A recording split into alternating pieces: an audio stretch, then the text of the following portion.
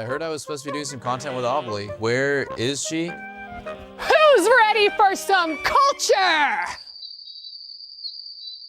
Oh my god. Are you excited? What is this? Do you think you Oh my god. can do it? No, stop. I'm cringing to death. I'm dead. I'm dead. You ready to cringe even harder? All right, show me. Look there. Introducing double kick. Kill me immediately. I don't think that I am well equipped to teach you how to properly dance the can. So luckily we've brought in Billy, our fabulous can instructor. Hi, bonjour. Oh, bonjour. Cue the music. Do you want me to just provide a cappella backing track? Da da da da da da da da da da da da da da da da da da. Oh my god. Da da da da da da da da da da da. Can you do any of that? The last move where she put her foot all the way above her head, wait, I think I could hit that pretty easily. Okay, be careful though, because it can be very dangerous. We're League of Legends players. We're used to danger. I'm in a physical prime. Let's do this. The first move is called the mayonnaise. Oh my god. And that's like the move that you do when you mix the mayonnaise. Oh, the mayonnaise. Yes. We cooking. This is literally Pretty good. patting your head and rubbing your tummy at the same This time. is really hard to do. Wait, okay, hold on. Wait.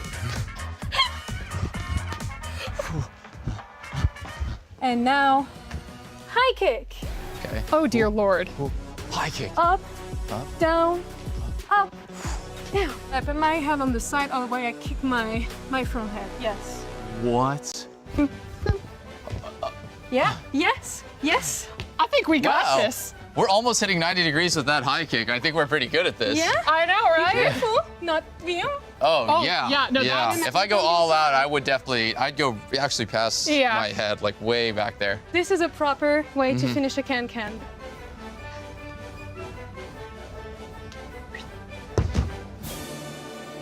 Oh my. You ready to try? You first? You first? What about together? Let's just see how far I can get on a split yeah, right you now. can just try, yeah. Oh my. Use your hands. Or I think you can go like farther than this. me.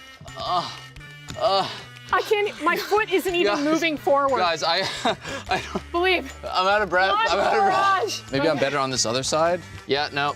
It was a right. good try. It was a good try, Obli. I feel like you and me should at least try to do the entire thing through. Yeah, good. Hey, yes, je bonal. And now get ready for the mayonnaise. Mayonnaise. Yes! Oh my god! Yeah! You can go down like this. Get low.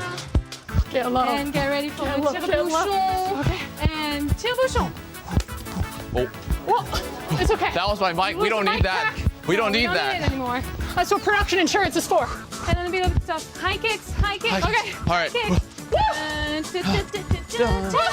We gotta sync up, Obli. Okay. Okay. One, two, one, two. And now, towards the end, get ready for All the right. spin. Okay, grab your All right. leg. Ready? Grab your leg, Peter. I'm grabbing my leg. I'm grabbing my. I'm grabbing the wrong leg. Okay. All right. And. Be careful. Ah. Ta-da! Oh, you're just on the ground Amazing. dead. Tribone! Hey, welcome. Go ahead, take a seat. We ran out of office space here, so we're making do. Listen, I don't know if anyone's kind of told you what we're doing today, but we're just gonna have a chat. And honestly, I would prefer to call you by your real name, if that's okay. Oscar? Yeah, Oscar Canellis Colocha. Actually, no, we're just gonna stick with Maxwell. Okay. Listen, I know that you auto-dub a lot of your content into English. Are you planning on doing that for this interview? No, this is my normal voice, and I will use it in English. Also, you're a highly respected journalist, Avali. Thank you. Now, during your time with Counter-Strike, you played for more than 15 teams in 8 years. Was that because you couldn't make friends? I actually have a lot of friends, but it's hard to make friends in gaming because people are like you, like rude. It's kind of personal. Did you ever think that maybe in those 8 years that you were the problem? Was it hard for you to leave Counter-Strike for Valorant? Or does being from Catalonia make the idea of separation come easily? That was really easy. It was really easy because I was tired of playing Counter-Strike already and I wanted something new. Because you aged out of it? No. How old are you? That's a very weird question to ask a woman. No. Did your mother teach you your manners? I think women and men are the same. In what way? I can ask you anything that you can ask me because we're the same. When's your next monthly cycle? But that doesn't have anything to do with your age. Hold up. We just said that we can ask each other the same questions as man okay, and I'm woman. gonna answer them. All right, well, let's move on. You recently became sponsored by Red Bull. I can see it on your shirt. Yes. Is that because being over 30, drinking it is the only way that you could stay awake? I'm not gonna get rage baited by that. It's fine. Why do you think that's a rage bait? Your attitude. My attitude. Yes. This is just the way my face looks.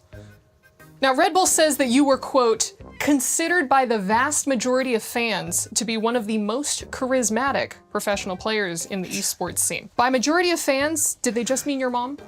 It does mean what? Sorry, I didn't auto-dub it. Red Bull says that you were, quote, considered by the vast majority of fans to be one of the most charismatic professional players in the scene. But by majority of fans, did they just mean your mom? Oh. That's a lame one. Your mom is lame? No, my mom That's is not lame. incredibly rude. She gave life to you. Yes. But no. I mean, it's a lame question. It's a very lame question. I'll be sure You can do better. I'll be sure to let our writers know. Yeah. Do it because Look straight into the camera and tell our writer that you just don't think he's doing a very good job. you probably chat GPT the question or something. You need to, I don't know, do your research. You're the owner of Club Otakar. I'm glad that you could come to EWC, but why didn't you bring your club with you? Because we're starting, we're new. We have only a Valorant team and we need more to compete in the rankings and everything. Is that just your way of saying that you're broke? Yeah. Did you turn to team ownership in the hopes of being less unsuccessful? Less unsuccessful? I mean, can your club beat any team that is not named LK? That's a good one. That's actually a good one. You did your research there. Thank you. We can. We've done it. All right, well, let's talk a little bit more about you. Okay. Right? When you retired from gaming to go into streaming, was it tough to transition from a job playing video games all day to a job playing video games all day poorly? No, it wasn't. A challenge frightens you? No. Now, we have had our fun, but I do have one final serious question for you, if that's okay. When you eat oatmeal, do you prefer it to be lumpy or do you mix well? I don't eat oatmeal. I just eat tortilla. Tortilla? Yeah. It's like I live in California. It's like we almost invented tortillas. No, but not that kind. I lived in California as well, but you're talking about something else. I'm talking about like Taco Bell, right? No. You mix Chalupa. the eggs. No, you get this from the supermarket. It's flat, it looks like a Frisbee. You could chuck it. No. That's the Mexican tortilla, it's not the Spanish one. Who came first? Yo, I'm done? Can I leave or no? Yeah. Well, hold up. We still have a couple more. This isn't even Liquid your is the floor. defending champion here. Guess he doesn't mix well with others. Liquid is the defending champion here for EAFC at EWC. Alongside Falcons and Vitality, they are the three biggest organizations battling it out for the club championship points. When we're looking at the current standings ahead of today, Falcons is sitting pretty comfortably in that top 9 spot. Bashor on that 12th, and the rest of Liquid as well as Vitality lagging behind towards the bottom of the leaderboard. Today is going to be absolutely crucial in terms of determining which one of these club championship point organizations will be able to get the most amount of points, considering that when we're looking at the other stages, they're not doing too hot either. The Esports World Cup, the most elite competition in the world. Its trophy system is built to match. The Club Championship Trophy, awarded to the one club that rose above the rest and reigned supreme across all EWC games. Every participant earns a key engraved with their name. That's their right to compete. Reigning champions hold a key unlike any other. The game trophy is the ultimate prize for every game's champion. Incomplete until a champion's key is inserted. The champion's key frame is locked into the totem, a stone marker of legacy, etched with every EWC champion. The losing keys are crushed. The champion claims 3, a personal reminder of who they defeated. The rest are preserved beneath the totem in resin. Every fallen contender captured forever. Will you be remembered or forgotten beneath the totem? At EWC, nothing is granted. Everything is earned.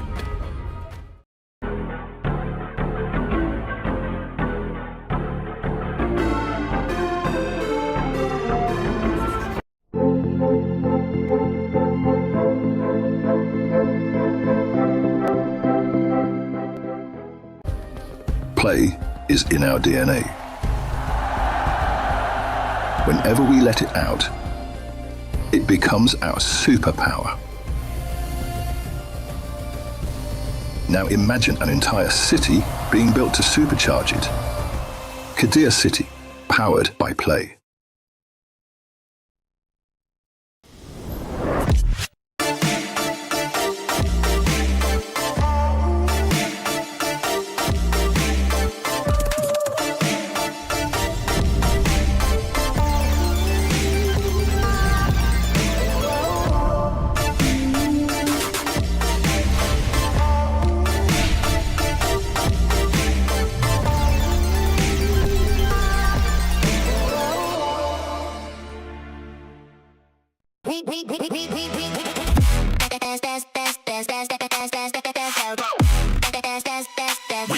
Esports World Cup.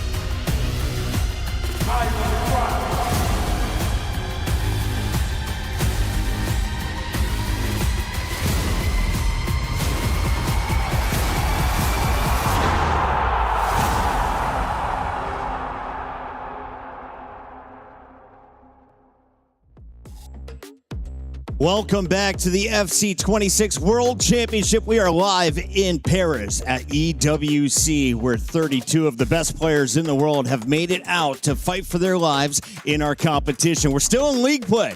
At the end of tonight, we'll be sending home 12 players. We'll be crushing some keys. Welcome in our very special guest. I'm your host, Chris Puckett, alongside FG and Shells. And Shells, I want to start with you.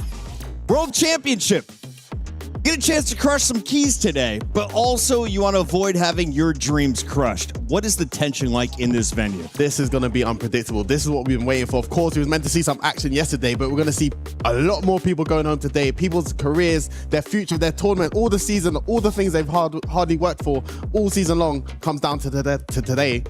I can't wait to see what happens. FG, you're dressed as a hitman. We are going to be taking people out all day. Anyone that is in your target right now, do you have anyone that you think is probably already out of the tournament? Yeah, unfortunately, it's hard not to look right at the bottom of the standings, which we will see in a moment, of course. I mean, it's not looking great for the two players, Adidas and Danny Pitbull, at the bottom. We'll do some working out here throughout the day. One thing's for certain, a lot is going to change in that league standing. There's players who are fighting still for a chance to get in that 24. Some that can still get in the top 8. Players that can come out of the top 8, come out of the 24. This is the day of action. It's going to be a great day. And of course, if you're just joining us, this is the midway point in the tournament. We're here for the league play and we finish in the next few hours. If you're just joining us, though, let's take a look at how it all works.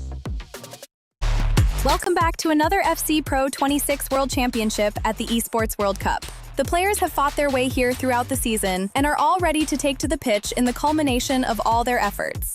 The first stage of the tournament will be played in a league format, meaning your classic groups are switched out with an all-out brawl where anyone can triumph. Prior to the tournament, every player has been assigned one of 6 different pools based on their seeding. Each player will then face one player at random from each pool, meaning each player will face 6 opponents during the league stage. Every win is equal to 3 points, a draw awards a single point, and a loss results in no change in points at all. Missing out on just a single point could mean the end of the road, as it's only the 8 highest scoring players who will find themselves straight through to the round of 16, while places 9 to 24 are left to fight for their lives in the knockout round playoffs. In case of a draw between any amount of players, the tiebreakers will kick in order as listed on screen. The playoffs are a high-intensity, all-cards-on-the-table, single elimination bracket. One screw-up and it's lights out and your key is getting crushed. Once the survivors of the initial round of knockout matches are found, they will face the top 8 from the league stage, continuing to be only one loss away from going out of the tournament. From here on out, it's all eyes on the prize as every player fights for their survival one matchup at a time, for that one chance to take home the $250,000 first place prize, the trophy, and the title of EAFC 26 Pro World Championship winner. See you on the pitch. So pretty simple stuff. Over $1 million on the line. You got to make it through league play to survive. And of course, we'll be whittling down the competition single elimination bracket. FG, you were quoted at the start of day 1 that this is your favorite format you've seen yet. Yeah, and I'll tell you one thing I also love. It is the crushing of the keys. I mean, it is quite ruthless, but I enjoy that. But that is so fun that we get later on in the rounds where the actual player who eliminates you crushes the keys. So we're going to reignite some more rivalries here. It's going to be a fun day, but an unpredictable one. Absolutely. And Shells, of course, there's some serious money along the way. These are the best FC players from around the globe. So let's talk about what they are fighting for. $250,000 is up for grabs if you win it all. But if you even make it out of league play, you're getting $12,500. Yeah, of course. We look at the prize pool. I mean, the players are getting 10 grand just for making it to the event. I mean, if that was happening in my day, I would have been going home with a little smile on my face. But of course, $250,000 for the first place. That's what the players want. But of course, the trophy as well. That's what really matters. You're playing for the trophy. You're playing for the title of best player on the planet. And of course, you're playing for your club here at EWC. Let's take a look at the huge money on the line in our club championship. $75 million, 25 tournaments, over 200 clubs, only one club champion. The club championship is the beating heart of the Esports World Cup. Over 7 weeks, esports clubs send their players to compete. Every placement, every win, every podium earns points for their club. At the end of 7 weeks, every point counts. The club at the top walks away with $7 million and the title of best esports club in the world. It's not about being the best at one game. It's about being the best across all of them. Depth, versatility, consistency under pressure. One championship trophy, one title. Who will take it? Watch history unfold in Paris at the Esports World Cup 2026.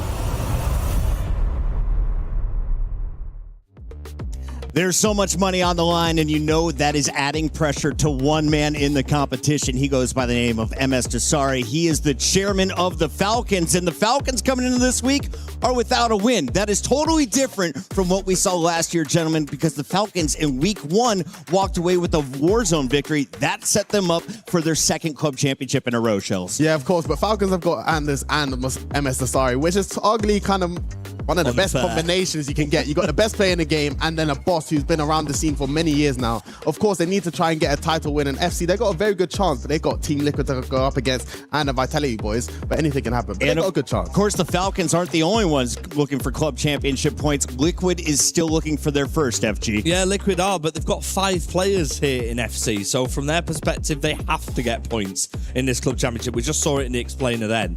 $7 million for the organisation that wins the club championships. I mean, it's not bad at all. MS Dasari is taking matters into his own hands as well. It's kind of a bit of a split. I'll say with the Vitality boys, you got the home nation, the French boys, that if they can make it to Sunday, they could have a lot of support from the crowd.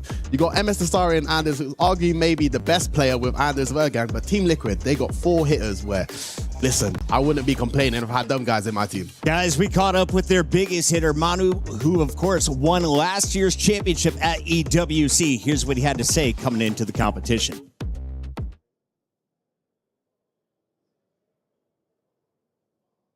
Right, guys, we're here at the absolutely beautiful Totem with, of course, the reigning world champion, Manu Bashoria. How does it feel to be back on this stage in all of its glory? You see your name up there. Yeah, it feels good. Of course, seeing my name up there between all the champions gives me a lot of motivation, and hopefully I can take it into my next game that I play against Samu. Now let's talk about the last couple of days of competition. First day went really, really well for you. Last day, not so much. You had a loss and a draw. And so what was the difference between the 2 days? How are you feeling after those 2 days of performances? I think the second day I started off a bit worse. Got immediately, I think I lost the game at the start of against Hazards, and against Ilian, I just went up 2 goals the whole time, and in the end it was a draw. So I was really angry with myself for letting that happen. At the same time, I think I'm on 7 points now, which is still good. If I win my both games, I'll be through to the top 8, which is the main objective. So let's go for that. Now you are 10th in the rankings right now. So what is the main focus? Is it the top 8, or is it just making sure that you secure that top 24? Well, in this game, there's only winning and losing. Yeah, you can't even play for a draw. So I can only go into the next game with the aim of winning. If we win that game, we're looking to top 8. If we lose that game, then we'll all be about making sure that the top 24 is secured. But I'm looking forward to the Samu game, trying to win and get into the top 8. All right, Manu. Well, thank you so much. I will let you get back to those preparations. Games right around the corner. Thanks so much. Manu versus Samu Gamer could be one to look out for. And as you can see, Team Liquid not even on our first screen. If you're looking for the leaders, well, Navi is in the front spot. You got Vitality at number 2. And AGAL out of China is holding the 3rd spot on our podium. But there's a number of huge dogs in this fight, including the Falcons at number 10. You're going to see T1 in action, of course, in a number of titles this weekend. And as we continue, boys, in the club championship rankings, you can see quite a few clubs are sitting on less than 500-point shells. You got some work to do if you're Liquid, Wolves, Fluxo, and Elite. Yeah, but anything can change after one game, of course, of Team Liquid. They had Manu Bachor picking up an EAFC title last year, 2 years in a row for Manu Bachor. So anything can happen. Team Liquid's results can change quickly after this event.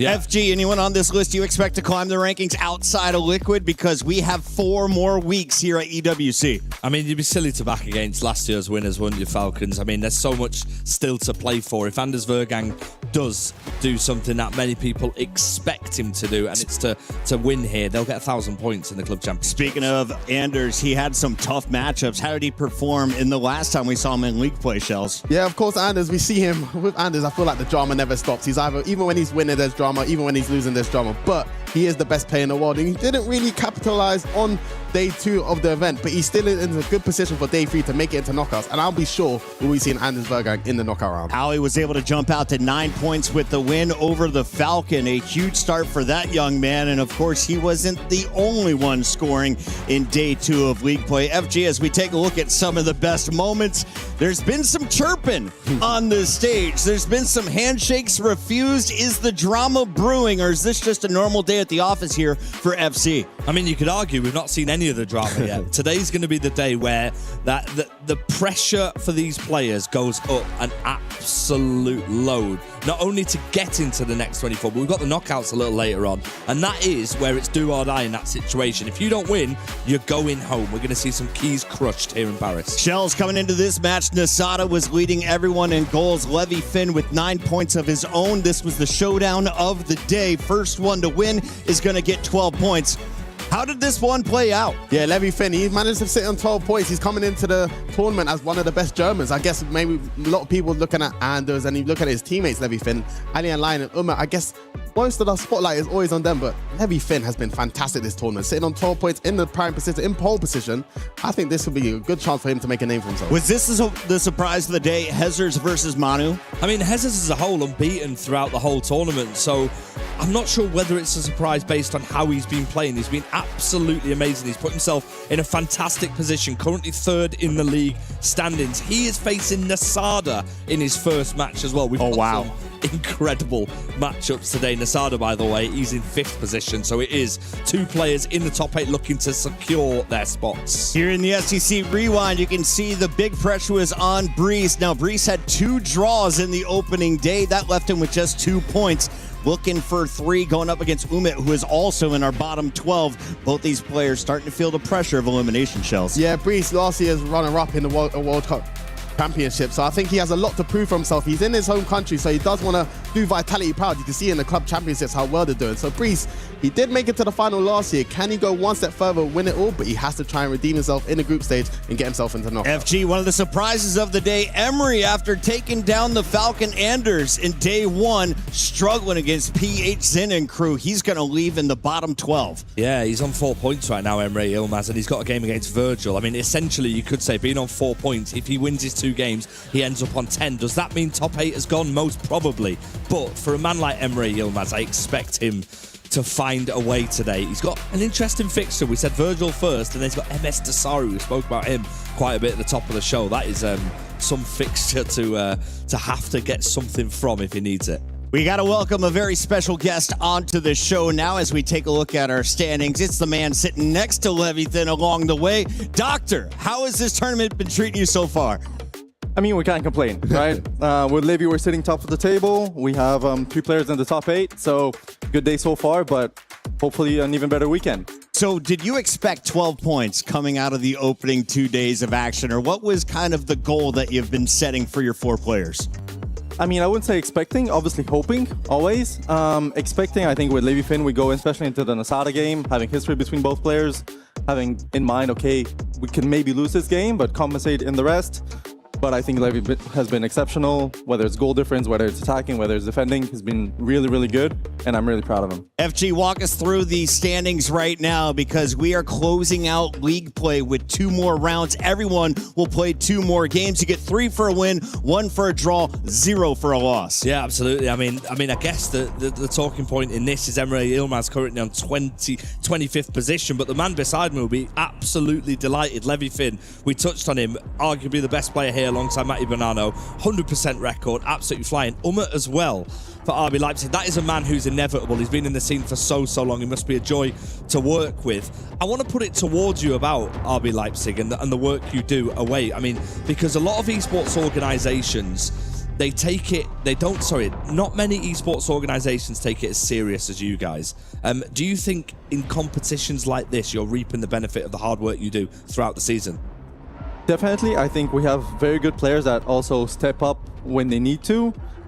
We were 1 penalty shootout and 1 game away from having 2 more players at the World Cup, so I think it just shows the level of this team. I think they all pull each other forward. If one player does good, someone else wants to do just as good. So having more than half of the roster at the World Cup is already a huge achievement. Right. But we're aiming for the top, obviously. Obviously, and you already have 1 player in that top spot, so things are going well. Let's take a look at how you got to that top spot because Alihan was also sitting on 9 points. This was a showdown to find out who was going to climb to the top of the totem pole. Levy taking care of business against PH Zin, and then, of course, the battle against Ali. Walk me through these games. Do you prep for individual opponents? Are you talking to him to just play his own game? What's the strategy coming in? I think at this level, you have to do a bit of both. It's on us as coaches to prepare the players for their opponents, and it's on us and the player themselves to bring out their best game when the time comes, and having the opponent adapt to us rather than vice versa. And I think every player so far has been able to do that. The Night Watch, I mean, let's speak about Anders, your old teammate that used to play for your team. And of course, I guess he has a bit of a rival with Alian Lyon, the new wonder kid in RBL Leipzig. He's doing a great tournament so far. Coming from a coach's sport that used to work for Anders, what is your kind of, I guess, opinion on the beef between the two? Is it a little bragging rights? Is there actually a beef between Alian? Because he seems like he's a nice kid. He just wants to get his wins and go home. But is there actually a little beef between them? I mean, I am also at this point hugely biased for obvious reasons, but I do think there's maybe some beef, rather one-sided, I would say. But I think that's also the nature of Anders. I also don't think you get to the top without having that kind of attitude. So it's to be expected, and I think it's fun also for the viewers. How much input do you have as a coach when things like that happen, when words are exchanged, when social media posts are posted, etc.? Do you have an impact in that? Do you sort of speak to Alian about that? I mean, I'm sure that they all thrive on it. You get the impression that they have their own feelings. I mean, when there's a lot spoken about, it motivates them a little bit extra. I think it kind of depends on the player. Some get motivated by it, some get thrown out their game. I think Alihan is one of those that just focuses on himself. He just plays his game, scores his goals, and he does his thing, right? There's no beef, there's no ill feelings on his side, or even if there is, he doesn't show them. He's a really good kid, and there's nothing more to say to him rather than just do your thing. He doesn't really show any emotion like you just said, Shells. So from your perspective, if you were going up against a man who not only is known as the Wonder Kid, and he's not giving you anything back when you're trying to get in his head a little bit, what do you do? I mean, everyone should know me. When I used to play, I used to be terrified. So if I had Anders screaming at me, I'll be pretty much in tears mid-game. I'm 27 years old, so Alian Lion, I mean, might need to take some tips from him because he does look dialed in. For such a young kid, it's like he's come here to do a job. And I think with him, with that kind of killer instinct, he could go and win it all. I love it. When someone's barking at you, you just reply with, okay. They can't do anything about it. More frustration. You guys walked away with the win. Doing so, you are now at 12 points. What is it going to take, though, to reach the top 8? Because if you finish in the top 8 at the end of the league play, you are guaranteed top 16 in serious cash here at EWC. I don't want to say too big of a word. I think thanks to also the goal difference, we should pretty much have top 8, if not guaranteed, then at least have a lot of things need to go against us to not make it. Right. We're obviously aiming for the 18 points, like the number 1 spot. I think it gives you huge advantage. At the same time, I've always been of the opinion it's also good to taste losses in group stages. So when you go in knockouts, you kind of know how to deal with adversity.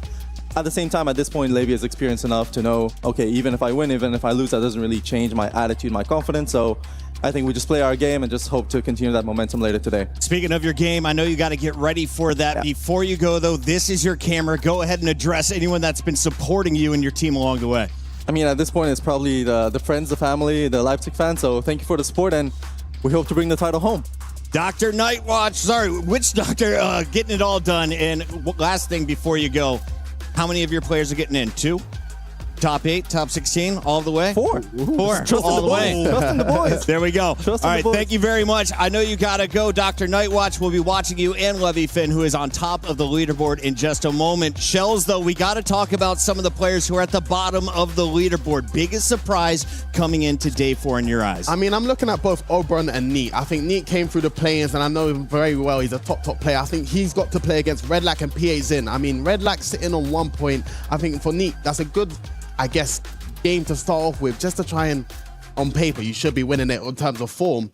But then he's got to try and beat PHN, who's redeemed himself after day 2. So I think it's a big day for Neat because he can turn around. For Oberon, he's got to play Alian Line. He's sitting on 1 point. He needs a win there. Let's talk about that. That is our PlayStation 5 story of the day. FG, 2 players to watch. Emery, Oberon, both in a struggle bus position right now. Do they both make it forward? Yeah, I mean, well, I would like to hope so for the competitions. I mean, to have 2 big names like Oberon and Emery Ilmaz, we want to see it when we're here on the caster's desk. One thing to say, Emery Ilmaz on 4 points right now.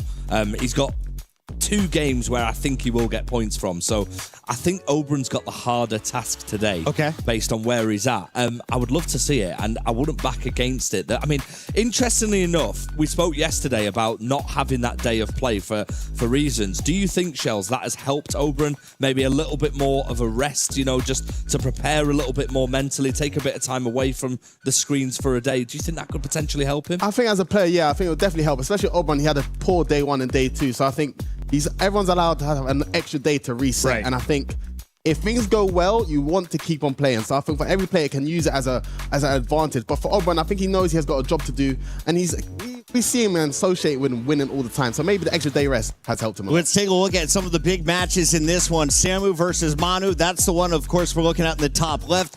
In the bottom left, you got Defonso, 2024 champ, taking on the guy that has won 4 tournaments already this year, looking to make it 5 for 5. Yeah, I mean, I'm going to take that away from that for a second quickly and talk about Catcher against Milkalov. Yes. Because we spoke about Milkalov. He was the lowest ranked player, or he is the lowest ranked player here. He had a fantastic day one, 6 points. Lost 2 games yesterday.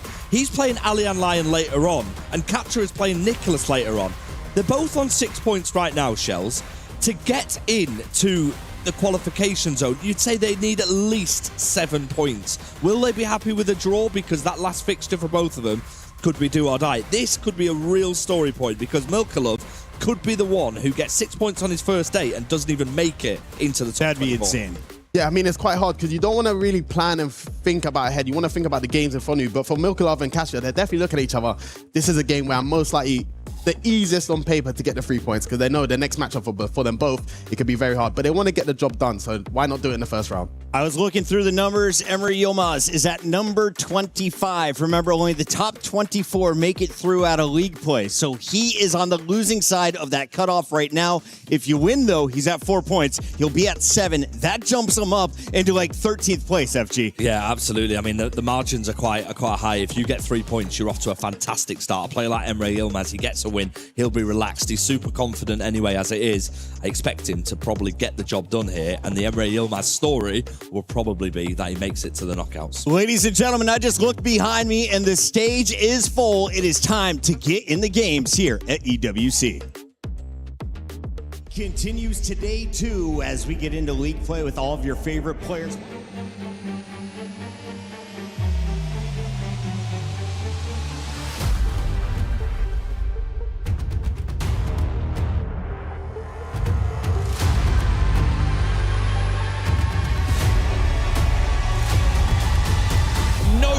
Is safe here in Paris. Levy David, ice in those veins.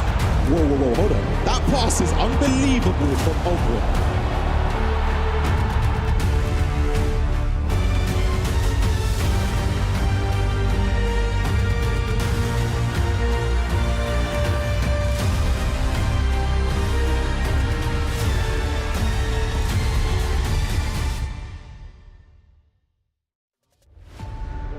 We're now on the day of action where we'll be seeing eliminations and players advancing to the knockout stage. I'm Ryan Pessoa, joined by my very good friend and Spanish champion, Gravison.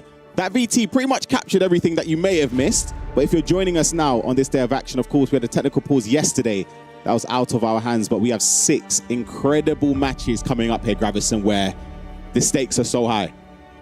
It seems like throughout the whole tournament, we've seen players adapt to the gameplay. We've seen them go back and forth with tactics, with players. And for me, I know we chatted about this before, Ryan. I don't see a clear favorite to win the tournament, but I feel like after today, we will have both of at least a couple of them. It's where the players start to pull away a little bit. Obviously, we'll be seeing the first stage of the knockouts later today, but round 5 and 6 features Samu Gamer up against Manu Bachore, Brees up against Nicholas, Smoke on your screen up against the unbeaten Levi Finn, Jafonzo, 2024 EWC World Champion against Anders Vergang, FC Pro 24 World Champion. That is a massive game. Emre Yilmaz up against Virgil, Katia against Milka Love. We'll try and keep you up to date with all the action as it unfolds. You spoke about dealing with different things, Gravison. How would the players deal with a delay? Not only a delay in terms of 10 minutes or so, but a whole day where they would have been preparing, trying to get up for it, and it didn't go that way. How would they be feeling in this moment? It is a tough one because you know that you got to be prepared for a lot of matches today. So I think it favorites the younger players, the professional players, and we are on the way with Samu Gamer against Manu Bachore, Ryan. Just an update if you are joining us now. Manu is on 7 points. His only loss coming against Hezers, where he lost 7-6. Samu Gamer is on 9 points, currently joint with all the players in 4th position. Obviously, goal difference separates and puts him 6th based on that. They will have the same goal difference, but his only loss against Abu Makr was 3-1. He's been very, very strong, and he's starting off hot here going forward, but fortunately for Manu Bachore and Team Liquid, he's able to get possession. This is a great match. I mean, we've all heard Shells talking about the Master of the Dark Arts from Samu Gamer. Let's see how he's able to play today. Because at ECL, I thought that his defense was great, with the way he's second man pressing, with the way he's trying to go backwards with the wings as well. Of course, on the offense side of things, and especially with the player locks, he seems unstoppable. So let's see if he's able to defend as well as he did in the ECL, and of course on day one as well. It's a finesse shot that didn't manage to get enough angle to trouble the keeper. Speaking about player locks, Gravison, how easy, well, I say easy or difficult in fairness, when you're defending, what are the things you're prioritizing? Is it the player in possession or the player that he's selected? I'll hold on a second as that attack comes to a close. You can see the stats there on the screen, mainly in favor of Manu Batshuayi, where he's has higher average shots, average percentage shots on goal, possession in favor for Manu Batshuayi there. I would say that I really like for them, I think they're two really effective players. They don't need a lot of shots to score goals. And coming back to the thing you asked, I would say it's more about where the ball can get in second. So when I'm defending, I'm not thinking about where my opponent is holding the ball or where maybe the player is making the run. I'm thinking, where is this play going to be in second? And that's the way I like to defend. That's why I think you should always use the second man press to try to cover as much space as possible. And that's why I think the intercept playstyle is so effective at the moment. An important win there, high up the pitch for Samu Game. You can see the players he selected as part of his draft. You've got Sancho, you've got De Jong in midfield. A lot of players using McTominay as well. It's going to be that man in possession now, trying to get the pass over to Doué, who gets it all driven. Oh. As the footwork play style kicks in and it leads to a corner. An interesting way to take a corner here, Gravison. We've seen different versions of corners on FC 26 this year. It's beautifully worked, we can't find space. Now, brilliant chance for a counter-attack. You can see he might be through for a pass, but the player switching is really precise from Samu Gamer. I did have a pleasure to talk with Nicolas after day 2. He told me he changed his whole team from day 1 to day 2, and I feel like that's something that we will see a lot. That used to remind me of tournaments that we used to play in, where you'd have a bad day 1, or even one game, you were able to just change the team straight away. But obviously with the draws, you have to stick in. We'll see if there's an opportunity here for Manu to break the deadlock. Oh my goodness, that is a shocking attempt. That's the bit of the rust where he hasn't played for a day or so. That's what it is right there. That's what I wanted to mention. I mean, he hasn't played for 30 hours, I would say. So, of course, now a chance for a counter-attack. Jude Bellingham, which has the low-driven playstyle. No, goes for a normal shot to make it 1-0. Samu Gamer scores the first goal. Jude Bellingham. Hey, Jude. That is... It sort of epitomizes there. One end of the spectrum, you should be scoring. Manu should be 1-0 up. And it shows how ruthless it can be. Straight down the other end, Samu Gamer takes the lead, and it's something where mentality is going to come here to prevail, because you need to forget that moment. Obviously, there are other games going on as well, and a key one for Team Vitality fans is this man right here, Brees, taking the lead early on against Nicholas 99. Brees needs points, and he goes 2-0 up. If it stays like that, he'll be on 8 points, and Nicholas will still be on 7, so you could probably kiss goodbye to top 8. It is a similar start to the one in which they played last year at the quarterfinals of the EWC Pro World Championship. Brees did get the win, and he started like this as well. So, curious one, Ryan. If we're being fair, at that moment in time when it was Brees up against Nicholas last year, most people would have expected Nicholas to win, and it didn't go that way. I did. I did as well. I'm being honest, I did. Do you think that plays in the mind of Nicholas? Hold on a minute. Beautiful ball over the top. Keeper comes out, but he can't close the angle enough. And Samu Gamer is 2-0 up against the world champion right now. Wow, I mean, what a goal. And we all expect sometimes the incisive passes, the driven passes to go through, but sometimes a just small L1 triangle pass can make it score goals as well. Another great match for us. You can see right now the goal being scored by Kacha to make it 1-2 against Milkalov. Kacha needs a win because he's on 6 points at the moment. And Jafonso against Bergen started with Jafonso making it 1-0. And it was a response there straight down the other end from Anders Bergen, getting the ball across and a great bit of composure. Over to this game, Emre Yilmaz needs points on the board. You can see bottom left, we'll touch on that in a second. It is Emre Yilmaz again who did end up making it 3-1. That is a huge goal here, Gravison. Just as we left this match, we see Manu Bashar scoring the first goal of the day for him. It is 2-1, and it seems like the current world champion is on the way. He needed that. He needed. But like if it went 3-0, and with Samu Gamer, we know how good he is defensively and controlling the game, he could have slowly started to pull away. We see the goal from Manu. Beautiful touch with Ousmane Dembele. And again, similar to Anders' goal, a bit of composure for the extra pass. That's the thing, when they get to this stage, the World Championship, it seems like their composure is off the charts, to be fair. Both of them. That's the reason why they are both world champs. Seems like when they have the clear chance to score the goal and you're thinking the shot comes in, shot cancellation every single time. I'm not even looking for the pass. Like I'm shooting and I'm missing. See Samu Gamer again, another corner where he's slowing it down a little bit, trying to play for maybe a clearer opportunity. See Doué, is it going to work this time though? McTominay, so many bodies behind the ball as well, Gravison. It's going to be hard for him to find space. You can see the player locks coming in, trying to open up the pitch. Kika Nazareth. You can see he's waiting for the team press, and he wants to punish the team press with the player locks, which is smart from him. He's inviting pressure now, getting the ball backwards, and that's one thing that, if I'm honest, I'm not really good at the game at the moment, Ryan. Why do you think player locking is that important? I think with the attacking runs on this game, it's a lot better to get the runs that you want in an ideal world. Finesse shot again, Jude Bellingham seems to be the player making the difference for Samu Gamer.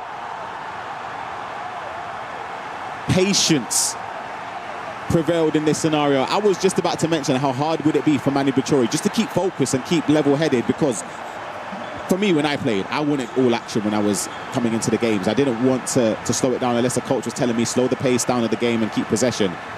Ultimately, I didn't really enjoy it. I found it hard to play against people that did that as well. I'd get frustrated, I'd pull a player out. Do you think Manu made a mistake anywhere, or was it just good attacking from Samu? I think it was really good attacking. As we see Levi Finn, the unbeaten man on 12 points, scoring another goal. You can see the reaction from Schmolk. He's not happy at all. And Levi Finn, I mean, I'm sure Dr. Nightwatch is a happy man at the moment. And the Esports World Cup winner in 2024 scores the second goal. You can see the reaction coming in from Anders Beger. Not happy, 2-1. Not happy at all. We're back over to this game. Manu Bachori trying to get a goal.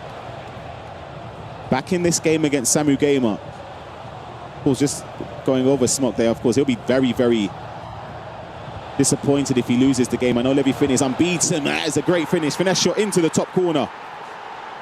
I was just saying, Smok needs points. So does this man right here. Manu Bachori wants to finish in that top 8. You heard from his interview. That is his aim. And in order to do that, he needs to win this game. It was a tough day in the office for some Team Liquid players, and of course Manu Bachor was one of them, getting a loss against Hazards and a draw against Cillian. But not only that, Levi lost against Nasara in a tough result, 4-9 for him. So they do want to end day 4 as big as possible. Absolutely. We'll see if there's any more drama going into half-time in this game. It's going to be Samu Gamer. He's got some space, goes for the finesse shot, but the angle was closed down by Maldini. Look at the runners here. And again, right on the other side of things, Maldini for Samu Gamer stepping in. That's why I think the long ball pass playstyle is a playstyle that we don't speak about a lot, and sometimes it can break down defenses. It's underrated, and I think at this stage of the game, hold on a second, finesse shot off the post, rebound, can't find its way to De Jong. And great composure from Manu, not to panic. A lot of people would have just pressed pass or pressed X there and it wouldn't have gone further away. He took his time, he waited, and he can start an attack of his own. But yeah, just saying that with the long ball pass, now where there's a lot of playstyle pluses, extra playstyles on players, I think having long ball you'd be looking at as a nice addition, because you can play those passes that can turn defense to attack very, very quickly. I would say if I were using a central midfielder, I would probably look as the 4th best playstyle, the long ball. Really? Yes, wow. In my opinion. I would say I really rate long ball over incisive, just on the central midfielders. Like if I'm talking about a cam or striker, I'm using incisive. See, for me on the sentiment, I really want finesse shot. I feel like I value it very highly. That is going to be half-time in this game between Samu Gamer and Manu, let's jump on over to this game. This is a replay between Jafonso and Anders Vergang. It was a finesse shot from McTominay into that top corner. And frustration shown again from Anders Vergang. But it's still a very, very long way in that game. Same as this one. Nicholas needed to get back in this game against Brees, and he's done that. 2-1 as it stands. And speaking about perfect timing, a great opportunity for Katia to score. Very fortunate, to be honest with you, but he needed that slice of luck in this game. I did mention how day 2 for Liquid, it wasn't a great one at all, but for Man City, I mean, they got the wins. Jafonso with 6 points out of 6 possible. Same one to Matias Bonano as well. Let's jump over to Jafonso. Speaking about Manchester City, they've obviously, as you said, had a great day 2 with the wins. Obviously, Guga as well being a player that's been performing very, very well. But Jafonso needs points, in my opinion. Sitting right now with the 6 points that he does have, just above Anders Vergen with goal difference, being on 9 points and potentially 12, I think would put him in that top 8. I know I'm going kind of ahead and I'm thinking about knockouts, but now let's just say that Jafonso ends up winning this match, and that would be Bergen on 6 points. Let's just say he gets the win on the last match of the day. I'm thinking about, if you're, let's just say, a top 8 player, you might play against Anders. Early doors, yeah. Early doors, which could be a huge story. Exactly. You can see the elbow with the live updates on your screen. Levi Finn leading in his game, which puts him on 15 points. He's 4-1 up. He is unbeaten as it stands, and the way that the rest of the table shapes up. I said it would be a minimum of 7 points with good goal difference to get through for that top 24. Do you agree or disagree? Because some people maybe say 6. We've seen it in the Champions League where Resende got through on 6 points. I think 7 points is the threshold with good goal difference. I agree. I think 6 points is just not enough. And I'm currently looking at Anders, and you can see, look at the stamina from Anders. It doesn't matter because he scores the goal and it's 3-3, but it's just 5th. I mean, we've just gone 50 minutes, and if you look at the stamina from Anders, not from the attackers, but as soon as the ball gets to the midfield, look at the fullbacks, look at the center midfields. Do you think it's going to play a huge factor in here, Ryan? It depends on how the course of the game goes on, because you can tell he's been chasing. Look at the stamina bar in his space. It does make a difference. And Jafonso does have it space. He gets the interception for Anders. I wonder if it's a game style, because he's been defending and pressing very aggressively in a lot of the games we've seen, especially against Alejan and Jafonso here. Could that be by design? I think I'm not sure, because we haven't seen the game stats, but I'm confident Jafonso has been holding the ball for a long time. It might be a team press thing. It's a finesse shot from Nicholas to make it 2-2 just before half-time. That is a replay in that game, and we saw it was 3-2 for Samu Gamer. It is now 4-2 just after half-time. We'll jump back over to this game live between Jafonso and Anders. Great ball. Is it onside? He is onside. He can't get past Salma. When I'm playing on Foot Champs, and I see a player using the team press a lot, I'm trying to hold the ball as long as I can for the stamina. Yep. Look at the runners, though. De Jong's going to get onto that. Anders Vergang, beautiful play. Finish it as well. You see the pass coming in from Jafonso. It was a great goal by Frenkie de Jong. You see the runner, and you know if you're Jafonso, you're in a big bit of trouble, because there's no one you can play a switch to in time to try and intercept the pass. I think the mistake was done before that. Whilst we're in a pause, let's jump back over to the Samu Gamer Manu game. We did miss a goal from Manu. He did respond very, very quickly to lower the deficit to only 1 goal now, and he's on the attack to potentially equalise right here. Gets the ball to Kika. He's in a tough angle to get a clear shot. It's good defending in the end. Great defending. That's something that I find curious from Samu, because Samu was a great attacker last year, but I don't think he was a great defender, and he's developed a lot. If we just see the replay coming in from Manu Bashor, ball gets to Saka. Ooh! Great finish. Game changer play style coming in. 4-3.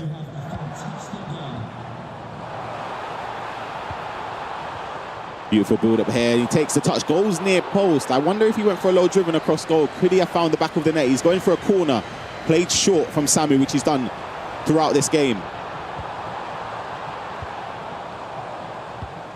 It worked last time. He slowed it down. He was methodical with his build-up. He waited for the space.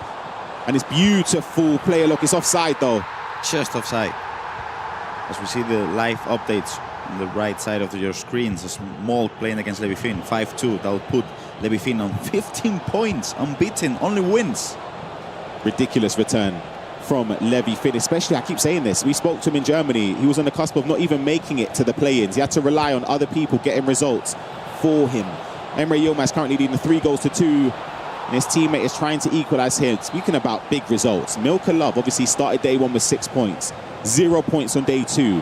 Coming into it today, he needed to get something from it just to keep not only the dream of top 8 alive, but even if he lost this game, the whole tournament could be in jeopardy. He's winning as it stands. That is a massive result. Massive one.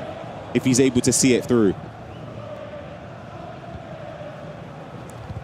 Great defending by Bellingham because the pass was coming in. To McTominay, do you see that? Yes. Yep, this is the goal that put Milka Love 6-3 up against Katia. I think for Katia, his last game is going to be a tough one against Nicholas, where he will have to win that game, or at least a draw, and hope things go in his way. Just as we see a pause, let's see if we can jump over to the Jafonso against Bergen match, because I feel like I want to see the stamina bar. We'll see it, it's still very low. Look at it, low. Pressing so high. It looks as if Jafonso is going to start pushing more bodies forward. It was another goal for Anders Vergang, though, to make it 5-3, but Jafonso is going to try and push forward here. In this position, if you're Anders, do you change anything in terms of worrying about stamina, or do you just play? Because how big of a difference does it make on FC26? I think it should just, as we see Dembele, that was a great question. Let me reply to it in just a second, because this could be a great attack. You can see Jafonso looking for the pass, the player is gonna come in, and this is where it gets dangerous. Maldini's out of position, the right. Look at the pressing though, it's just relentless pressing from Anders Vergang, and it's forcing Jafonso back, but if he can get a pass time to perfection, we'd put him in a very good position. Goes for the finesse shot, wasn't aimed correctly there from Jafonso. I will say, Ryan, I think you should definitely get more punished with stamina. Back in the days, I'm talking 2020, 2019, if you had low stamina, you were getting destroyed. I really liked the way it was. There's a goal in this game between Nicholas and Brice. It was a big moment for Nicholas to take the lead 3-2. As you can see, the frustration from the Team Vitality representative in this Esports World Cup for the World Championship points. Great defending. And if I'm Anders, I'm not focusing about the stamina. Maybe I'm changing the full backs or even the center backs on the center mids, but that's just it. I feel like if look at Maldini, look at the stamina bar, I don't think he'll get punished for that. Yeah, you can see the live updates with what the current scores are doing to the table. It puts Milka Love and Manu, if the scoreline remains the same, they're both on the cusp of top 8. Anders Vergang will be in the top 8 as it stands, but if you're looking at the bottom half here for Smolk, it's a devastating result against Levi Finn, and you'd expect it to potentially be the end of his tournament. Offside for Jafonso. Again, Brice as well. That game losing against Nicholas. He'll be on 5 points. That last game for Brice, he's up against Guga Faraz. And he has to win the game if the scoreline remains the same against Nicholas. He has to win to stay in. Considering this was a player that was the runner-up last year. It's crazy to think that he's in this position. He's on 5 points, so he definitely needs to win. You can see this is a great narrative. Esports World Cup 2024 champion against the FC Pro World Champion 2024. And at the moment, Anders is on top, leading 5-3. And I'm really, really curious to see if he's going to get punished. I was hearing some goal-scoring audio here. I was thinking, which game has that come from? It's come from this one, the Samu game and Manu game. And it's Manu who's turned this game on its head.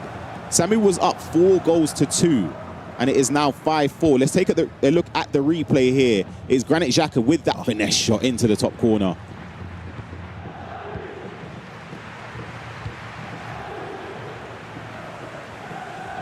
Oof. You see that Samu's not comfortable with the way he's playing at the moment. On the other side, Manu Bashor, who had a really tough day too. Starting up the day really well. Not only because of the result, but because of the way he's playing. I think Samu will know that the aim for top 8 is there, especially after the start he had. 3-0, you're kind of expecting, you've got 3 games where you just need to win 1.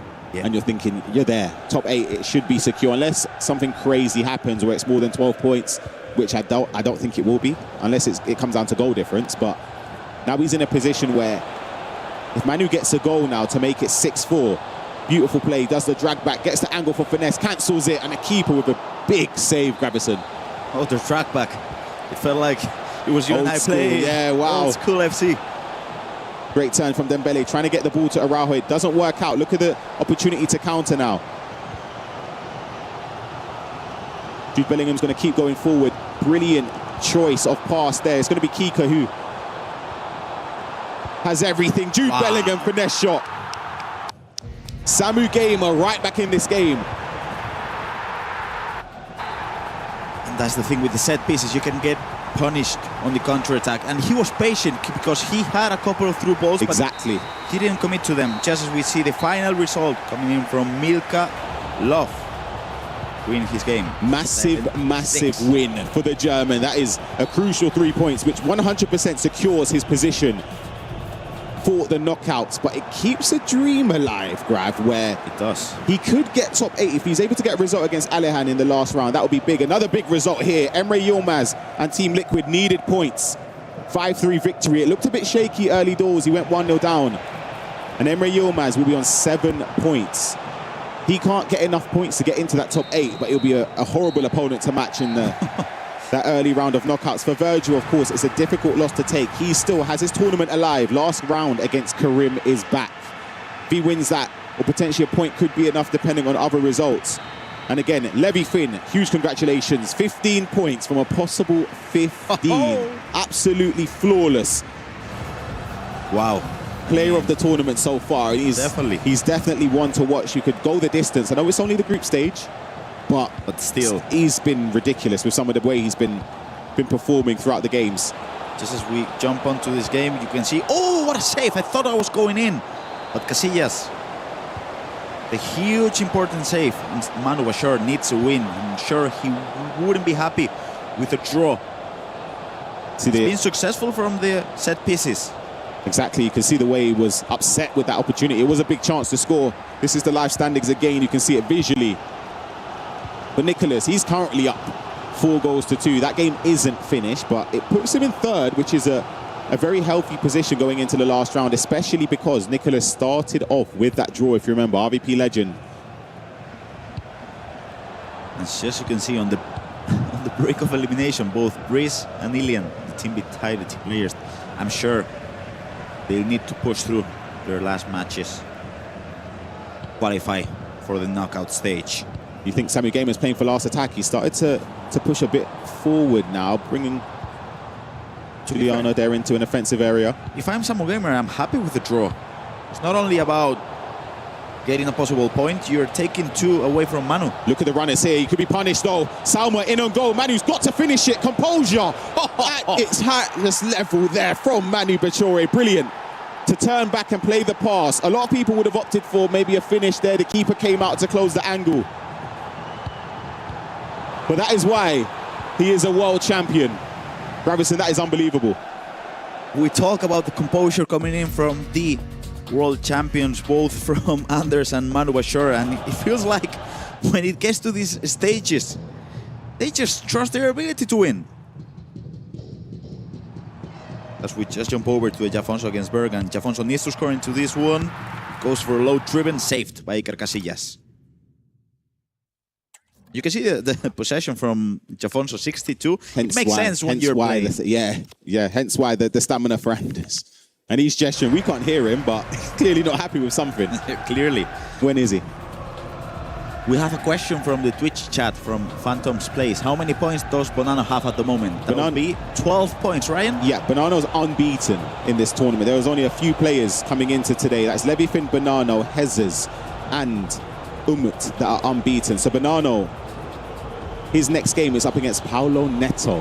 And last game for him today will be against Cristobal in the group stage. Let's see, can Samu Gamer respond?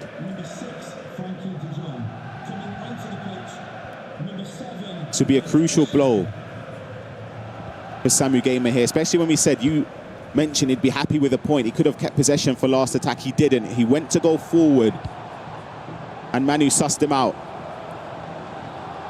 Great defending by Maldini, but now the fullback's out of position. Will he get punished? He's no. And he's gone to clear it, and it's enough to see the 3 points secured in favour of Team Liquid and Manu Bachori. A fantastic victory, which puts him on 10 points. Samu is still on 9 points. He's, of course, qualified through to the knockout stages.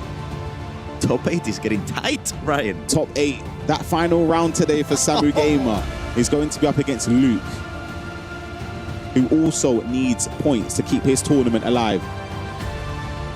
And we're still on a pause on the Jafonso against Anders Bergen match. We have that game and, of course, Breeze against Nicolas. Both of them are on pause right now. Someone told me 2 games that weren't finished out of every single one. Who's involved?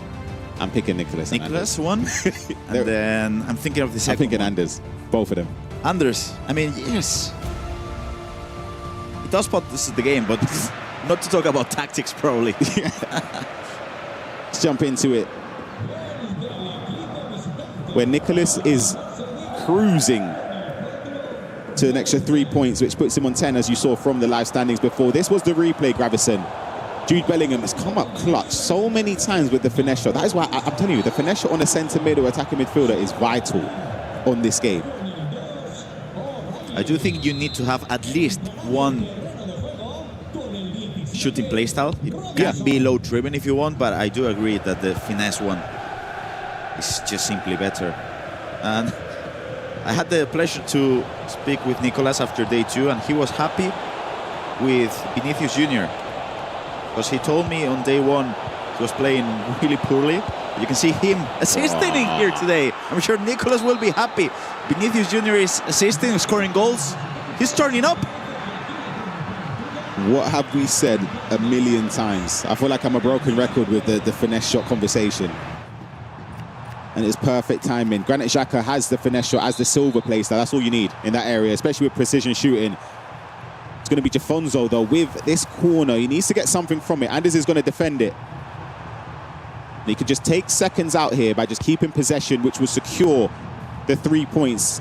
3 needed points, in my opinion, for Anders Bergens. And as you can see, Mathraoui is on, Pacho is on. The subs that he made was defense because of the stamina.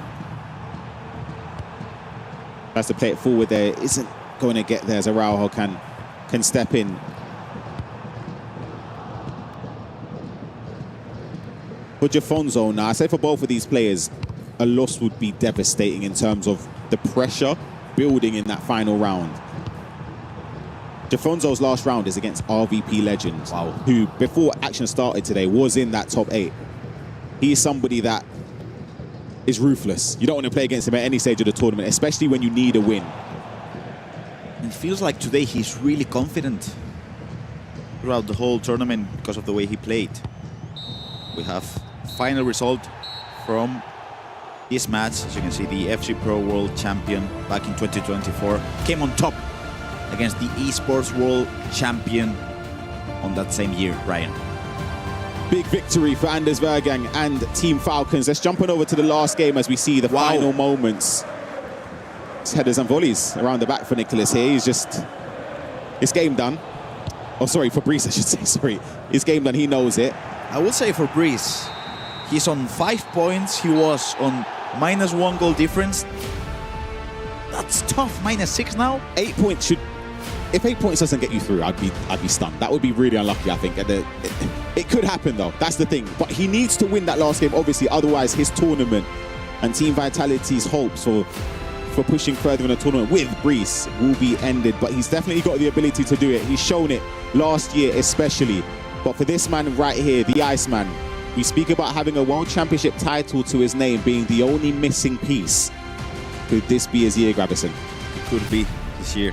Could be his final year, because he said it time and time again. If he wins the World Championship, he's retiring. He's going back to Buenos Aires. He's living his life. And let's see if he's able to do it. But first things first, we're gonna go for a quick break, Ryan. And to be fair, we have some big matches coming up. So grab a drink, grab some popcorn, and we'll be back after our break.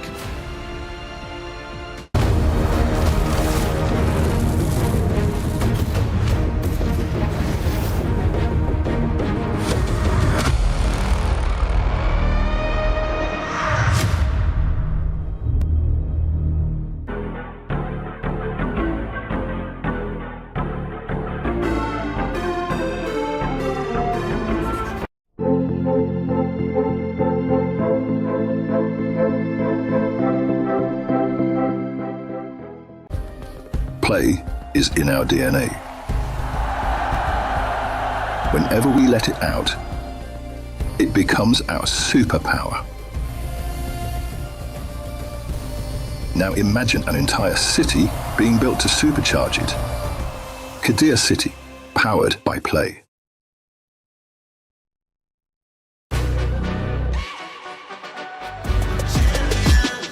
This ain't no regular thing. I came for the ring, you know what I mean.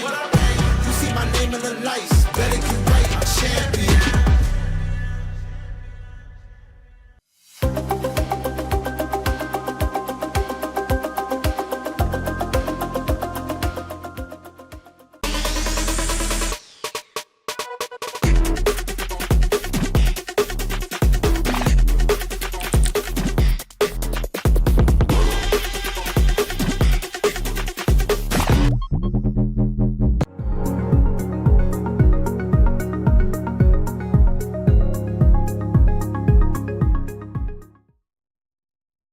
I am joined by Matthias Banana, who is currently sitting second in the standings right now. I mean, you've had a perfect week so far. So how are you feeling? You're 4 for 4. I mean, great start. No, of course, it's a really good start, but I need to win the rest of the matches. Like, I'm not sure in the top 8 still, so I need to win one more. So you think that's what you need to do to secure top 8? One more win will for sure get you in that top 8? I think with one draw, we are safe, but just in case win, no? The only player above you right now is Levi Finn. He's on plus 10 goal differential. You're on plus 4. Is that in your mind at all in terms of the rankings, in terms of the standings going into knockouts? No, in my mind now is my gameplay, play better, and improve every day. All right, Mati, we'll see if you can keep on rolling into the knockouts as well. If you can secure that win, I wish you the best of luck. My name is Emre. I go by as Emre Yilmaz. I'm 20 years of age and I represent Team Liquid.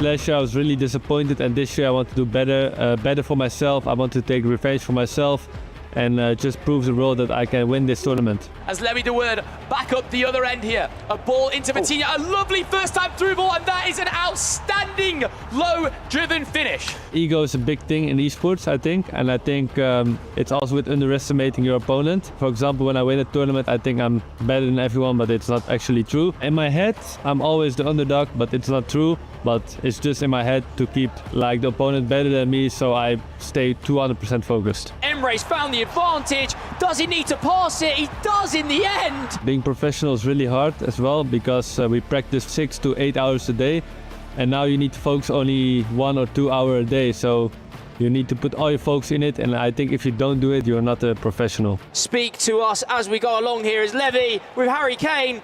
Eusebio, it falls back to him. Harry Kane's on side there, low driven. And he's turned it around. When I'm playing my teammates, I don't really shift with mentally and ego. I just treat everyone the same. First of all, I think Netherlands are the best esports nation in EWC. And I think when I started my career, Levi and Manu helped me really with the game, and I learned so much from them, and maybe they also learned from me, and that's how we keep it competitive, and that's why I think we are the best team in the world. I'm very proud being from the Netherlands in the scene. As Emre Yilmaz back up the other end, that is an outrageous goal. Do not see past the way. If I had to compare myself with the EFC Ultimate item, I would compare myself to Jude Bellingham, because he can defend, he can attack, but I can do it, but it needs to be my day.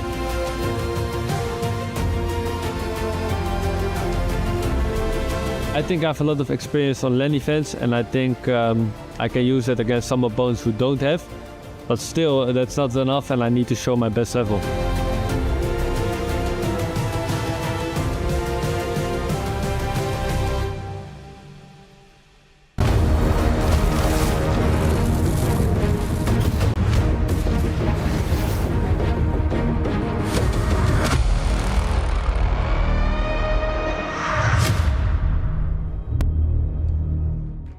Welcome back, everyone, to the FC Pro World Championships. You can see who I have next to me here. It is Emre Yilmaz. I mean, we got a much-needed 3 points in that last round up against Virgil, 5-3 victory. So how are we feeling after that win?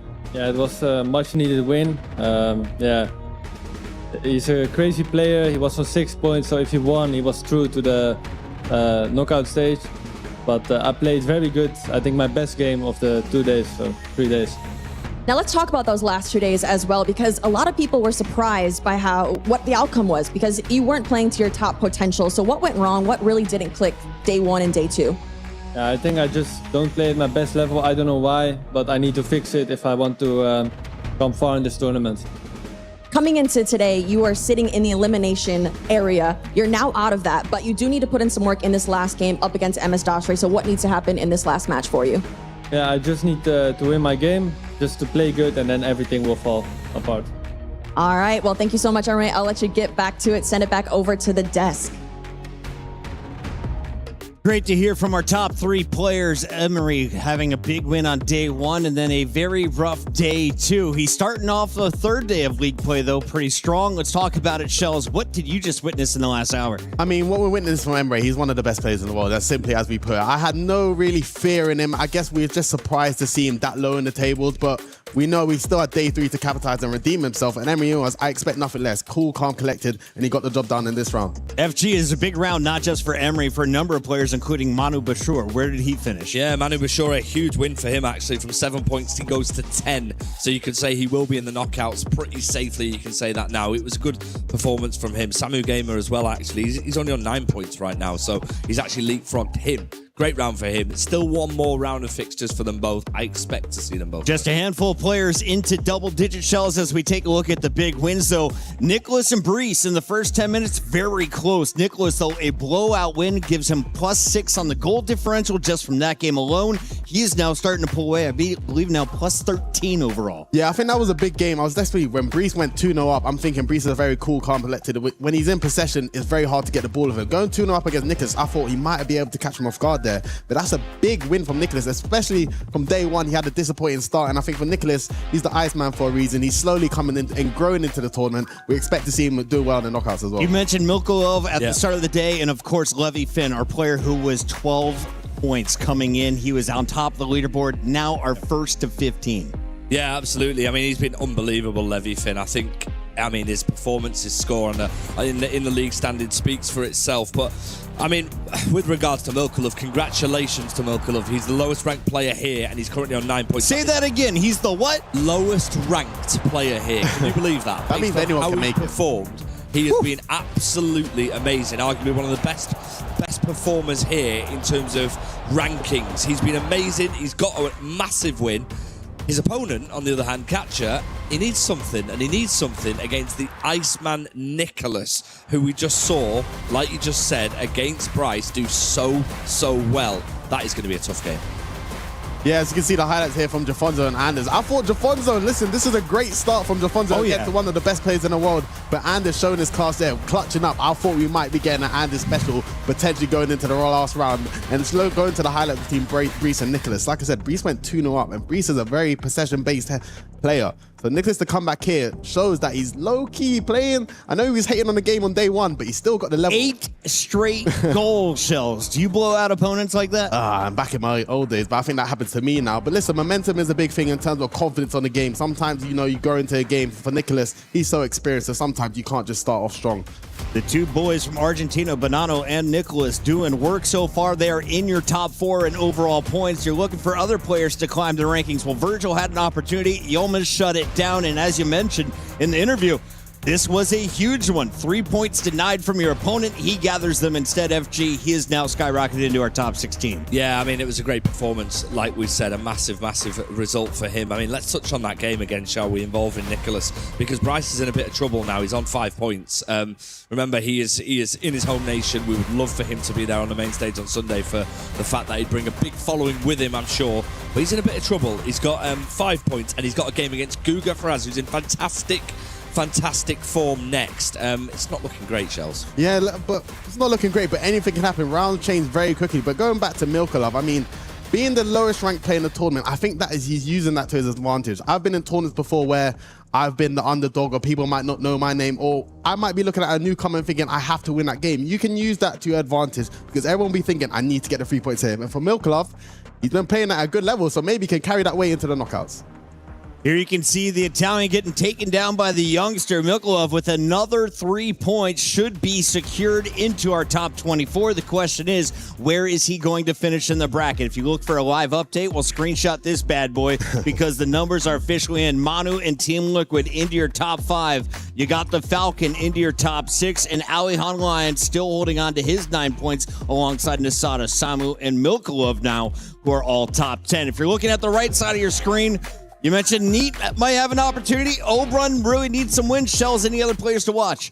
There's who not to watch. To be fair, Marwan as well. Marwan had a disappointing day one. I think if you saw his reaction from the results, he knew he could have came out with a few wins, but he still has 2 chances to redeem himself, so I've got my eyes on him. It is time to get into the games. Another round of action and a big one for MS Dasari versus Ilian. Both need 3 points. A draw will not help either of them. We send it over to the casters to get this one started. Yeah, we move into the next round of the group phase here. We are getting closer and closer to finding out our final 24 that will make you through to the next stage here of the FC Pro World Championships. Brandon Smith alongside Richard Buckley for another round here. Rich, already we've just seen 6 games conclude today, and that table is shaken up. You've already had a couple of moments to have a bit of maths on it, and you're thinking already that for some players, 6 points might not be enough. Yeah, I'm just looking at this table as it stands right now. It's the first chance of the game whistled past the post from Bernardo. There's plenty of players with 2 games left to play. You're looking at Dasari, Levy, Paolo Neto in this game right here, Cristobal, all on 6 points already. Below that, as you see the opening goal of the game, he put one wide past the post, but Paolo Neto, in classic Paolo Neto style, opens the scoring of what plans to be a very high-scoring game. There's plenty of players below 24th. I'm looking at MS Dossary, I'm looking at Brice on 5 points. If he wins, he goes to 8. More than likely he is in. Ilian on 4 points. Kirby's back on 4 points. Luke Weisdudel on 4 points as well, alongside K1 John on 4 points. 7 points might be a bare minimum to get you in to that top 24 at this point. Well, look, this is a new format for us as well that we're used to seeing. So often we come to a World Finals as the ball's bouncing around there from a corner. That's defended well by Paolo Neto, the E Libertadores champion against the Premier League champion on one half of the Manchester City. Matías Bonanno, what a tournament he's been having so far. Currently 4 wins from 4. Looking to match up what Levy Finn has just been able to do. He's on maximum points with 15. No doubt they are on their way through and also in a top 8. As I was saying, Richard, is, look, we saw the E-Champions League earlier this season. Same format, same number of players. There was 5 players all on 7 points during that league phase, Rich. And it was the goal difference of Tuga and RVP Legend that put them through on that day. So that was 7. That was 7 points. Yeah. I think the Champions League before that was 6 points. We saw it briefly in the Liga FC Pro, the league phase, which is a little bit different. That was also 7 points to get you through. Yes, there was less players in that competition there, but I mean, this is really going to come down to the wire. So stay with us across these last round of group phase. If you are wondering why we are slightly, I guess, behind the tournament schedule, that was because yesterday we weren't able to actually connect, weren't we, to the online servers as that finesse hits the bar. And it has meant that we've kind of got to do double digits today in terms of gameplay. We got round 5 and round 6 of the group phase to conclude, and then we're straight into knockouts. By the end of play today, Rich, we'll find out who's going through to our finals day as we got our first update over here from Ilian Bushi. There's a lot of good games in this round, including 2 former world champions in action. You just saw one there, MS Dasari, and Umit being the other. 36 players coming into today. By the end of play, we have 8 remaining going into tomorrow. We're going to be slicing this competition down, and the very, very best will be the ones that remain as Ousmane Dembele doubles Paolo Neto's lead. He was in fierce form at the Premier League for Sunderland, and I'll tell you what, he has been goal scoring for fun at the FC Pro World Championships. 31 goals scored for Paolo Neto, but it's been that leaky defence that has been to his detriment. What's he have for breakfast, Rich? That's the question. He's flying at the moment, Paolo Neto. Goals. What else is happening across the board? Well, as we said, we've got 6 games taking place, Rich. You tell us where you want an update. We've got Marwan against RVP Legend, Luke Weideveld against Adida. That's a game for 2 players that have really struggled this competition. Umit, who is one of the only unbeaten players left in the competition, alongside Matías Bonanno. He's up against Guga Faraz. MS Dasari, Ilian. We saw Ilian leading by a goal to 0. And then Karim is back against Di Fernandez. Right, here's the scores on the doors as it stands. Marwan, 2 draws so far to his name. He's leading 2 goals to nil against RVP legend as Luke Weideveld is on our screen right now, looking for a second goal as Dembele's finesse shot is stopped there by the goalkeeper.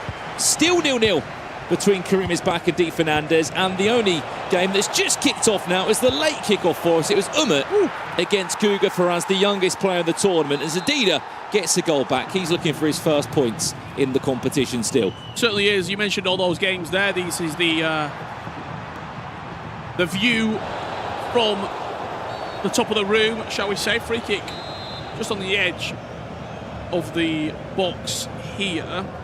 As you said, Richard, the story of today is by the end of play, 8 players will be left for the finals day here in Paris tomorrow, where we potentially could be crowning a new FC Pro world champion or a new world champion completely. That's a lovely little turn there from Matthias Bonanno, who's just been able to pull away and get a goal back. We can see you as well at home. We are live, of course, across multiple platforms. There is not one, but 2 Mystery Nations today. We weren't live yesterday, Rich, so we've doubled up. So if you're on the console right now, you're on FC 26, get those objectives complete, because there are 2 Mystery Nations up for grabs. And we'll be giving clues. We'll give a few, won't we? Make sure you've got your magnifying glass out. People are already guessing in the chat. See, you got it right. You might be able to have an early guess. There'll be hints dropped throughout the day from the host desk.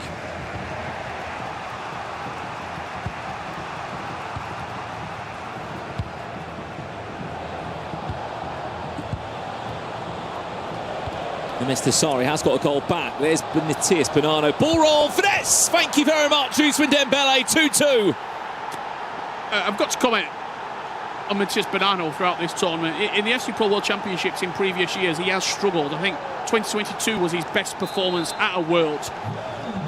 He looks very, very composed this time around. I don't know, maybe with obviously his family being present as well with him, it could be a settling impact for him. I know he's been working very hard, obviously, with Manchester City and the video in behind him as the coach there, but he does look a lot more, almost maybe a flashback to a previous Matthias Bonanno, one that we've not seen outside of the Premier League for maybe a year or so. The last time we saw Matthias Bonanno this good, Richards, was probably during the online era in South America, where he won everything. Or at the Premier League.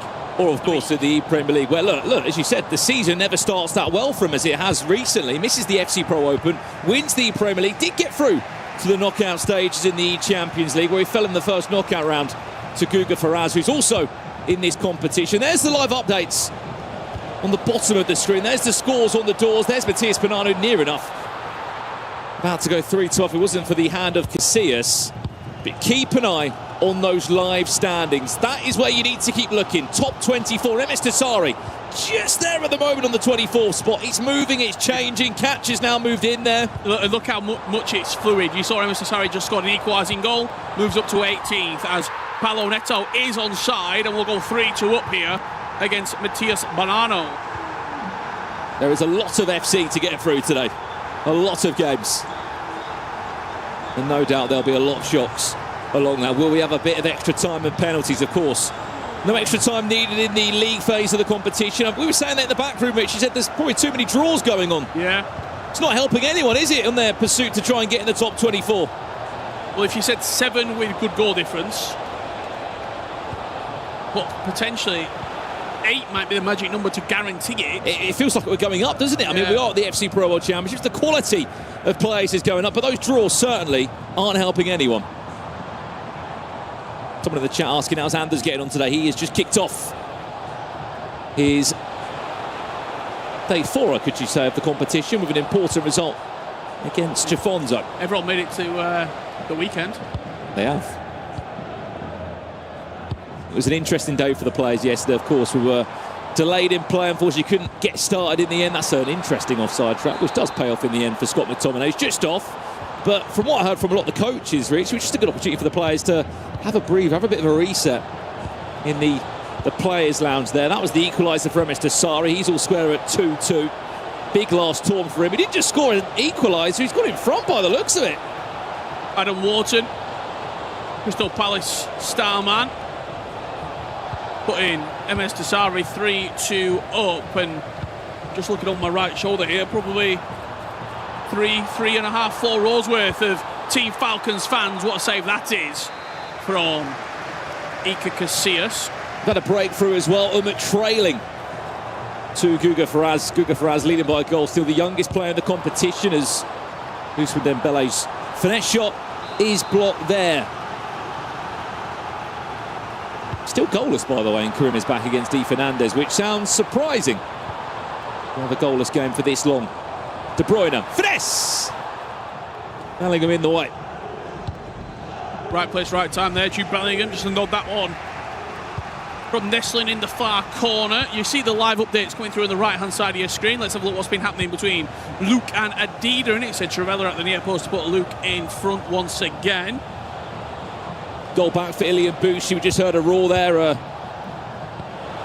French roar. How big that could be for Team Vitality. Of course, there is more than a World Championship on the line. That is brilliant control, by the way. How's he still got possession? How's he done that? What a goal. I'm not sure if it's the same Vamos or Bellissimo for Matthias Bonanno, who recently decided that he will be looking to represent Italy in the E-Nations. There are important points on the line for him as well.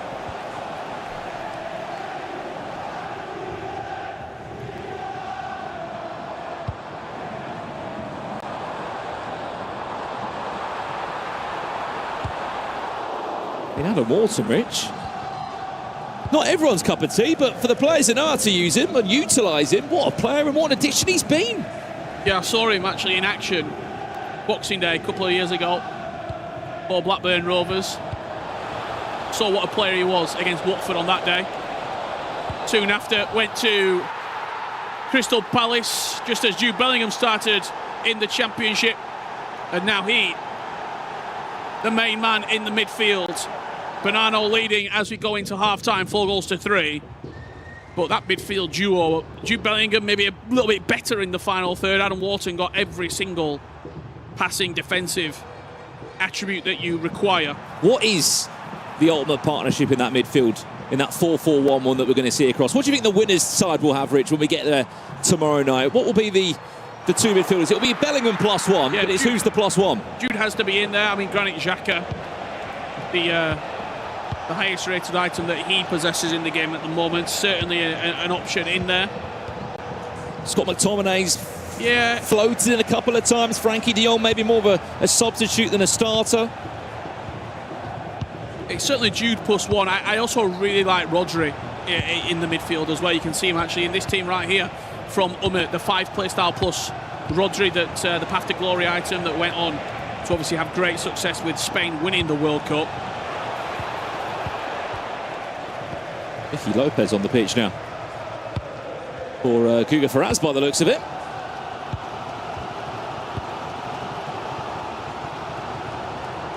You're unfamiliar with the squad building requirements for these players at this year's World Championships. 15 million coins.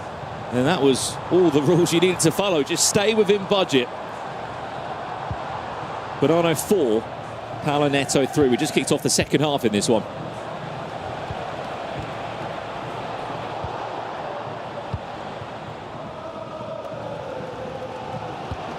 Again, my eyes are constantly fixated to this table. It's going to keep moving, keep changing.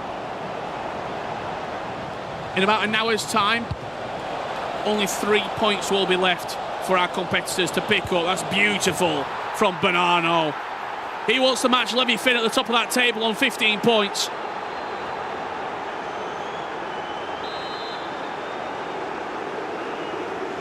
And he might just be on his way to go and do that if he can continue in this form. Well, Levy Finn's got a +10 goal difference, Richard, which will probably keep him there unless we see, what, another 4 goals?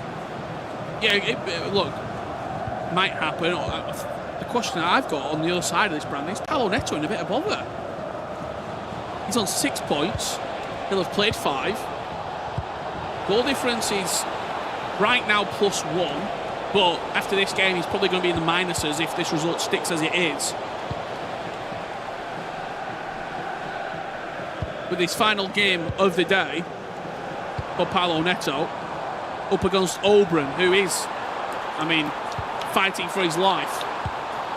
There's one back for Paolo Neto. Well, if we can, let's get the live standings up for a second, just so we can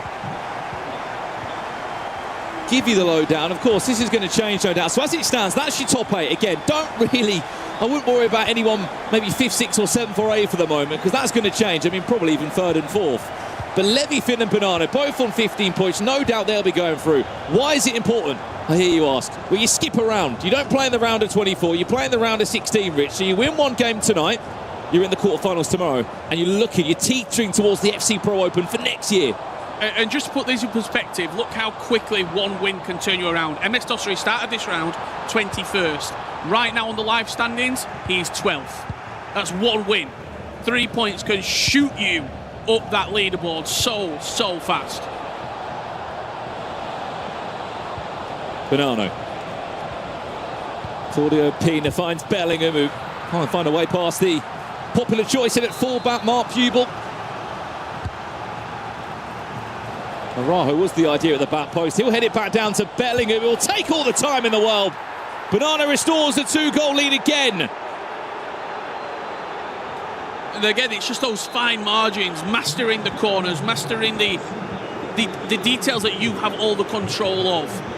Finding the mismatch in the box at the back post, that header back across into the tight area, and then he's got all the trust in the world in Jude Bellingham. He can go on either foot. He didn't have to do the conventional cut inside on the right, have to take it on the left and hit the near post.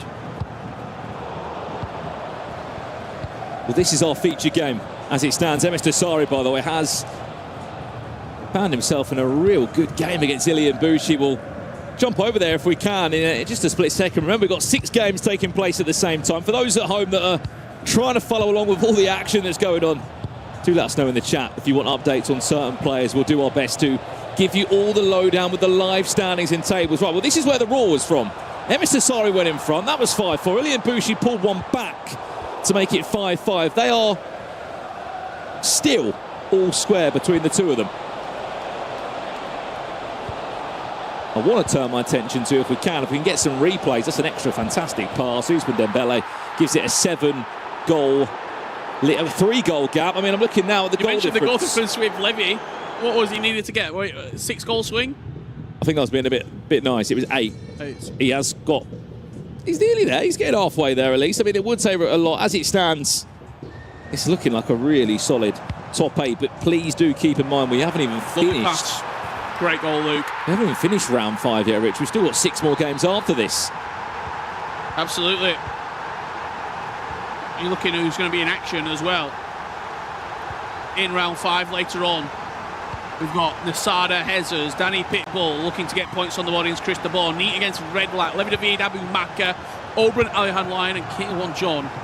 PH Zin. Feels as though all those players, Brandon, need wins. Even at this point, draws don't really help you. Someone who needed a win today, Rich. He drew 2 games from his first 3 rounds. I should say first 4 rounds so far is Marwan. If we can go to Marwan's game for a second. Marwan, of course, he was the French League 1 champion. I mean, RVP Legend's been really impressive so far this tournament, but I'm not sure what's going on here today, Rich. He's 7-1 down. Wow. As that finesse comes in, they're just trading blow for blow, these two at the moment. I mean, Adida, of course, is hoping that he can win this game and the next game. That would give him 6 points. But then as you're looking at the standings, you need so much to go your way. Yeah, his goal difference isn't great as well. He's minus 14 coming into this game. It's one of them, isn't it? You could do the hard work and win the last 2 games. If your goal difference is still minus 5 or 6, we saw that in the Champions League. Those players still weren't able to secure themselves a spot in the top 24. Ilian 5, MS Dossari 5 there at the right-hand side of your screen. Karimi's back 3-1 up against D. Fernandez. If we can, let's go then. Marwan against RVP Legend or MS Dossari Ilian if we can. Look, there's all 6 games taking place here. I think Marwan. Let's check in with him quickly. Why it would be an important win for him.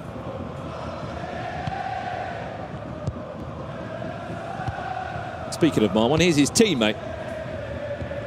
Karim is back. 3-1 he leads again, Rich. This doesn't add up. D. Fernandez was having a much better league phase than Karim. But it's, every single game, a couple of players can catch fire and get momentum. I think we've seen that Levy Finn, we've seen it with Bonanno.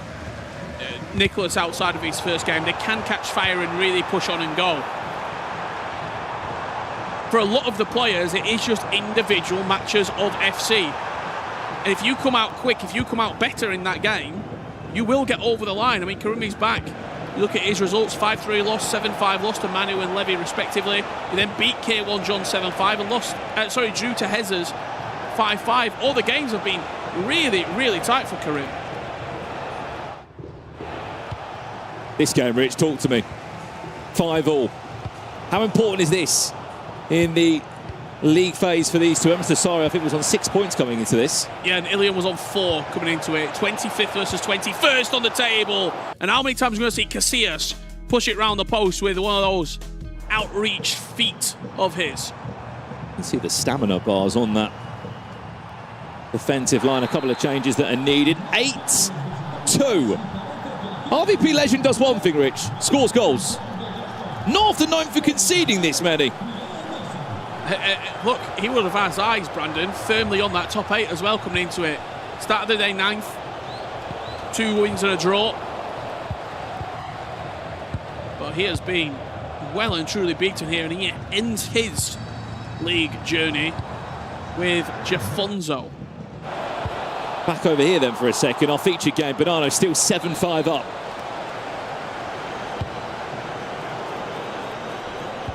No one in the box there for that quarter for Bonanno. A really important round, though, as you said, though, for AS Monaco. Both players looking to close out important wins. Just a general comment as well here at FC Pro World Championships at the Esports World Cup. It certainly feels like there's more buzz around today. There's certainly more people in the venue. There's more people taking their seats and watching these games as well. As we approach these final rounds, I can really, really expect the atmosphere and the tension to increase. Chance. Bonanno. Getting closer and closer to seeing out a 5th win in the FC Pro World Championships.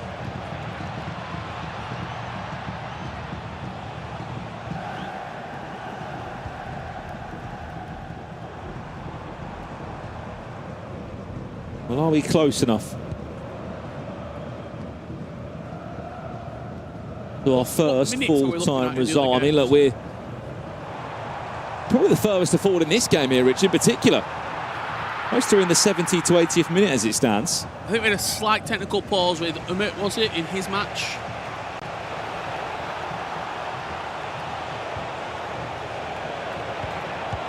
Chance for Ilian. You hear the roar coming from the back of the stage because MS Dasari trails 6-5. And let's check in then. Umut against Guga Faraz. 3-1 down. Umut was. Remember, he's unbeaten, or was unbeaten at least, before coming into this round. Guga Faraz, I mean, what a tournament he's having. He's not shown any fear, is he? Bear in mind, he's the youngest player in the competition, which some would say it probably work in his favour, Rich. Saka, what a save. But I think with Guga, you just look at this entire season as a whole. Started with the FC Pro Open with the qualifiers out in Atlanta, successful. He then moved, and flawless as well in that. He then moves on to the Pro Open, didn't quite go his way. What did he do? He went and rebuilded, goes into the domestic league campaign with Santa Clara. Second in the Portuguese league, comes to the Como e Libertadores and the E-Champions League, both successful campaigns there, not getting over the line with the title, but making a real dint into the tournament. He's a top 4 in Sao Paulo, and I think he does come in riding a real wave of momentum into this World Championships. The one thing in that season, Rich, if you start to dissect, he has been at every major tournament that he needs to be at, hasn't he? He's not just turned up, he's not been grouped, he's not been eliminated, he's played very well, and that's the kind of season you need. I would have him making tomorrow. Early prediction for you there. can see it. See if he can follow through.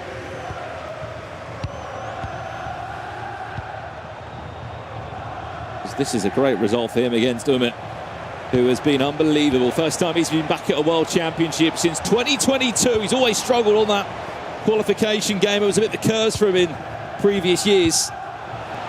What a pass. Mark Pubel, I don't think he knew what he did there, and how on earth is that still not gone in? Umit must be frustrated. Is that off the leg, off the shin? Two massive chances for Umit. One saved by the goalkeeper, one a little bit of goalkeeper, a lot of post to keep Guga leading by 2 goals. We have to remember he did win the EWC Club Championships as well, Umit, 2023 I believe it was, with Anders Vergang. A lovely turn. Couldn't find the key to unlock the door. Right, let's go elsewhere if we can then. I think we've got a closing stage if we can. Palanetto against Banana. This is big for the table and more so for a top 8. Guaranteed, you'd like to say, for Matthias Banana, who was minutes away, Richard, from another impressive day here at the FC Pro World Championships. Whatever Levy Finn could do, Banana can do better, maybe you could say. They'll both be on 15. They'll both be joint top of the table and flying in to the bracket play later on today, with only one win needed to make Championship Sunday. There it is, 8-5. Matthias Banana of Manchester City Esports might just be having the best start to an FC Pro World Championships we have seen in quite some time. Over here then, important for the 2 Moroccans. There is a third Moroccan in the competition, the Saudi. He's in action next, but these two have been maybe not at their best yet. But this could be the turning point. I mean, if you want to peak at the right time, round 5 and round 6 might do. And your teammates helping you do the business as well if you want that extra bit of confidence. 9-3 Marwan victorious. Teammates in the sense of the E-League and Championship together. And look, no one really expected to go and win that. Not with FC Troy being in there. Levy and Manu. And you think that Johnny teamed up with Fuma this year, and them two obviously still couldn't even get to the final day. You got the Pachottos.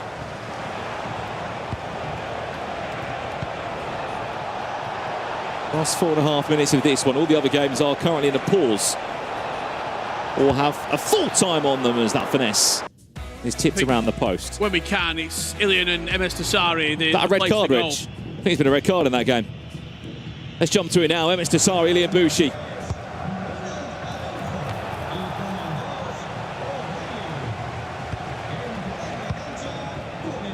Well, there is a huge amount of people over that game watching it right now, and we're going to see the closing moments of it, Brandon. If there's a match winner here, you will hear the roar. MS Tassari looking to have the last kick of the game, Rich. In the grand scheme of things in the table, feels like a must-win. Could be a 9 points to this, not just a 3 points for Tassari. Punches it into Alfonso Davies, and that will do us against the 10 men of Ilian Bushi. A full-time result there, 12 goals between the two. And nothing to separate them at 6-6. Let's jump back to Umit Guga Faraz now. Puts Ilian on 5 points.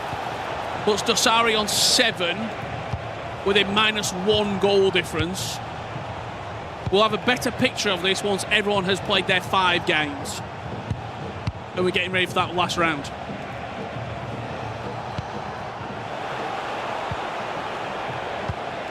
Çalhanoğlu, Dembele, Peanut. Just over 50 minutes away is Guga from giving Umit his first loss of this year's World Championships. That's the top 8 as it stands. Remember, there is still more games to come. For example, the likes of Ali and Lion in action in the next round against Obram. He'll be looking to get 12 points. Hezers hasn't kicked a ball yet today. He's up against Nasada, also unbeaten.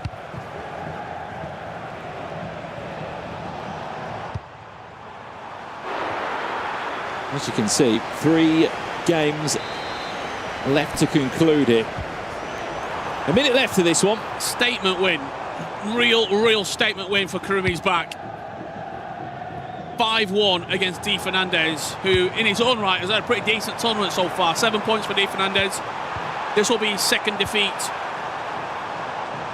and it will also push Karimi's back into a real picture of qualification alongside Di Fernandez on what could be, Brandon, the magic key 7 points. In that one result, they've both got equal on points. Di Fernandez on 7 points, Karim on 7. I think the goal difference will be enough to actually put Karim above Di Fernandez there as well. So, and that's what's so important, beating the people in your sort of area. You're happy losing if, no disrespect, if you're, let's say, Danny Pitbull, you're happy losing maybe a game against Nasada early on in the tournament. Nasada's up the table, he's 5th right now when we last saw the live standings, but it's the games around you that you have to win. It's the games in your periphery, in your close proximity, that you simply have to be victorious, just as Luke is doing right now. This was a game that you look at before a ball's being kicked. Must win game if you're wanting to qualify. Absolutely. If you lose that game, Rich, you're into a point. You're just being pulled back in, aren't you? Pulled back into the 12 players that won't be making it through to the knockout stages. But that win there puts him right back amongst it, isn't it? Absolutely. Up to 7 points. And suddenly we start looking at goal difference. We start looking at the bare minimum, Richard, that 7 points might potentially be that number to secure you through.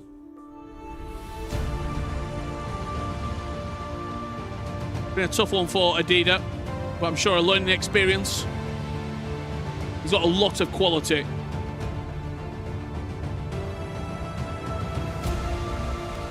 I don't think this will be his first and only World Championships. Just like that man on your screen. Feels like a bit of a stake pull moving forward here. And a statement victory if it sticks here for Guga against the 2022 World Champion.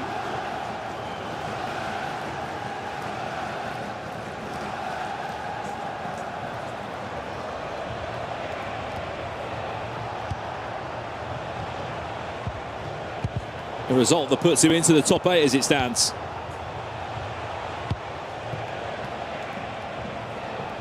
It's not been a bad season, is it, when you look at some of the games he's won? Wins against Nicholas in the Libertadores, a win against Larry David and Hezes in the FC Pro Open to kick off the year, and then, of course, when we was first properly introduced to him back in Atlanta, when he got that ticket into the FC Pro Open.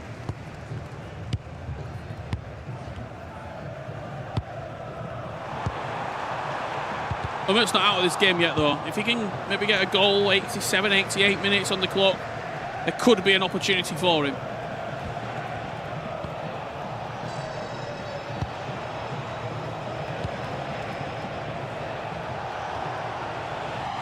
One thing he has got on his side, though, Richard, he still will be on 8 points here. Yeah, I think he's safe on it, no matter what. Maybe the top 8 out of reach. But in terms of just qualifying through, which is the real bare minimum every player would look at and think, just top 24 is what I want to be aiming for.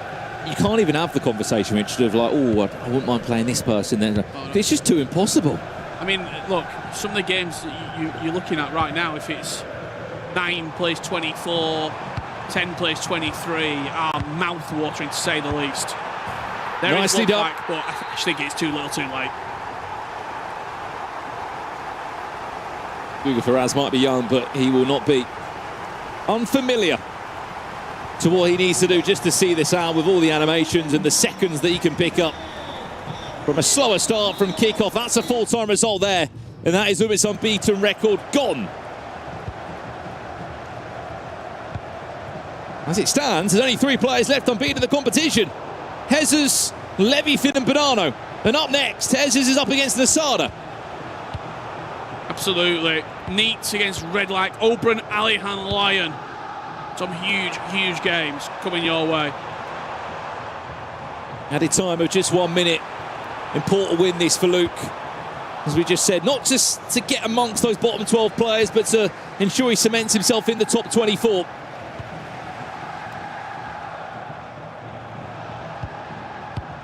Fortunately for Adida, it will still be 0 points on the board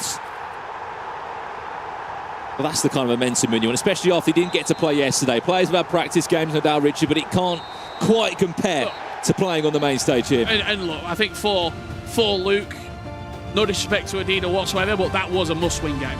If you're not picking up maximum three-point haul from that game,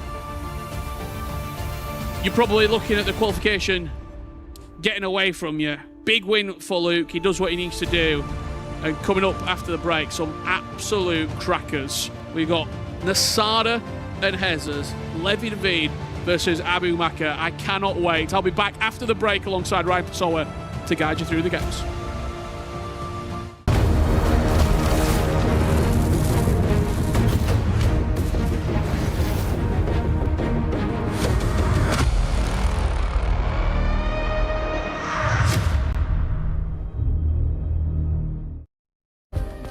Play is in our DNA.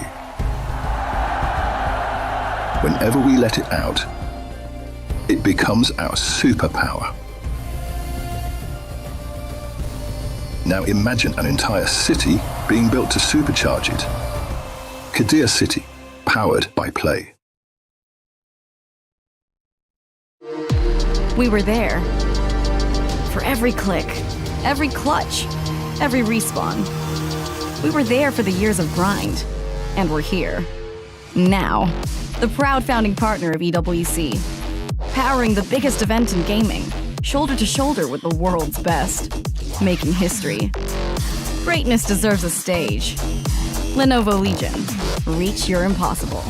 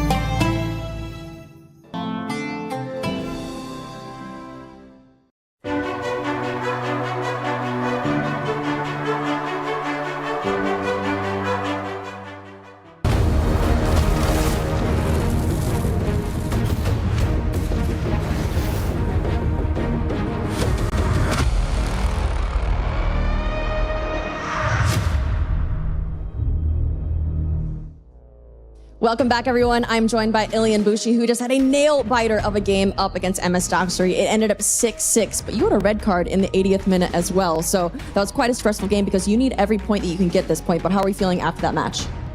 I feel disappointed because I think I dominated this game. I was winning until the 89 minutes, and I took the red card 82. So bad end of the game, but overall a good game, and I need to win the last game to go knockout.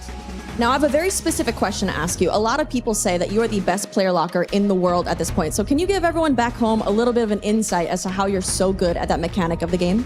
I think I try to improve this mechanic since she exists. So, but it's difficult. You can cancel, you can do a lot of things with that. So, but now the people know how to do. So I think it's the best mechanic with the creative run. All right, and your last game is a must-win, of course, and it's against Abu Maka. So how do you envision that one going? What is your mindset going into it? Because we need those points. Yeah, I need to win. If I win, I will go knockout. So I will give everything. Maybe it's my last game, maybe not. So I will give everything on this game, but I feel really good against Dosari. So I think, I hope I will do it. All right, Ilian, thank you so much. Guys, over at the desk, does Ilian have what it takes in that last round to make it out of elimination?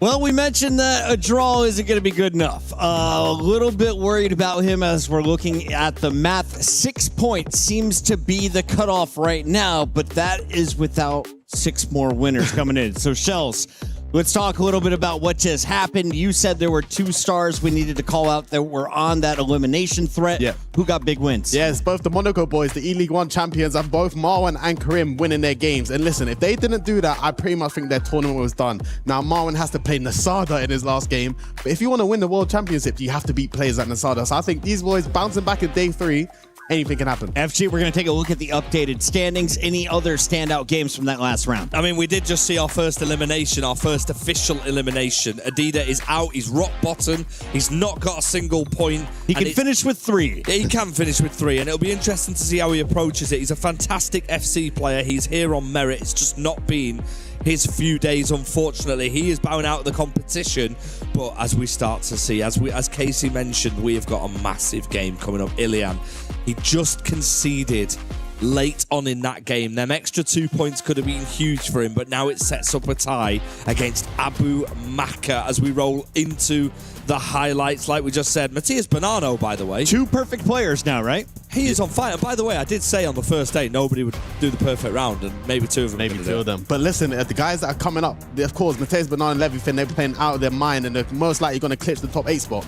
But you see like Emre Yilmaz and Anders creeping in through the knockout rounds. Imagine playing Emre Yilmaz as your first game of knockout. If I was Levi Finn or Matthias Bonanno, I would be fuming if that was first game. But as you can see, the highlight between Guga and Umar. Guga, I guess, kind of redeemed himself. You see him at previous tournaments, it kind of feels like he's drawing a lot of games, but he's come here to this first World Championship, and he's absolutely flying. Most likely qualifying for the knockout rounds. Guga with wins over Emery and another one now over Umit and Adida. That is going to put him into double digits. Is 10 points good enough for the top 16? Where does he finish? Oh, I mean, I think Guga will be looking at the top 8 now as a real possibility. He's through now to the knockouts. I mean, it's just where he's placed. That top 8, I think 12 points to be certain. Maybe 11, maybe 1 on 11 shells potentially. I think maybe one person might get lucky with 12 or maybe 11, but I think 12 will be safe. You don't get top 8 with 12, you can't really argue anything else. At the start of the day, I thought RVP Legend was going to be a shoo, and he was coming off a massive blowout over Kareem. He scored 12 points in that game. RVP on the losing end of this battle. What is going on? Yeah, I mean, RVP going into it, he had a strong day 1 and day 2, and I think for Kareem, he started off very slow, but as you can see, the player talent in this group, in this whole tournament, anything can happen on their day. And Kareem is a top player, and I think he's trying to clutch up to claim his spot, whereas RVP, I think he's through to the knockouts, but he maybe missed out his chance on top 8. And then, of course, MS Dasari saying last night on Twitter, I need one more win to make it through. He's at a draw. Yeah, well, he still needs one more win, right, to make it through. I mean, it's going to be a massive game involving him a little bit later on. We're looking at the highlights of all these games, and again, the common theme throughout the whole weekend has been goals, goals, and goals. Adida played a massive part in this game, like he has in the majority of the games for him. And I actually thought at one moment he could have got something from it, because I think the scores were level at that point. You mentioned before Kareem is back, big win for him. He's up against Virgil next, who's on 6 points. Kareem's now on 7. Yeah, the one thing I love about this format, it feels like everyone's getting their chain snatched. As you said, DOS was playing Ilian. They're basically playing for the same spot. That draw from DOS has potentially kept him in the tournament, because look, DOS has got to play Emre Yilmaz next round. He's on 7 points. DOS is on 6. So it's like, who's going to snatch their champion's chain? Let's take a look at those upcoming games. This is the end of round 5. Remember, we have 6 rounds, 6 games for every player. This will be the 5th for this group. Danny Pitbull sitting on 0, could still finish with 6 and make it through to a Saturday. Let's take a look at some of the other big ones. We've got Obrun looking for points. Levy DeWeird looking comfortable. Hezers and Nasada, both of them are playing for big double digits here. Well, that Obrun game is massive. We know about how important that result is. Ali Online, we've seen some fantastic performances from him. Obrun needs a win here. Yep. It's as simple as that. Otherwise, he will not be going through to the knockout stages. That is where we're at. Redlac as well. He needs to get a win himself as well against Neat, another tough opponent. These games mean so much, but now we're at the point in the competition where the results in this game might not just impact the 2 players playing, but the players around them. Chell's final thoughts as we get into our group of 6 here. I'm looking for the guys that are fighting to the death. And listen, I'm looking at Neat and Redlight. They're both on 3 and 1 point. Whoever wins is most likely going to have the only chance of making it through. This game is my highlight of the round. We got our eyes on the players at the bottom of the leaderboard, and of course the players fighting for the top 8 to guarantee themselves a top 16 finish here at EWC. One of those players is Ali Online, and we caught up with him before the game. I'm joined by Alihan Line, who currently has 9 points coming into today's competition. You have a fantastic start. How are we feeling, honestly, in the World Championship so far? I'm feeling very good, and I hope to continue like this.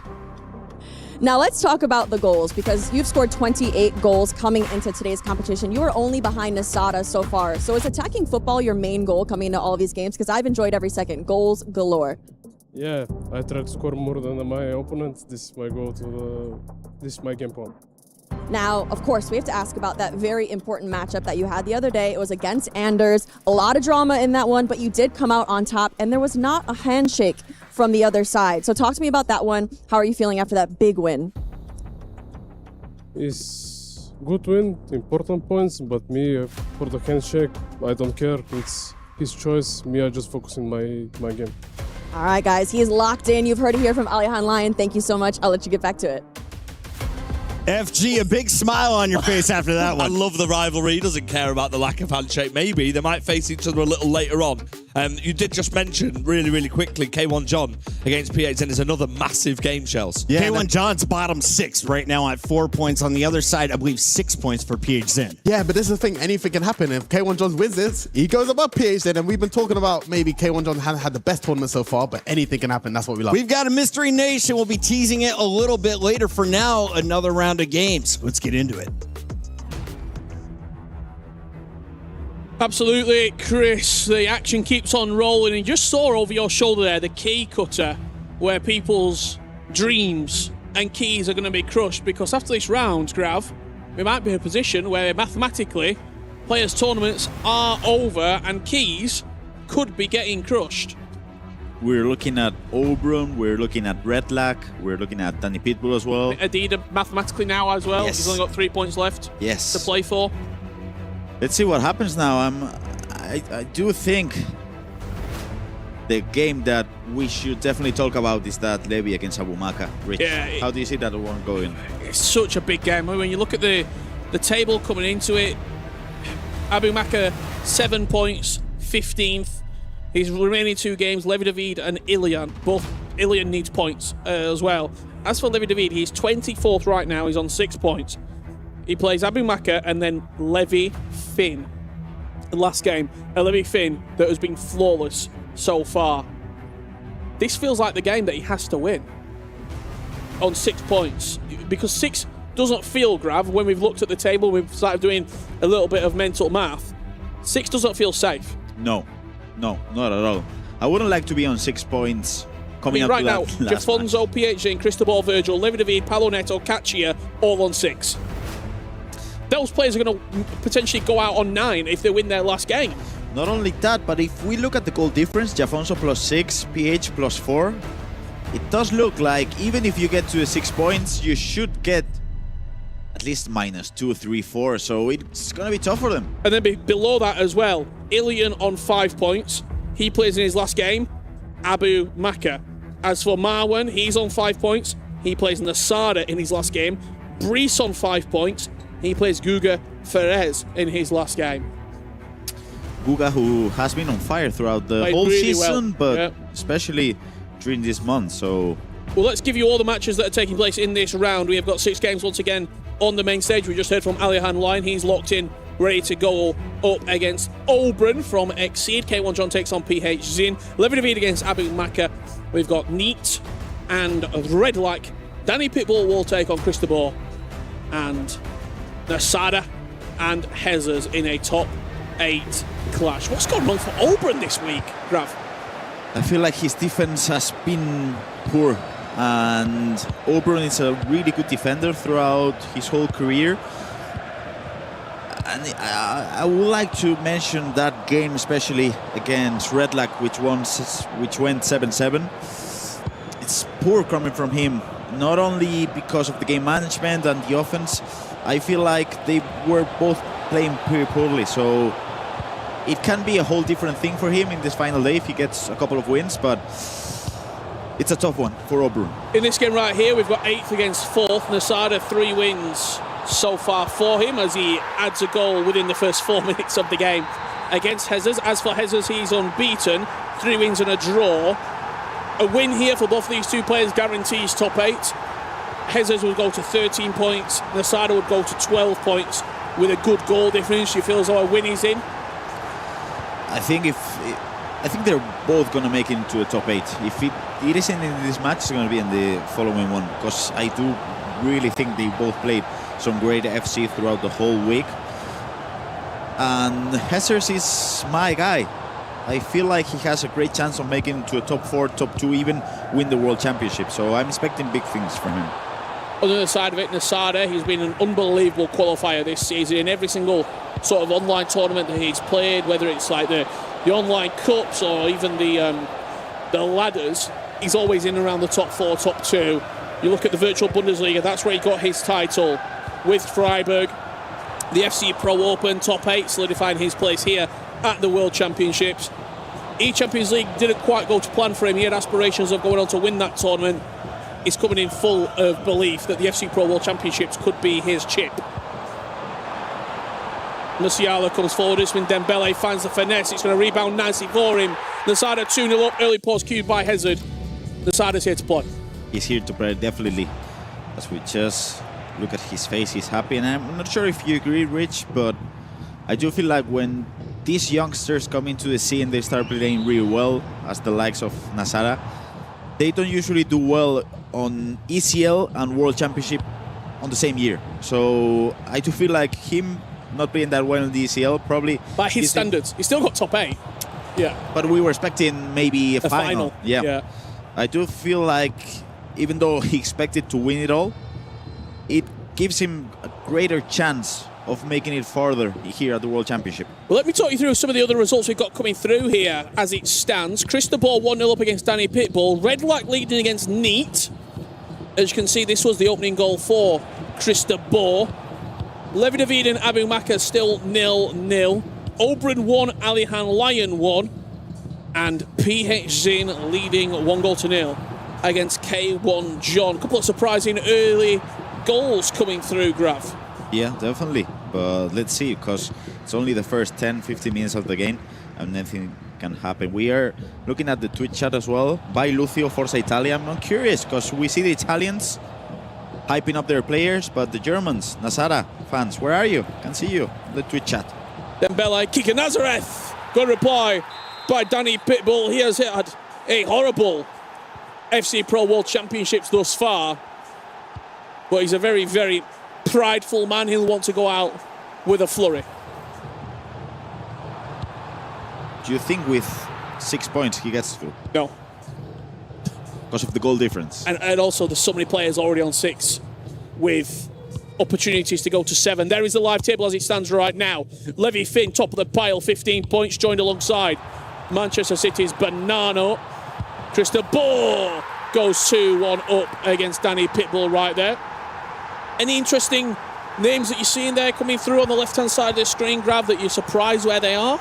I'm curious. Paulo Neto dropped into the elimination spots. It is weird because Paulo Neto did have a brilliant day one, and he's not playing well at the moment. As you can see, Danipi looking... Penalty. It is. Not sure how, but the ref has blown and points to the spot. Usman Dembele will step over it. Slight stuttered run up to the right-hand side, and it's a big save. When everything goes against you, even the penalties. Jude Bellingham forcing the save from Casillas. What were you going to say about Paulo Neto's day one? I was impressed with the way he played on day one, but it is always a thing in which sometimes you don't perform as well, but it's a matter of getting through to the top 24 in my opinion. Because Paulo Neto could beat anyone on the knockouts. He just needs to pull get through. there. When you were playing, I mean, it was a lot more as Cristobal goes 3-1 up here. And again, it's a game that he has to win if he's got those aspirations of firing up the table. Currently 22nd in the league standings, but a win here puts you on 9 points and in a real good position with his last game of the day coming up against Matias Bonanno. So you want to get the points on the board now, not having to go into the last game thinking, I have to win this game. When you were playing in the group standings and the group phases, how was it for you? Did you split it up? Was it easy to sort of take each game at a time? Were you trying to catch momentum and catch fire? The main thing for me used to be catching momentum. I think that's a great point, Rich. I think you always want to look for those instances in which you're on the 5th minute of the game and you're thinking, I'm going to win this game easily. But it's really hard to not look into the future as we see this great goal by Vicky Lopez. It's really hard not to think about the rest of the match. It's really hard when you're saying you're winning 2-0 and you're playing really good you're thinking, I'm going to play against Semes Dosari then, I'm going to play against Nicolas, and you're going into the future. That's something that it's impossible. Like, you cannot afford to do that because... So you're playing this game here, Chris de Boer, he's 4-1 up against Danny Pitbull. You're thinking. He's already thinking, I tell you what, if I can get Banano, maybe already thinking that he's through, guaranteed top 8, I might be able to beat him and get 12 points. That's not the way to go. That's not the way to go because you got to think at the present. I mean, it's similar to Tenet, the film. As you know, Okay. Rich. You got to be at the present because if not, anything can happen and it can go poorly. We're going to go back in time and then forward in time. And it goes wrong. And I'm going to get confused to what's happening. There's Alihan Lyon 4-1 up against Oberon. It has been a miserable, miserable World Championships for Oberon, who came in through the last chance qualifier. The only player to go through the last chance qualifier all the way to the FC Pro World Championships. 512 players. He came through with the odds stacked against him. Red Light 3-1 up against Neat. He would need 2 flawless victories, turn around a little bit of that goal difference, put him on 7 points. Is there a chance Red Light might sneak through here if he keeps on winning? I do think so. I do think 7 points with a decent goal difference. I mean, if you look at his games, 8-4 against Anders, scored 4 goals. 6-4 against Katia, scored 4 goals. 7-7 against Oberon, that was the draw, scored 7 goals. Obviously, that's a 0, but if it comes down to goals scored, he could be on his way here. Levy Finney lost 2-5. The other problem is for Red Like, as he just concedes there, 4-2. He plays Hezers in the last match. I wouldn't want to play against Hezers on the last match, especially when I'm fighting for my life. Let's have a look at this PH Zing game. He's taking on K1 John, as we see Chris de Boer, coming forward once again, trying to add his 6th goal. We're not even at half-time yet. It's been relentless from the Ajax man. PH Zing is leading at the moment, Grav, and he's leading 3-1 against K1 John. Even for PH Zing, he's down there in an uncomfortable position. He has to win. He needs a win. Just see this pass coming in. I'm thinking about K1 John because the tournament for him started with a win against Ilian, then a draw against Umut, and then everything went wrong. He lost against Karim Isbak 5-7, lost against Nicolas, and he's losing against PH now. How do you approach that last match, Rich, when you started the tournament so well and everything went wrong after that? Yeah, it's really tough, isn't it, as Chris de Boer peppering the goal of Danny Pitbull. I mean, for PH Zing, you look at the games that you're talking about as well, Grav. He wouldn't have wanted Thursday to end, coming off the back of 2 victories. He would have wanted just to keep rolling, just beat Emre Yilmaz 5-4. He would have wanted that momentum that you talked about to just roll through. And we had a complete day yesterday with no games. That can happen, and you gotta be so on point when you're playing today. The amount of matches that he's playing, as you just see, Neat going forward to score the 3rd goal, 3-4, massive goal for him. I will say PH has been unlucky with his draw. I mean, Levi Finn, Hessers, Adira, and Yilmaz. There's some huge matches. As Oberon gets one back there, 4-2. The scoreline now with Alihan Lyon. As we approach half-time, let's go to another game. And let's go to Levi David versus Abu Maka if we can. That is a massive one, Rich. Absolutely. Let's try and get into that game and we can have a look at it here. It's leading 1-0 is Levi. These are my kind of matches. 1-0, 40 minutes. Yeah. They're defending well. Talk to me about both of these two. I mean, they've been somewhat staples in the Levi, especially in the FC Pro Open. Yep. Over the last 3 years. That's where they've met previously. 2-2 in series. 2 wins apiece. But Abu Maka, he's never in those games where he's getting really blown out. He's never 5, 6, 7-0 down. It's super rare occasions we ever see that happen. Levi will take the last chance of the half. It's not going to fall his way, and that will do us for half-time. Wow. Where do you see this game?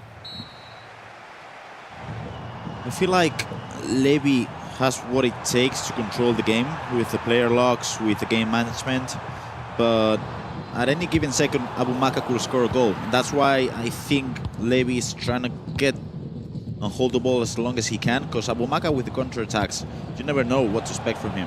So I feel like Levy's chance comes from holding the ball, but even though he has to be patient, he has to go forward. And Abu Maka on the other side, you gotta be so precise when you're defending with the player switching against Levy, because he will punish those mistakes. Well, as we are underway in the second 45 at the moment, let me talk you through the other matches as they are currently standing. At the moment, we've got Nasada leading 4-1 against Hezers. This game we're seeing right here, Cristobal leading 5-2 against Danny Pitbull. Neat 3, Red Lac 5. It is, at the moment, K1 John 2-3 against PH Sin. And we'll update you. Because at the moment, Obrun is losing 2-5 against Alihan. And it's 1-0. Levy still winning against Abu Maka. Yeah, some really tight games, some really big margins as well, as Danny Pitbull just not been his week. No. Both Danipi and Obrun, I'm sure they'll be devastated after today because their league stage has been inconsistent, to say the least. And sometimes, Grav, I mean, you must have had a tournament during your time as well where you come into it feeling good. I mean, Obrun had the best practice possible coming through the last chance qualifier, then to the play-ins. You're feeling like you're on top of the world, and it just doesn't happen for you. It happens sometimes. I remember back in the Club World Cups, I played a couple of them, and I was at my best. I was top 10 in the world, and things didn't click. And sometimes you just look backwards and you're thinking, I had a good practice. I was playing really well. I had a good squad selection. Oh, beautiful from Abu Maka. McGeady spin on the edge of the box. Opens up the space. And a low-driven finish into the bottom corner. He talks about he can explode into life at any moment. You wanted maybe Levy play the possession game. Don't allow Abu Maka to get rolling. That's a lovely goal. It is a lovely goal indeed. And currently looking at both squad selections, you can see that Levy trying to hold the ball in here.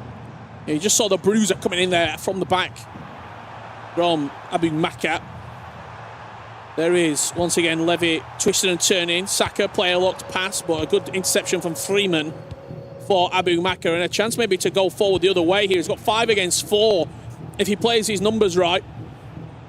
Saka on the outside of Kivior. He will be patient. He will wait and try and utilise the space where he can. Player locked into Vicky Lopez. The coach's hand just coming in, telling Abu Maka where to pass, and that would put me off. I'll be fuming. Get your hands off me.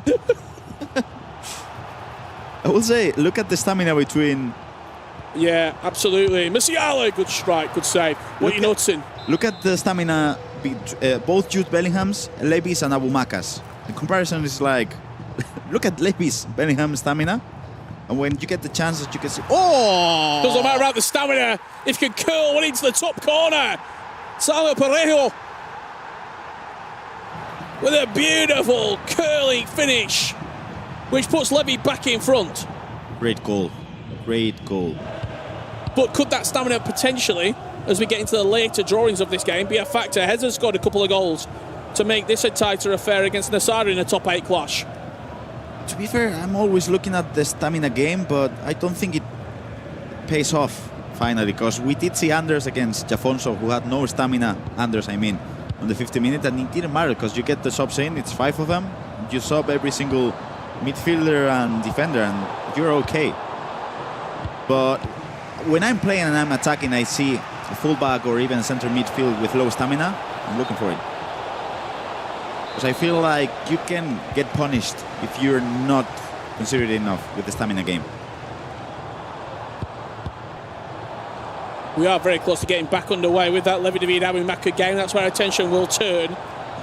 2 players that would had not only aspirations of top 8 group phase, but Levi David, he was 3rd last year at the FC Pro World Championships. Abu Maka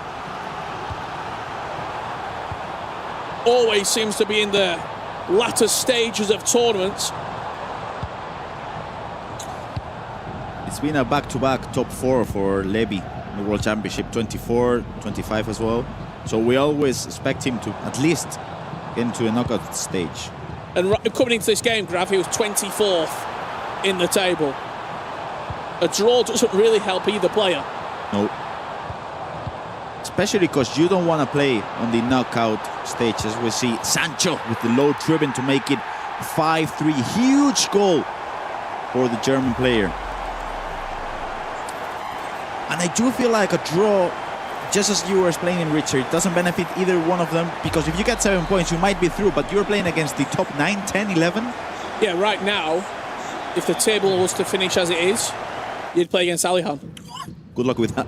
Samu Gamer, Umut, maybe even RVP Legend. If Anders Vergang was to not win his last game, it could be an Anders Vergang in 9th place. So there's huge interest on those last games of the league stage. Let's go back to Levi and Abu Maka in the bottom left corner there. 2 players, as we said, not only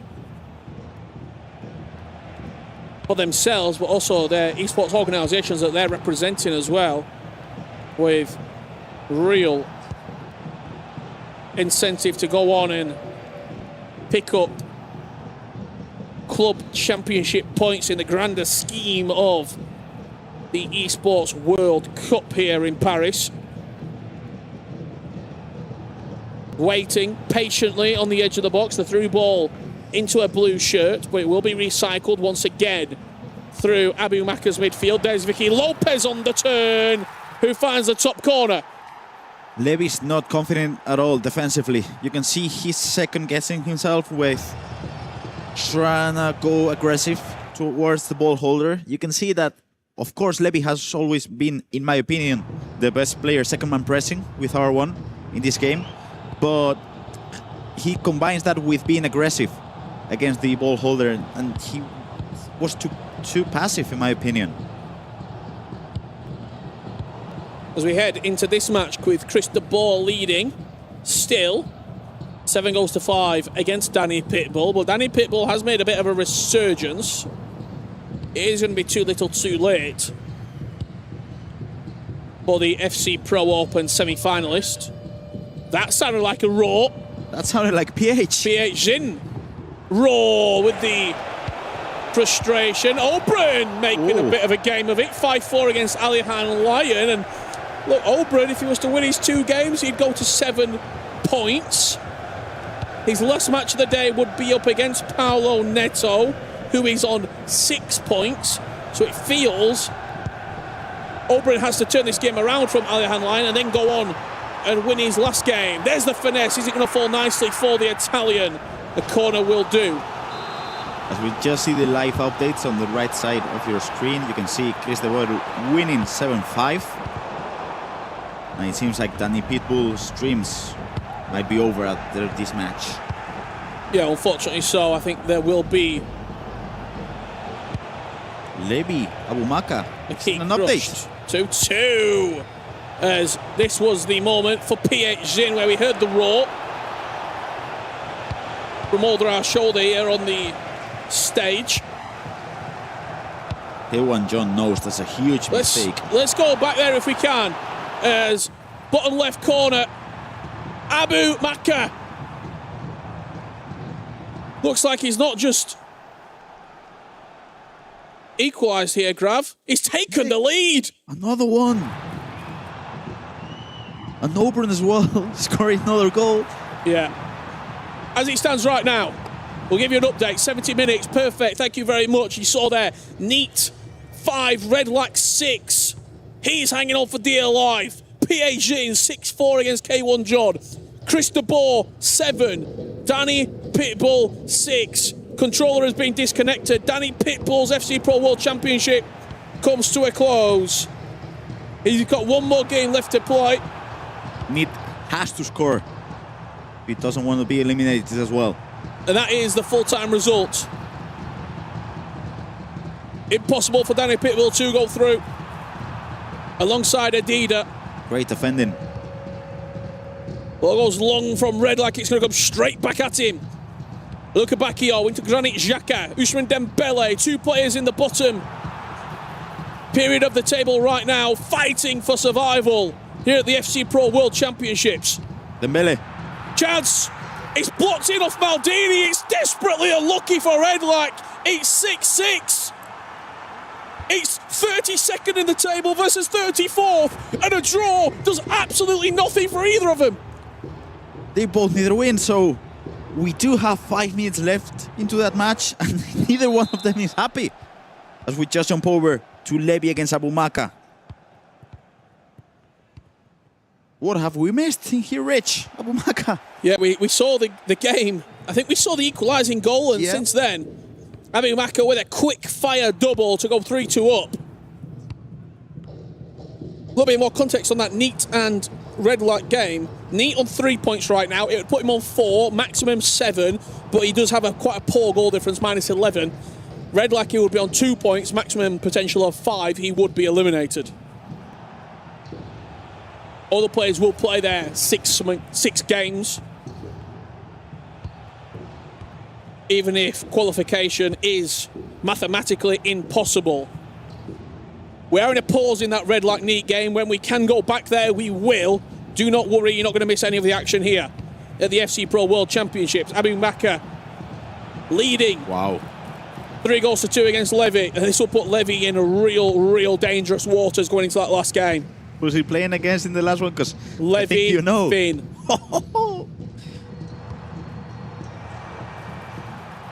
It's still having it in his own hands. Saka drives at the near post. But it's a must-win game. You have to win. You have to win. It'd be on 6 points. Chance. Pereiro, edge of the box. Gill once again called into action. Abu Maka goes for a pause. Where do we go? You see the games there. Asada Hezers. Obrun Alihan. 5-5. Obrun needs a win. Even for Alihan, if he wants to finish top 12, he's on 9 points right now. He'd be going into his last game up against Milka Love with a win putting him on 12. Obrun must win. Will Obrun win? McTominay. Kika Nazareth. What a save from Casillas. Let's go back to Neat and Redlac. Top red corner right there. 89 minutes on the clock. Redlac through Pavlovic.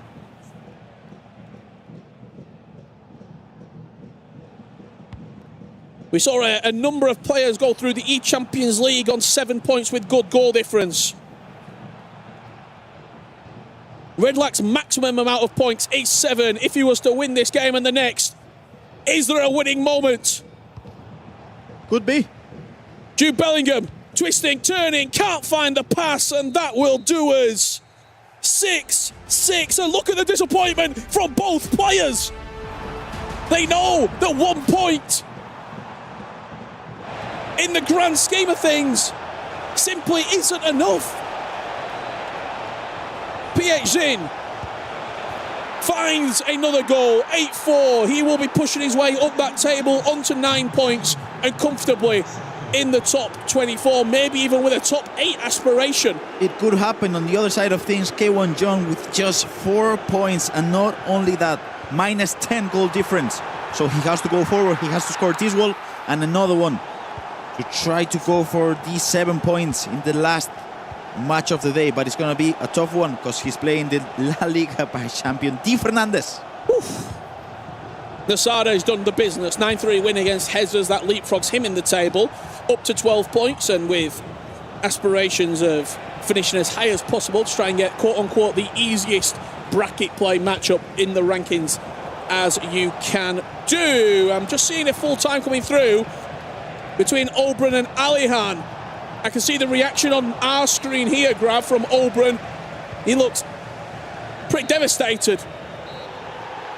You just see Obrun devastated, but we're gonna jump over to PH K1 John because PH knows job's done, 9 points.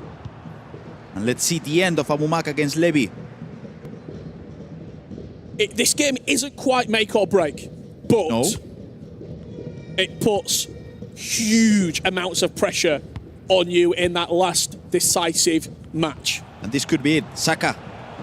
Can Kiwior get back? Saka trailing away, but couldn't quite get the trajectory of the strike. This is the table as it stands right now. We're gonna the top 8. You can see how it's starting to take shape. A lot of players on 10 points. Our eyes, Grav, are going to be piercing at that bottom half of the table. Definitely. Who has got it all to do? Great defending by Maldini. And I'm just thinking, Rich, there could be a world in which, in 2 hours, here we go, Levy is out of the FC Pro World Championship. Emre Yilmaz 7 points, MS Dosseri 7 points, Jafonso on 6, Virgil on 6, Paolo Neto on 6, Levy, Ilian, Brice, all on 6 and 5, Neat on 4, Oberon on 1. And Oberon's result there coming through at the bottom of your screen look like a draw with him and Ali Han.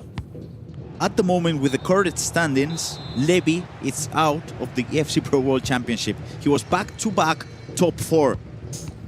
1 game left to play. Well, we've got 2 additional minutes. He has to score. Ball possession given over. Will Abumaka let Levy have one more attack, or is the goal to seal the game on his mind? Usman Dembele dinked over the goalkeeper. Delicate from Abumaka. 3 points going his way. 10 points will be his total with 5 games played. And Levy with everything to do as we go into the final match. He is playing against Levy Finn, who is top of the table. Rich, I'm speechless at the moment. Incredible here at the FC Pro World Championships. Every single game is a battle. Abumaka comes out on top against Levy David. 1 game remaining for all 36 competitors. 3 points on the line. Who's going to be going through? Who's going to be going home? We'll find out very soon.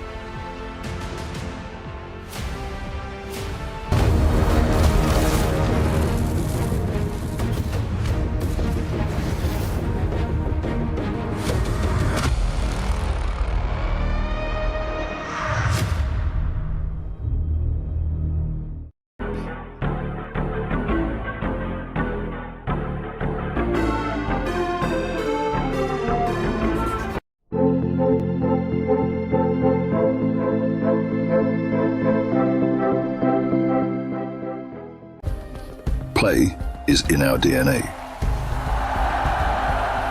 Whenever we let it out, it becomes our superpower. Now imagine an entire city being built to supercharge it. Kadir City, powered by play.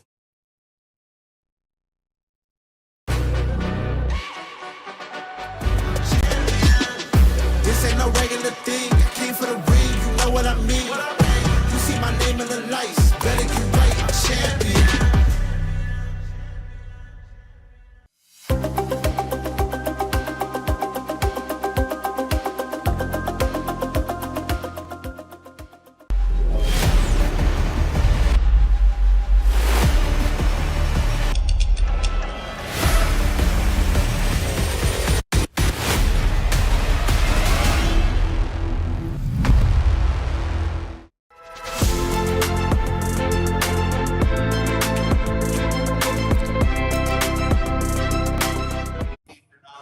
Ginny here with Glitter over at the Kadia City Grid, where we have PUBG Battlegrounds. It's the second day of finals. A lot of games happening, but what's the update in terms of Club Championship points and teams that are performing well? Okay, let's break this down a little bit, because in day 2, it's going to be important heading into day 3, because the point total that is set today will determine where match point ends up being set tomorrow. That's obviously when we're going to crown a winner. However, if we're talking CC side of things, it is absolutely stacked to the top of our leaderboard right now. And let me give you a little bit of a rundown. We have VP in first place, Falcons in second place. Defending champs Twisted Minds in third place. Na'Vi in fourth, but they did just get a win, so that'll probably shake it up a little bit. And then Vitality in fifth. That's not counting AGAL, who are very quiet today, but they're still also in this lobby. I mean, there's so many storylines to be following.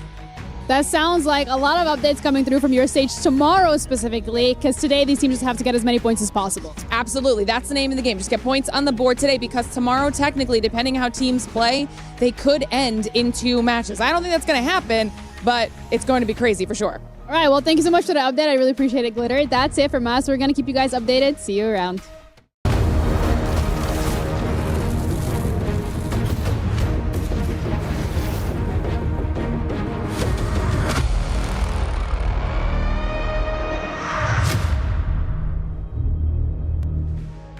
Hello, everyone, and welcome back. I have Chris DeBoer with me here on this stage. Chris, a very important win there that you just had up against Danny Pitbull, because you started round 5 in 22nd place, which is very close to that elimination. You've skyrocketed all the way up the standings as well, and you're now in the possibility of getting in that top 8. But talk to me specifically about that Danny match, because that was a must-need win.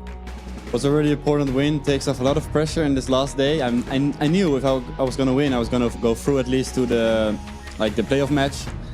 And yeah, I was really nervous, to be honest, beforehand. Like one of my most nervous games I've ever played, I think. But I was 4-1 up in 20 minutes, and I felt like, okay, I've got this. But then at the end, I got a bit nervous again, but it was enough. I think I played well. It's a bit weird playing someone who was already on 0 points, because he was. But I tried to keep it out of my head and just play my game. And I did play it quite well, and now I'm through, and yeah. All right, let's talk about your journey so far here in Paris. You started off day 1 with a big win against Paulinetto, 10 goals in that matchup. From there, it's been a little bit up and down, but how do you feel about your overall performance so far? I feel really happy, especially after my Champions League campaign. I wasn't playing well, and maybe people doubted me. Now I feel like I showed that I belong here and I play well. And yeah, more to come, I hope. More to come, because your next game is up against Matías Bonanno, undefeated as well. And so if you want those eyes set on that top 8, you will have to go through him. How are you feeling about that matchup against Bonanno? Yeah, it's a crazy run from him this far. He won every game. Yeah, I think you should see this game as a game on its own. And I think I got a pretty good chance against him, and we'll see what happens. All right, Chris, thank you so much. Guys, over at the desk, Matías Bonanno versus Chris DeBoer. That is going to be a banger of a matchup, isn't it? Looking forward to that one, and a big win for Chris. Has 3 more points and a little bit more comfort, because it's getting tight in the middle. We got Shells and FG to break down everything we just witnessed. 5 matches in the books for every player's 1 match to go. Shells, let's take a look at what we just witnessed. Big surprises?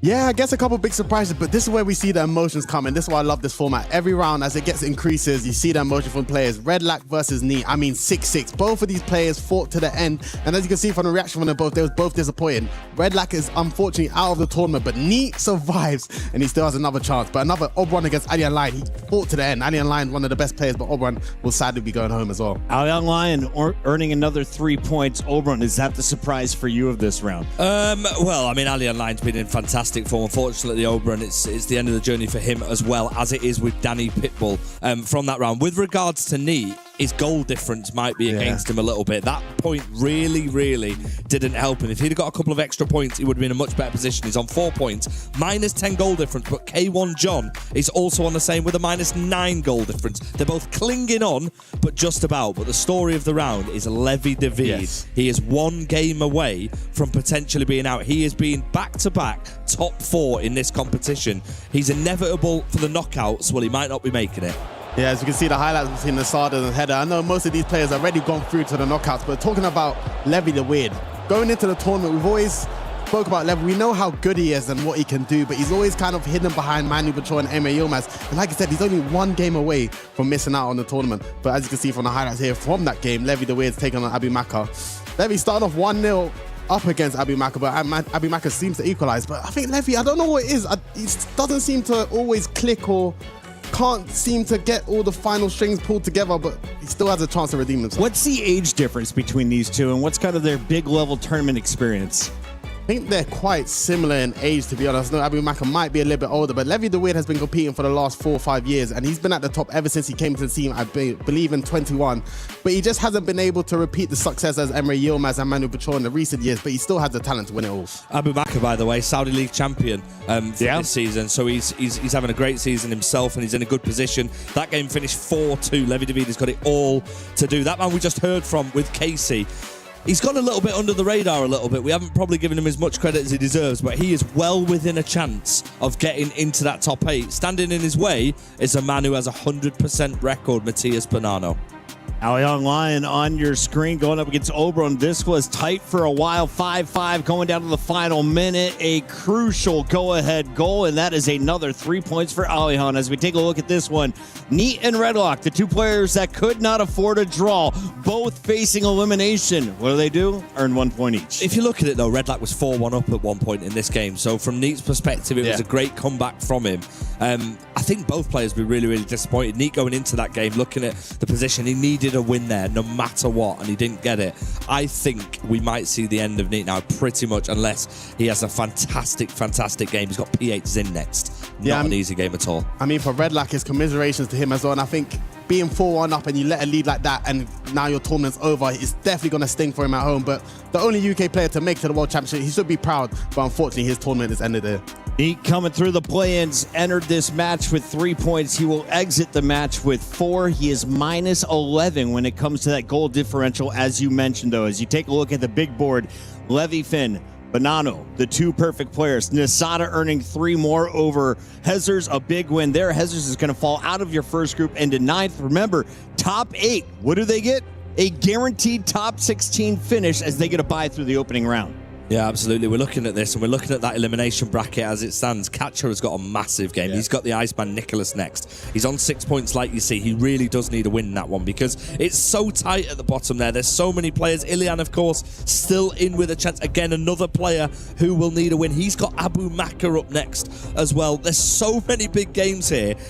I'm making about 5 or 6 people from that elimination zone who could still potentially sneak their way into the knockouts. That's surely where we're going to be focusing. Yeah, and the thing about this, you can't really call it because I think goal difference will be coming into play because I thought like 7 points will be a safe bet, but nah, I think goal difference is going to be really important. For example, Bryce has to beat Guga. You know, K1 John, his goal difference is poor, so these guys have to win big in their last game. Let's take a look at the upcoming matches for this next round. We have some big names in action once again. The ones on the elimination fight, we got Kasha, you got to look at Smolk, and of course, you just mentioned him, Bryce or Brees, however you want to pronounce it. The man representing France is sitting at just 5 points. You win here, you jump up to 8 points, and you got to think 8's going to be good enough to go through, right? Oh, yeah. I mean, you'd think so, but you can't really commit to it. Jafonso's also in action. He's playing RVP Legend. He needs something from that game as well. A lot of players have got a lot on the line here, Shells. From a player's perspective, how hard is it to block out the fact that, I mean, we're saying that we're in the knockouts for the next stage. The beauty of this format, this is essentially a knockout round we're about to watch. It's a knockout round, and the beauty of the thing is someone else that you're not even thinking of could save you at all times, and your opponent could already be qualified, which kind of gives them a little calming against an advantage against you, whereas you feel the pressure, you have to get a result. As you can see, you could give up last minute goals if you're chasing the lead. Gentlemen, it's time to tease our Mystery Nation. For those who don't know, you can earn big in-game. All you got to do is watch the broadcast and listen in for the clues. Today's Mystery Nation apparently has hosted one of the loudest clubs in Europe, especially in their home capital. Yeah, they definitely have. The letter of the country begins with a T, shall we say. Yeah, a couple of former players from Manchester City have gone there recently to that league. Nathan Ake is now playing in that country. Hopefully that helps you a little bit. That's a lot of good hints there.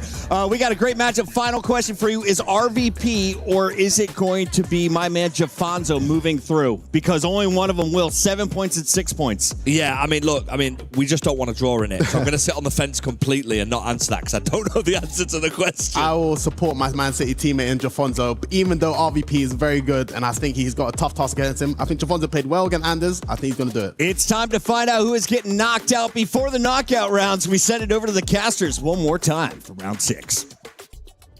Thank you so much, Puckett, FG and Shells. Yes, we are into the last round now of the league phase. for this year's FC Pro World Championships. There's 36 players technically still in the competition. In, I'd say about 2 hours' time, Ryan, there will be only 24 left in the competition. 12 will be eliminated here in Paris, and 24 will look ahead to what will be a really difficult, a really exciting, at least for us, knockout bracket. It's nervy, Brandon, especially for some of these players where they know that their tournament hangs in the balance. They need to win in order to advance. You see some of the matchups there. Catch is playing against Nicholas. He needs to win the game. Jafonso, again, has to win. He's up against RBP Legend, who can't finish in that top 8, but will want to finish at a high seed in that first knockout round. I was just looking at the history. The best examples we've got is the Champions League the last 2 years. What is the point tally, Ryan, basically, that's going to get you a top 8? As far as we've seen, 12 points previously has been enough with goal difference in your favour. Yeah. This year, I believe there was 7 players all on 12 points, and it was goal difference that sent 2 players into the top 8. So, for example, players like Nicholas in this round, Mani Bashore, Guga Faraz, if they start well, as Schmork has here, by the way, what a start. 2-0 in 7 minutes against Umit. You could be in the top 8 this round, done. Yeah, for me, before the tournament started, I said it would be 8 points, or 7 points, sorry, good goal difference to get into the top 24. To get in the top 8, I said 12 points, again, with good goal difference. It remains to be seen if that will come true, but what's happening right now in this game is that you've got Smork, who's pretty much eliminated unless everything goes in his favour, which is, I just don't see it happening. And you've got Umut, who, again, if he wins, it'll put him on 11 points. Don't know if it's enough. He needs other results to go in his favour, but to be starting 2-0 down, he'll be devastated with. We're looking across the board here, Ryan, of who desperately needs a win for a chance to change their fortunes in regards to a top 24. You've got to say Brees. Brees against Guga Faraz. Brees is on 5 points. Guga's on 10. Catcher's on 6. Nicholas is on 10 as well. These are the players that you don't want to match up against in the last round of action. It's a brilliant through ball into Bukayo Saka now as Umit looks to try and pull a goal back in this game, and it's done by Schmork. I mean, this is unpredictable for him. I mean, we came in today, Umit was unbeaten. He might be on for 2 defeats in a row right now. Yeah, he would have been expecting to get into that top 8, especially after the first 2 days of action. I think one thing that's very difficult, that is understated, is sometimes when you're playing against somebody who knows that they're basically out, or out in the case of, let's say, Oberon, Adida, Danny Pitt, but they're rock bottom of the group stage. When you play against them in that final round, the pressure's off of them and it's all mounted on you. You have to win. You need to have the initiative. They don't want to end the tournament on a low point. They want to get points on the board. This is Guga Faraz, currently 1-1 against Brees, who also needs to win. You mentioned Brees having the representation there for team vitality as Umut gets a goal back. Yeah, Umit gets a goal back, and that's a 2-1 lead over in that game for Guga Faraz. He could be on a really convincing 13 points. He'll be going through to the round of 16 in his first ever FC Pro World Championship. Well, let's pause from this game if we can. Let's go somewhere else if we've got the ability to do so. Should we check in with Nicholas briefly if we can? He's up against Catcher, 7 minutes into it. And very close to finding his first opening goal. Wins a corner. What can we see from the Iceman here, competing in his 9th World Championship? It sounds crazy to say that he's never won a World Championship. The closest he came was all that time ago, back in Denmark, that 0-0 grand final on a penalty shootout where Umit became champion. Speaking of World Champion, here's one right now, Mani Bashore. I love that pass he does all the time. It feels like it's a Team Liquid thing, and that is a perfect example of it there in this game for Kachu. Takes the lead against Nicholas. As we said, Kachu coming into this game 26th place on 6 points. So he needs to win this game. A draw, I don't think it's enough. His goal difference is -3. So I think it wouldn't be enough on 7 points, -3 goal difference to push him in. A win would do wonders for him. Nicholas! Just well, look, coming into this tournament, Ryan, it was Italy that had the most representation, so to say. Unfortunately, 3 players are very close to already being eliminated. Oberon, Danny Pitbull gone.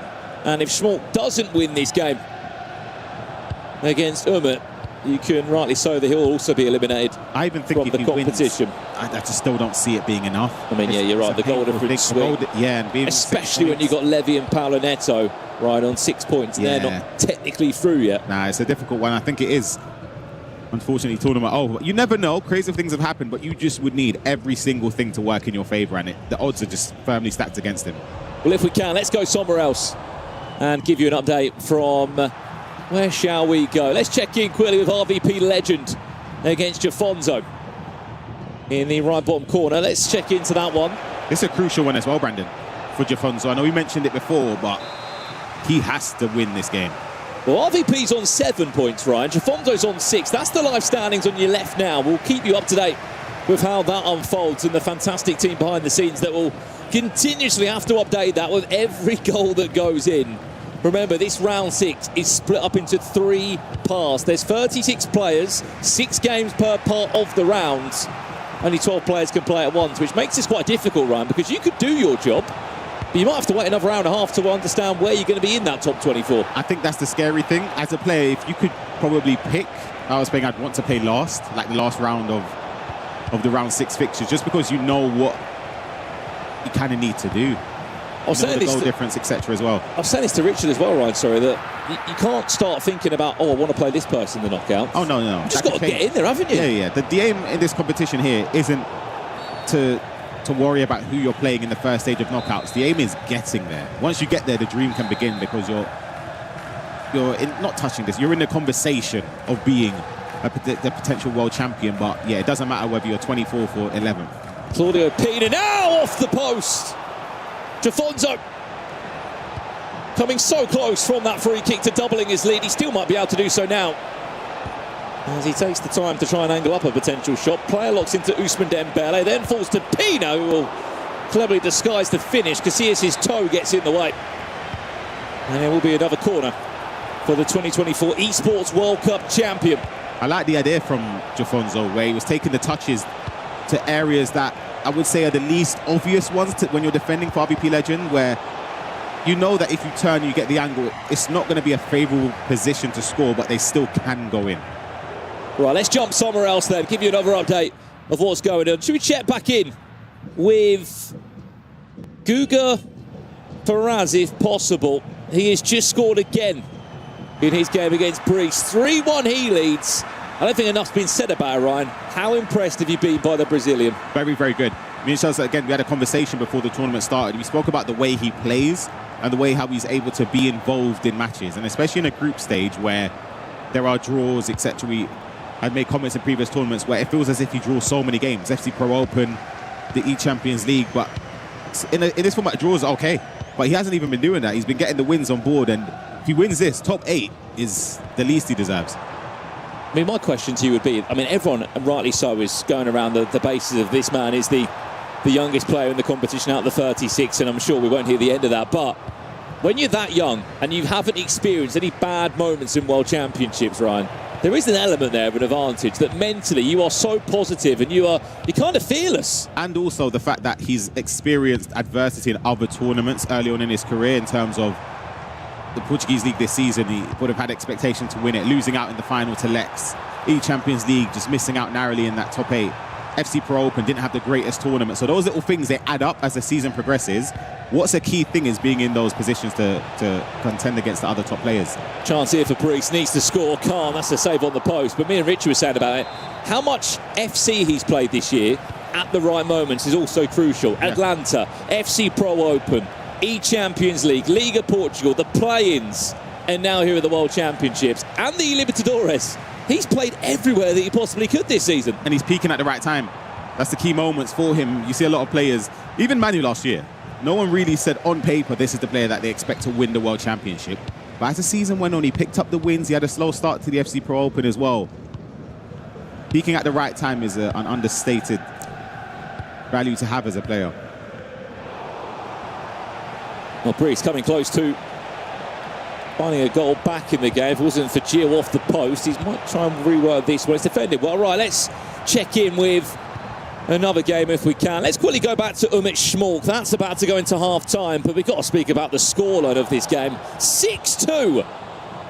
I mean, Umit was great on day 1 and 2. I know we weren't in action yesterday, but what we're seeing here today from Umit, it's a very different performance, Ryan. And it's one that he'll be so upset with again. As a player, you know, when you're in that position, unbeaten, going into the 3rd set of group stage games, you kind of think like you're going to get the top 8 because you're already secure, in my opinion, into that top 24. So the pressure in a way is off a little bit.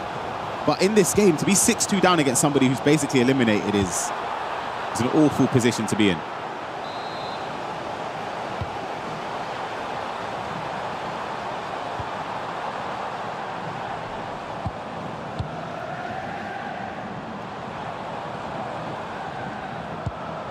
Nicholas still hunting for a goal back in the game, that one. Unable to make it through. An update here, we have got an equaliser from Samu Gamer, who is currently on 9 points. I mean, look, he could get himself on the cusp of a top 8 here, Ryan. Wins his game, 12 points. If he can get a few goals, who knows what can happen. I mean, Adida, he might be on his way out, but go out with a smile on your face here. I mean, if he can go and get a result, which he might be on to do so, against the 2-time world champion, how on earth is this happening? But this is what I'm saying, Brandon, and I said at the start, is that it's very difficult. Is that onside? That could be goal number 2. Big save there for Nicholas. It's the pressure of playing somebody that's already out and has nothing to play for when you need to win. And there's a thing there, I'm telling you.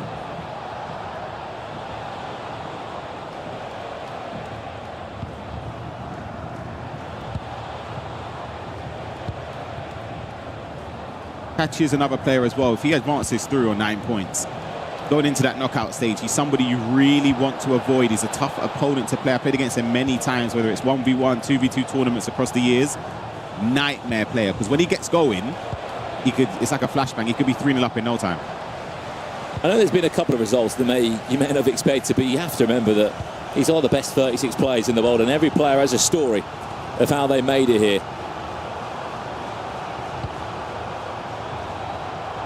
Absolutely incredible.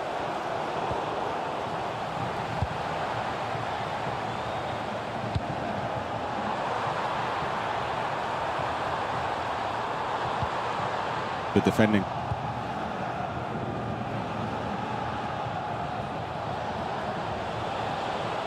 Let's see this attack coming from Catcher.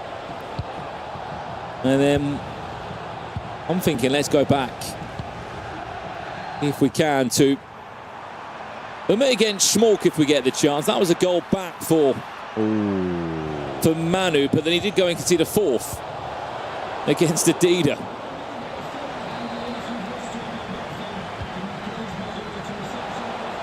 As we join it live now, 8-2, Ryan. He knows 2 things here, Schmolk. He needs to win and he needs to score goals. You're right about the goal difference part. And who knows? I've just looked, though, he's got a -10 goal difference. Yeah, and again, I don't want to be the person to just kill the vibe here. I just don't see how it's enough. Brian, but everybody else above him have all got minus goal differences. The thing is, though, it's the fact if he wins, he's on 6 points. You've got all those players that are in and around the 6-point mark already, or 5 points, that still have to play. You need Chris de Boer to lose. Yep.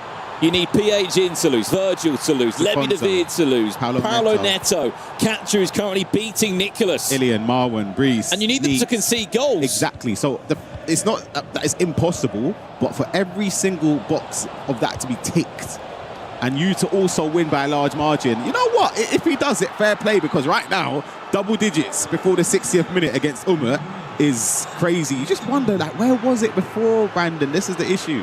This is ridiculous. I'm being hypocritical because I understand it as a player. It's a tough one when you're in these last rounds and you know.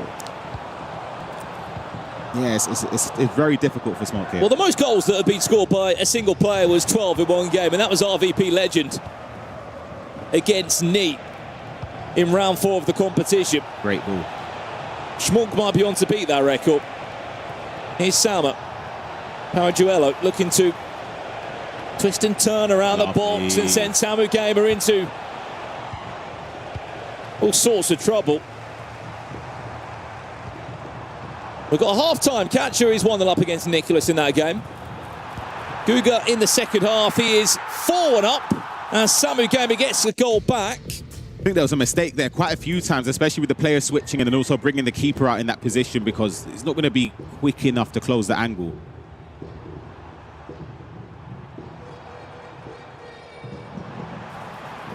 It's possible. I think jump back over to the Umut game here, who needs goals if he's going to spark any sort of comeback. Or goal difference could be a big difference on who he's going to play. Gets a goal back. Maybe that just sums up the day for Umut right there, Brandon. What is the mentality like in this moment, Ryan? Because if you were playing this tournament right now and I said you're going to lose your first 3 rounds, but you're going to win and draw your last 2 rounds, and you're going to pick up a bit of momentum. You'd rather that, wouldn't you, than be on the side of Umit? As in, would I be on 7 points then, you mean, if I win that You would still be going through in the top 24. Okay. Oh, yeah, if that case, absolutely. Versus Umit here, who's on 8 points, I believe, but he's lost his last... Well, looking to lose his last 2 games, going into the knockouts. And we haven't got... You're not going home. You're not coming back tomorrow. Yeah. You're playing again in an hour. That's a very difficult position to be in mentally. However, we're talking about a previous world champion, so he knows what it takes to deal with adversity. He's had those moments where his back's against the wall. He has to perform in a group stage format. And when he's somebody that we know has come so close, so many years. Wow. A world champion response. And he needed that, didn't he, Ryan? He was trailing by 2 goals on 2 different occasions. Why it's important, you ask?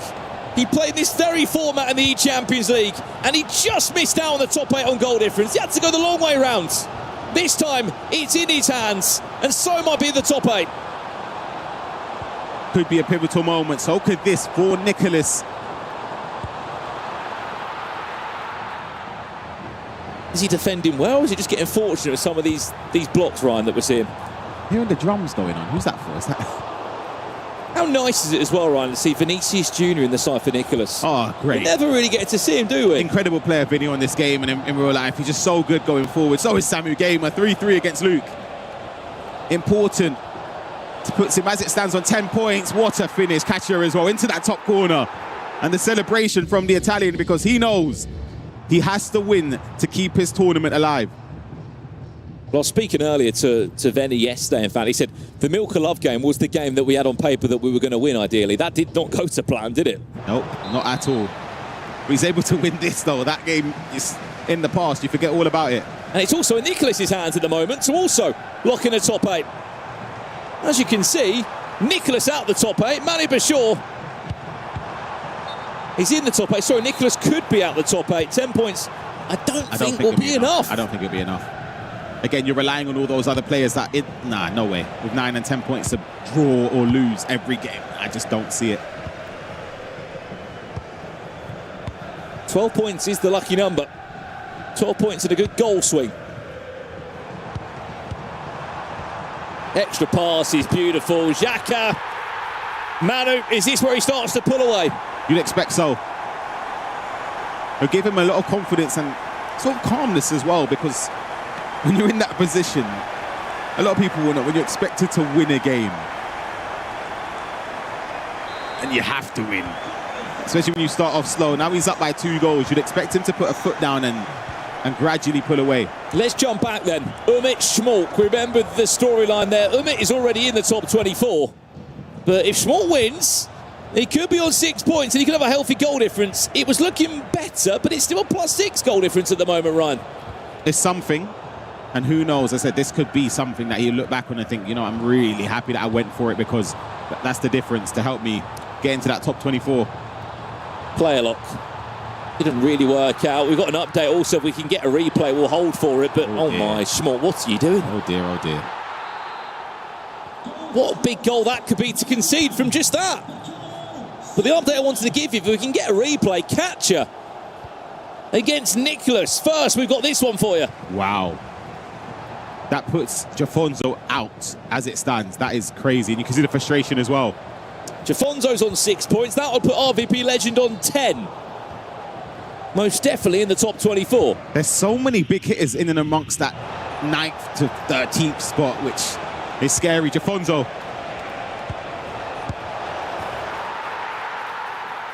He's not gone yet, Ryan. Big goal. Had to respond quickly.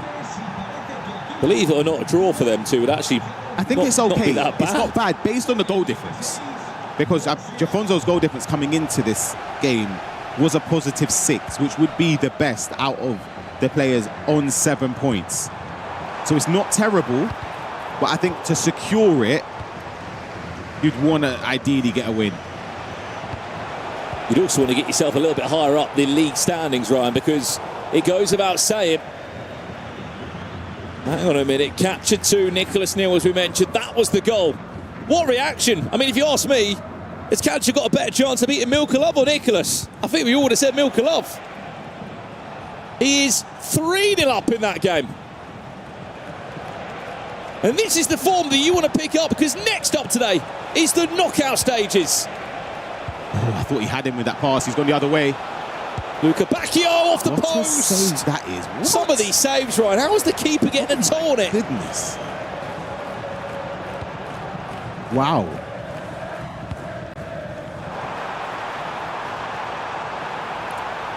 Nicholas has got a goal back, we're hearing. That's only 3-1 now. Lucky for Jafonso there. He's ended up winning the ball because he jumped in and he could have been punished. Bottom side of your screen. Can't get enough space. I mean, Ryan, where do you want to look? We are into the closing stages of all the games. This is the goal back for Nicholas. As we hear, there's been another goal that's gone in. RVP Legends. He's 4-3 up. This is the closing stage for a few of these players' tournaments.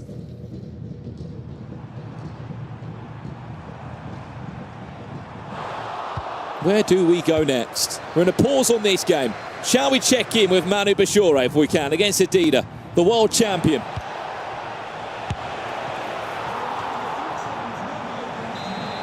He leads, but at one point it wasn't this plain sailing for him. He was actually trailing by 2 goals, not once, but on 2 different occasions in the game.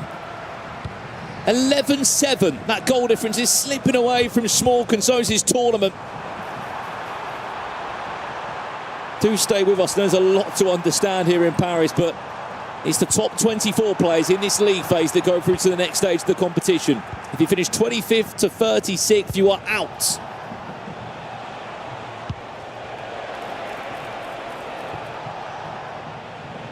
I'd like to say from here, Ryan, Manu looks pretty comfortable.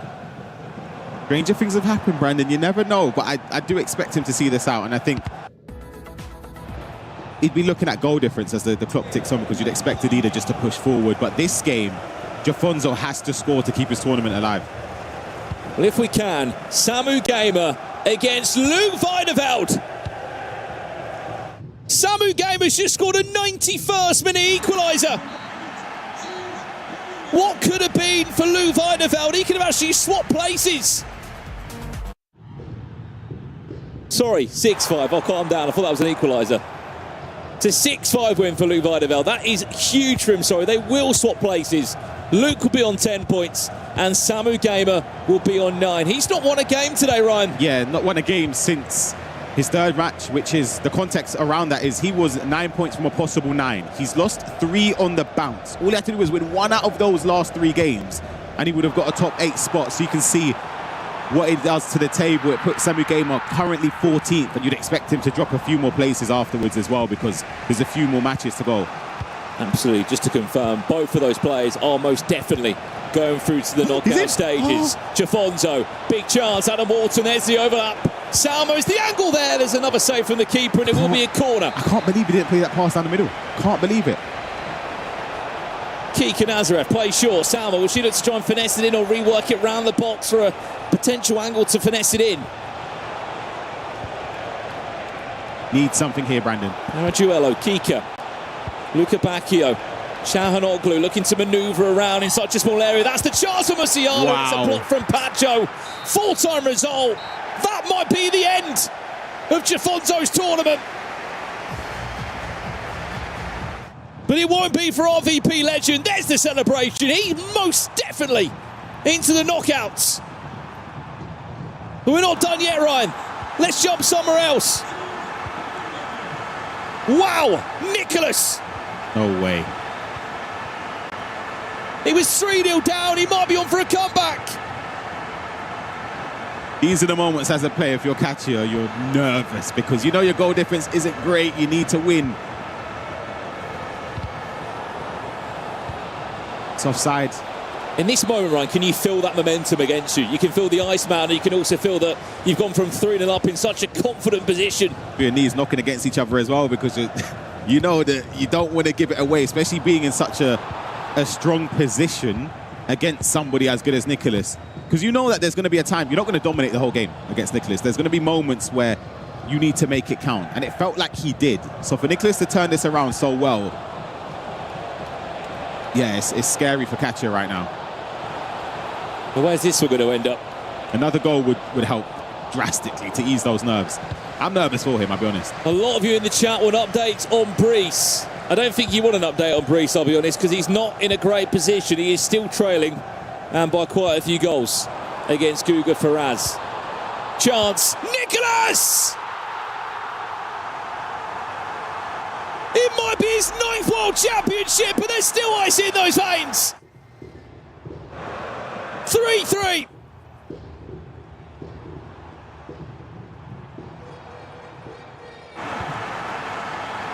Well, well, well. If we've learned one thing following this esport, you don't count out the Iceman. No way.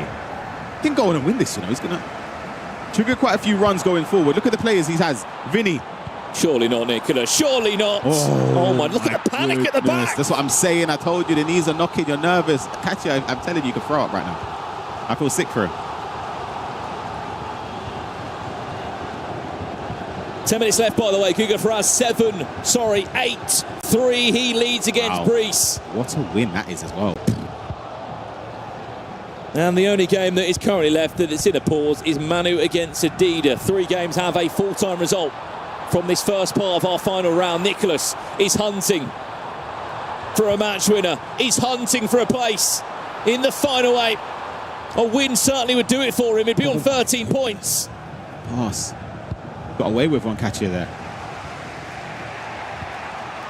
I think Venny would just be telling him, just keep your cool, try your best just to take time and build a proper attack. Well, a point for catch, you'd probably say would be enough, Ryan. 7. It's just the goal difference. He'd be at the bottom end of those people with 7 points. What a turnaround, by the way. Manu Bashure, 7-5 winner. We can confirm he will be in the top 8. 13 points will be quite some number to try and beat. He really could do it again, Brandon, you know. I'm talking about winning the whole thing. We've got to jump games if we can. There's a full-time result there. Let's go and finish Nicholas against Catcher. Congratulations to Manu. Full-time there.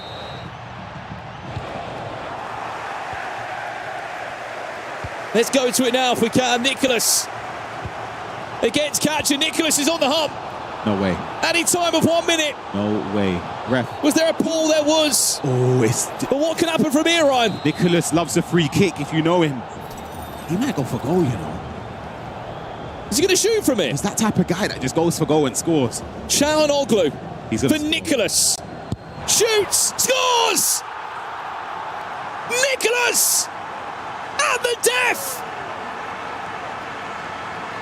Might just be on his way to the knockout stages in the FC Pro World Championships.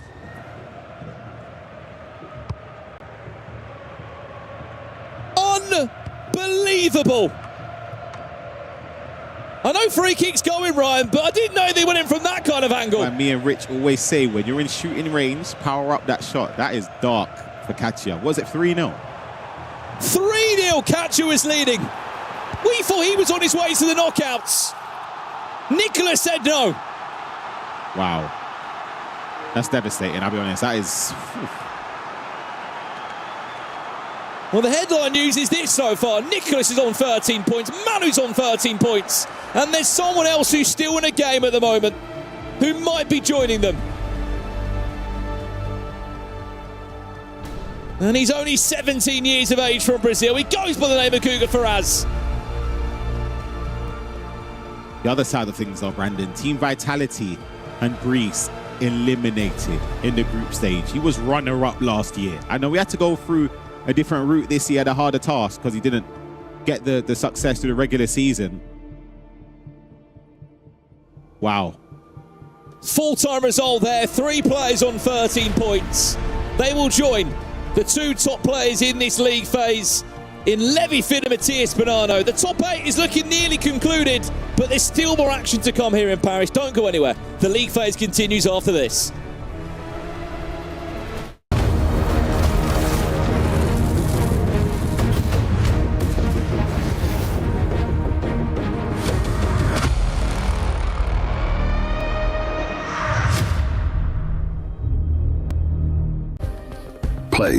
is in our DNA. Whenever we let it out, it becomes our superpower. Now imagine an entire city being built to supercharge it. Kadir City, powered by play. We were there. For every click, every clutch, every respawn. We were there for the years of grind. And we're here. Now. The proud founding partner of EWC. Powering the biggest event in gaming. Shoulder to shoulder with the world's best. Making history. Greatness deserves a stage. Lenovo Legion. Reach your impossible.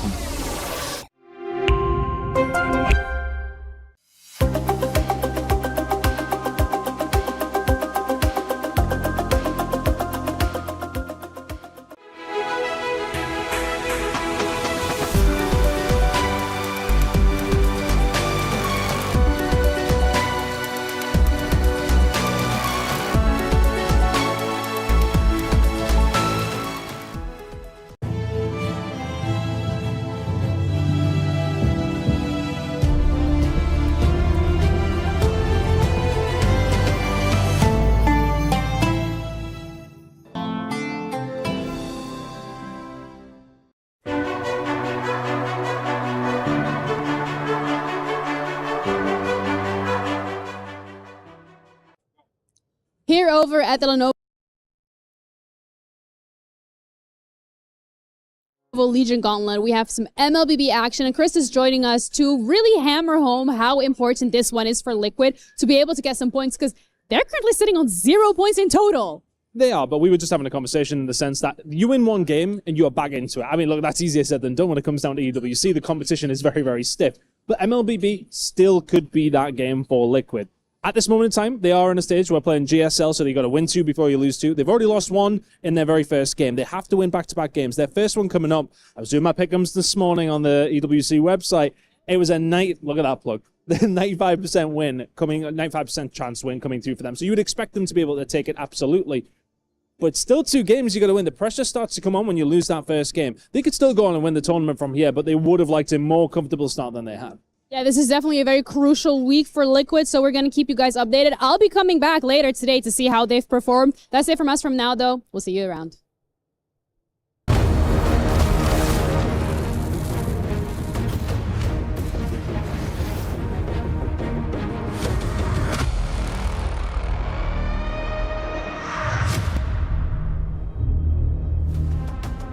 Welcome back, everyone. I'm joined on the stage by Luke, who had a very important game up against Samuel Gamer end-to-end. Talk me through that last game because it was a must-needed win for you. Yeah, it was much needed for me to go through to the knockouts. Samuel Gamer, obviously a really good player, so it was a tough match. But at the end, I scored 1 goal more than him, so yeah, I win, and very happy. Now, you're currently sitting 10th in the standings. Things could move around because we do have another round to go. But I have to ask, after day 1, you were sitting on 0 points. So what happened? How did you turn it around? Because you definitely did. Yeah, all year long I play 4-1-4-1, so with the CDM and the 2 center mids, and it didn't work for me, just like in ECL where I didn't score that many goals, but I also didn't concede many. But here the level is, in my opinion, higher than the ECL. So I switched to 4-4-1-1 just to turn things around, to just attack a bit more, and that paid off, I think. So yeah, I'm really happy how it goes right now. All right, well, whatever you did, it absolutely worked because it's looking like you are going through to those knockouts. But what is your mindset? Does it change at all going from league phase into knockouts? Because it is a bit of a different competition starting in a couple hours. Yeah, obviously every loss is now killing. But I'm still unbeaten in 4-4-1-1. So let's see now. I'm just seeing the next games, and then we will see what comes. And hopefully I will win. All right, well, knockouts right around the corner. Thank you so much to Luke. Everyone over at the desk, 4-4-1-1, are we adding that into our repertoire? Because it obviously has done a very good job for him. I'm taking notes. Well done on the adjustment here in the final day of the league play. And FG, you are all smiles. Is that because it's time to crush some dreams? Oh, I'm not smiling at that. I do like it, though. I do like the key crushing. But can we just take a moment to just discuss how well that man who's just spoken to Casey has done? Like she said, he lost both his games on day one. It's amazing, this format, how it offers another opportunities for players. He's through to the knockouts. We're going to see him in action a little bit later on. Now, I really embarrassed myself. I called Luke Levy, and ever since I did, he's been playing like our top spotted player. Just saying.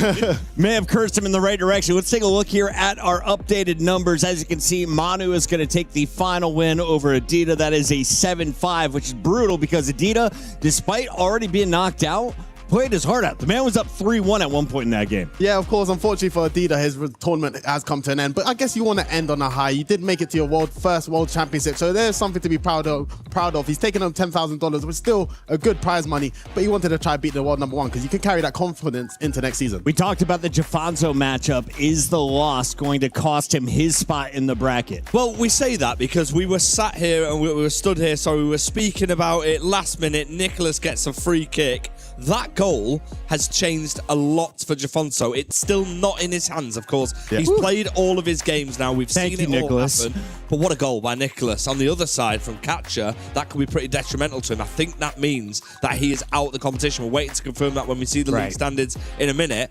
But Jafonso now, he needs to watch this next round of fixtures and he needs to hope results go his way. Now, if you put yourself in that position, it's out your hands. It's not ideal, Shells, but he's still in there. He's 22nd, as you can see. So Catcher is outside of the top 24. Keep in mind, he has the same amount of points as Cacho, Levy, and Smolk, right? All at 6. So it could come down to the goal differential of the final players. But Catcher is not playing again now. He is out. That goal, Shells, from Nicholas, the Iceman, the last kick of the game. Ryan Pessoa said it on commentary. He is scary from set pieces. Well, I'll tell you what, Catcher's having nightmares because he's been knocked out because of it. And he was leading, but once again, we've seen Nicholas coming back once again, showing his composure, and he's found another win. As soon as that free kick and I saw it was dead ball with Calahonu, I knew this could be a goal, and that has unfortunately put Catcher out the run for his money. But Jafonso, like you said, still has a chance. And these players on 6 points, their goal difference is keeping them in for now. Players on the far right side still to go in the next round. We're going to see Marwan up to bat. Are we going to see an opportunity for him to have an epic final day of action, FG? He's got a massive game, but unfortunately he's playing Nasada. I mean, 6th place at the minute, 12 points. He's been an absolutely fantastic form, one of the best attacking players in the scene as we roll through the highlights. This game had it all, Shells. It always goes down to the last kick of the game in this format. This is another great advert for this format. Yeah, I mean, this format is just great. But once again, I'm going to give praise to Nicholas. He started the tournament off slow, but he seems to always fight. And when you play FC this year as well, when your opponent has a 2 or 3 goal lead, it feels like it might just be too far reach. But for Nicholas, he's found his way to claw a 3-point victory once again. And it just shows his eyes, man. He's coming to win it all this year. Yeah, absolutely. And who else but Manu Bashore? Unbelievable. But like you said, Puckett, Adida played his part. Unfortunately, he's out of the competition. We hope to see him again on the big stage. He definitely fought his heart out. He's 3-1 up, like Puckett said. But Manu Bashore does what Manu Bashore does. He finds a way no matter what. And we will be seeing him later on. Yeah, once again, good sportsmanship from Adida because it's quite hard to play your last game even though the tournament is kind of over, but he still tried his best. Unfortunately, going home against Manu Bachor, but this game gets Smoke against Uma. I guess this is a big result from Smoke because I expected Uma to take the 3 points there and it's still giving him a chance to go through, but Uma done the job in the earlier rounds, and that's a great thing about the format. You can kind of save yourself. Look how many goals Smolk put up as well. That is going to be massive when it comes to the tiebreakers. That will be done at the end of this round. We still have 2 more sessions to go. Luke, does he make it through? Was it enough points? He seems confident. Yeah, he's there. I mean, Luke found a way. Like we said, he lost his first 2 games in this format, and it can be a little bit of a slog when you've not got any points on the board. He's come out the other end of it. He played really well against Samu Gamer, who's also played really well throughout this. 9-point start for Samu. Yeah. 0 for 3 on the way back. And that's the funny thing. Things can change very quickly, and of course, we got to play the knockout games today. So if Samu Gamer doesn't seem to change things quickly, he could be going home early. After the first day 1 and day 2, we thought Samu Gamer might be one of the favorites. But this man right here, Guga Ferez, his first season at the World Championship, knocking out the last year's runner-up. This is a statement from Guga, and I think the way how he's played in this tournament so far, maybe he's showing that he can compete for the trophy. Guga already had double digits coming into this game. On the other side, you controlled your destiny if you were Brees, the local local hero. Unfortunately, not able to get it done. And same can be said for Jafonzo, Man City star player, going to fall at the hands of RVP legend, who's had his ups and downs, holds on in a strong way. Yeah, he's done his job, and congratulations to RVP legend. He's another player who'll be very happy with where he's at. He's in the knockouts. Jafonso, on the other hand, you can see what it means to him. In that, to be in that position, I tell you what, we were shocked at that Nicholas free kick. There might have just been a little bit of a fist bump from Jafonso because he has been given an added lifeline by Nicholas there. 36 players entered the tournament. 24 will survive at the end of the day. Unfortunately for this man, his end has come a little bit earlier than expected. Let's go to the Key Crush Live. There is a look at Adidas Key. Manu given the honors as the returning EWC champion, is the first to crush one. Yeah, this is a bit heartbreaking. So great. I'm very fortunate enough. I haven't really experienced this before, getting my key crushed, but just to solidify that you being out of the tournament. Did you just smirk at him?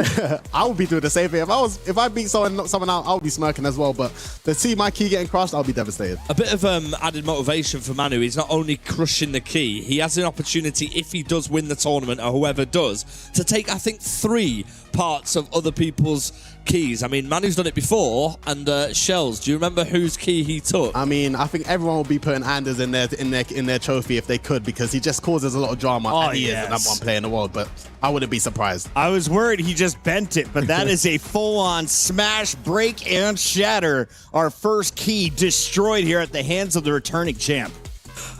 I absolutely love to see it, you know. I mean, I think the key concept here that they have at EWC is incredible. It adds to so much drama, and it also sort of makes it real that you've been eliminated. Once that sound goes and it crushes the key, it is all over.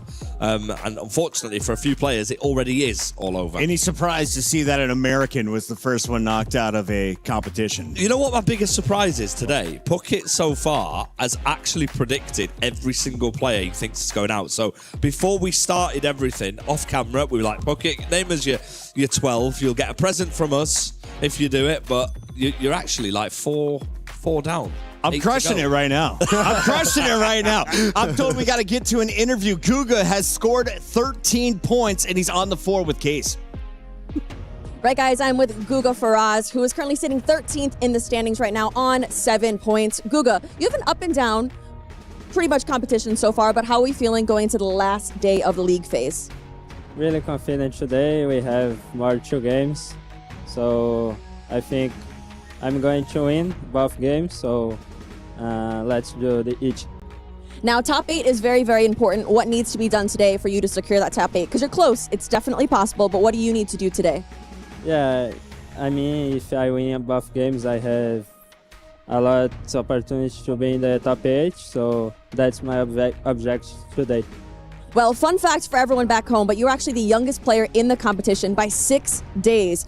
Is that on your mind at all, being the youngest player here at all? It's nice. Really exciting in the first days, but I played a lot of competition this year, so I have a lot of experience, and I win now more experience to the more years, so really happy with this. All right, Guga. Well, I wish you the best of luck. I'll let you get back to it. A confident finish to his run here in the league portion of the competition, but we have a huge bracket in front of us. Guga's moving through. The question is with which seed? And you have to think he's going to have a pretty easy first round. You take a look at this next one, though. It is not an easy fight between the 2 men in the top left. Shells, both sitting at 7 points entering this competition, just on that bubble of making it into the top 24. And this is where it's unpredictable, because goal difference can come into play. Yes, they're sitting on 7 points, which is quite comfortable, but everyone else has still got a couple games to play, and things can fall very quickly. But Emma Yilmaz and Dosari will want to clinch it up right here. I don't know really what to say about these fixtures, so I'm not going to. I'm going to speak about the Mystery Nation instead. A little bit of a clue. This team in the 2002 World Cup, the nation finished 3rd, I believe it was, if that helps anybody. That's a high watching at finish. home. I'll look out in the chat and see if anyone's got it, but I mean, I think we've given quite a few clues now. A lot of Call of Duty pros fly there for hair plugs. Some of them earlier than they wanted to. Teeth as well. well, maybe. Teeth, Yeah. some veneers. Yeah, you can get some work done over there. Shout out to our Mystery Nation. Best of luck to everyone trying to score with players from that nation. For now, we got to get into the 5th round here as we get into 5 of 6. Let's go to you guys, casters. This camera. Thank you, Puckett. Yes, we are getting closer, aren't we, to our final 24. And that top 8 is looking stacked. And I'm sure we're looking even more stacked across the next 2 rounds. Of course, we've still got 12 more games, 6 at this part of the round and 6 to conclude the game. Brandon Smith and Jaime Alvarez, you'll know better as Gravison taking you through this one. Grav, I mean, we've just saw one hell of a round. Nicholas, you loved it in the back room. What a performance from him. He looks very much like he's going to be in the top 8. He's so clutch. I mean, I did think Kacha was going to take it, especially after the first half, but then it went on and on and on. And when that free kick happened, you're talking about the Iceman, you knew it was going in. Just knew. And that's the thing with Nicholas. It feels like this might be the year for him. Or finally win the World Championship. Could you imagine? Do you think he will be the GOAT? Well, the joke was that he'd win the World Championship and retire on the spot. But I'll be honest, I think the money's probably too good. It is. Especially when you've got $250,000 on the line if you are to be this year's World Champion, FC Pro World Champion. I mean, look, this is the lay of the land across all of the games. Alain Lyon has had a fantastic tournament. He's leading by a goal. Still might be on for a second goal here. Remember, he did pick up that win against Anders Vergang a few days back. He's on 12 points. You have to say even a draw for him should be enough to go into the top 8. As we see the replay coming in.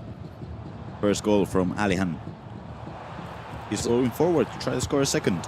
A lot of love for MS Tassari as well, because he's on 7 points at the moment, but there is rumours already saying this could be his final time that we see MS Tassari, maybe at a World Championship, let alone an Esports FC tournament. I mean, for him, it'd be great to see him into the knockouts with the love that he's got with Team Falcons. But Milka Love, by the way, is certainly not looking like the lowest ranked player in the competition, because he's on 9 points. As it stands, he's already going into the top 24, Grav. But a win here, who knows? I mean, do you think he could make it into the top? I mean, I'm just looking here at the potentials for a player that could squeeze in on that 8th spot and potentially with 12 points. I'll be honest, you're looking at the goal differences of PH and Anders Vergang, as Milka Love has just scored a second in that game. The pause comes in from Alain Lyon. We'll leave these two in their pause for a second. Shall we check in with Mr. Sari against Emre Yilmaz? These two have played only twice before. There's Desari. Will lead by a goal to nil. There is just a group of Team Falcon fans and members trying to spear Desari on into a top 24, but back to the point. The last 2 times these two players matched, it was actually once this year in Atlanta. They played in the group stage on the qualifier to the FC Pro Open, where Emre Yilmaz won that game. And it was back in 2023 before they matched in the playoffs. It was the defeat against Emre Yilmaz that actually stopped MS Desari from qualifying to that World Championship. You wouldn't believe it, but this is the first time Desari's been at a World Championship since 2019. Since 2019? Of course, he was the winner in 2018, wasn't he? He was. Runner-up in 2019 as well. I mean, it's one of those though, Grav. You could win a World Championship, and you could do nothing else in your career, but you still have aura. You still have that World Championship feel. You're a World Champion. No one can take it away from you. I hope, I'm praying to the FC gods that MS Desari doesn't retire after, or at least plays another World Championship, because I'm his biggest fan, to be fair. I love him so much. He's done so much for the sport as well. By the way, Anders Vergang is in front 3-2 in 17 minutes in that game. But Danny Pitbull might be on 0 points. He might be out of the tournament, but he's giving him a right good game, isn't he? He is. And that's a match that we've seen quite a few times already throughout the years. And to be fair, Danny has beaten Anders a couple of times, so he could go over for the third. Here's Ousmane Dembele. There's the finesse, and it's over the bar. I mean, where do you want to go, Grav? Because I'll be honest, we've got a couple of games here where our eyes are going to be peeled. To check in with Anders against Danny Pitbull for a bit, because there's been another 2 goals in that game since we left it. There's been 7 goals in 27 minutes. Let's check into it if we can. The non-bomb ranked player in the world, Anders, against Danny Pitbull. As it stands, Anders is on 9 points. He's got a +9 goal difference. But is it the case that defending's just out the window for Anders? Or because he concedes a lot of goals, he goes through again, scores. No, Anders. He was dangerous enough, but now he player locks. What's going on, Brandon? He didn't need to player lock to win the ECL, to win the World Championship, to win FC Pro, to win pretty much everything. But now he's player locking. Who's going to stop him? One of the craziest parts about Anders, right, is that, oh my days, what a game this is, by the way. Graf, why can neither player defend? Or are they just that good at attacking? I think they're that good at attacking at the moment. That goal from Danny Pitbull was crazy good. He's on for the 10th. Oh my days, surely not 5-5. Luca Pacchio goes for the chip. Another day that goes in from Danny Pitbull. What are we seeing Danny Pitbull here? Play with no pressure on his shoulders because he knows he's already out.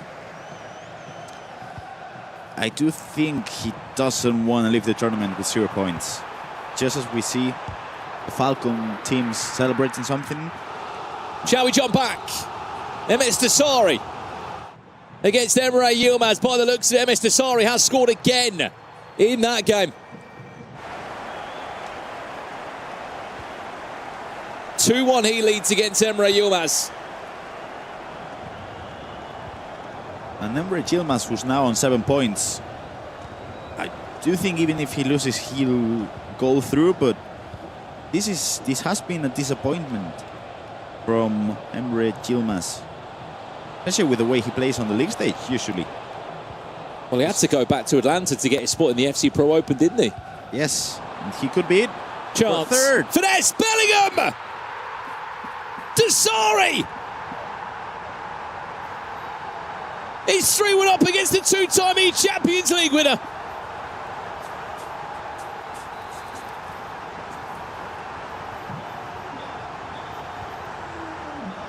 And suddenly in our arena here in Paris, we're just starting to get a bit of noise, aren't we, Graf? Fans of Team Vitality, fans of Team Falcons. There are important club championship points on the line. A quick update from the other games, though. Naturally, unfortunately, we haven't given these too much love, but you've got PH Inny. That's a 1-1 scoreline. Remember, PH In's on 9 points. He's also got a very good goal difference. He could win that. He could be on 12. That was the replay of the Bellingham goal to make it 3-1 to MS Dasari. But aside of that, Nasada's winning 4-2 against Marwan. Milkalov is now losing to Allian Line 4-3. And a bigger update for you. Let's go there now. Ilian Bushi. Can we check in if possible? Against Abu Makka. Coming into this, Ilian Bushi, 5 points to his name. Abu Makka on 10. Grav, what are we seeing over there? That's the thing with playing in Paris. You can get the love from the Team Vitality fans, and you can get, when you're fighting for your life, you turn up and you perform. 4-0 for Ilian Bushi. Ilian Bushi playing in his first World Championships. Oh my, it's Danny Pitbull. 6-5 up. I'm sorry to the producers because I keep jumping around, but I can't help it. There's so many good games taking place. Ilian Bushi is falling up, and let's see this attack go in. And let's jump back to Anders Vergang. What are we witnessing here? 6-5, 11 goals, and it's not even half time yet. And this is Danny Pitbull, who is 35th in the league standings. 5 games played, 5 defeats, conceded 37, a -17 goal difference against Anders Vergang. And look, we know Danny Pitbull's quality. We know the level that he can produce on a good day. This hasn't been a good tournament for him, but he is pushing Anders. He is indeed. He's trusting the second man press a bit too much, especially if you're playing against Anders. You gotta be aggressive with the player switching, with the aggression with the centre backs. He's trusting the second man press a bit too much at the moment. But I do think Anders could be through to make a comeback if Danny P does. I reckon this is going to be all square at half time. Yes. Yeah, it is. It does look like it. Danny Pitbull is being too passive at the moment. Just as we see the Team Vitality players going crazy on stage, and the Team Vitality fans going crazy as well, Brandon.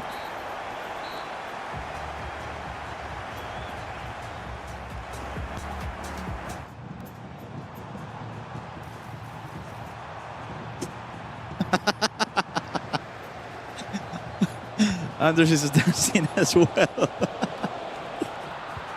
Does someone want to have a wild guess, by the way, of what that full-time score is going to be between Anders and Danny Pitbull? It was 6-6 at half-time. MS Dasari, by the way, where have you pulled this level out from before?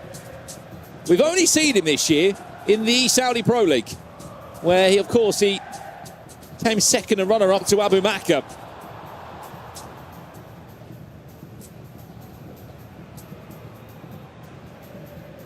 I'm sure you can hear the drums home as well. It's just about 10 yards behind us, Grav. They are doing all they can to push Ilian Bushi on, but since we left him, he's conceded 2 goals. He's only 4-2 up now. Half-time, Nasada 5, Marwan 2.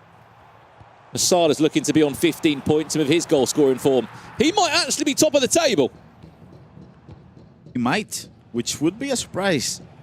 Not because of the quality of the player he is, but because he lost early on against Levi Finn, so that'll be a surprise on my books, but let's see what happens. Keep in mind, Bonanno and Levi Finn still do have to play in that final round as Ilian Bushi will try and finesse away in. They are back underway. Anders and Danny Pitbull. That's where a lot of you at home want to follow that game. He, of course, is the talk of the competition. And believe it or not, he has lost 2 games since being here in Paris. Ilian Bushi now looking to unlock the door, another finesse. And we'll leave these 2 at a half-time. Let's go somewhere else. Let's check back in. Where do you want to go, Grab? We've got Anders or we've got MS Dasari? I would like to go to the Anders game, if possible, because I see things happening in there. 6-6, and Anders on the offense. For those wondering as well, we are playing knockouts today.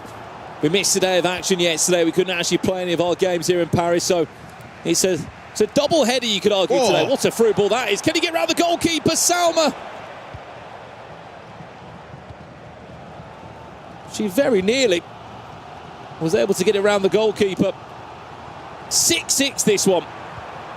Anders on the hunt for a 7th. De Jong into Luca Bacchio. Knew that was going to be a goal as soon as it touched his foot.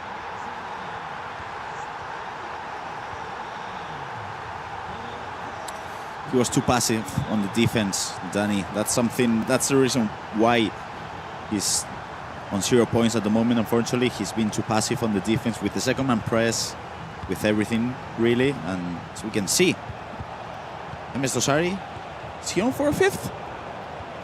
He is indeed, Grav, and that's not even a half-time. Emre Yilmaz, he needs to know that he's got knockouts to play.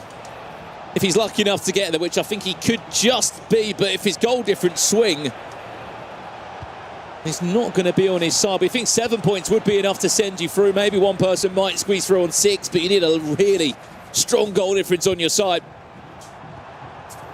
He's got to be thinking about that in the back of his mind. For sure. You're thinking about that when you're playing. Just as much as you're thinking about the drums as well, probably, Brandon. Dembele, lovely pass. Luca Bacchio, 7-7.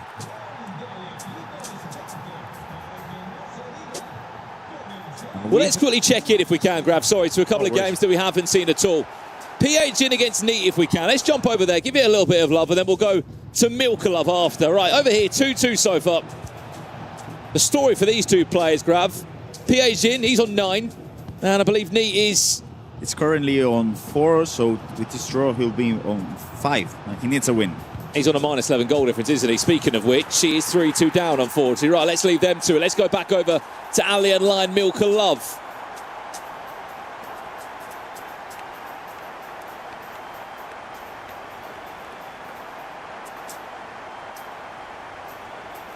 Let's jump over there if we can. Alien Line Milka Love. We kicked off with that game. Milka Love, the lowest ranked player in the tournament.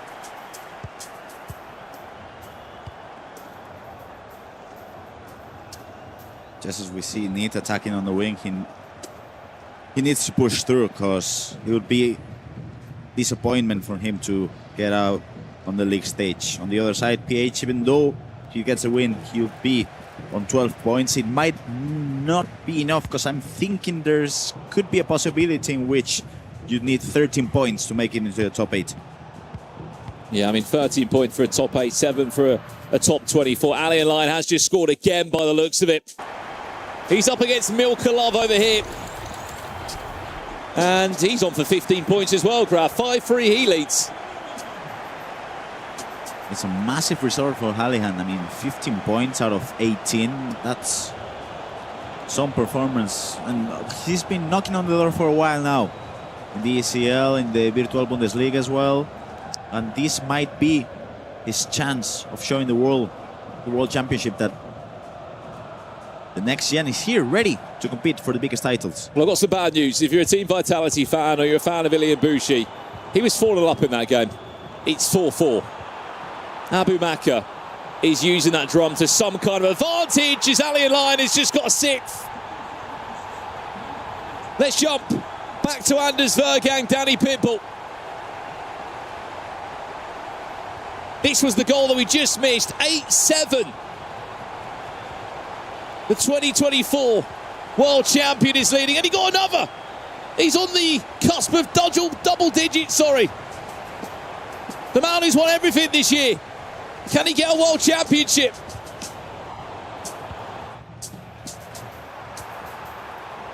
As we just jump over to the Anders Danny Pitbull match.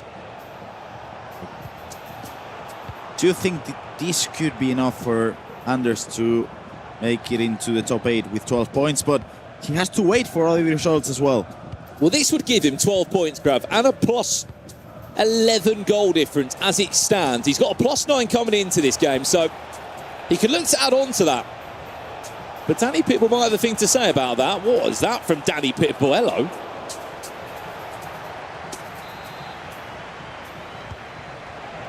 Right, 9-7 here for Anders.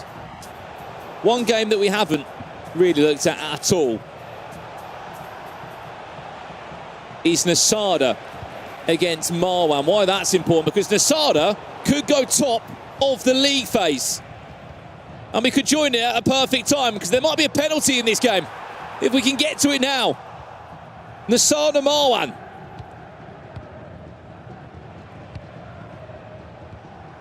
We'll let you know how that penalty went when we get there.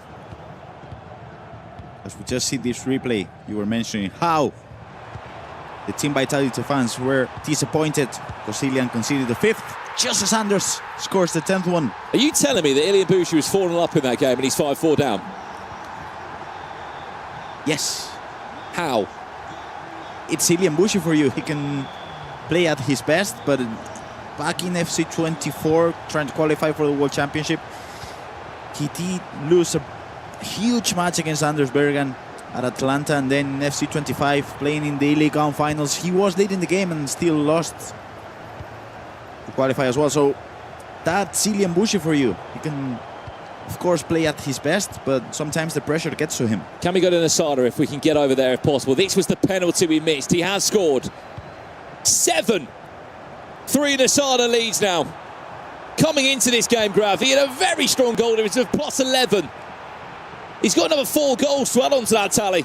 A plus 15, that will send him top for now on 15 points. But keep in mind that Levy Finn and Bonanno are still in action. That's a really clever pass back from Danny. That's going to be 10-8 now. They're in a pause.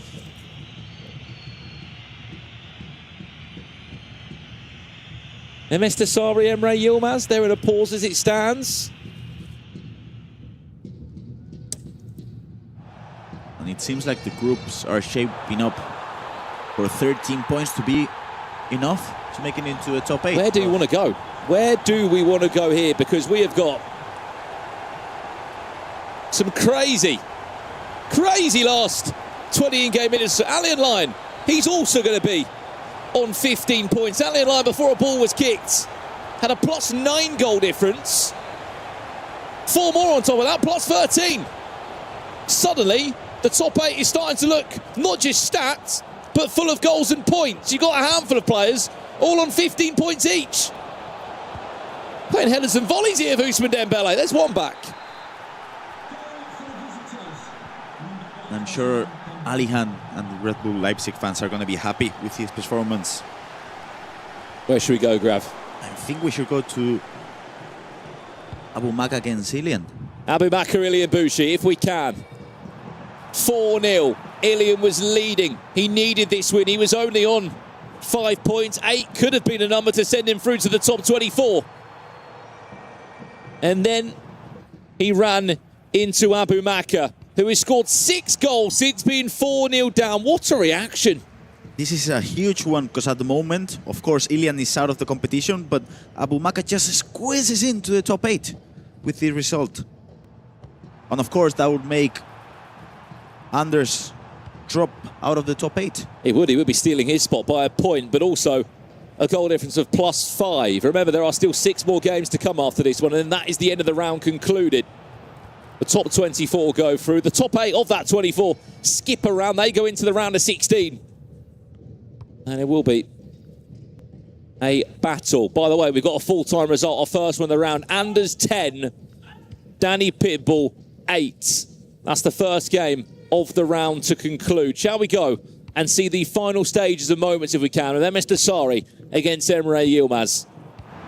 We know these ads. An interesting season. We saw him at Atlanta, the start of the FC26 Pro season. We saw him, of course, in Saudi, in the FC Pro Partnered League. But I tell you what, this might be one of his results of the season so far, Grav. Definitely. I mean, playing against Emre Yilmaz, scoring 6 goals and conceding just 1. The king of the jungle is back officially. There's just something about a world championship. And MS Dasari turning up. Big smiles from the 2018 world champion.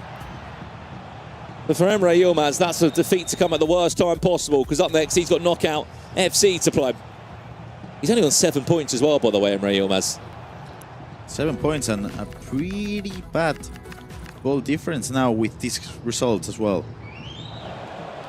He's going to have, I mean, he had a +1 goal difference before this game. He's got a -4 goal difference for Emre. He needs some goals. A +4 for Dasari now, and a -4 for Emre. It is devastating for Team Liquid. Just as we see the replay coming in, Alihan making it 9-4.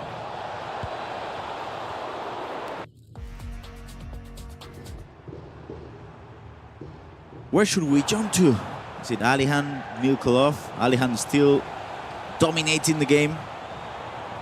He's fighting for the top 1 position for the league stage, and I'm sure the Red Bull Leipzig fans they have to be extremely happy with his performance, because he's playing perfect FC at the moment. 10-5.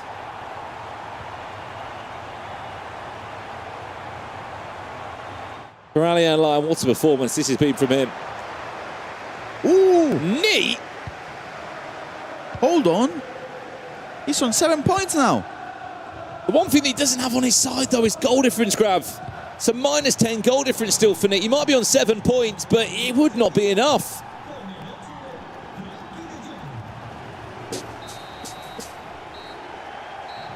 Full time. That game is over now. I thought it was already done, but it's not. Okay, right, it is now. 10-9. Anders did win that game in the end. I thought they just put the controllers down.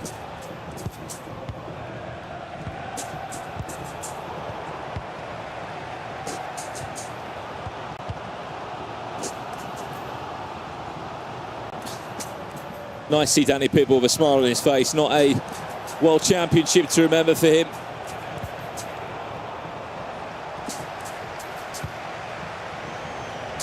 We see Need holding the ball. This could be a devastating result for the likes of Kacha and players on 6 points, because this would mean they will drop out of the competition. Again, I know we are trying to paint the story for you at home of who's going through, and if not, I would say, honestly, just wait until after the next round of games, because that is going to change again. Yes. The top 8 the top 24. The goal difference, the players just outside the top 24. Who knows who might pull back into the race. But we will be playing the round of 24 and the round of 16 today. We will not stop here in Paris until there are 8 players left. From 36 down to 8 in one day. We have a full-time result. Nasada 10. Marwan 5. That's Nasada on a very convincing 15 points grab. As Neat looks to get another one here. That's really... I think we should talk about Nasada, because he did lose against Levi Finn, and we all thought he was gonna... Ooh! Guardi scoring the goal for PH to drop Neat out of the competition. 4-4.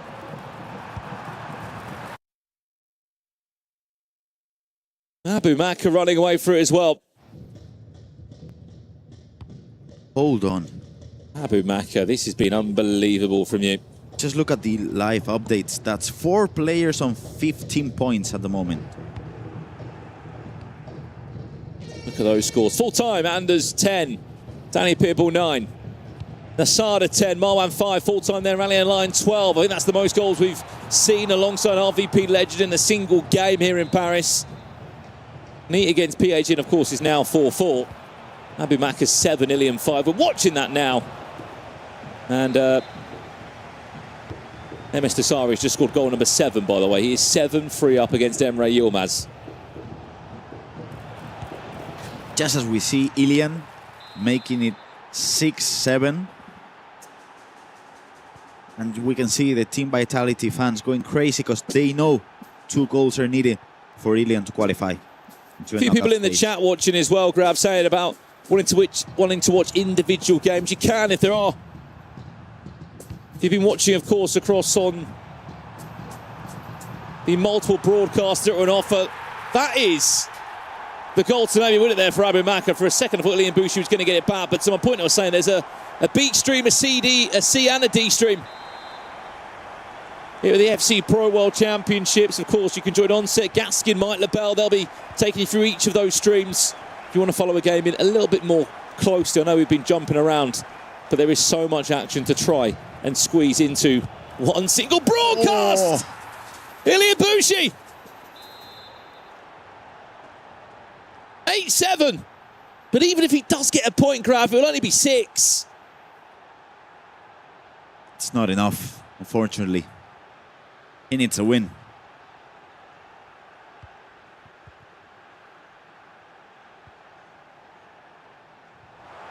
Two minutes of added time left. We've got 3 games left as it stands. We've got PH in 4, Neat 4. You keep an eye on that, Grab, on the right-hand side of the screen. We'll close out this one first. Abu Maka, 8, Ilian Bushi, 7. We're also into the last 3 minutes between MS Dasari and Emre Yilmaz, but there's a 4-goal gap on that one. MS Dasari is most definitely going to be picking up 3 points there. Right, last chance of the game for Abu Maka. He'll be looking to just try and take the time out of this game that he needs to. But there could be a big match winner in the right corner of the screen. Tears for Ilian Bushi. He knows that that is the end of his FC Pro World Championships. This is much more than just a competition. The dream for him getting to this stage of the tournament. Unfortunately, that will be the end of the road for the Algerian. Grab, what's happened? It's just scored a goal to qualify for the knockout stage. Well, let's jump there now. Neat PH in. There was drama in the play-ins against Tex when he qualified for the World Championships on penalties. Let's jump over if we can.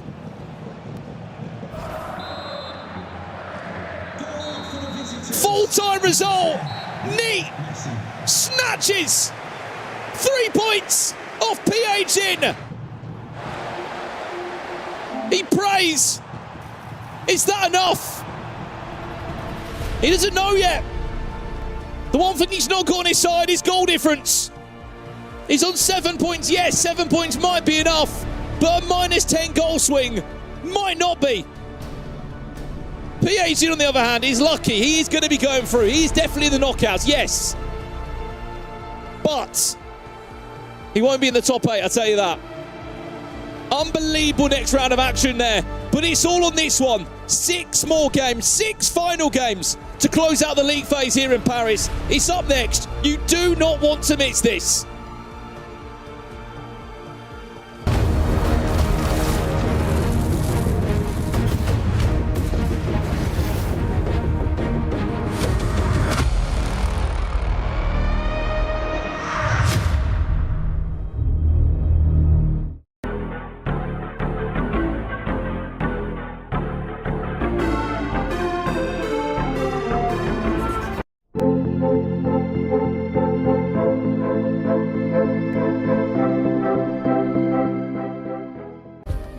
Play is in our DNA. Whenever we let it out, it becomes our superpower. Now imagine an entire city being built to supercharge it. Kadir City, powered by play. The human body was built to move. Not trapped at a desk in one singular posture for 12 hours a day. It's time your chair evolved. This is Secret Lab Titan Evo. Ergonomically engineered for you, gamers, hybrid workers, artists, backing your every move.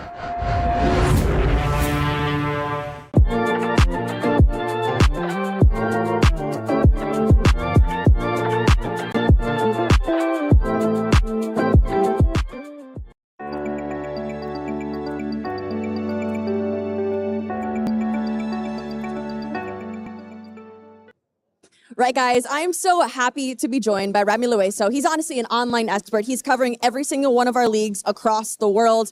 If you guys have a question about FC Esports, this is the guy to ask it. So, Rami, you've been covering this event here in Paris, which is absolutely fantastic. Talk to me about your time here in Paris so far. Okay, I'm so happy for being here. You know how I work on socials. You can follow me, Rami Lueso FC there.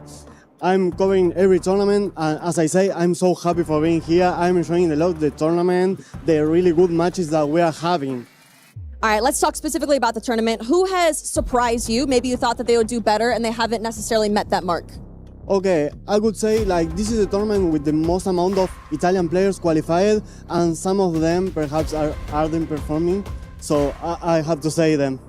Sorry for them, but I expected more from the Italian players perhaps. All right, and on the opposite note, who has impressed you the most in the competition? Well, you know, we're in round 5, and we have Levi Fim from Germany and Matias Bonanno from Argentina. Like, they are unbeaten, so it's crazy to perform in that way here in the big stage, so I have to mention them, of course. Absolutely. Now, last question. I'm going to put you on the spot here. Who is winning the FC Pro World Championships?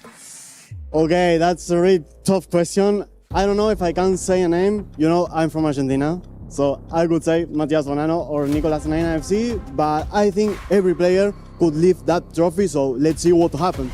Absolutely. All right, Rami, thank you so much. Your coverage has been absolutely fantastic. I'll let you get back to it. Thanks.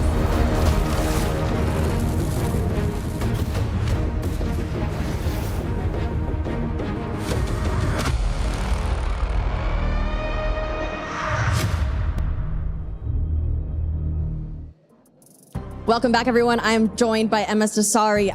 That was a very important game. I know everyone in the crowd was just saying you got your revenge on Emre Yilmaz from the FC Pro Open, but how are you feeling because you needed that win to stay alive in the competition? I miss this feeling a lot. I think I missed competing very badly, to be honest. I know what I'm capable of. Emre is a great player. He went from Pro Open, from a knockout game against me in extra time to the all way to the second against Anders. So I know what I'm capable of. I think now after groups is over, I would say warm-up is done. And now it's about character, personality.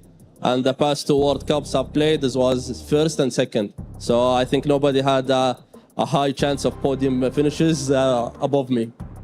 Absolutely. You love to see it. No, it's interesting. It's interesting because you're going through to those knockouts as well. You needed that win. There's a chance that you could be crushing Emre's key as well. And so that's a very fun one. I know getting that revenge. Is crushing a key mean a lot to you at the end of the day? crushing every liquid key means a lot for Falcons. All right, he loves to crush a liquid key. And I do have to ask you about the club championship as well for Team Falcons. You're a player and your points are going into that point total. And so does that mean a lot to you as all of these wins are helping you at the end of the day for your club? Yeah, I mean, I was talking to Neo, which is the founder of Vitality, and we're very good friends. He was just congratulating me on being able to play in the World Cup, and I was saying I want to be the guy who earned points for his team, to be like, I think I would be the first in history to be as a CEO founder who even gets points for his team. So I think that would be fun. I know what I'm capable of. Beating Emery, which is top 2, makes me obviously knows what's my level, and I'm just looking forward. All right, Mr. Sorry, I'll let you get back to it because more games are on the horizon for you here today. But guys, over at the desk, he loves to crush the Team Liquid keys. What are we thinking about that? We love that call out because if you were joining us earlier in the club championships, Falcons were currently at 10th place. Liquid, well, they're down in 30th place, and Liquid so far is not going to get points from the man they were kind of banking on. He was their highest ranked player coming in. Emery is now out. FG Shells, how big of a loss is this to Liquid? I mean, he's not quite out, I don't think. I think there's a little chance. There is still a little chance, but it's out of his hands completely. Okay. So he's at 7 points? We saw the celebrations from Neat right at the end to score a winner. Massive winner against P8 Zin. But just looking at the table, Emery is on the same points, but has better goal difference. So, a bit of an interesting one. Was that celebration in vain from Neat? I hope not for his sake. Let's take a look at the highlights. This was the game between Anders Vergang and Danny Pitbull. Anders Vergang, and I mean, they both played really, really well in this game. There was a lot of goals in this. In the grand scheme of things, it doesn't really change much for Danny Pitbull. I did want to say great commentary from Brandon on this one, calling out the fact that Danny came in bottom of the leaderboard. Very bottom, 0 points, has nothing to play for. It's going nearly double digits. Yeah, it both shows the sportsmanship from him and Adida. You know, both these players didn't have the greatest tournament that they expected to have, but they wanted to give it the end, and you want to end the season high, and you don't want to just be a bad sportsmanship and throw the game away. But unlucky to Danny Pitbull, who gave Anders a run for his money. Milka Love losing to Alian Lion, who's just completely showing his dominance, and Ilian against Abu Maka. This was a tough one because I thought Ilian had it. Listen, right, 3-0 start again. This is a crazy bottle from Ilian, and I know he's such an emotional player. This one will be so frustrating for him because he was so close to having a chance to make it to the knockouts, and to give up a 4-0 lead, that is going to be heartbreaking. Ilian controlled his own destiny. He entered that match with 5 points. He goes away with 0. How big of a loss is this for him, FG? Yeah, I mean, he's out. Like you said, we're going to see his key get crushed, and that is confirmed. Ilian is no longer in the tournament. It's a massive blow for him and a massive blow for his fans here in Paris. Remember, he's representing Paris Saint-Germain. They would have brought a lot of fans here to that main stage. That game between Nasada, I mean, Nasada just was fantastic in this game. Attacking, he's been so impressive. There was a lot of goals in that one. Not the result Marwan would have wanted. Yeah, Marwan, he nearly had a chance to redeem himself, but unfortunately it was a little bit too late. And you can see the last-minute winner from there from Neat. That's helped him to give him a chance to make it to the round, to the knockouts round. That's a big result. Let's just talk about what we're seeing here right now. We spoke about Jafonso earlier on. He's now dropped down to 23rd. He still has to get through one more round. In action in this next round, Levi David, massive story. He's going up against Levi Finn, who has the opportunity to go 100% in the league stage, whilst also knocking out a back-to-back semi-finalist in this competition in Levi David. We've also got Virgil fighting for a place. Paolo Neto's got another game as well. K1 John has got a game against D Fernandez. Taking a look at that, there are a lot of players who could be moving around, and there could be some players finding themselves eliminated without even playing. So if you're Jafonso right now, you're trying to avoid a win from Levi David. You're trying to avoid a win from Paolo Neto. K1 John, and Virgil, of course, is right behind you right now. Yeah. As a player, I would be terrified. I don't know if I could watch the game because my butterflies would be running in my stomach. But Jafonso has given himself a chance. That's all he needs. And of course, for most of those players, just a single draw would put them above Jafonso as well. It's going to get spicy here in the final round. FG, any final thoughts on what we're about to see here as we close out league play? I mean, the massive story is Levi David. We would never have expected him to be in this position. We're used to him getting in the knockouts. He's been back-to-back semi-finalists in this competition. He could be going out. We need a huge performance from him against the man who has not lost. He's got a 100% record. He's been perfect. It looks like Emery for now is safe, but the man who is not, well, it's Ilian, and his key is about to be crushed. Let's take a look at the action. Shells, walk me through this moment, because this is brutal for the guy who's going home and a great feeling for the man pushing the lever. Yeah, I mean, for Abu Maka, he would not be angry at all. What a beautiful key that is, by the way. But for Ilian, it's definitely heartbreaking. He's smiling.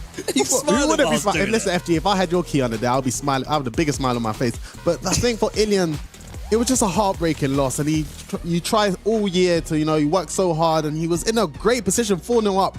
But unfortunately, Abu Maka, I mean, he's just showing his key with he's giggling as well. Yeah, he's enjoying every moment of that, and rightly so, because I was just thinking if I had Shells' key, I'd be laughing all throughout as well. But you'll never beat me, so that will never happen. Yeah, well, we'll never find out, will we? Listen, one thing's for certain, Abu Maka, Saudi League champion this year. How far do you think he can go in this tournament? I think everyone in this competition can win it. And Abu Maka, with the Saudi support, you can see Dosseri having the fans. I'm sure if Dosseri and they was playing against each other, I wouldn't want to see what happens. But Abu Maka, he's a great player. He burst into the World Cup Championship a few years ago and done well there. He can win it. Shout out to our usher, by the way, just kind of pushing around the dust at the end of that key crush. The keys are absolutely getting shattered here at FC, and we have plenty more keys to go. Final round coming up here in just a few moments. If you have star players to look at, Shells, who do you expect to move through, and who has a chance to move into our top 8? I mean, it's definitely between eyes on the Levy the Weird versus Levy Finn game and the K1 John D. Fernandez game. I mean, Levy Finn has been superb. I'm not surprised that he's not going to show his level, but Levy the Weird, I'm a big fan of him, but he has to win this game if he wants to go through. Of course, Karim is back, has a chance to go through as well. If he beats Virgil, after just seeing his teammate get eliminated in the round before, I'm sure he wants to try to redeem it for the And Monaco. Paulo Neto at 6 points playing against Oberon, who's had a terrible tournament. Is that the best chance? He has, but Oberon also is the type of person to not want to just sit down and lose this game. He will not want to end this tournament with another defeat. It's been well below his standards, well below the standards we're used to seeing of Oberon. I think that's a game to keep an eye on. I could really see Oberon getting his first win there. I mean, we even saw it with Adida and Fanny Pitbull. They're fighting to the last breath. So I think Oberon will be doing the same. And Paulo Neto, he still has a job to do. Redlock in a similar position going up against Hezers, who is playing for a spot in the top 8. It is going to get spicy. It's going to come down to goal differential. If you're looking for one player to lead this group, this lobby that we're about to have here on the stage, who's been the flashiest of our stars in this league, Shells? Ooh, I'll probably say Levy Finn. I think Levy Finn, the goals that he's been scoring as well, I like the dribbling. He's got his kind of own distinctive play style going forward. I think I'm a big fan of Levy Finn. Matthias Bonanno as well, by the way, has been fantastic. We haven't even touched on him right now, but he's been absolutely flawless as well as Levy Finn. That Levy Finn game is going to be quite special. We're going to see both of those players in your top 8. They're already at 15 points guaranteed. Here's a look, though, at a man who is walking home with 0. The number 1 ranked player in the world going up against Danny Pitbull for his final match. And Danny put up a great fight. It was nearly a 20-goal game. At the end, it's the Falcon walking away with a smile on his face. Yeah, Anders, this won't be the last time we'll be seeing him smile, that's for sure. He just loves this type of stuff. And of course, the more players he can eliminate, the more keys he can crush. And listen, if he gets his hand on the trophy at the end, we're not going to see him stop smiling for Did he have to get a little help there? Did the usher do the official crushing for him, FG? I mean, listen, one thing's for certain, they are not easy to crush. So that machine's doing a great job. It is just a shame to see such a beautiful item get smashed to pieces. I wish I could Can I get a little keep it piece how of it is. that? Just a little piece of it would be perfect. We absolutely love the EWC and what they do here. This is such an amazing feature. It adds a little bit of an edge. Maybe some future way to sort of motivate Danny Pitbull, knowing that Anders Vergang crushed his key in Paris. Now, production, is that it for the key crushes? Do we have more going down? Because I feel like we still got to do a little bit more math before we officially send players packing. Shells, this is the final fight for a lot of people, for others like Jafonzo sitting in the seats watching this match. Have you ever been in this position? Where you are waiting for others' results to find out if you move on or not? Yes, our good teammate and behind the scenes caster, Ryan Pessoa. We had a Club World Cup tournament where 2v2. We're hoping on another team to get results, and we lost on penalty shootouts. We watched the team win on penalty shootouts. It was heartbreaking. But at the end of the day, all you need is a chance. And as a fan, listen, the butterflies in the stomach, you can't recreate. Do you speak to the person who has your destiny in their hands, or do you just leave them to it? Like, what would your approach be in this situation? For example, if you're Jafonso and you can't do anything, is there any... I mean, Jafonso in the position, he has to do the rounds today. He has to speak to a couple of players. I think it's maybe depending who it is. If it's a close friend of mine, I think I wouldn't want to put too much pressure on them. Maybe if it's someone like a hitter that maybe from an Obron, for example, I'm going to Obron and play, please, brother, I'll do anything for you. I do think we are getting another key crushed very soon. I can see potentially, I think that's Nasada over there. If Nasada will be destroying Marwan's key, I think that will be... Marwan with a very tough loss entered that match with 5 points. Could have moved into your top 24 instead. Nasada with a great finish to his final day of league play action is moving in to our top 10. For now, the question is, will he stay in the top 8? Celebrating with this key crush. Yeah, I think with Nasada, I thought we was talking about him a lot on day 1 and day 2, and now he's slowly going under the radar, but you see other players start to shine. But I think it was Nasada. He is one of the favorites in this competition. Yeah. He's been one of the favorites all year. As soon as I knew he was in the Pro Open, I said he could win it. That's how good Nasada is. And if he's playing at his game, he can give anyone a run for his money. We're in such an amazing position here because like we keep mentioning, we've got so many players, but genuinely anybody, once we get to the knockout stages, could win this tournament. We are in incredible surroundings right now where we might be looking at someone like Emre Yilmaz, Levi David not even making it. And that is just showing the quality of what we've got here in Paris, Puckett. I mean, your predictions, they're going quite well so Pretty far, good. But I know you definitely didn't predict Levi David to be in the bottom 12. Sorry, my guy. For now, we got to jump into the game to find out, is Levi moving on, or will it just be his teammates fighting for their lives in the knockout bracket? Let's go into the casters. Cheers, guys. Yeah, we're actually underway while keys were getting crushed. Games were kicking off. Hezzers and Redlac in action. It's 1-1 at the moment. We've got Crimley's back and Virgil. They're underway. 7 minutes in, 0-0. Oberon and Paolo Neto 0-0 at the moment. Bonanno 1-1 against Krista Bohr, and Levi Finn and Levi David just about to kick off as we wait for our final game, which will see Paolo Neto in action. We've also got K1 John in action against D Fernandez. Right, so we've been crunching the numbers. Yep.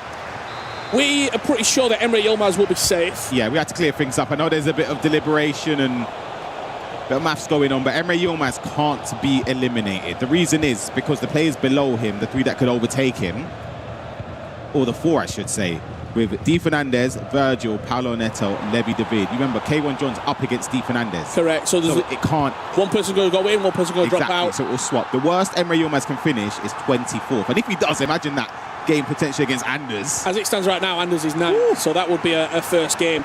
The big players on the bubble, as the guys at the desk were talking about, Virgil, Paolo Neto, Lev David. It's in their hands. If they win, they go in.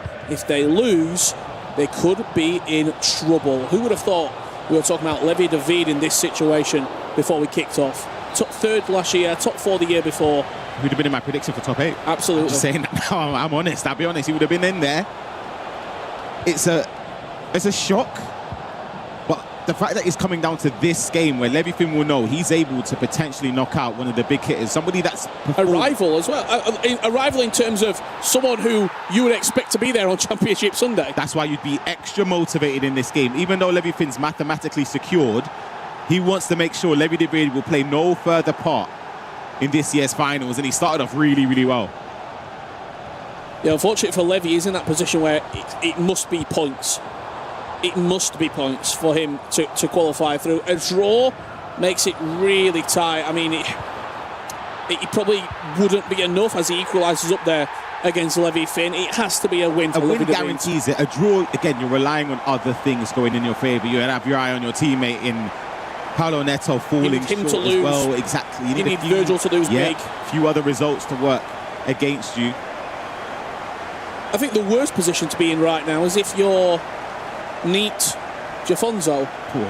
Having played, you've done all you can do, and you're just sitting, biting the nails down to the bristle, waiting to see if results go your way. After the game Jafonso played, I saw him heading out towards the exit. I don't know if he came back in or not, but he looked devastated. He looked dejected, thinking his tournament's done already. The saving grace is there is still a chance, and when there's a chance, you always have to have that element of faith in hoping that it's your day. We've seen it though in this format. That's happened so many times in the final round. I believe it was Tuga in the Champions League. Finesse shot, big save from Casillas there. Literally praying to the heavens, waiting for a game to go his way. Unfortunately, it's not been a tournament to remember for Redlac. The final match that he played in neat 6-6 draw. If that would have gone another way, you look at the game that he had against Auburn as well, a 7-7 draw. All he needs is a couple of goals. He's going his way, Ryan, and he's in with a shout. Exactly. It's a tough position to be in because of that. The other matches we're keeping our eyes on, and make sure that you're up to date with them as well at home. The 3 big games.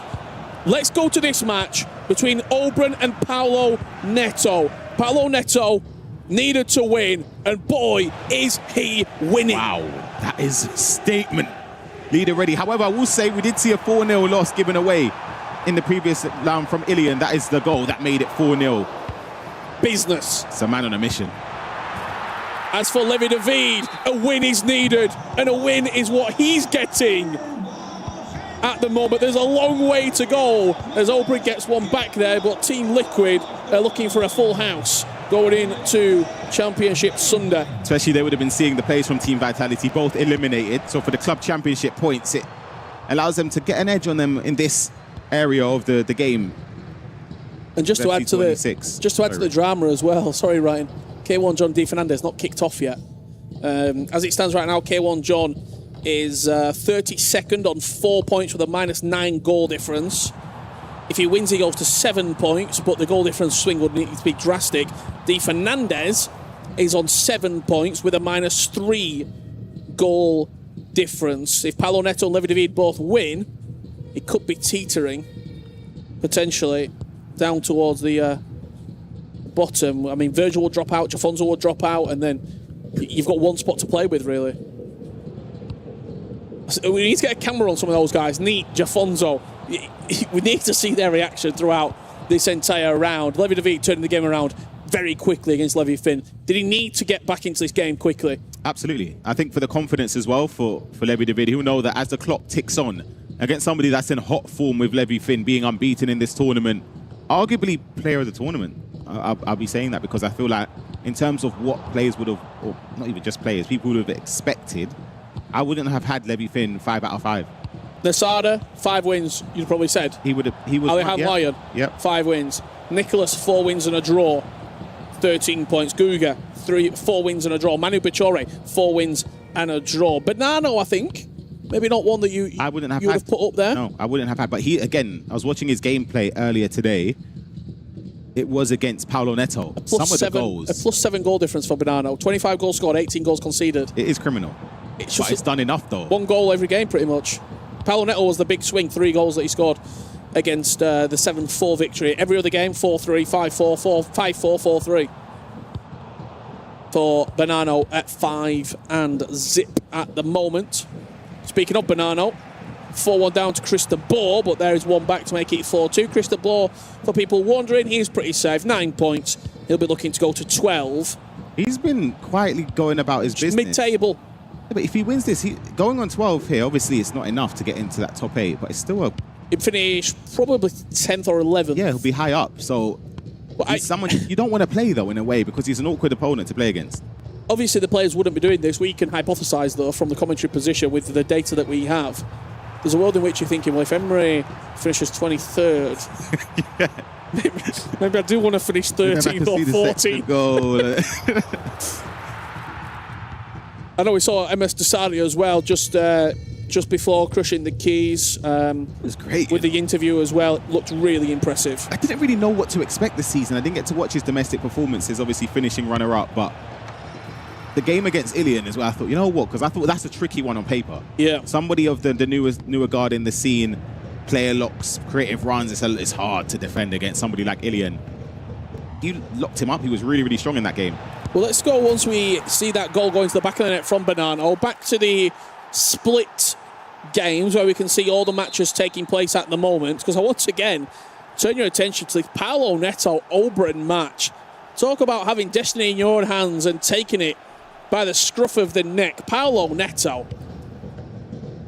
scored 7 goals in the first half. He has been absolutely rampant. Not sure what's happened there. Error at the back. Chris de Boer goes 2 in front once again.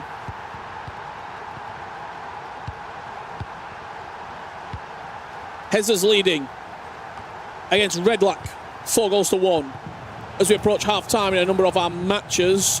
I know people out there asking for updates from K1 John and D Fernandez. I can tell you they are just coming out the tunnel now, just kicking off. Just even more pressure. I guess, well, I was going to say if it makes it may help in terms of K1 and John. His coach will be telling him how many goals he needs to score if what he's you winning, need to do. what you need to do. So that does benefit him a little bit. But the essence of the game is the same. He has to win by quite some distance. Well, we've seen someone go from such a low position in the table to qualifying through. It's 32nd coming into this game. And he's lost 3 on the bounce as well. Yeah. His first win was his game that the first game he played. Exactly, yep. After that, he drew against Ummer, and then he's been beaten 8-5, 7-2, and 7-5 against Kurumi's back, Nicholas, and PH Zin. Mr. Bohr beating the man unbeaten at the moment in Matthias Bamano. Anyway, you want to see in particular, Ryan? I know you were looking at Kurumi's back and Virgil. Yeah, I was going to say we haven't really seen much of that game. I don't know if it's possible at half-time to jump across if they're not in a break. But they are replay. Just kicked off. The bat, exactly. K1 John, again, he knows what he needs to do, Rich. Early start. There has been only one goal, and we're at half-time between Kurumi's back and Virgil. And it has gone Kurum is back's way. Meaning that Virgil is on a slippery, slippery slope as it stands right now, with Levi David leading 3-1. Paolo Neto 7-4 at half-time. There's all the matches, Ryan, as we jump into Levi Finn and Levi David.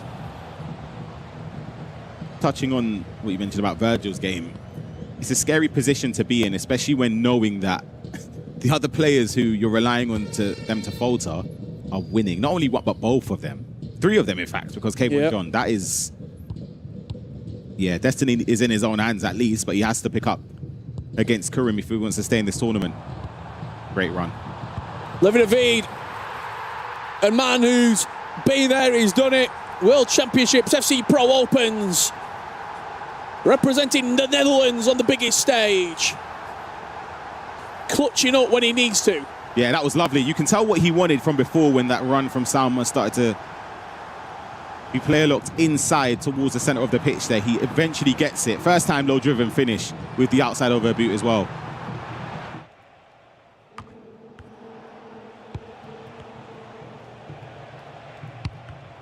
I think it's just a case of Banano, 5 wins already. You know you're going through.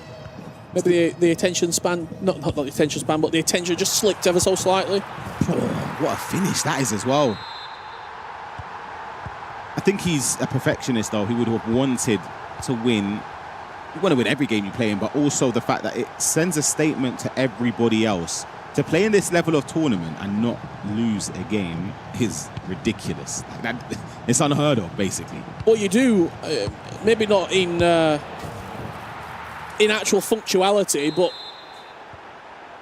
you should, if you finish first in the group stages, have a nicer bracket run. If only it worked that way. Never seems to. Never seems to work, especially when I'm going to look at currently the bottom 5 players before this round started in the top 24. You've got Virgil, Jafonso, Neat, D. Fernandez, Emre Yilmaz. The live updates are perfect, so we'll be able to see 20th to 24th. All of those 5 players within there. Abu Maka dropping out of 13 points. That's sickening. Anders Vergang 12, Christopher 12. That puts him up to 11th. You're looking at PH Zin, MS Dossere, Luke DeVille. We're going to get an Emre Anders matchup, aren't we, Rich? We very much, yeah, we might be. As we look at the live table as it stands right now, Emre Yilmaz, D. Fernandez, K1 John right now is in with Neat, Jafonso and Virgil dropping out. Wow.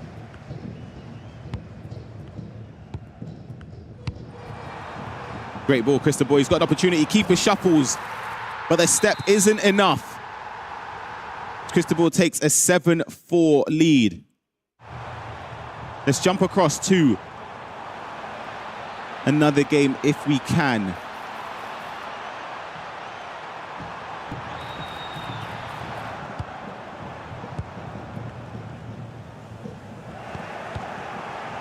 This is a game where Virgil needed to get points here. It's coming in 6 points. As it stands, 7 points. The goal difference is 0. So it does put him in a position where he would actually leapfrog Emre Yilmaz, D. Fernandez, who are on 7 points, but a Fortune can't get the shot off.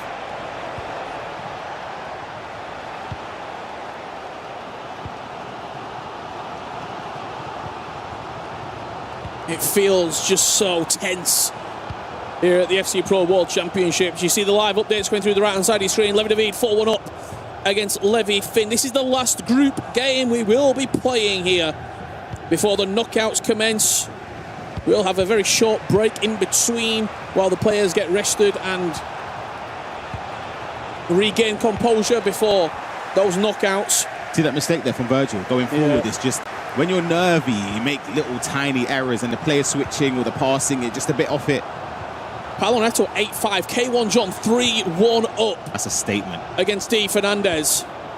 I didn't actually pay attention to the live updates. When it comes up again, I want to see where D. Fernandez currently is. Where that mathematically puts him if the scoreline remains the same, because goal difference isn't in his favour. Karim is back.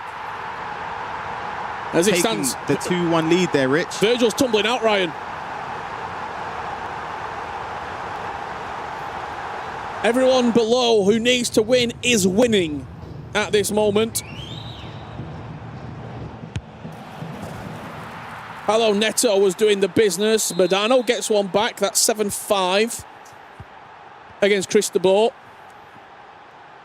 And there is the live table, Ryan, with the live scores at the bottom as well. 8-5. K1 John 3-1 up. Karim's back 2-1. Hezers 6-3 to put him in a Hezers. It's insane to think that he probably needs to score. Hezes had 9 points from his first possible 9, and then he's on the cusp of not even getting in the top 8. This is the position I was seeing there. D. Fernandez, 23rd, with 7 points. Umut, 8 points. He was unbeaten coming into today. You know what? That goal difference swing from Umut, isn't it? The heavy defeat can be a real hurter for you if the goal difference doesn't go your way.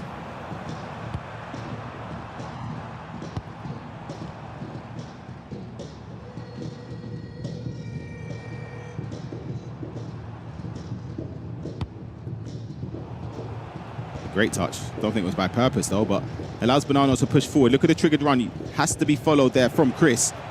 Beautiful bit of skill from Matthias Bonanno outside of the boot. Can't find the corner.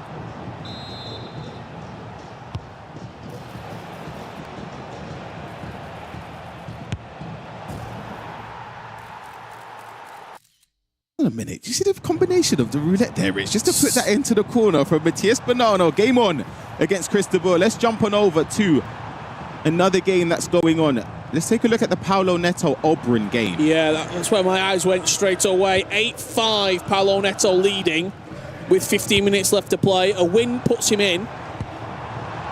Oberyn looking to be the bearer of bad news. It would have to be a 3-goal swing in Oberyn's favour. Levi David was leading when I just glanced there as well. I think that was 5-1 against Levi Finn. As it stands, Ryan, no one's going to be 6 from 6. I believe that would keep Nasada first. Yeah. Kika Nazareth. McGiddy cancelled on the edge of the block, just looking to shimmy down with the drop of the right shoulder. Pause cued by Paulo Neto. Does to be going into that with another goal to his name. Matthias Bonanno, that was the roulette. Lovely. Into the finesse, into the top corner. 7-6 now, with a nod of approval from Bonanno. Oberyn's can't clear this ball, it seems.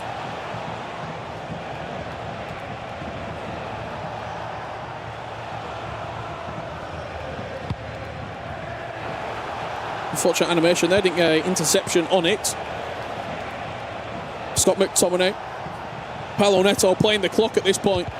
Doesn't need to score again. He's going to be in.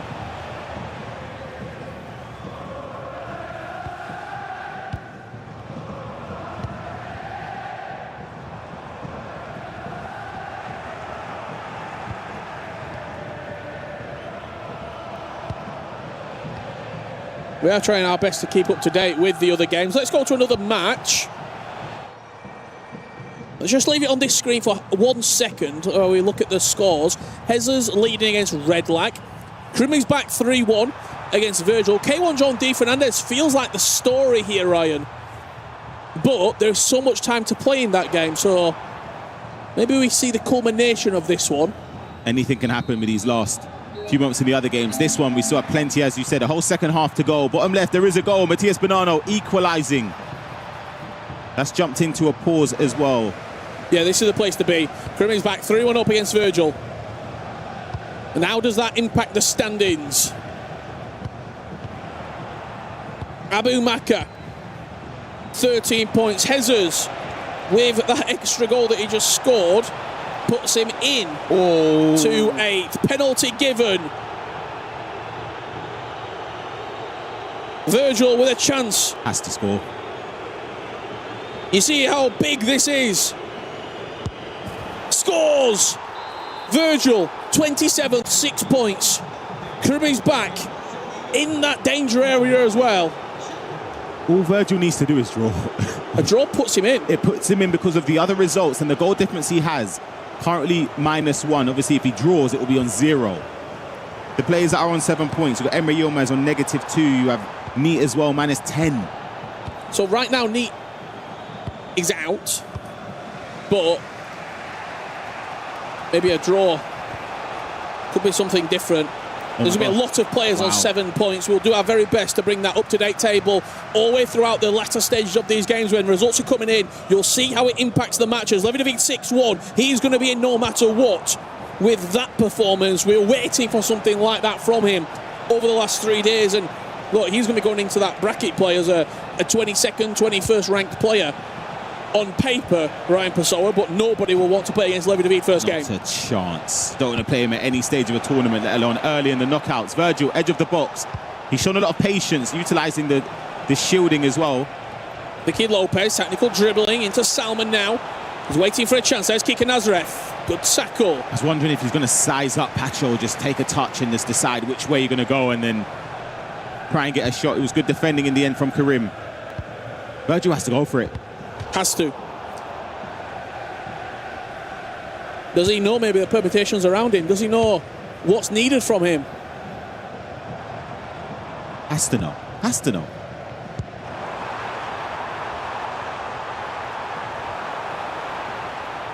Karim knows a win is enough. Gives the ball right back. Virgil comes clattering through the back of him. Referee says play on. Enough ball.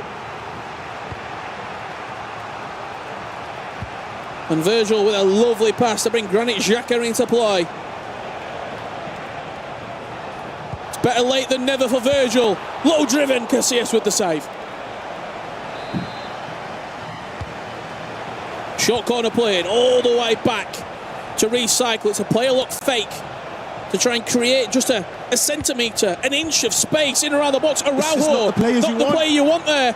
Paulo Neto is in. He wins 9-5 against over, and Jude Bellingham with a really poor touch. He has to spam off side traps, just do anything just to try and force Karim to give away possession. Virgil's tournament is hanging in the balance. Anything, just force him.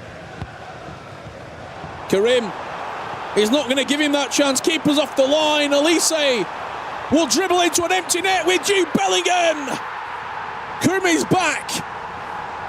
Clutches up when it matters most. The nail in the coffin, not only for this matchup. Virgil came into this round 24th with Paulo Neto, with Levi David all winning, with K1 John winning, in fact. That's where he needed the draw. 1 point would have been enough. Commiserations to Virgil, it's a painful one. We're jumping over to this one where a miraculous comeback from Bonanno, which puts him top 18 Look at K1 points. John D. Fernandez, 4-4. 8-8 in this game. Chris de Boer gets one back. But yeah, that K1 John result, that changes quite a bit because that puts Neat back into the top 24. And look at it right there. Jafonso drops out. Neat is in. Wow. And Emre Yilmaz teetering. on the edge. Levin Avid will jump up the table. Oh, what a goal. As Bonanno gets another one back. That's 9-8. What a game that is. Chris is unhappy with the amount of kickoff goals that Matthias Bonanno has got in this game. This one, though, we're jumping over to it live. D. Fernandez pushing forward against K1 John. Coming into this game, D. Fernandez was on 7 points. He was 21st.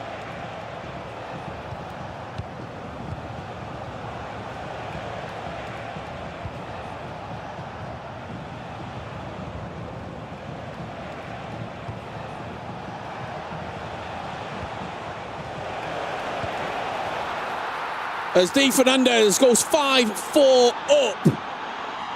He's down there in the danger zone. A win puts him in.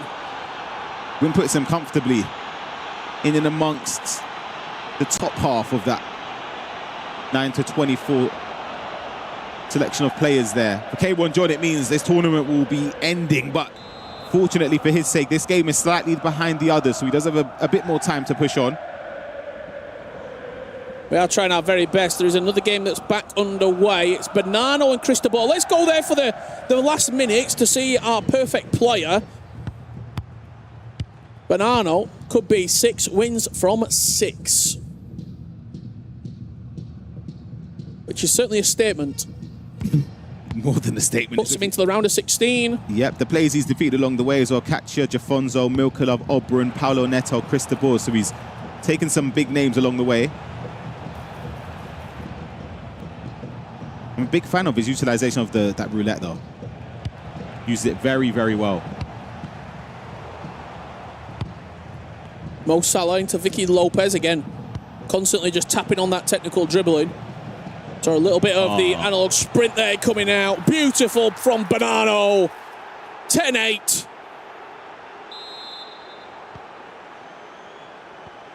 Could this be his year?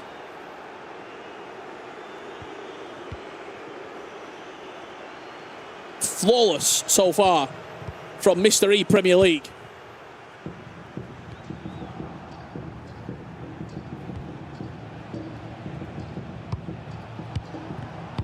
Do you wonder where Ryan Pessoa's gone? He's just doing some maths. I was just trying to with see. Trying to work out the as it stands table with everything that's going on as it moment. What are you trying to figure out? I was just seeing where it would drop Cristobal. I think as it stands, David would actually leapfrog him based on goal difference as well. I believe that would be the same for Paolo Neto too. This is one of the last question marks we've got from the groups. K1 John or D. Fernandez. Finesse from the edge of the box. Casillas with the save. And with these full-time results from selection of our other matches coming in particular, I'm looking at Paolo Neto. I'm looking at the matchup from the back of the stage. Obviously, Bonanno now and Cristobal. We should start to get a better picture on absolutes, who he will be placing where, Ryan Pessoa. And that's where... Will Neat be in? Will Jafonzo be safe?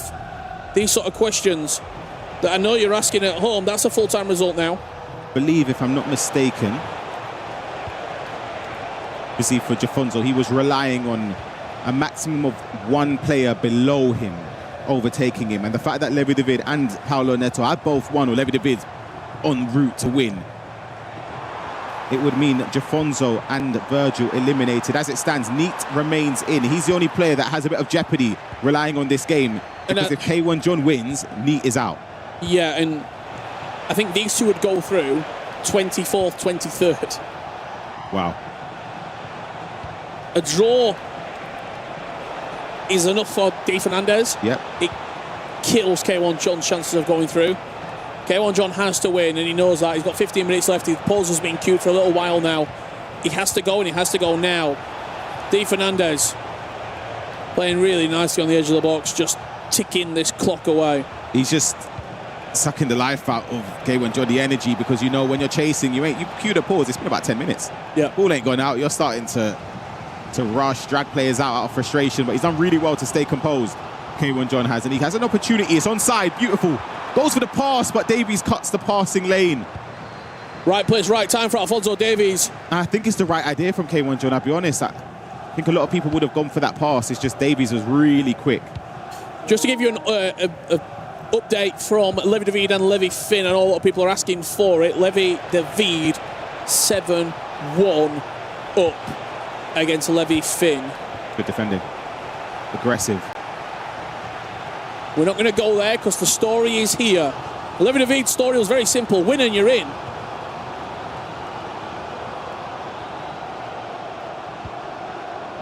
As for K1 John and D Fernandez, there's a few more chapters to that story. He needs 2 goals, K1 John. And he just takes the blatant foul to get the substitution coming on.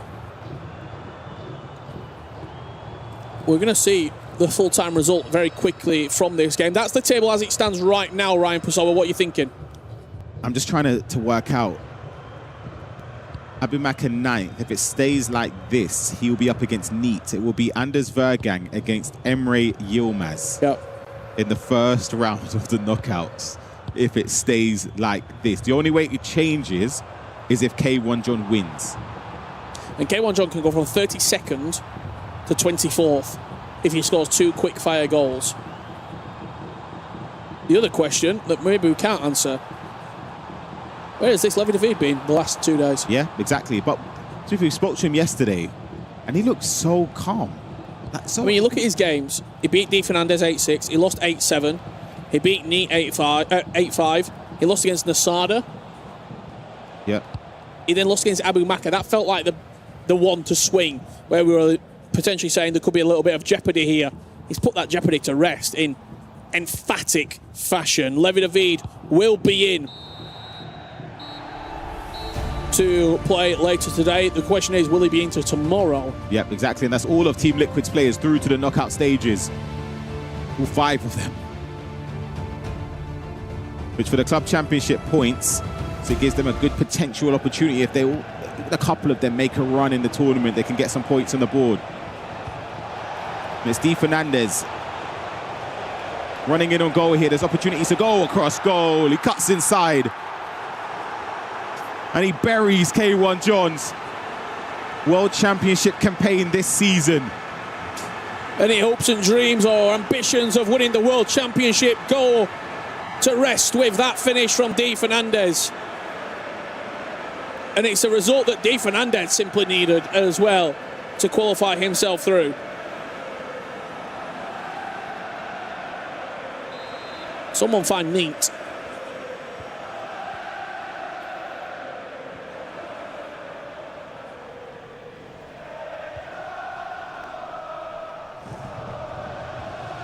Really, really unfortunate for K1 John. It just happened to be, in the end, a middle portion of the games, Ryan, that just went away from him.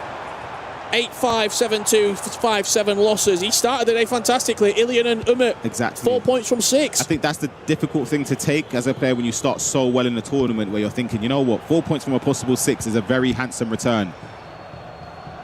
It's just not been enough for him. It's a last-minute consolation goal there. Finesse shot from Salah, but it's not going to mean anything in the grand scheme of things. Yeah, it had to be a win for K1 John. A draw, I don't think, does too much in terms of the other players around these two competitors as well, and I don't believe D Fernandez is even going to let him have a touch of the ball.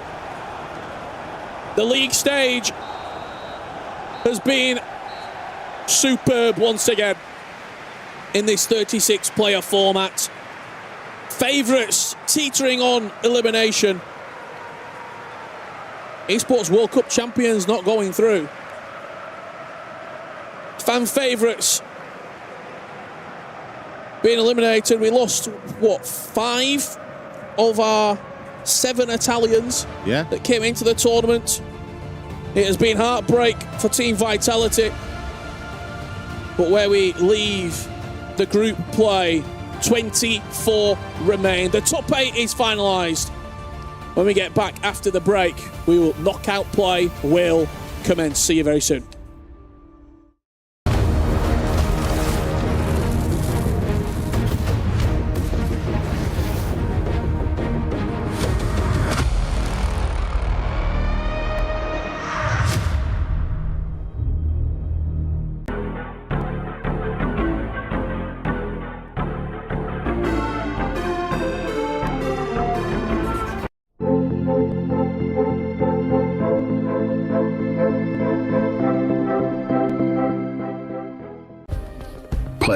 is in our DNA.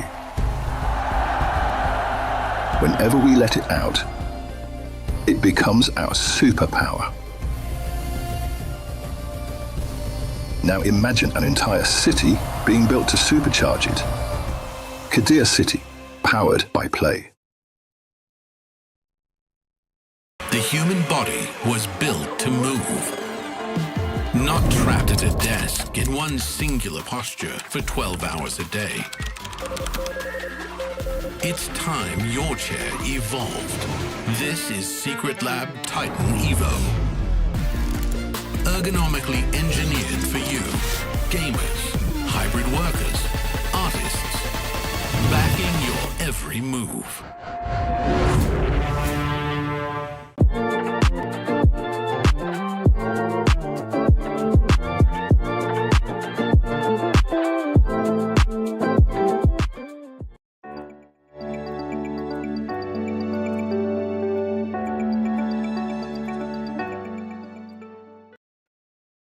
At the current club championship point standings, you might be a little worried, especially for the top 3 organizations that everybody thought were going to do well. Looking at the standings at the moment, Falcons is on 11th. Liquid does not have any points. Vitality is sitting on 2nd, but it's Na'Vi that is topping that number 1 spot with a total of 1,750 points.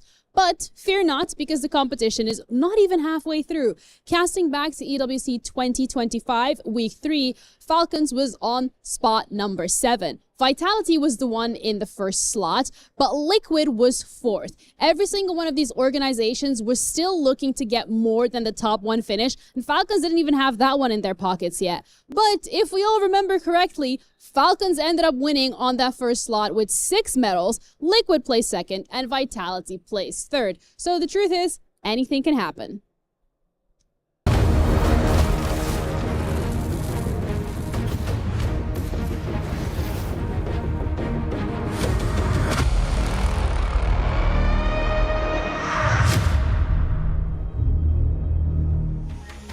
Welcome back, everyone. I'm joined by Matías Bonanno, who is top of the standings. He's unbeaten 6 for 6. Mati, how are you feeling? Because you had a great last couple days, didn't you?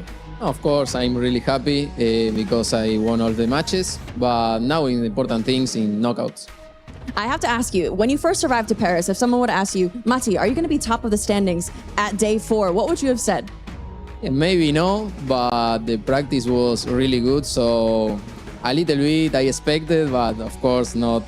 I say, yeah, I will win every match. So nah, really good. What worked well for you? Because I was so impressed by your attacking. All of your attack has been so stellar these last couple days. But what do you think, in your opinion, worked really well for you in your gameplay? Oh, I think in attack, I have, I don't know, a lot of options in terms of the tactics, in terms of skills, through balls, everything. So I think it's all about the practice. All right, and last question for you. I'm going to put you on the spot. Now being top of the standings, do you think you have what it takes to be a world champion tomorrow on that big stage? I don't know. I work for that, of course, but I'm focused right now in round of 16. All right, well, I'm going to throw it over to the desk. What do they think? Do they think Matías Bonanno could be a world champion tomorrow? No, he's going to have to wait till Sunday. Bonanno definitely on fire right now, those shells. And the man, like you heard, is moving into our top 16 guaranteed. He doesn't have to play this opener round of the knockout. So if you're in his position, what are you doing from here until your next match? I'm trying not to change anything at all. I mean, he went 6 for 6. Matías Bonanno has absolutely dominated the league phase. And I think you don't want to change anything, but you don't want to get too comfortable. You don't want to get too confident, because now in the knockout rounds, things are resetted. Everything's in square one. One loss, you're going home. But he needs to sustain what he's been doing, because it hasn't been broken yet. I mean, you can see just maybe slightly behind us, he's brought his family here with us, here as well to Paris. I don't know if they've had an impact, because the way he's played in every single one of them games has been superb. Going into the knockouts is something completely different, like you just said. Yeah.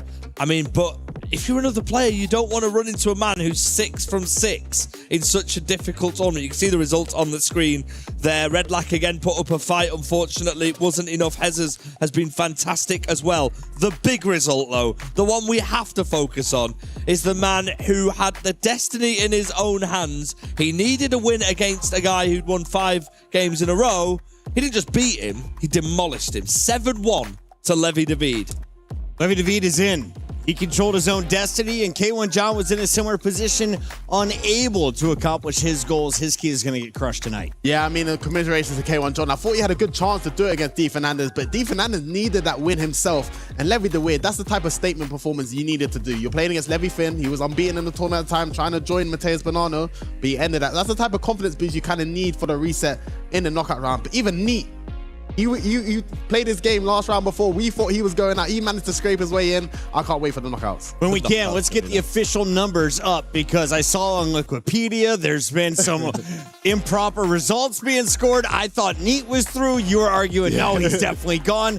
I'm with you now. I think Neat is definitely going to make it in, and K1 John is going to be on the other side. FG, any big surprises for you as we wrap up 6 rounds in the first 6 games for all of our competitors? Well, unfortunately, a previous winner is out. Jafonzo has been knocked out. We said earlier on, he's waving to the camera. We said earlier on, as we look at the league stages now, that it was out of his hands. Well, I tell you what, 6 points was not enough. It probably never was going to be enough. And that last-minute winner from Neat means everything to him. On the other side, also Catcher was eliminated by last kick of the game by the Iceman, who finished 5th. If you look at that top 8, Shells, realistically speaking, you've got to point to our number 6, Guga Faraz. What a tournament he's had so far. What a performance in the league stage. He's been amazing. And also, one more thing, Anders Vergang has got to play a knockout game before he can have the opportunity to play one of the top 8. He finished 10th. Yeah, I'd like to say with Guga Faraz, throughout the season, every game I've seen him play at tournaments, it was like he was in every game, and that's a great sign as a pro player. The fact that now in the World Championships, he's turning them draws and losses into wins, it shows his dominance and how good he's really at the game. But like you said, Anders Verga not making it into the top 8, into the knockouts round, but listen. Gentlemen, I don't know how the bracket works, but is there any chance 10 plays 23 and 9 plays 24?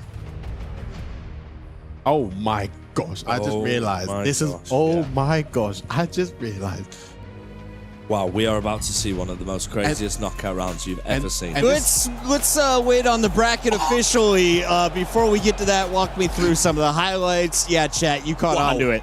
Listen, we're waiting for them knockout fixtures to be confirmed. I think you might be right, Puckett. Levy David as well. We spoke about it. 1-0 down, as you can see. Very early on, what an awful moment that was for the goalkeeper. But the thing is with Levy David is he's been in this scene for a long time. He's a very professional guy. He wouldn't really have been fazed by Levy Finn's 5 games before. He was focusing solely on that one. What a performance. He booked his place into the knockouts. You can see in the top corner, Shells, Cristobal was on fire against Mateus Bonanno, but Mateus Bonanno ended up winning. I mean, there's a reason why the boy went 6 for 6. It just shows you kind of need to bring and be at all points of your game. And Mateus Bonanno, even when he's losing, he's still in control and still believes himself that he can pull the result back. And that's the type of results you kind of want to take it to the knockouts. Yes, you went 6 for 6. You was losing in your last game, but you still managed to see out the victory. And that's the type of morale boost you need in the knockouts as well. Yeah, in terms of Red Lack, it wasn't meant to be this time out in Paris. Congratulations to him and all the other players who bow out of the tournament but made it to the World Championships. From Hezzo's perspective, business as usual. Great performance by him. We'll be seeing him soon. In the top 8, he made it. Yeah, with Hezzo's, I feel like his confidence is growing every time we've seen him in more tournaments. Like I said before, he was never really known for his defensive style. I felt like his defensive side of the game was always letting him down. Goals scored, we know he can score goals. But I feel like the last few tournaments, he's changed the way he defends, changed the way how he's keeping the ball, and I think he can really make a run to make himself a world champion. It seems like a high-scoring meta right now. Yeah. Is this his time to win if there is one? You know what? I think there's so many players that we can say that can potentially win it. I think so many players so far in this tournament have shown glimpses of being a champion, but then also shown that they're weak. Anders, for example, he's lost a couple games. Nicholas, he's losing a couple games, but he's fought back a couple games. So there's so many players where I think on their day they can win it, but why not? It can be Hezes, it can be Nasada, it can be anyone. Virgil, also with destiny in his own hands, was on that 6 points, just like Jafonzo, unable to score a draw. He is going to fall at the very end. Kareem takes the 3-point win. Yeah, Kareem was fantastic, actually, in that game, and he's been fantastic. He's had a great season as well. Kareem, unfortunately for Virgil, it was in his own hands. It just didn't go his way. I think sometimes probably a lot more harder to take, Shells, I imagine. Yeah, I think it's so hard to, you work so hard for this tournament. Sometimes things don't click, you know, you can prepare so well at home, things just feel good, but you can't get the results. But of course, Virgil, he went to the very end. Unfortunately, he will be going home. But once again, it's so unpredictable. This is why I love the league phase. Every result matters. The knockouts are going to be absolutely crazy, Bucket. You know, I actually genuinely don't know where to look. We're going to see heavyweights. We're now at the point in the competition. We saw, obviously, 36. And we were like, this 36 is very, very strong. Reminder, the likes of Neat, who just made it through last kick of the game. He got through the play-ins. Yes. Beating Tex, a goat of the scene on a penalty shootout. He's rode his luck all the way. He's got this far. Just how far can he go? What is better story? The way that Neat is getting into the knockout bracket, or the way that Kasha got knocked out of getting into the knockout bracket? I think deep down Neat. I think the play-in story is superb. Same with Manu Bachor last year. Yeah, he came through the play-in and ended up being a champion. I think if you do that, you went through the grit, you went through the grind. So if you can pull that off, I think it's a crazy achievement. But yeah, for Katya, was just a heartbreaking loss. From a free kick from the side as well, it was tough. Production's gone silent, which means they're probably preparing that bracket and double checking it with all the admins, as they should.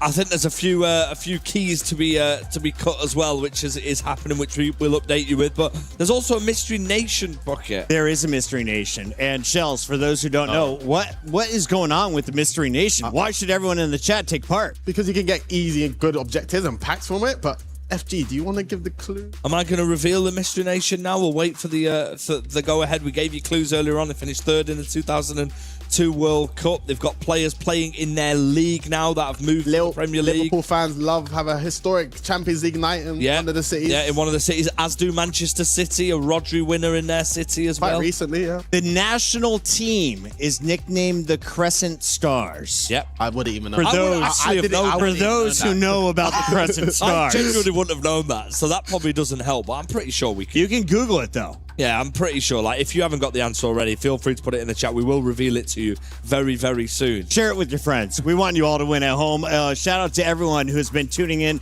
since the start of league play. We just concluded 6 games for each player. We're about to crush 12 keys, and of course, the final 24 are playing for the $250,000 and title of EWC champion. Shells, I asked you at the start of the show, who is in the herd? Who is in the GOAT conversation? And did they all make it through the early portion of this competition? I think they all made it through, actually. Yeah, he would say that now, they all made it through. Anders Vergang, I think, is obviously the main guy we're going to have to talk about. I know he hates us talking about, but he loves it, really.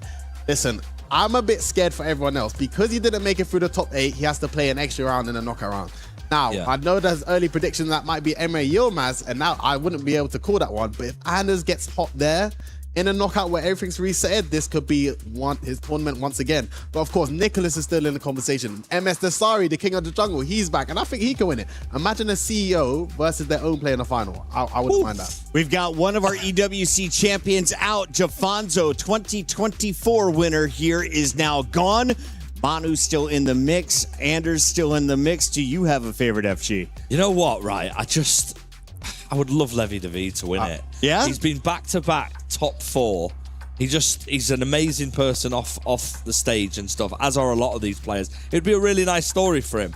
It's hard to look past Anders Vergang like we always do. There's something really, really special about him because I feel like he finds it really difficult to motivate himself in league stages when he knows that there's still a knockout. When this man gets to the knockouts, he needs that pressure. Yeah, there is an air of inevitability with him. Nah, I don't think he finds it. I just think when he loses in the groups or the league phases, he just uses that as, I don't really care about this, because you know what? He backs out with the trophies. So I think he can use that against it, because really and truly, it matters in the knockouts, and you can't argue with his resume because the guy brings trophies. But we've got serial winners here, by the way, as well, in this. We've not even mentioned Abu Makr, the Saudi League champion. He went there against Dasari, who finished runners-up in Saudi this season. He's won something. Nasada's had an incredible Banano, season. EPL champion, 6-6. Banano's won the EPL. We've got the League One winners there as well. It's crazy. Let's take a look at the bracket. I'm told it's ready. We filled long enough, and here we have it official for you. Round of 24 is going to see all of your competitors that that were just outside of that top 8. And there we have it. Chels, where are you looking for all those on their cell phone? Where do we need to zoom in? Listen, this bottom right side of the bracket is wicked. That Falcon versus that Pony from Liquid? And then look at even the round of 16, we got Manu Bator and Nasada waiting. The people that's named on that side of the bracket alone. We got Levy the Weird, D. Fernandez, okay, but Emre Yilmaz versus Anders Vergang.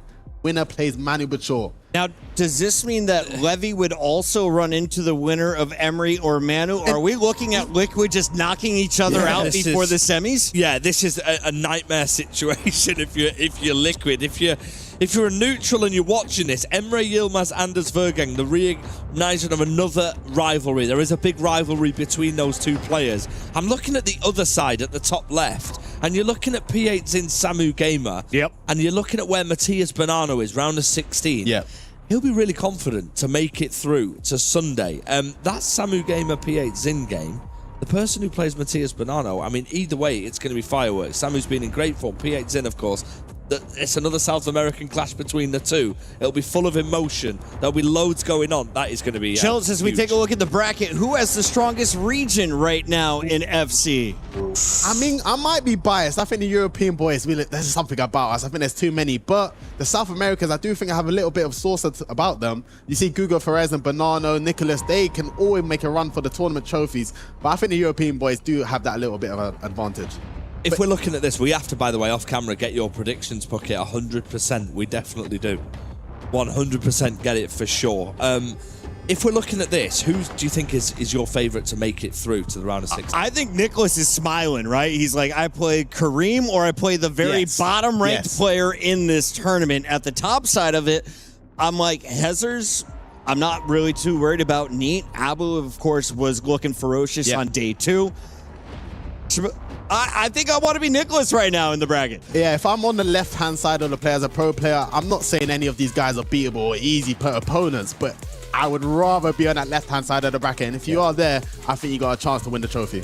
Here's a look at our keys being crushed as the first one is getting dialed in. Who is doing the honors? Walk me through these plays, guys. Yeah, Levy Finn there crushing a key. I mean, I'm not being funny. These keys are beautiful. Yeah, can we not really, just have them? Can I just, rather than one around? They are absolutely amazing. Unfortunately, you get your key crushed if you've got no place to play in this tournament, and we're going to get rid of 12 keys here, Puckett. Now, of course, you will choose 3 opponents' keys to put into your trophy if you win it here at EWC. It's an excellent way to celebrate not only your victory, but the downfall of your opponents. And the big names, is Levy Finn going to be one to gun after? Yeah, I think Levy Finn will...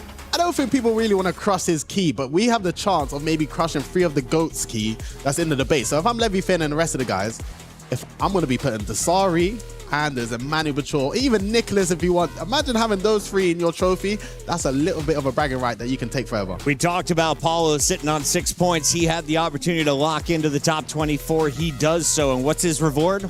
Yeah, he's crushing the key of Oberon now, actually, as well. So that's another huge name who we're losing here in Paris. Thinking about that bracket again as we see these keys getting crushed, we are about to see some of the best matchups we've seen arguably all year. That Anders Vergang Emre Yilmaz game has everything. Shells, if you had to pick a winner in that one. Is that 2 top 3 seeds playing each other in the opening round? Yeah, because Emre Yilmaz has got so much more to offer. We haven't seen the real Emre Yilmaz. I feel like he needed to just find a way through. He's done that. This could be a game for the ages. And I don't know if you guys remember, Emre Yilmaz and Anders played a game earlier this season. And I think it was at Euros or something else. It was one of the highest levels of FC I've ever seen in my life. And the fact that we're getting this at the World Championship, this is what we're talking about. And this should be a final type of game. Gentlemen, I just scrolled back. They played each other day 1, their second match. It was 8-7. Yep. Every time they play against each other, I'm telling you, it's great FC. They're literally going at each other, highest level of skill, and even throughout the season, they've been competing. But Anders, he has got the trophies to back up, but I think Emre could maybe ruin his dreams right here. Massive win here for Kareem as he's able to secure his spot in the top 24, able to crush the key of Virgil, and it is all smiles for the young man who knows he is moving on, at least to the second half of this day. Yeah, I think for Kareem, he had a disappointing day 1 and day 2, of course, with his teammate Marwan at Monaco, but he managed to redeem himself got the wins he needed, and then puts himself in the knockout bracket. And that's all you need to give yourself a chance to put your hands on the trophy. He is still smiling because he's not going home yet.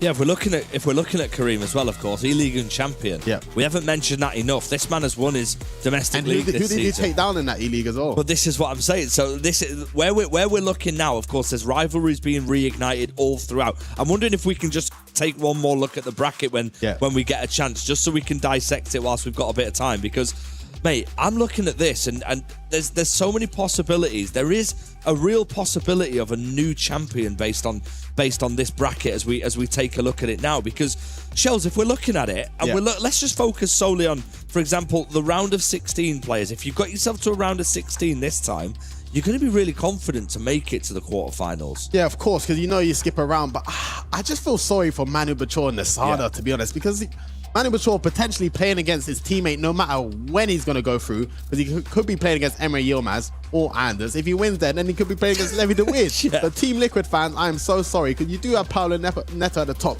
but you would love to spread out your teammates. But I'm just looking at that left-hand side. Yeah. I think if I was a player in that situation, you could talk about MS Desari, Bonanno, Levi Finn, even Nicholas. In my head, I'm thinking I could actually get to a final. And it's not because any of these players are bad, but you just look at that bottom right-hand side of the bracket, even looking at Alian Lion at the top of the other side, that is a war zone on that right-hand side. We saw earlier on this week, we saw a rivalry between Anders Vergang and his previous team, RB Leipzig. Well, I tell you what, if MS Desari goes through, he faces Levi Finn from RB Leipzig, so maybe he can do Anders a little favour with that one. Also, the lowest ranked player here, Milkalov. Oh, yeah. If you look at his side, that game against Kareem is back based on how he's been playing. He will be confident to go through. And waiting for him is the Iceman. Yeah, but even his loss against Anders Vergang in the group stages, Milkalov, he's probably shut everyone up in this competition. No one probably would expect him to get this far, but he's managed to put himself into the knockout round. And against Kareem is back, anything can happen. But once again, I got to reiterate, if Anders makes it through those two games against Emre Yilmaz and Manu Bachor, he will be on a heater. His confidence will be through the roof, and if he makes through there, be careful. I'll be so scared for you. We heard the Falcons fans earlier for MS Desari as well. He plays Chris de Boer in that first round. Thoughts on this one? Is Desari the favorite?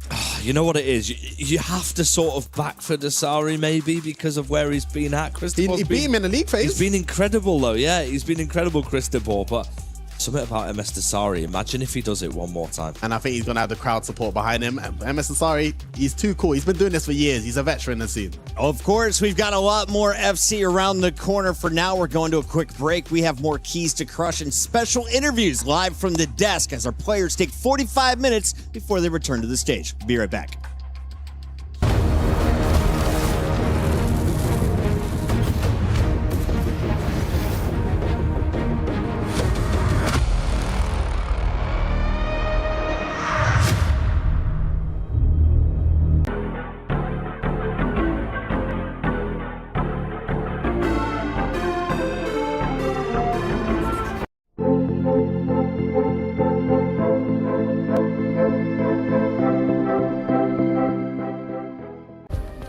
Play is in our DNA. Whenever we let it out, it becomes our superpower. Now imagine an entire city being built to supercharge it. Kadir City, powered by play.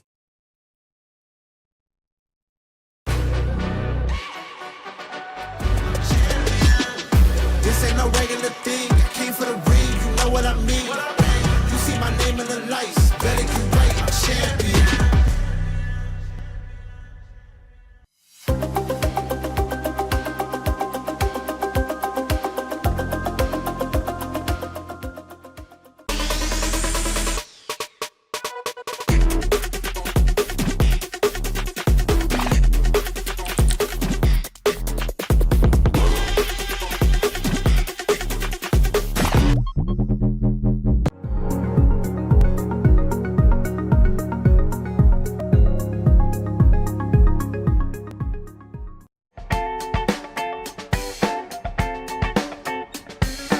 Hi guys, Hazers here. Hello guys, I'm Kacha. Hello, I'm Nasara. So today we are gonna play the power rankings, but not of skill, but of aura. So let's see. So we start with Danny Pitbull. Oi, oi, oi. He's my friend, so I cannot start with him. Honestly, You start. bro, he has aura. I agree, he has. Yeah, but not that much. Bro, every time when he scores last minute against me, bro, in Pro Open, he screamed crazy, bro. Also in Aura. Serie A, he screamed crazy. Yes, but bro. just scream is not aura. But bro, just he's scream like is not aura. pushing everybody. He's I agree with Nassar. I would say A.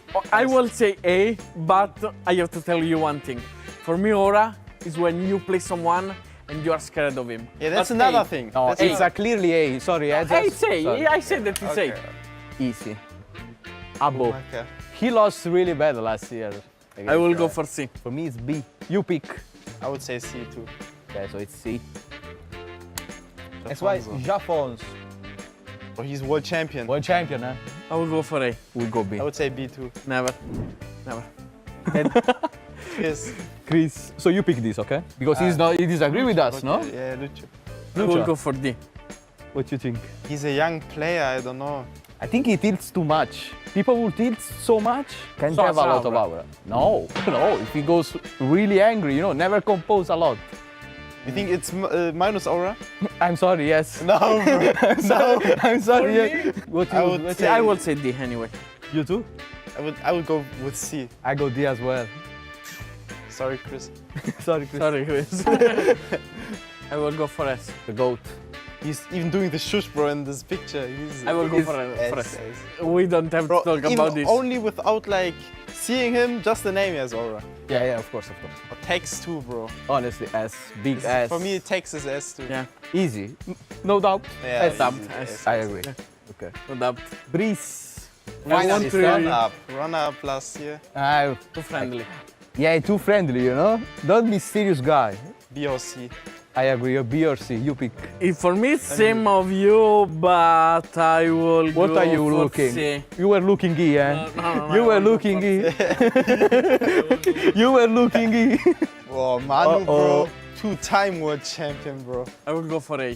I would say A too. He has aura, but S, Anders, and Tex are like... Shame on you. Manu, I'm sorry. his Manu, I'm sorry. For as me, Manu, you are here. I will Manu. explain. He was too respectful. Nice way to say sorry. He's too respectful to have aura. I It's a nice agree. way to say sorry. Yeah, it's a nice A way is to say good. sorry. Bro, honestly, for me, Levi is S too. S. For me, Easy. it's A. But S because Even though he's not a world champion, Bro, he scored 90 minutes. anyway, I agree. But S. yeah, I agree. S. Okay. I agree. I agree that it's cold. Nico. Now Nico. S. S. Go S. Yes. No doubt. It's cold. Yeah. Same. Honestly, Same I as think Levi, we no? have a good ranking. Only Chris could be C, to be honest. Yeah. No, I will Have keep to it. put someone like. No, I will Bro, keep in it. this picture, he looks too young too. That's true. But I stay with this. This is a key. And just like every single one of the players here at the competition, I get to get one. Not because I actually won anything, but because it's really important to demonstrate the actual value of having one and being able to hold on to it for the entirety of the competition. Because you get to put it up in the totem. And to me, that is super exciting. So let's see what that's like. This is absolutely incredible. Wait, the view is great up here. So now this is the totem. We have our keys. Imagine being the winner, getting on this platform, having the fans cheering for you, and all you got to do is grab it and slot it right into where you won.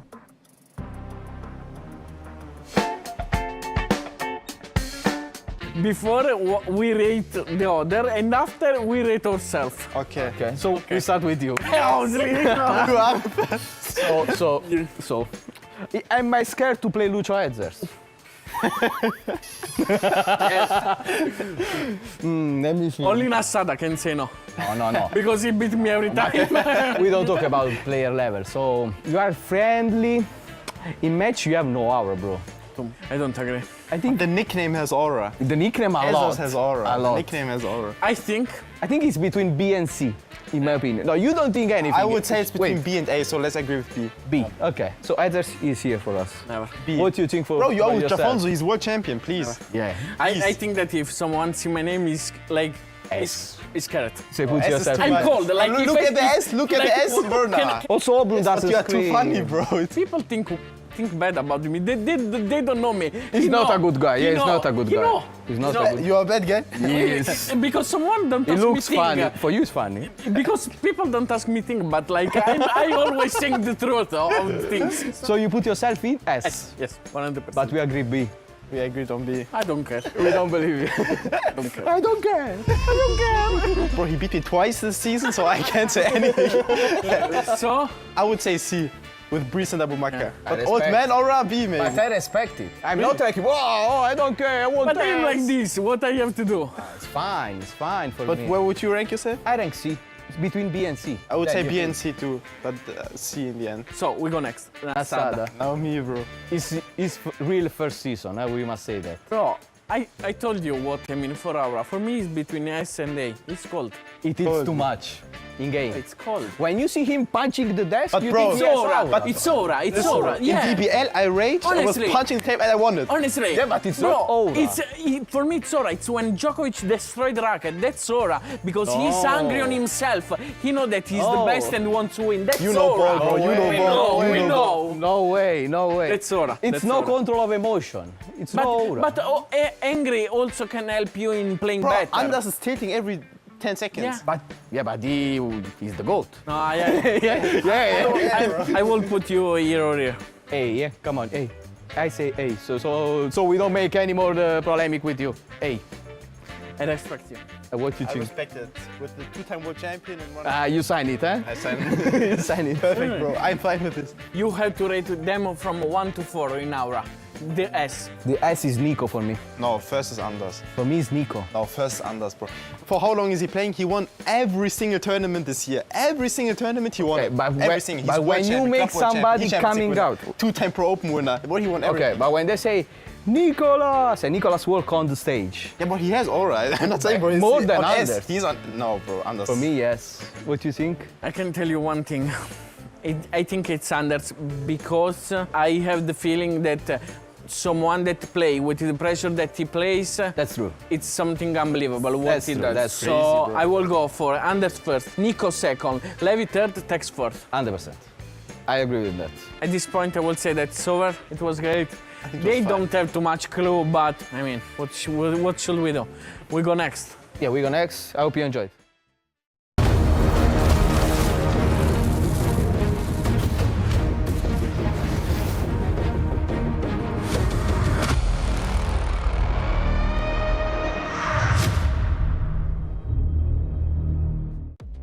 Welcome back, everybody. We are here for the FC 26 World Championship, and we just whittled down the field from 36 competitors to 24. There's only one thing to do before we say goodbye to those players, and that, of course, is to crush their keys. To do so, we have a very smiley Shells. Shells, do you think you'll get the honors to ever, crush someone's key here at EWC? I wouldn't want to do that. But listen, I was here. If I was here competing, and I'm crushing someone's key, that means I'm doing a good job in the corner. What would your approach be, though, Shells? I'll be Because he first. is a very nice man, right? Yeah, But yeah.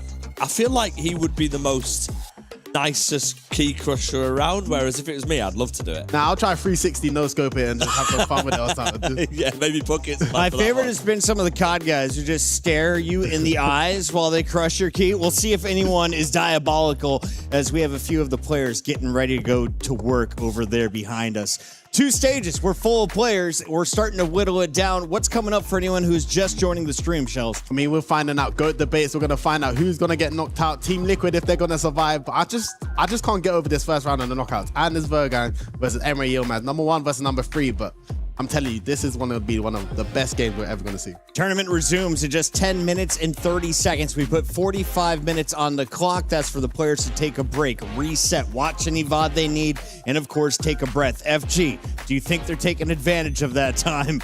Or is everyone just still locked in? Because that was a crazy way to finish to find out who's moving in. I mean, if you won your last games, I don't think you really need a break. If you've had a bit of a hard time, maybe you do need a break. The mental tax it'll have on these players, especially the likes of Levi David, who knew they had to give their all in that last game, they might welcome the break a little bit, Shells. Correct me if I'm wrong. Some of these players will want to get straight back into it, won't they? Yeah, I think it depends how you qualified. So, for example, Neat, he scored a last-minute winner. He had to hope on some other people's results to fall his way. If I'm him, I would like a little break. But maybe Levi the weird way. I think he's been a bit disappointed in himself. I think he knows he's got a point to prove. And that last win against Levi Finn, that's the type of morale boost you want to take it to the knockouts and try and start your tournament as fast as you can. We'll have plenty of time to dive into this bracket, but first I want to revisit our league stage. Reminder, what was at stake? If you finished in the top 8, one of those green positions on the far left, you are guaranteed a top 16 finish at EWC 26. Bonanno, number one performer, the only one to go a perfect 6-0, is my player to watch. If you're looking out for some other big names, I feel like Levy Finn was red hot up until that final match. And then, of course, we've had some players sneaking in on the final day. A guy like Neat, who had to come all the way through the play-ins, FG. Yeah, absolutely. I mean, that is the beauty of this format as a whole. We had a last chance qualifier. We had some play-ins before the main tournament kicked off. And Neat knocked out one of the greatest in the scene. Arguably one of the GOATs, Tex, in a penalty shootout. Remember, last year's winner came through the play-ins as well, Manu Bashore. We're going to see him in action as well. As expected, he finished 7th. The big talking point, though, is that massive fixture, 10th against 23rd. Anders Vergang against Emre Yilmaz. And Emre Yilmaz, that will have a point to prove. He's so professional, Shells, that this won't matter anymore. He would have got this league stage out of his sort of mind, and this is all that matters. The chance to get yourself in the round of 16 for Emre's perspective to face a very good friend, another teammate in Manu Bashore. But look at that round of 16, Alihan Lyon. We've not spoken about him much. He did beat Anders Vergang at some point. They could potentially meet, I think, in the semi-finals if they both get there. He's got a really, really good opportunity. Yeah, even for like Nassad and Ali Lion, where we was talking about more of them in the start of the tournament, it's just, I've seen glimpses of all these players where I think, ooh, they could win it. But I think for Anders and Emre, what they have to their advantage, they've arguably got the hardest brackets I've ever seen. Whoever makes it out of them two, they're going to have that confidence. And if you beat the next round, Manu Bachor, you're going to be flying with confidence. If you beat Nasada, Levi DeWitt, or D. Fernandez, you're going to be flying with confidence. And if you can carry that to the final, anyone on the other side of the bracket will be absolutely terrified.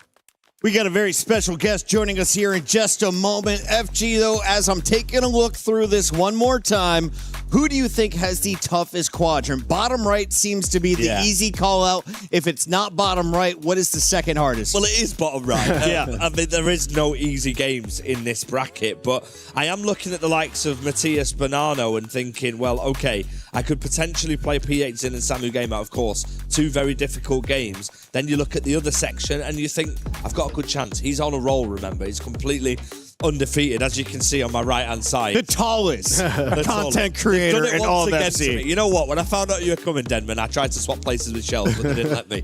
Great to see you, mate.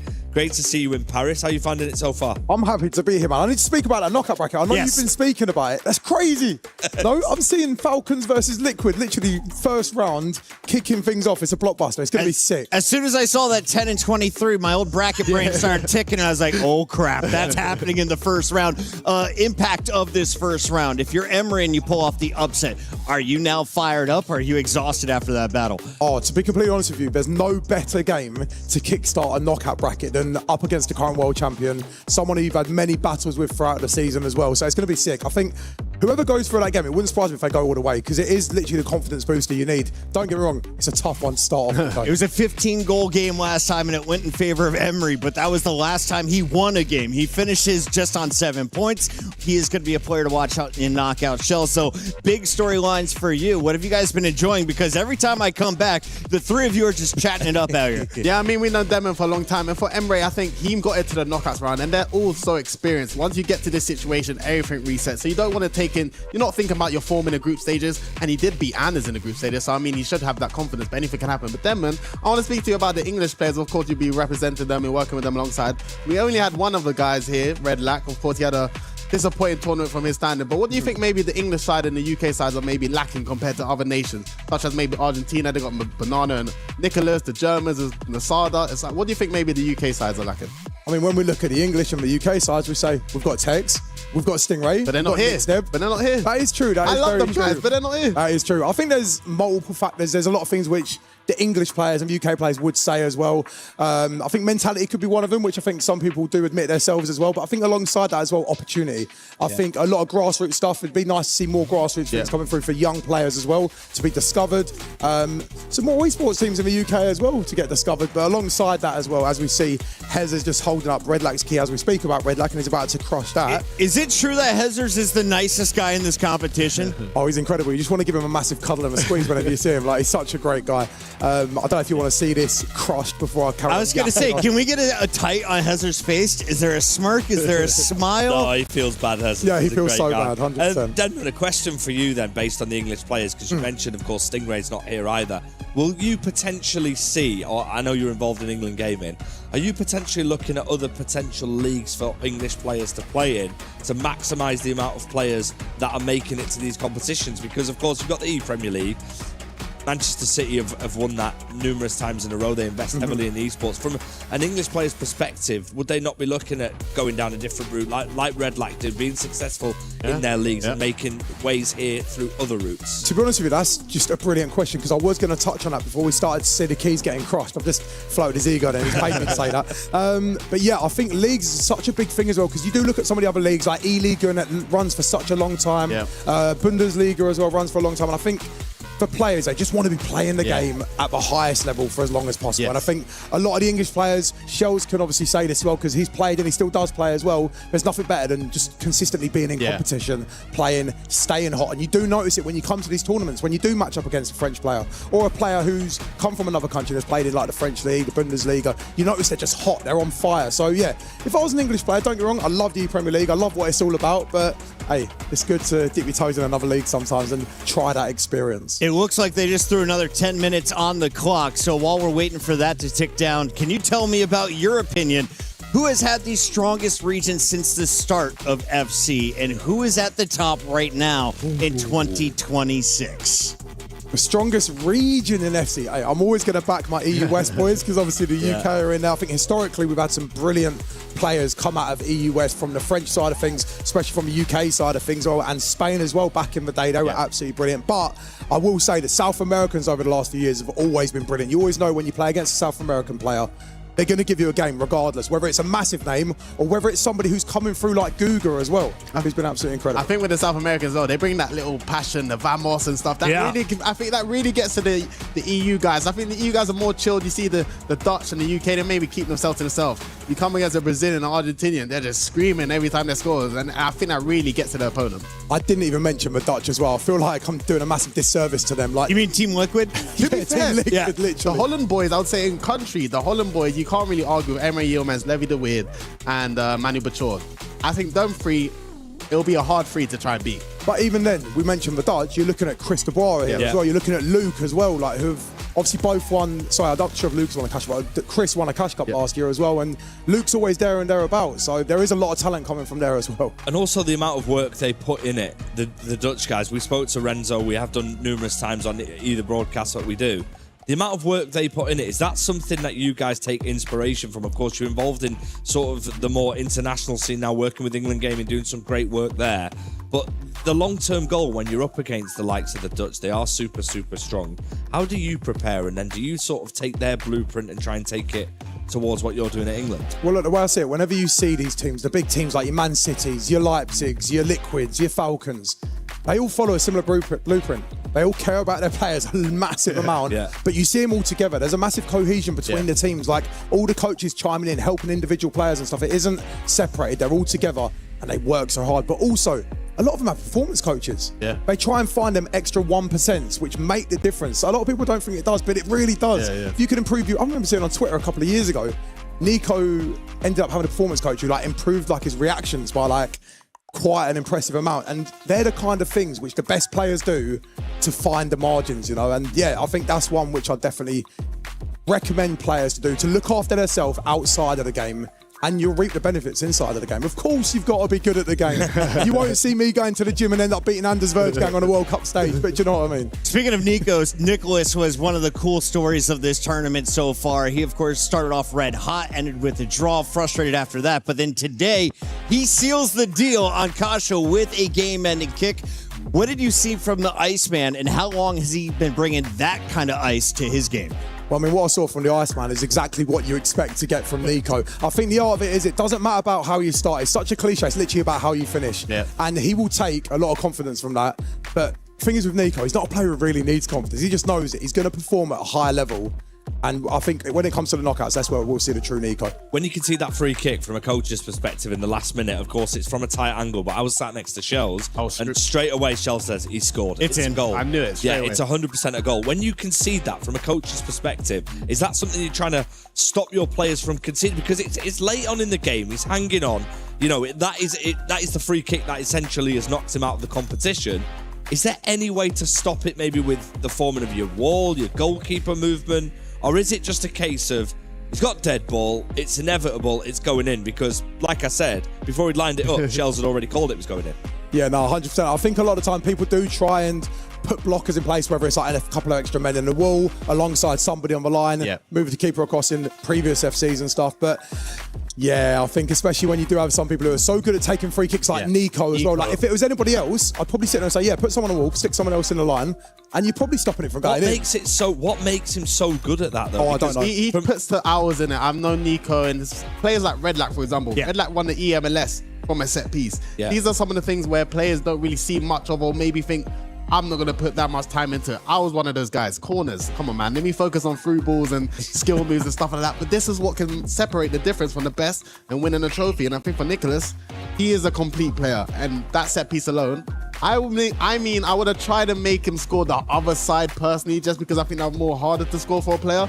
But Nicholas is one of the best in the world. Is that the Falcons getting rowdy behind us? It absolutely is. I mean, no surprise. They've been making loads of noise. Abu Maka's getting ready to face Neat as well. The games are going to be starting very, very soon. It's Knockout FC now, Puck. This is serious. We have to obviously get a prediction. Mr. Denman. Can we bring up the bracket one more time? Let's grill our Denman. Let's grill him. He's very, very good with his knowledge in the scene. You are the man to beat at the minute, Puckett, because you were fantastic in your predictions. JD, looking at this. Am I going one by one? Yeah, let's start top left. Go on. Yeah, PH Sin versus Samu. What do you got for me? You know what? I'm going to back Samu because I think just he's been incredible the last few years.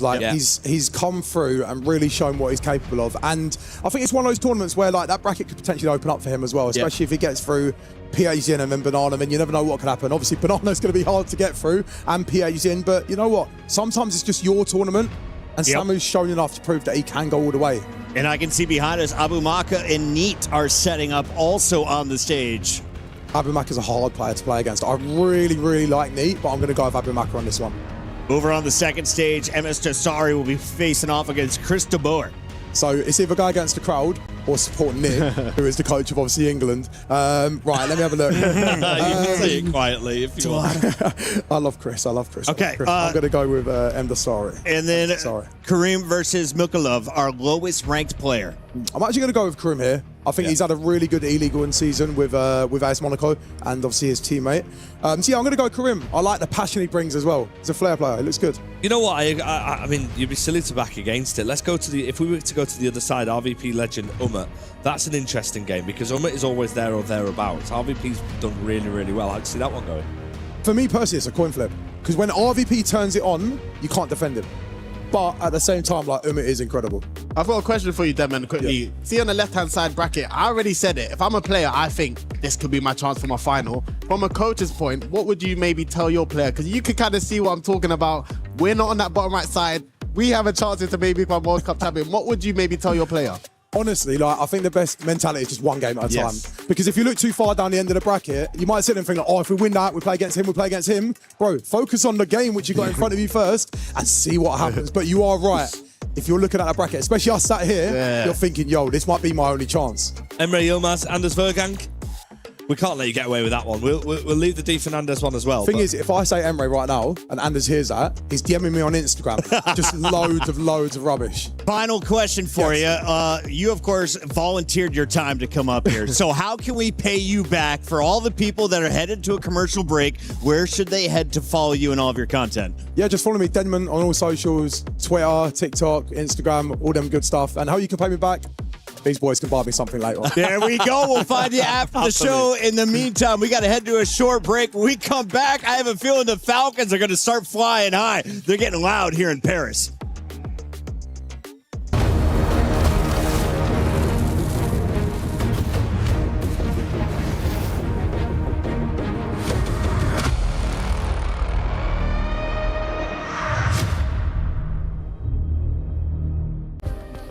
play is in our DNA. Whenever we let it out, it becomes our superpower. Now imagine an entire city being built to supercharge it. Kadir City, powered by play.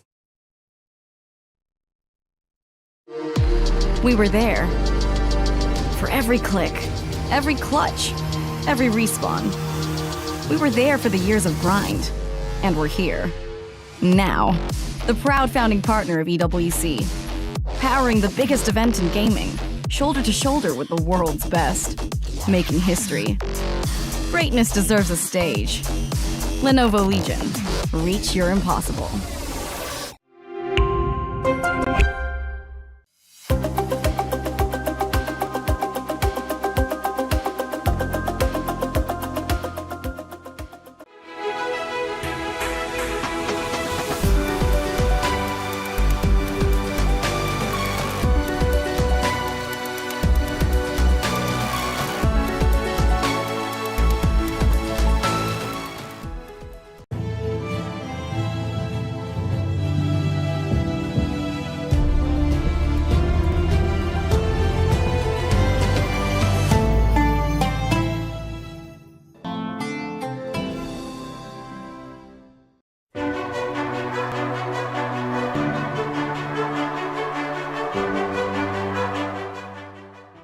GFT finals are taking place today, but there is a little bit more nuance to that. So Trav's joining me to give us an update as to what we can expect and what's happening for the club championship points. Well, we're in the third, fourth playoffs at the moment, so it's AGL versus Flash Wolves. So big swinger here, it's 500 points or 300 points, depending on who gets the victory. So AGL, being in 16 games across the Esports World Cup, kind of desperate to get these points on the board because they're going to be a real contender in the future weeks.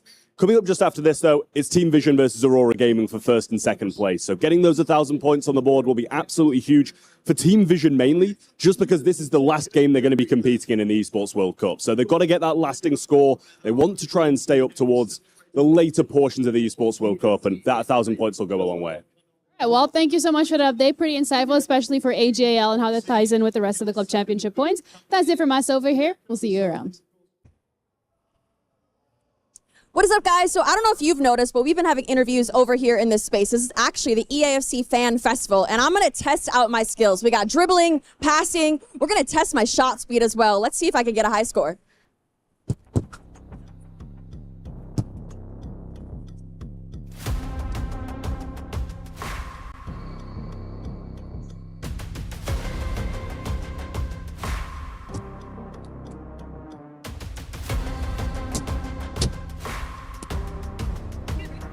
So the stats are in. My Ultimate Team card has officially arrived, and honestly, I'm pretty proud of it. 96 overall. We got 95 defending, 95 dribbling. So if you guys are here in Paris, come check out the EAFC Fan Festival. Try to beat my high score. Good luck. I think we have time to play other games outside EAFC.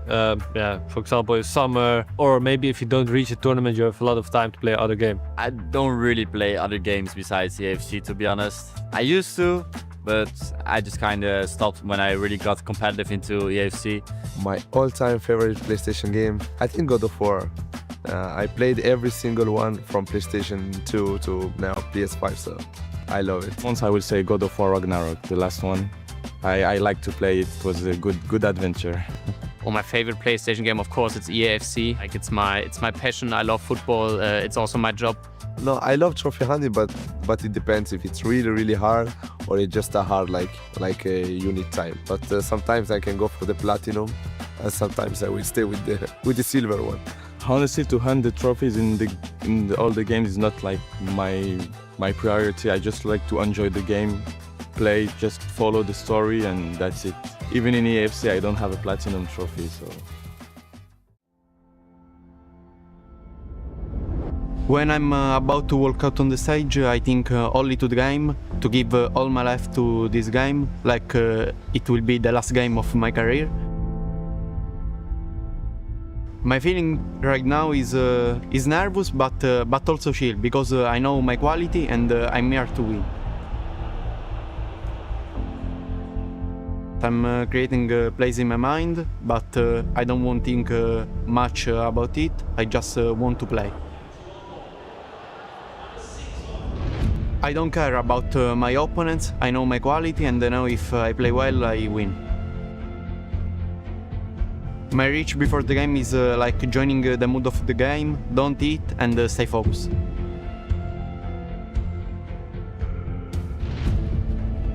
When my name is called, obviously I feel amazing. I feel happy because it's my dream.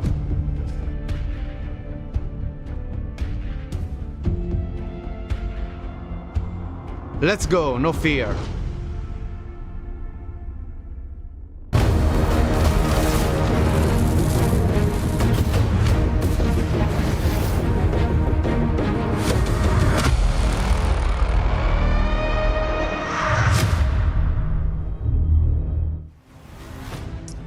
Well, this is it. The knockout stages have finally arrived here in Paris after a lengthy 4 days of action. 36 players came here to Paris as part of the FC Pro World Championships with one dream. Just make it to the knockouts. That was the dream after 6 long rounds of group phase.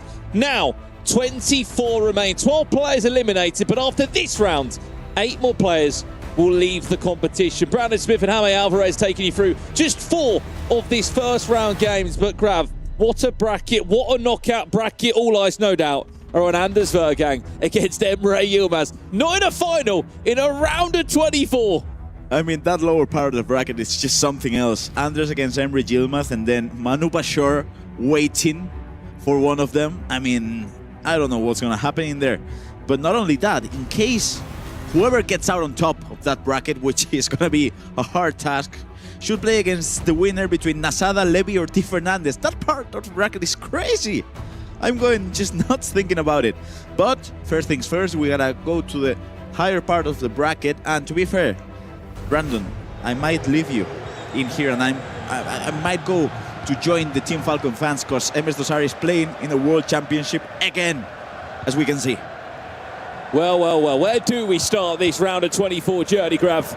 MS Dosari against Chris de Boer sounds like the perfect starter. Abu Maka taking on Neat. These are just some of the first knockout games. PH in against Samu Gamer. They've never played a competitive game before. How about that in the FC Pro World Championships? And Karim is back against Milka Love. I mean, there's so much history between these games, but this is the game that's got the most history because they played a few days ago. They did. And who came out on top, Brandon? MS Dosari, 4-3. And you can't quite see it, but in the corner of our stage, in front of this game here, there's the play, there's the first finesse of the game. It's teed around the post and out for a corner. MS Dosari has regrouped every Team Falcons member, fan, Saudi Arabian player that's competing. They're all backing him because they know this could be the last hurrah for Dosari. It could be the last dance, and first chance. Dosari scores first.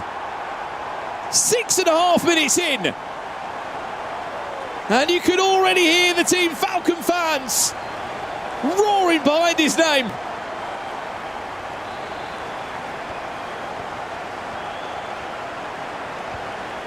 Listen, I wouldn't want to face MS Dosari on a knockout bracket at the World Championship. It's just a different monster. And as we can see, he's attacking on the left wing. That's where the first goal came from. And O'Reilly going for the attack as well. Surely not a double for Dosari here. Musiala! Oh, he's beautiful! Maybe the king of the jungle. He's back!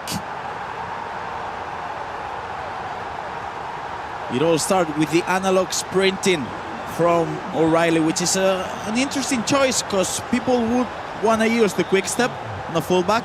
But of course, we are in July and we have 4 playstyles, so you can definitely use rapid. He attacked to the 2v1, scored a second one, 2-0. Updates, PH in, Samu Gamer. It is Samu Gamer who strikes first in that one. Not just once, but twice, because McTominay with a beautiful finish to make it 2-0. What's going on, Brandon? Dosari's 3-0 up! A much needed pause coming in, because at the moment, the king of the jungle is cruising.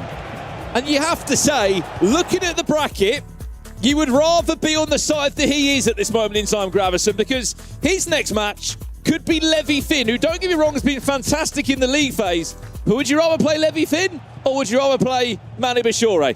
I think you got or Nicholas. a right answer to that. Or Anders. I'm sorry, Levi Finn. Levi Finn, of course, fantastic player, a winner in his own right. But you look at the previous history at Worlds, at FC Pro Championships. Samu Gamer might be 3-0 up here. Oh my days, he is. The start that some of these players are having in their first knockout game. I don't know if we can show you. We've got a 4-way split of the 4 games that are taking place right now in front of our eyes. We will do our best to give you the updates here. Karim is back, he's leading by a goal to 0. Abu Maka is all square against Neat. We have to have a quick word on that, Grav. The only Spaniard in the tournament. You must be happy that he just about squeezed through into the knockouts. He did. It was. There's something about Spaniards at the World Championship. I'm reminded of JRA scoring a goal in the last minute to qualify, same as Neat. And of course, it was lucky, let's just say, because he did score against PH, but now he's playing against Abu Maka. And the clear favorite is the Saudi. So let's see if Neat's able to come on top. I don't think it's a favorable matchup to him. Well, chat, where do you want to go? Which game do you want to see in particular? There's 4 games taking place at the same time. And then following this one, the games get even better. You have got the bottom half of this round of 24. Luke Weidevel, Paulo Neto, RVP legend against Umit. Di Fernandez, Levi David, who got himself through. And the game of all games. As Kike Nazareth fakes the shot. There comes the finesse, and that's a corner for Samu Gamer. The game of the round, Anders Vergang, Emre Yilmaz. A final that we saw at the FC Pro Open. A final we saw at the E-Euros. 2 of the very best. One of them will not be lifting the World Championship this year. And one of them will be eliminated before Championship Sunday. Musiala, Samu Gamer cooking towards a 3rd goal. Bellissimo! If that was the right game. If that was the right game. That's four games now. Someone tell me what's beautiful in German. That was Milkolov that got a goal back, sorry. Right, he's only 2-1 down now. Karim is back, by the way. What a day. What a final day. I mean, we have to say it. Some players have really benefited, Grav, with playing their last group games today and then going straight into knockouts, which sounds crazy because half of the competition that came through weren't looking great after 3 days. Definitely not. I mean, Karim is back. Just talking about today, 5-1 win against Di Fernandez, 4-0 win against Virgil, and now leading 2-1. Yes, 2-1 against Milkolov. So he's unbeaten today. He's playing.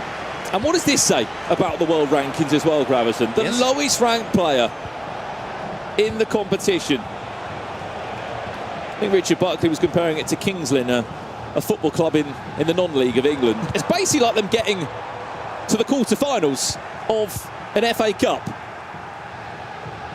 Sometimes these things happen, and that's the thing of beauty of competitive FC. Anyone can beat anyone, and that's why we're here, to see who comes out on top. Well, as far as it looks, only one player from the top 10 in the world rankings did not make it through to the knockouts, and that was Jafonzo, who's 8th in the world at the moment. The other 8 players that are here from the top 10 world rankings are all in the competition still. Who would you have said, Grav, was the shock exit for you? For me, Jafonso probably. I didn't expect the EWC World Champion 2024 to... Chance Abu Maka, there's the play, look at the back post. And that's an equaliser against Neat. Don't forget that he was 4-0 down against Ilian Bushi, Abu Maka, and still came back and won that 6-4. So I think actually went on to be about 8-7 in the end. You do not count him out. Never. Which one was yours? Your surprise? I'd have to say the shock of the league phase for me. I mean, 12 players fell out, as we know. Brees, runner-up last year in the World Championships, he fell out. Ilian Bushi, I maybe expected a little bit more, but I have to say, 5 Italians out. There were 7 of them that qualified, 8 if you want to include Matthias Bonanno in that, but 5 of the 7 out in the league phase. After such a good season from them, I expected them maybe to go a little bit further. Right, updates you can see on the right-hand side of your screen. I think we should go back to it because I think the audience will want to see it. MS Desari, Chris de Boer. We say about not counting players out.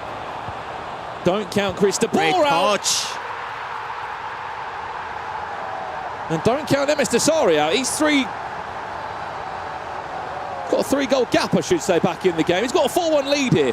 Why are we seeing such an in-form MS Desari? Because as I said, Graf, we haven't seen him on the world stage other than a little bit in Atlanta, didn't get in the FC Pro Open, and then we see him go and do well in the Saudi Pro League. He's clearly been putting in a lot of time for this. Definitely, and I'm sure we all know that MS Desari is a great player, but when it comes to the World Championship stage, it's a whole different beast.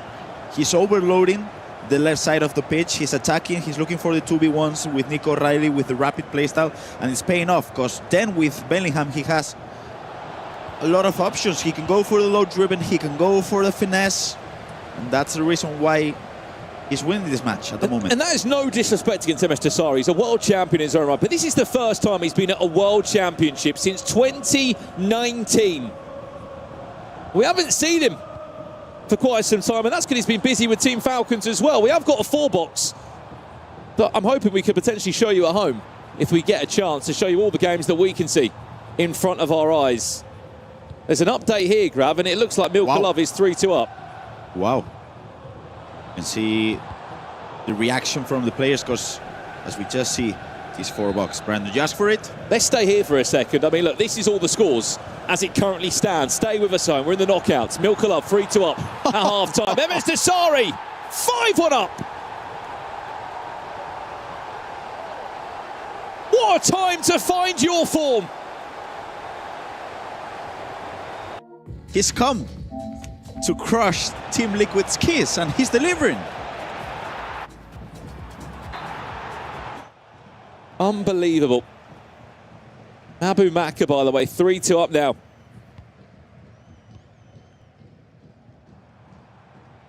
Last chance of the half looks to fall that way. I mean, if we can go back to Samu Gamer, PH in, by the way, for me, this might be one of the shock results of the round. We know both these two are fantastic, but PH in was in great form, ending the league phase today. He's currently 4-0 down. And throughout the whole season as well. La Liga FC Pro, E-League, ECL, he's been great. That's it, Pat. There's the extra pass. This is the game we're speaking about. Please keep in mind we are playing until there are 8 players left in the competition. That is all that will be played tomorrow. The quarterfinals, the semi-finals. We've got a show match as well, as Karim Benzema will be joining us in Paris live for our final day of action. But before we get there, we have got to whittle down 24 to the best 8. Milka Love has scored again, and Samu Gamer has come very close there, Grav, to being 5-0 up before half-time. What kind of confidence does that give you for Samu Gamer? On the other side, how do you pick yourself up if your PH in? It is a difficult one, because PH is a great attacker, but Samu has developed a lot since last year, especially on the player switching side of things. Not only that, but he really keeps the momentum going backwards as defending, because it's really hard to track sometimes the passing lanes, and he does that really well. I'm surprised, because Samu did start to be a great attacker last year, and it paid off because he was unbeaten on the group stage in the ECL last year. But this year defending, I mean, just considering 0 goals against PH in the first half, it's incredible. We didn't have a bad outing last year, did he, in the World Championship? Samu Gamer was really impressive there.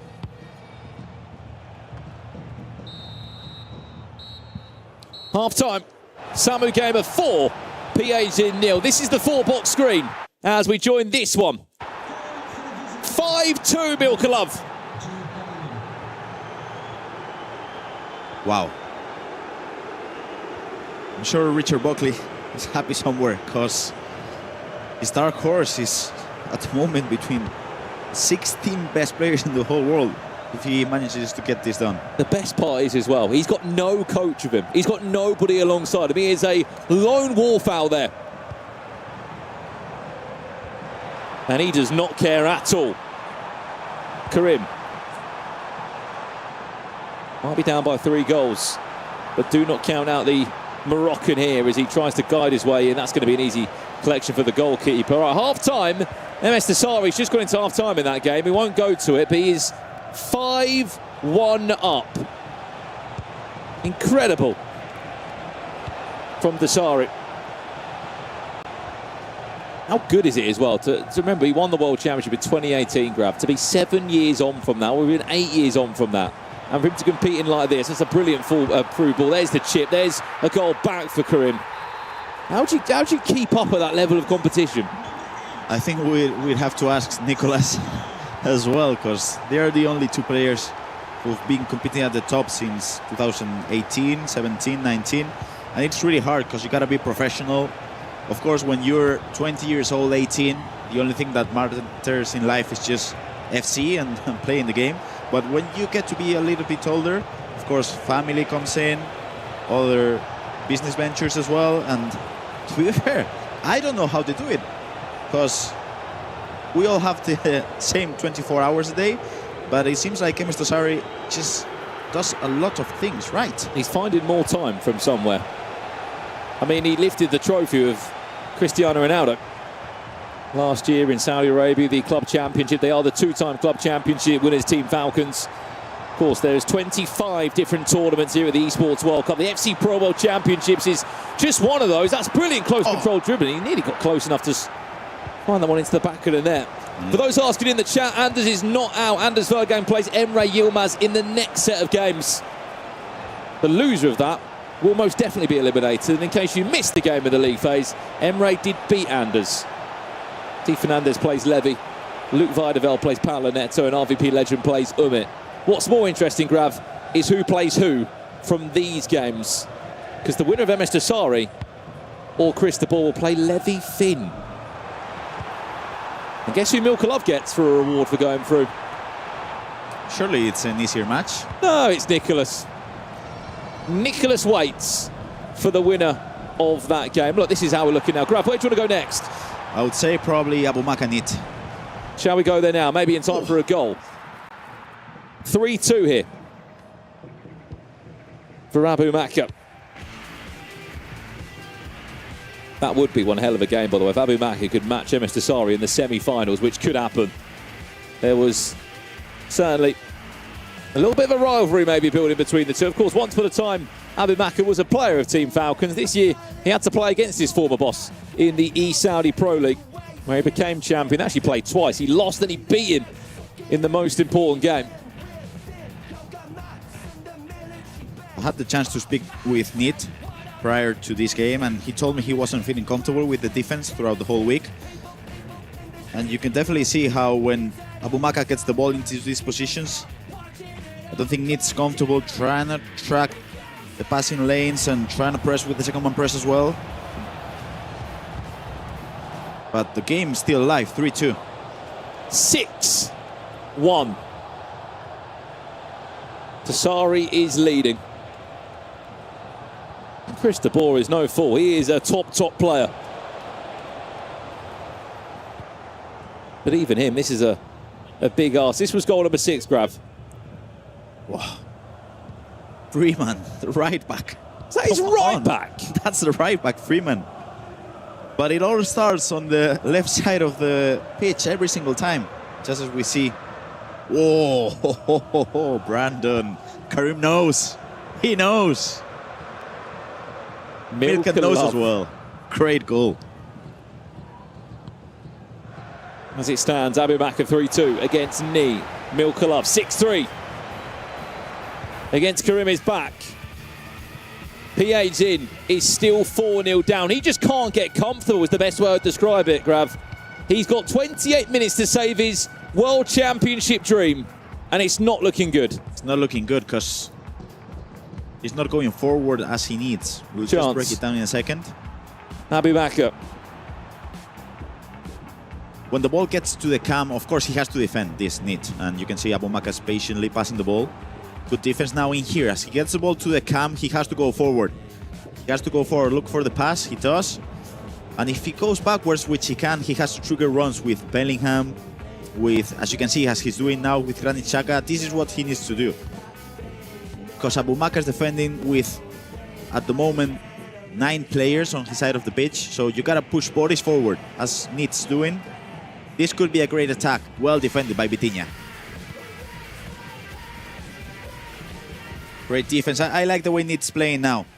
He's pushing bodies forward with the midfields,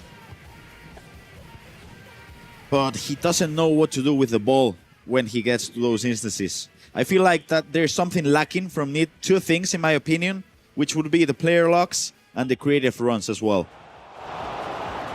Let's go somewhere else. PH in. Samu. Samu. They've never played before, but I tell you what, PH might not want to play him again unless he can get a goal back now. Bellingham twisting, turning. Is that one back? No. That was the chance to build a bit of momentum.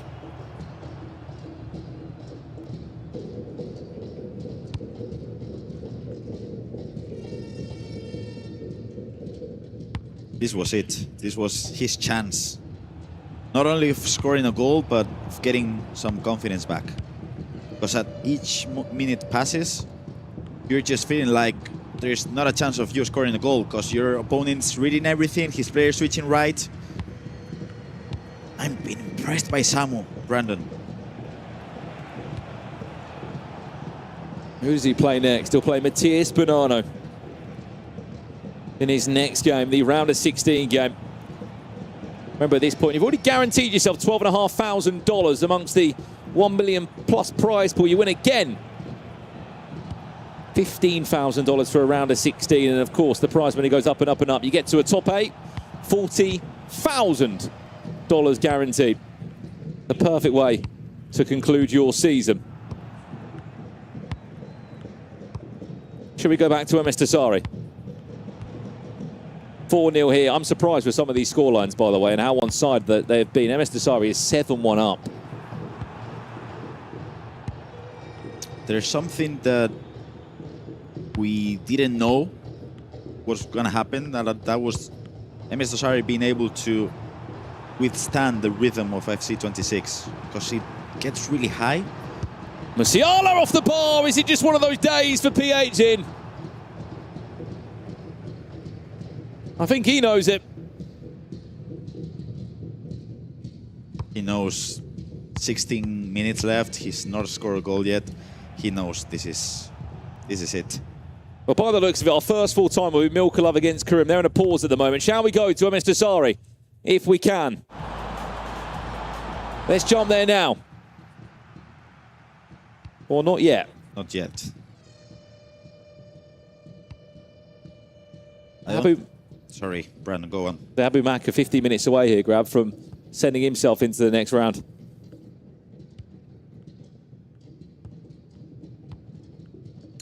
I do think Nid's not finding an answer yet to the 4-5-1 of Abu Maka. Of course, we all know the 4-5-1 now, but back in FC24, Abu Maka was using it, and this could be it. Well defended. He has to go forward, gets the ball, and this could be a great attack. You have just witnessed a lovely free kick there from Karim Isbat. I'm sure we'll get the replay of it. But let's jump around to the game that's probably going to finish first. The first player that will be going through to the round of 16. Karim Isbat, Milka Love. Can we go there now? 7 minutes left. This was the goal that we missed. Karim with a lovely free kick from Lionel Messi. That made it 6-4. He's got 6 minutes, but he needs to be great for these last 6 minutes. And this could be it. Is he through? Is he onside? He is, Brandon. Chance Abu Maka, that's going to go for a corner. Right, let's go to it now. This is our 4 box. This game will finish first. So let's stay here. Winner plays Nicholas in the next round. That will be live today on this broadcast, so do not go anywhere. Chance, Mohamed Salah. That's going to go for a throw-in right in the corner there. What we'll do, we will try our best to give you every single concluding moment from this first round. PHN has got a goal back. You can see them on the right-hand side of your screen. Unfortunately, he's only got 10 minutes left. That's the big ask. Surely not doable. Who's been the most impressive for you here, Grav, out of these 4? Has to be MS Tassari. I mean, 8-1 in a round of 24. MS Tassari, 8-1. He leads against Cristobal. Right, our first full time of this knockout round. Milka Love defying the odds. He's creating his own world rankings at this point. He doesn't care. He's off to a round of 16 in his first ever FC Pro World Championships. Karim is back out and Milka Love through. But has he got enough ice to get past the Iceman? First full time, done. Let's go to our next full-time game. Samu Gamer, PH in. Closing stages there. And Samu Gamer may have just put an exclamation mark on the result. Desiree Douay, 6-1. Wow. Brilliant performance by the Italian. I'm just surprised at the way he's been defending throughout the whole season, particularly throughout this week as well. And of course, he's knocked out the first South American in PH. The following one would be Matias Bonanno. Well, that was the replay. Oh. I mean, what performance from Samu Gamer. Unbelievable. Right, closing stages here. PH in, just can't find a way through. It will be the end of his FC Pro World Championship. I mean, a much better season from the Brazilian that we know and expect from him. He goes through. Matias Bonanno waits for Samu Gamer. I don't know how to call that one. I mean, Matias Bonanno is still undefeated. Sorry, can we go to MS Dasari just for a split second? Oh my days. MS Dasari is 10-1 up. 10-1 he leads.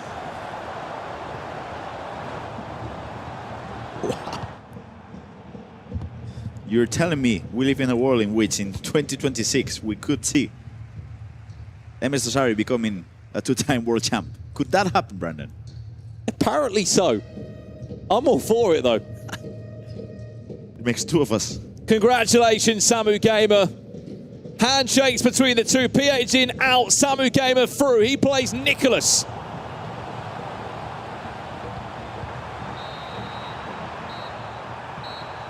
Congratulations. Right, that's 2 games done. Milka Love through. Samu Gamer through. But let's go to Ni Abu Maka, because that might be the last nail in the coffin over there. Sorry, Grav. It looks like Spain are going out. It is what it is. Of course, I'm devastated for Need, but if we look at the tournament, if we look at this specific match, Abu Maka deserves it. Need has been inconsistent throughout the whole season. He's been inconsistent as well, but in this tournament and in this match.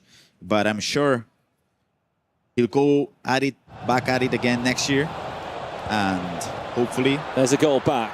A better matter. Full time. Abu Maka against Ni, by the way. That's just concluded. Congratulations, Abu Maka. He will go through, and he will play Hezers in the round of 16. But we'll stay with this one for a full time. MS Dasari 10. Yeah, you are reading this right. 10 goals scored against Cristobal. This has been the performance of the knockout so far. The 2018 world champion, the king of the jungle. There was question marks over, has he still got it? By God, he has.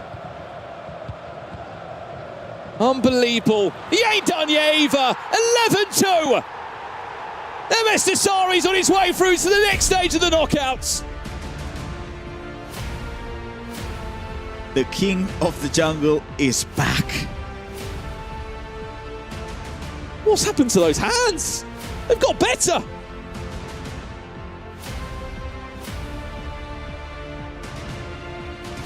Unbelievable scenes. Samu Gamer through, Abu Maka through, MS Dasari through, and Milka Love through, but still to come after this break. Anders Vergang, Emre Yilmaz in a knockout game. It's up next after this.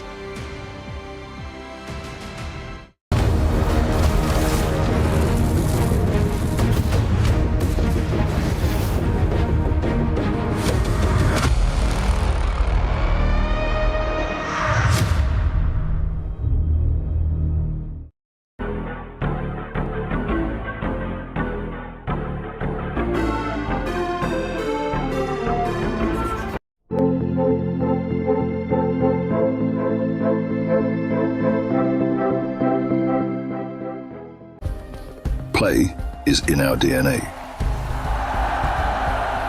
Whenever we let it out, it becomes our superpower. Now imagine an entire city being built to supercharge it. Kadir City, powered by play.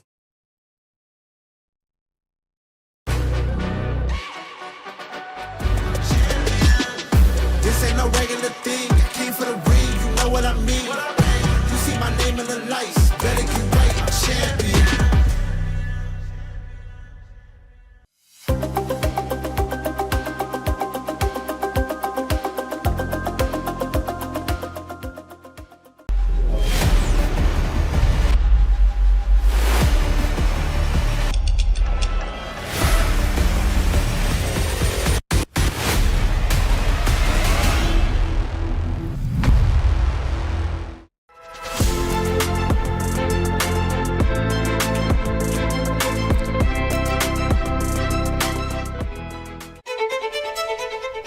I'm Chris, my gamer tag is Chris de Boer, my normal name as well, and I represent AFC Ajax. Well, I'm a 19-year-old who just lost football, to be honest, and I used to play it a lot when I was young, and then when the pandemic hit, I just started to play a lot of EWC, and now I'm here at the Esports World Cup. A lot of people maybe wouldn't say I'm the most stereotypical gamer, but yeah, it's kind of who I am. I like to play and compete, but on the other hand, I also am just a guy who likes to go out, do social things, and yeah, just a fun guy to be around, I think. If I were to be an EFC Ultimate card, it would probably be Frankie de Jong, I think. The way he plays, really good on the ball, just really has good vision of the whole pitch. Football IQ, I think that's kind of where I'm good at. The December Cup in 2024 was huge for me. It was a huge change in my perspective on me as an esports player. I was still a rookie in that second season of mine, and then that tournament came, and I beat Jafonso, who was the world champion the year before, in the lead up to winning the tournament in the quarterfinals, I believe. And that kind of gave me the feeling I was actually really good at this and I could compete at the highest level. And I think that was the starting point of where I felt like, okay, I'm gonna really take this serious and take my chances here.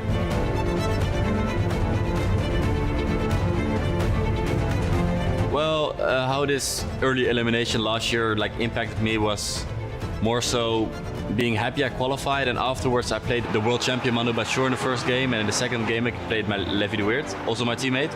Of course, I lost against Manu Bachor the first game. I was 4-2 up in minute 70. I played actually really well, but then the last 20 minutes I kind of choked. Manu Bachor, a penalty, that's a pen.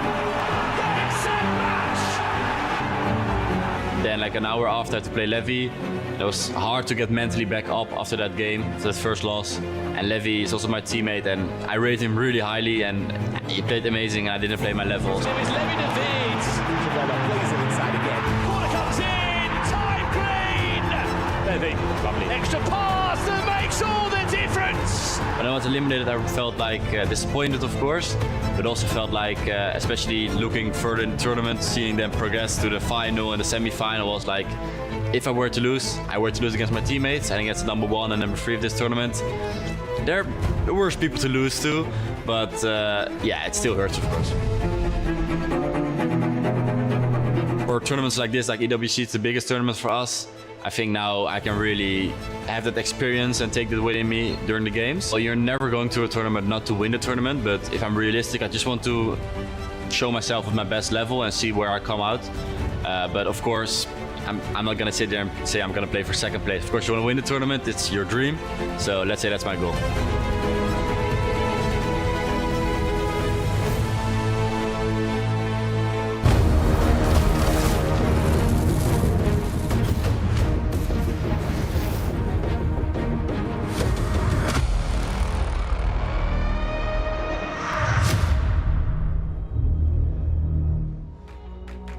Welcome back, everyone. I'm so excited for this interview because we are speaking to the lowest ranked player coming into this competition, and he has just qualified for the round of 16 after that win versus Kareem. Talk to me about that match because you absolutely smashed it. Yeah, I think I started really bad in the matchup. I was 2-0 down in the first 50 minutes, I think. But I feel like from that point, I played so much better, and in the end, it's deserved, I think. Now let's talk more about that league phase as well. Your matchmaking was so tough. You had to go against Matthias Bonanno, Anders, Alihan as well. So talk to me how you feel about the entirety of the league phase.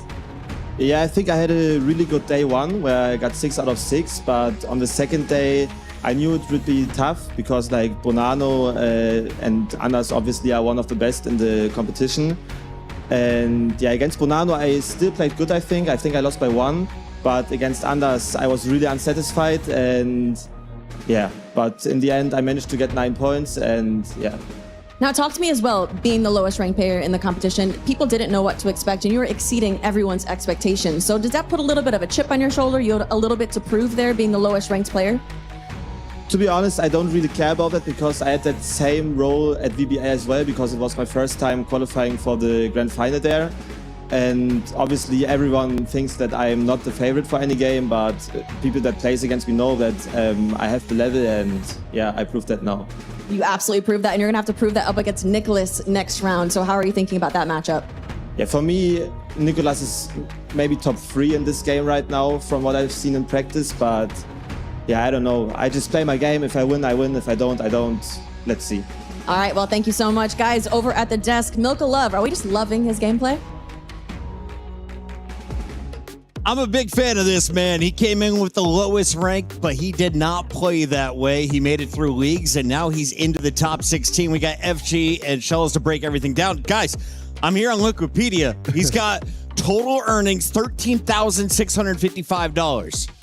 He's already guaranteed $12,500 after that win, Shells. Yeah, I mean, what I love about him is actually his attitude about it. That interview right there, even just like doesn't seem too phased if he wins or loses. He believes in himself, which is the main thing about it. But I think he's got the right attitude because all the pressure is on his opponents. He is the lowest ranked seeded player, so he should use that to his advantage. And who knows, if he wins this whole thing, I'm sure his prize money will be doubled. He's not the only one with big wins in this round. We hear all kinds of noise from some Falcons fans here in Paris. The FC fans are out and they are loud, FG. Yeah, the Falcons fans are here. They made loads of noise for MS Desari and he answered. What a performance by him. 11 goals. Only the 11 goals, double figures. And up next for the Falcons fans is Anders Vergang.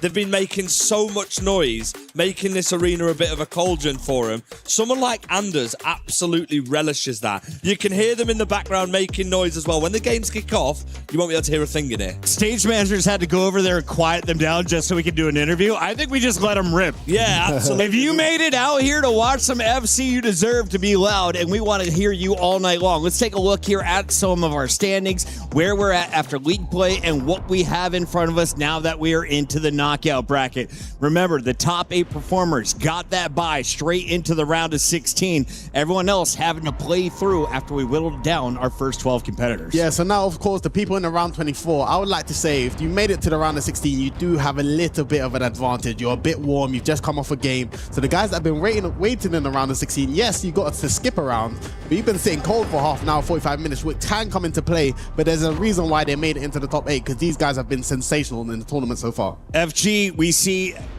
PH Zin now out. Neat is now out. Yeah. We're going to see MS Dossary and Abu Maka making their way through. Saudi Arabia, well represented in this tournament. Yeah, no surprise, really. They put so much into esports. They've done fantastically. Abu Maka again. I mean, we're talking so much about MS Dossary and the Falcons, but Abu Maka is the current Saudi League champion. It'll be interesting to see whether them two go up against each other at one point within the bracket. We've got our round of 16 from the left-hand side. Some incredible games to come. If you look over to the other side, the right-hand side, I assure you, it's not 0-0 in any of them games. They're just games we're about to see. That round of 24, there's only one fixture we're focusing on at the bottom. There's 3 horses, but the biggest one has the biggest fight against a Falcon. Yeah, I mean, Emre Yilmaz, I think all eyes on this game for both of them. I think for both players, there's a lot at stake here, but Emre Yilmaz knows he's got a job to do, even to defend his Team Liquid boys, because they don't want the Anders coming through against them. Big shout out to everyone who made it out to Paris, and of course everyone who's been tuning in online. We have a mystery nation. They are not represented in this round, but we have more clues coming for you. Hair plugs, some special players, and of course the Crescent Stars. It starts with a letter T and it's from Europe. In the meantime, we gotta go to the stage for another round of action. This is your top 24 playing in to the round of 16. Well, here you go. It's all kicking off, I'll be honest. So we're just filming a short bit for the official EWC channels, Chris. So here we go. We are underway, and what a game it's going to be. Richard Buckley joined alongside Ryan Pessoa. I was a little bit taken aback, but I'm not going to be taken aback by this upcoming set of fixtures, Ryan, because we are in for some absolute crackers. Yeah, I think we'll save. Well, I was going to say save the best till last, but he's on camera.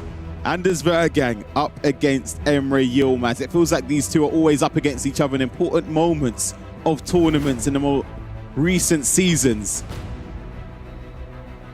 Paolo Neto, he's got a big game up against Luke. RVP legend we saw on the camera as well. He's playing against Umut. And D. Fernandez up against Levi De Veer. That is a huge matchup as well. I've seen a lot of people asking in the Twitch chat at home and wanting to find out a few more clues on the Mystery Nation. Well, I can reveal one to you now. Arda Güler and Hakan Çalhanoğlu represent this country. If that doesn't give it away, I don't know what will. Emre Yilmaz versus Anders Vergang. We only saw him in action 2 days ago. It was maybe the longest game we've seen. Yeah, a lot of drama. At the FC Pro World Championships. Well, that's not the only game that we're going to be covering, because another cracking match taking place on the stage. Umut against RVP legend. Just so many titles, so much prize money, so many accolades on the main stage. I mean, Umut, I'll be completely honest, those last couple of results, especially the smoke game. Yeah, that was a weird one. Just a strange end to the day for him, wasn't it? Bit of a mixed bag, because he started off so well. He was unbeaten coming into today. So he had a lot of expectation on his shoulders. And Anders Vergang, if you missed their recent matchup a few days ago, there was drama towards the end of it, and he didn't end up shaking Emre Yilmaz's hand again, which has been a common theme for Anders. You're probably wondering, how is this even a first round knockout game? Well, really, you have to put the blame on Emre Yilmaz for this. They're first and second in the world on the FC Pro World Rankings, but when you look at this particular tournament, Emre Yilmaz finished 22nd in the group stage. That was 3 losses, MS Desari, PH Zin and Guga Faraz, but he beat this man 8-7. You've got a massive smile on your face, Ryan. Honestly, I can't wait for this game. 1 versus 2 in the world rankings. Only one will go through here at the FC Pro World Championships. Do you know what's upsetting for me? It's just that this came too early in the knockouts for me, but look at the first chance could have come Anders' way. You'll see the club championship points on the screen there. Team Falcons 600 points as it stands. They'll be hoping that Anders and all Sorry, can go far in this tournament to help get some more points on the board. And for Team Liquid, they need to get going, and they've got a lot of opportunities to do so here. Absolutely. Anders Vergang kicking from left to right. Emre Yilmaz from right to left in that blue strip. We will be keeping you up to date with the other matches as they do transpire here. RVP legend Umut, as we mentioned. Luke versus Paolo Neto, and D. Fernandez taking on another Team Liquid player, Levi De Veer. Chance here for Emre Yilmaz. The finesse shot slightly wide as he opened up his body. Yeah, I thought he was going to play the pass in there towards Dembele. I don't know if he expected that much space. I was saying this in the green room as well to you, Rich, and a few others. It feels like Anders is defending extremely aggressive in every game. I thought it was just because maybe he was chasing a game. I can't remember which exact one it was. It may have actually been against Emre Yilmaz. Was it not Danny Pitbull as well? He done the same thing, very aggressive, yeah. But even when he's winning, he's defending in that similar manner where he's high up the pitch, spamming off side traps, team press. Usman Dembele, who's going to draw first blood in this blockbuster affair. Casillas forced into action early doors. The footwork plus play style there coming into effect, and a giveaway of the possession from the corner could allow Emre Yilmaz to counter-attack. Yeah, and Salma, she's rapid. Quite literally and figuratively, with the play style there being activated. Recycling possession, waiting for that opportunity to maybe punch the ball with the ping pass plus play style into an attacking player. Nick O'Reilly taking over from left back. And what looked like a potential quick counter-attack has been slowed down drastically. Chance still here for Emre Yilmaz. Jude Bellingham inside the box. Bruiser comes in and Anders defends. You're not too happy with that? Yeah, I'm going to be a bit critical on Emre there. It felt too passive. You used to him just going. Yeah, and it's just allowing Anders to set up defensively. Snapshot from Kike Nazareth with the finesse. He's play locked off the header there, but Lacroix simply too physical in the air. Maybe a runner off the ball here. It looks like Salma, but Mark Pubil once again with Emre Yilmaz steps in and defends well. Oh, you see what I mean with the aggression though? It worked out. Stepping with Maldini so intentfully there, and he does really well, but it could have easily worked against him. Runner on the bottom side of the pitch is Salma. Looks like a double tap. Lacroix once again called into action. Feels very nervy. Now we're not in groups anymore. Yeah. Now that the bigger results maybe... Emre Yilmaz was never going to go out in the groups, was it? It was always going to sneak through, whether he was first or 24th, as Anders Vergang draws first blood for Team Falcons in this round of 24 bracket play matchup. But if that was a little gesture over the top of the monitor to Emre Yilmaz and the crowd, this is a big game and he knows it. Just looking across the other matches here to keep you up to date with everything you might have missed. RVP Legend 1-0 up against Umit. Levi David 1-0 up against Di Fernandez. And Paulo Neto 2-0 up against Luke Leijsdeveld.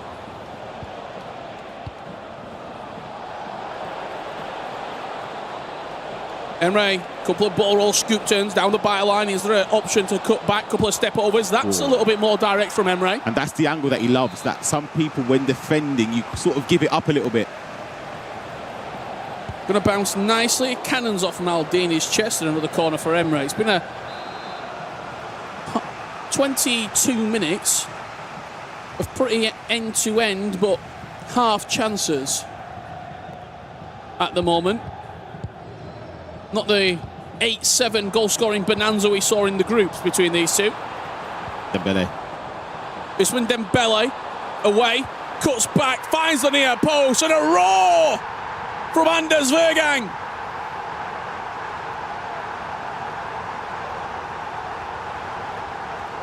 It's a huge match in the complexion of the tournament. By the numbers, Ryan Pessoa potentially can eliminate his toughest adversary. Exactly, and I think that's why he knows how important every single goal will be in this game.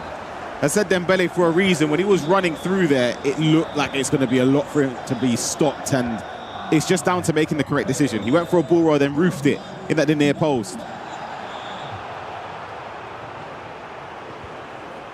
How can Emre respond?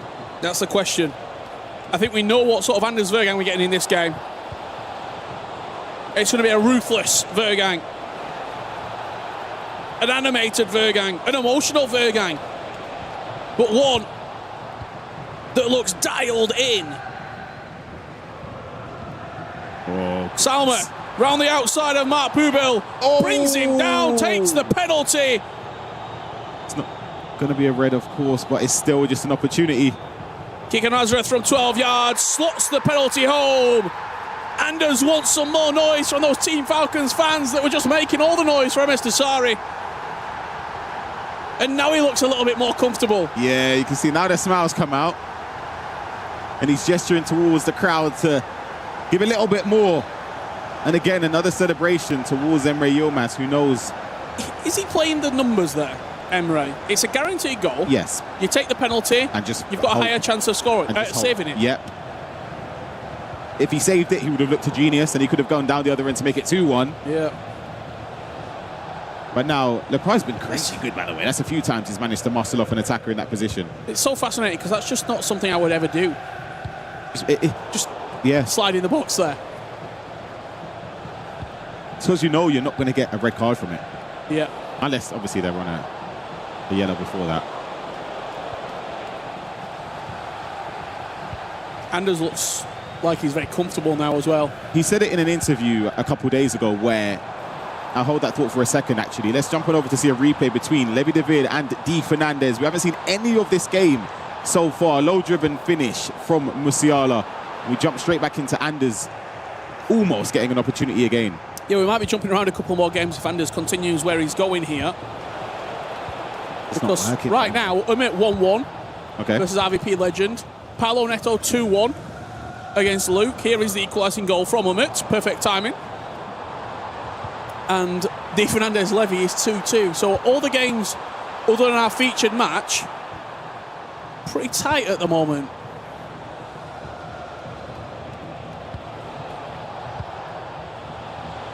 Scott McTominay trying to drive Emre Yilmaz forward. Jude Bellingham, is there an option there? Back to the Scotsman. It just really feels like second guessing at every opportunity for Emre. When he's around the box. It doesn't look decisive. Yeah, it's like, oh crap, he's worried about Anders cutting the lane because he's defending aggressively, or the second man press, putting a lot of pressure on the person in possession. It's not been traditional Emre Yilmaz. And in the nicest way possible, it doesn't look like Emre Yilmaz playing right now. Someone who has been so decisive, so direct when we've seen him. He always most shots, most chances created.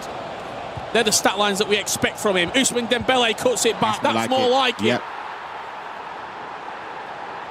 That's something he needed. But you won't see him flinch at all. He knows there's a long way left in this game and he's going to have to take it up a notch or two. It is a confidence builder, though. Let's have a look at what else is happening. RVP legend goes 2-1 up against Umut. Coming back to our live game here. Could be a chance here for Anders Vergang just on the approach to half-time. Ousmane Dembele! Emphatic at the near post. I'm going to say, if there was a time where it would feel really horrible to concede for Emre, it would have been straight from kickoff or just before half-time. Either one would have been, obviously, crucial moments in the game. Because if he goes in at 3-1, 3-2, anything can happen. It still can come back, of course, but now Anders will start to believe even more. And just look at those shots there. You saw Anders Vergang, you saw Emre Yilmaz, see what was in the front? The winner's going to crush the other's key. That's gifting away. Seen a lot on social media over this last year or so. Team Falcons, Team Hully, Liquid. There's been a lot of talk from Anders as well with the way he's responded. Is there a bigger decisive pull than crushing your closest competitor's key? And the thing is, if he wins this, next game is against Manu. If he does back-to-back, sick. There's a world in which it could be a Team Liquid. Oh, dear. Hold on. Entire run here for him, with Levy and Paolo Neto all spin this side of the bracket. Let's have a look at what you might have missed. TPO Paolo Neto. He goes 4-1 up. Looking to join Manu Bachore in the round of 16.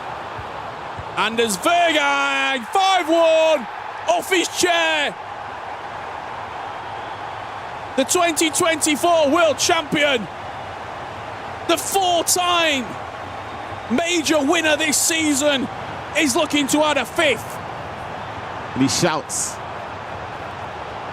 over to Emre Yilmaz and a few Dutch words there as well, just to frustrate him even more.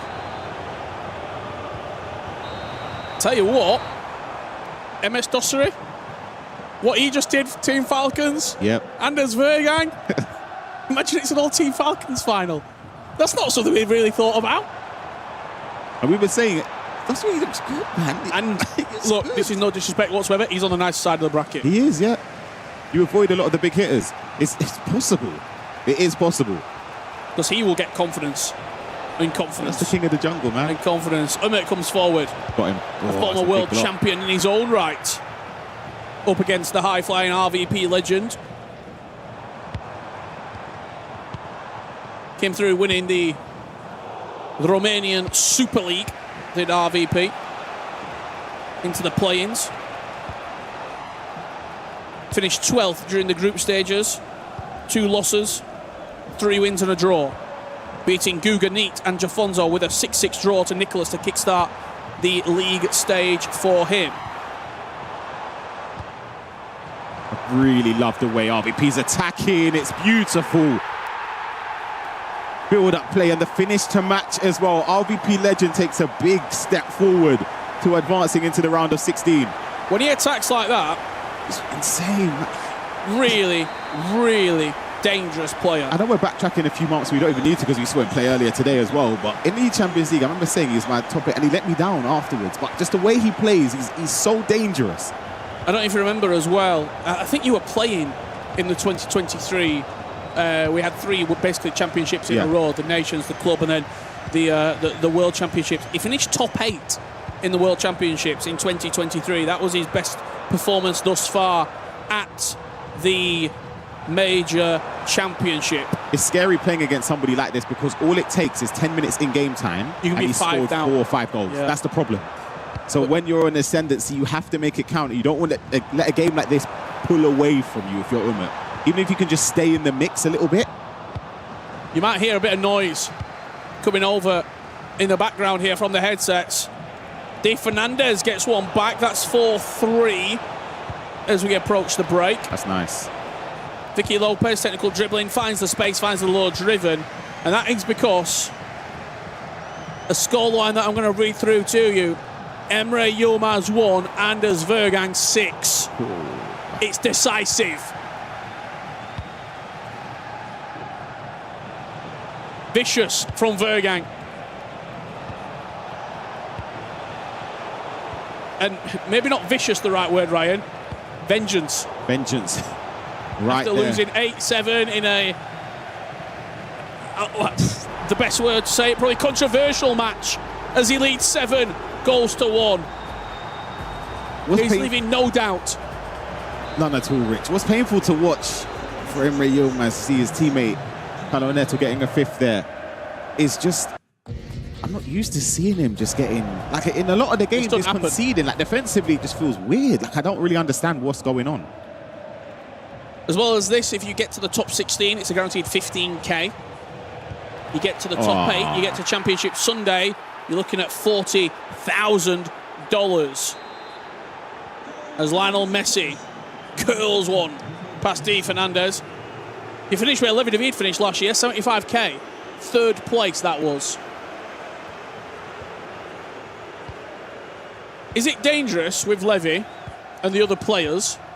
He's already had his bad games.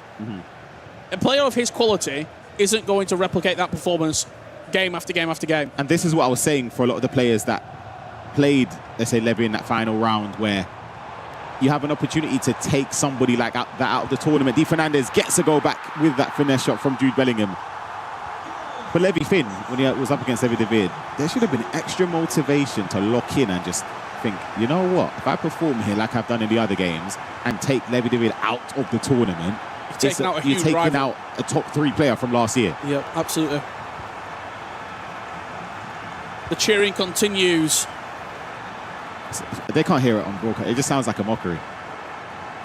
It's like when your team's winning 4 or 5-0 and everyone starts... Ole. Yeah. Oh, gosh. You been on the back of any big defeats during your career? I remember a game to qualify World Championship against Rafsu. It was actually here. We played each other twice for qualifying for World Championship. One where I won and one where he won. He got revenge in that one. And I remember being down, because it was 2 legs back then. I remember I lost the first leg 5-1. And obviously 6-minute half, so you got to chase. You're not going to get the ball. And I remember he scored. I think I lost in the end. It was like 8-1 because I was so upset. But he battered me, deserved it. Well, I know you can't see it from your position. 8-1 is the scoreline now. Feel you, Emre, man, I've been there. And Emre Yilmaz. That's how we're staying away from that game right now. Because there is bigger stories starting to emerge. Paolo Neto leading comfortably. See on the right-hand side of your screen, the live updates coming through. 6-2 against Luke. Levi David 5-4, an RVP legend, beating the 2022 world champion. 3-1 as De Fernandez ties up this game. We might be going late with this one. That was saucy there. You know, a little fake. He pretended he was going to cut inside, and then there were so many runners, and he played a little reverse pass. Could argue it could have been intercepted, but I don't believe Levy was actually selecting the defender right there, so I don't think it should have been.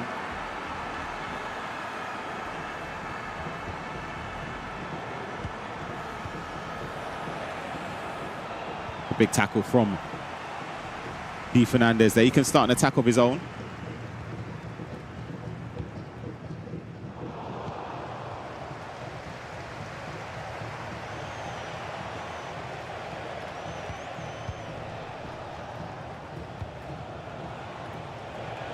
5-5, the scoreline between these round of 24 competitors. Levy David had to leave it late. Levy got so unlucky. I think that pass was meant to get to Messi there. To qualify through the league stage, Adam Wharton driving D. Fernandez forward, a two-time runner-up in both League and Cup this season in the La Liga FC Pro. Nicolas, the Argentine, was the player to put him in second place. So a runner there, he does play the pass, even though Salma has gone wide. Doué defensively does what he needs to do. That's the benefit of just having lengthy, so they can just chase down Salma because she's too fast. Verts, Vicky Lopez, Luca Bacchio. Not quite. Pause cued. We will go to another game when this pause does come in play. That's a lovely pass. Is it onside? Salma, no, quite. Where would you like to go, Ryan? Let's jump over to the RBP Legend Umut game. I think that's the furthest along out of all of the other games. RBP Legend leading 4-1. It could make it even worse for Umut. Oh, what a finish that is. First time low driven from the edge of the box. RVP, you can tell when a player is playing with so much confidence just to take that strike on. You like that one? It's a new one there. Like, that's lovely. And again, it helps for RBP Legend that the day doesn't stop here. He can carry on in that form, and he's up against in the next round Guga Faraz. That would be an incredible matchup. Well, Anders Vergan will be going through. The question is, can Emre's teammate and good friend Manu Bachore get some revenge? For not only him, but for also Team Liquid. That's the game that is going to be coming up later on tonight. Doesn't let up with the action. And it will be played tonight as well. Yep. Paulo Neto goes through with 13 minutes left to play, unless it's a capitulation. You know where he goes next. RB Leipzig's Ali Had Lion. He's one of my favourites, Alahan, to go. I mean, look at this performance from RVP. Just, we have to talk on this. Umut's had a really poor day today as well. He's not shown up. It's such a shame because he had a lot of hope, really, when you come into this. 8 points today, losing both games, and then this one he's gone out on a whimper as well. I know it's a consolation goal, but it's a shame. I'm a big fan of him as well as a person and a player. I think he's we shared the stage with him a couple of years ago at the World Championships. Exactly. He's got more to show than this, so I think that's why he'll be so upset. It's been such a journey for him as well to get back to the World Championships. I think 3 qualifying matches he lost so many, a couple of years ago. Yeah. Just looking at the bottom side of the bracket here for the round of 16, you've got Paulo Neto, Alejan Lion, RBP Legend Guga, Nasada, and then the winner of D. Fernandez Levy, Anders and Manu. That is crazy. It's a true... That is ridiculous. Like, you look at the rankings as well. Manu, Anders. Emre, who's fallen now as well. And yeah, he was second. Guga, who's been climbing the rankings this season. I think he's in the top 30 now. Levy David, who's in the top 5, if he was to win. Well, Paulo Neto's really high up there as well. Yeah, he's 5th. The ball trickles into the back of the net, which 2 consolation goals for Umut. You want to see someone smile more after conceding an RBP Legend right there. He knows it doesn't make a single difference in the world. Congratulations to RBP Legend. He will be up against Guga Faraz in that round of 16 game. And a player, he's beaten this tournament already. Beat him 7-4 in the second league stage game. Maybe why there is such a smile on his face, because he knows he can do the business. And there's also potential opportunity to see vengeance again in this tournament. We've seen what Anders has just done to Emre Yilmaz.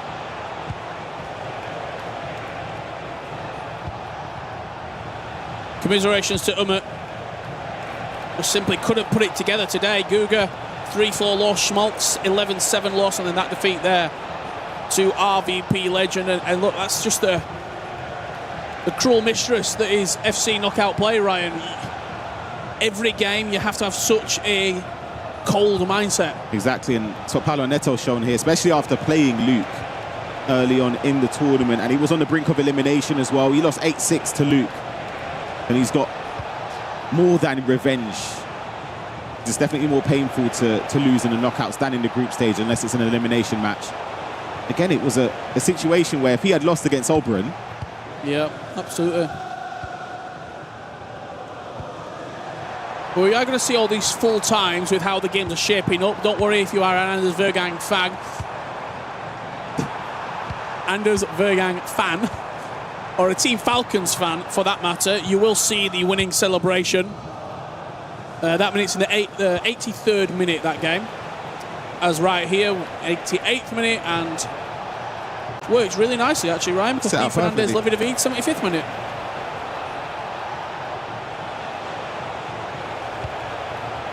Paulo Neto showing incredible resilience in this tournament, Ryan. I was going to say that as well, because coming into this tournament, again, if you had asked me to pick my top 8 of players who I think will get there, he would have been one of them.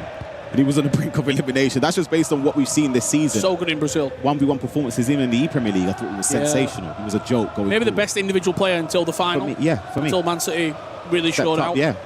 So the fact that he was a game away from elimination where he had to beat Oberon, who was already eliminated, normally that would have been like a juggernaut matchup. But he showed his class and he deserves to be in that top 16. Absolutely. One Team Liquid player falls in Emre Yilmaz. One goes through with Paulo Neto to join Manu Bichore.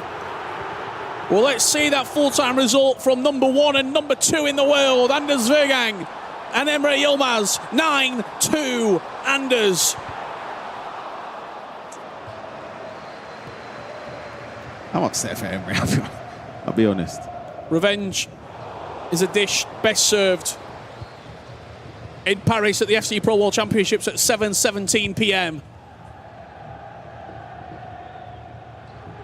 He was a bit annoyed about this bracket, was Anders. Understandably so. He started it with a 10 out of 10 performance. And he's also lived up to his words as well. He spoke about how he will step up in the knockouts. He gave the interview, it was very feisty, saying, yeah, you can be happy winning now.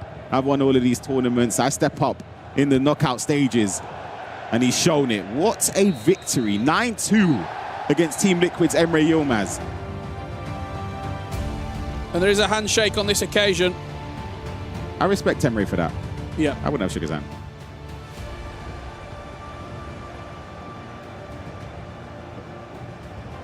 Vergang on a mission.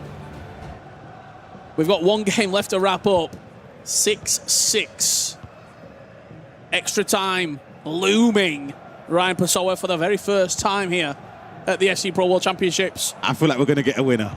You think? We're going to get a winner before extra time. Right now it's looking Di Fernandez way. That's what's coming up. Matis Bonanno, table topper, taking on Samu Gaiman. Not a nice match if you do finish top of the table. Hezers will play Abu Maka. Nicholas gets his knockout phase underway against Milka Love, and MS Dossery against Levi Finn. Boro scoop. Di Fernandez. 7-6. You wanted a winner. You thought we were going to get a winner. That could be a winner. And I thought he messed up the chance. He had an opportunity to take the shot early.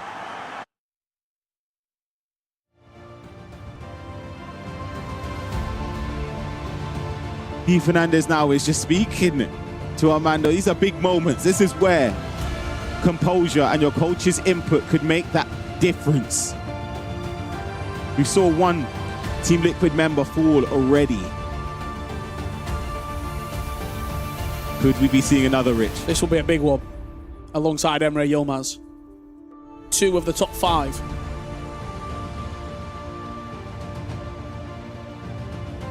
Doesn't feel right, does it? But that's the way the World Championship cookie crumbles. Can't count Levy out though. I know he's not been to Levy standards, but you can't count him out. Absolutely not. That's not. Maybe you can if he's done that. Di Fernandez with a chance. It's very Levy, smart. 6th in the world. Emre Yilmaz right now 3rd in the world. It's 1 minute.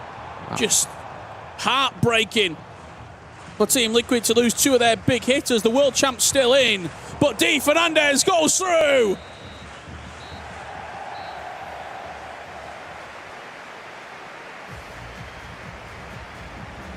And look at what it means to him. Cadif into the top 16.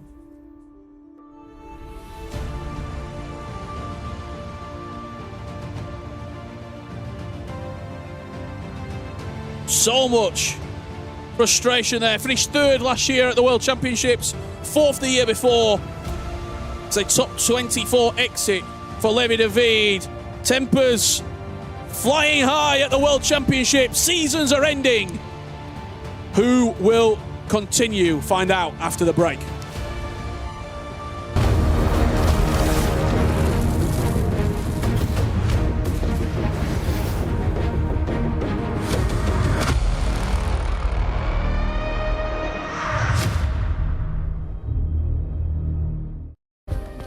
Play is in our DNA. Whenever we let it out, it becomes our superpower. Now imagine an entire city being built to supercharge it. Kadir City, powered by play. We were there. For every click, every clutch, every respawn. We were there for the years of grind, and we're here.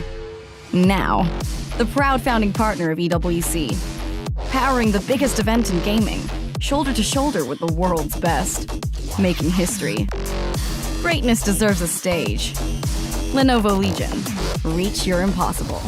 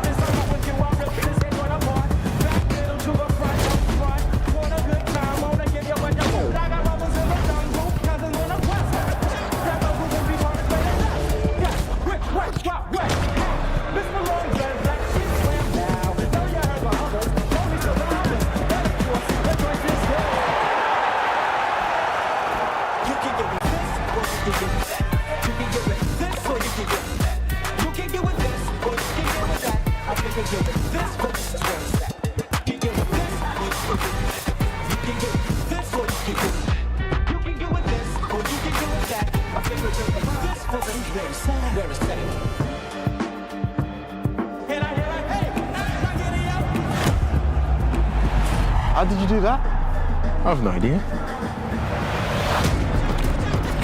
If my train goes off the track, pick it up, pick it up, pick it up. The choice is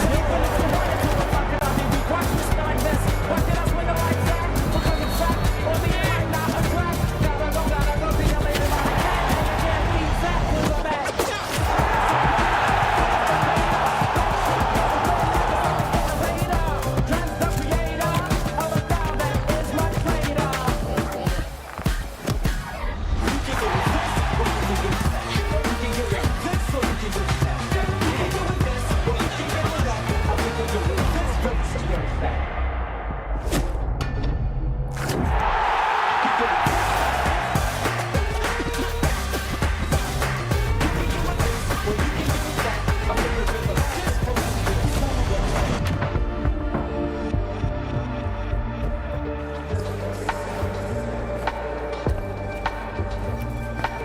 Welcome to the grounds.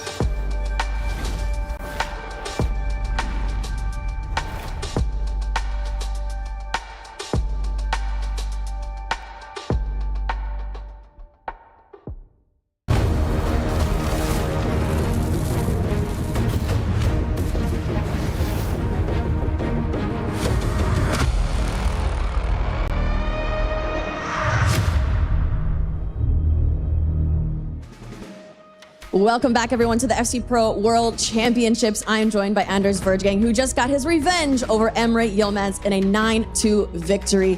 We have to talk about it. You had a match earlier in the league's phase. You got the match. You got the job done here. How great does it feel? I mean, to be honest, it's like no surprise. I kind of knew it, as I said, the whole time I'm betting group stage, and it meant a lot for them to beat me in group stage, but everyone always knows how it's gonna go in KO, and now I'm gonna play Bachoa, and if I'm gonna play on this level, then he's the next one going home. We have to talk about the difference in how you play between group stage, league phase, and a knockout stage. What is it? What is the difference? Because the Anders that we just saw there was not who we've seen the last 3 days. I don't really know. Of course, it would be better if I could play like this every time, but I'm a human. It's not possible, and I know how to play in these like important tournaments in long formats, like at 5 days. I don't have to play good the first 3 days. I'll still go through easy. That's the difference with them. Like when they play bad, he's like number 23, almost going out. Now he go out anyway, but it's fine.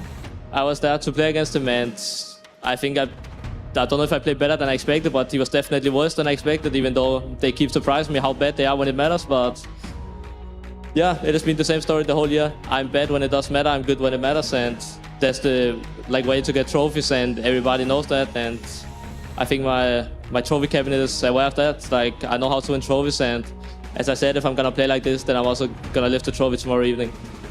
All right, well, looking forward as well, you have Manu Bashore. I mean, let's talk about the bracket in general. Nasada could be lurking right after that Manu Bashore match. It's a difficult bracket, isn't it?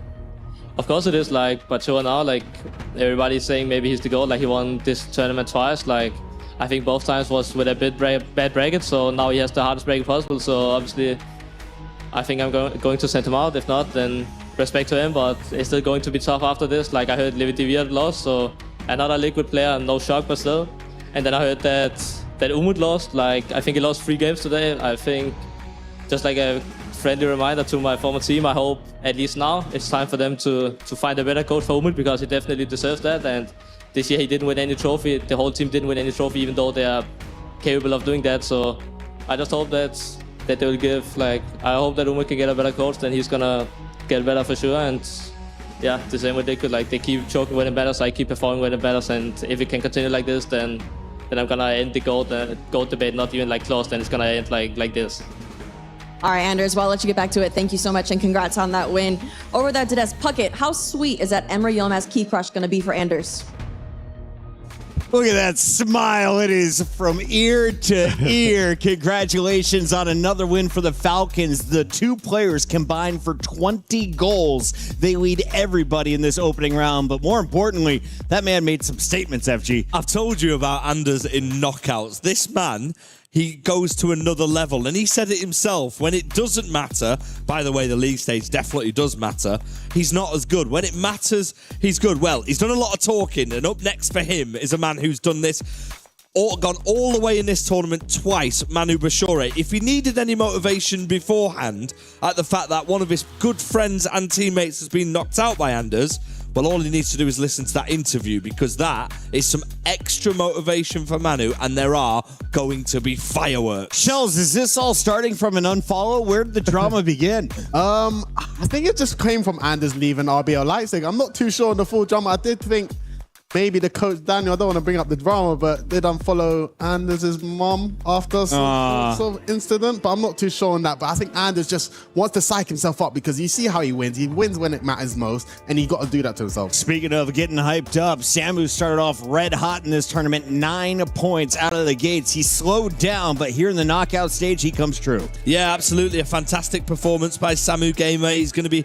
crushing a key, and from his perspective, we'll be hoping it's not the last key he crushes. We've seen some really high-level FC. When we take away the game that we just saw between Anders and Emre, also we saw some other shocks in the round. I mean, the big one was Anders touched on it a little bit. Umut was knocked out by RVP legend. What a tournament he is having. Yeah, I think for RVP as well, he kind of went under the radar in the last few days, and I think for Umut, maybe he was going into that game, maybe think he could make a run for the tournament, but RVP, he has been a top player in the last few years. But I was also looking at that D Fernandez against Levy. What a game that was. You can see the frustration with Levy DeWitt at the end. Sad to see him go home, but D Fernandez showing why he's in the tournament still. That was PH Zinski crushed at the hands of Samu Gamer. Samu moves on. What's his reward? Well, the guy who hasn't dropped a game yet. 18 points, the only 6-0 performance. Bonanno is waiting for him in round 2. When it comes to MS Dasari, well, he dropped the most goals in the opening round. 11-2 was the final score as he sends Chris Tabor packing. Yeah, he's still got it. He's still got the aura, hasn't he? You see it with the smile. It's great to see the King of the Jungle back on the big stage where he belongs. Maybe, just maybe, he might be closing in on something very special, but there is a long way to go here. We have to go back and we have to touch on that.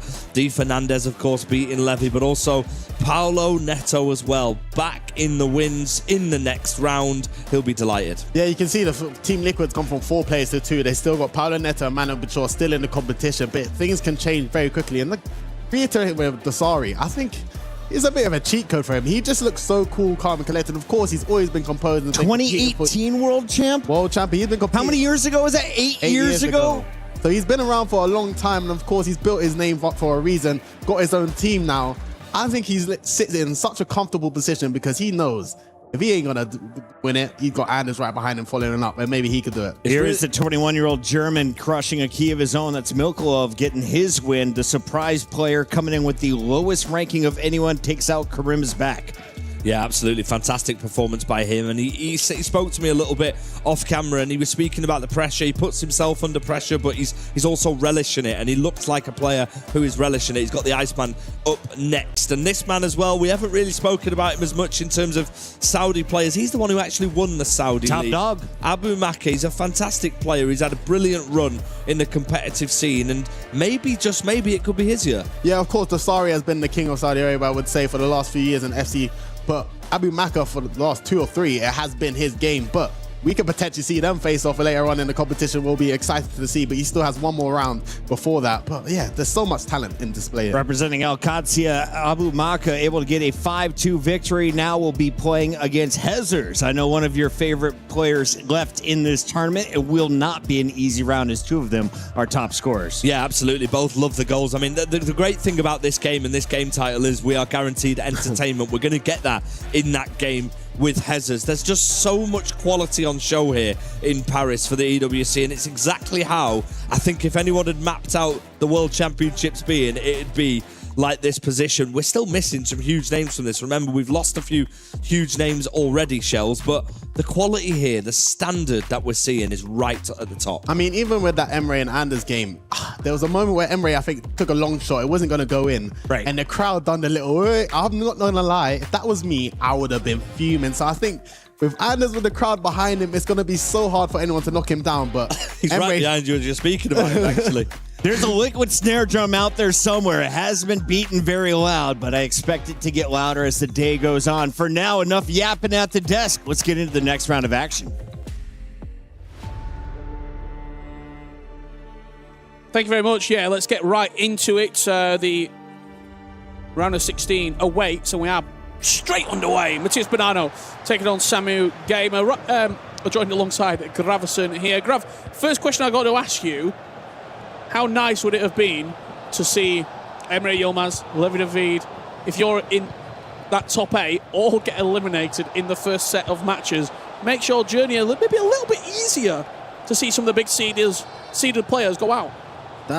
To be fair, the league stage, it's a huge part of getting an easier bracket. Sometimes we don't talk about that enough. We think, because I completely disagree with what Andrew was saying, that the 3 days before this one, they don't count. They do count. Absolutely. It is a great way of knowing if your team is working, if your tactics are working, and could they you work argue for them. that Anders has to play more 50-50 games in the grand scheme of things now than he would if he finished top? Because he'd be going into those games as a 70-30, 80-20 favourite. I don't think it matters for him because when he don't care. He don't care, but it's the same as watching Lionel Messi playing football. Like, you shouldn't be looking for Messi if you're trying to know how to play football, because he's a different beast. Well, the guys at the desk talk you through some of those matches taking place. Got Matthias Bonanno against Samu Gamer. First time seeing Bonanno after he topped the table, 6 wins from 6. Abu Maka is in action. He will take on Hezers. That's 9th versus 8th in the table. Abu Maka was 12 goals away from Hezers. And they match up now in the round of 16. Levi Finn plays MS Dasari. You might be able to hear in the background the Team Falcons fans getting behind not only their favourite player, but the chairman of the entire organisation as well.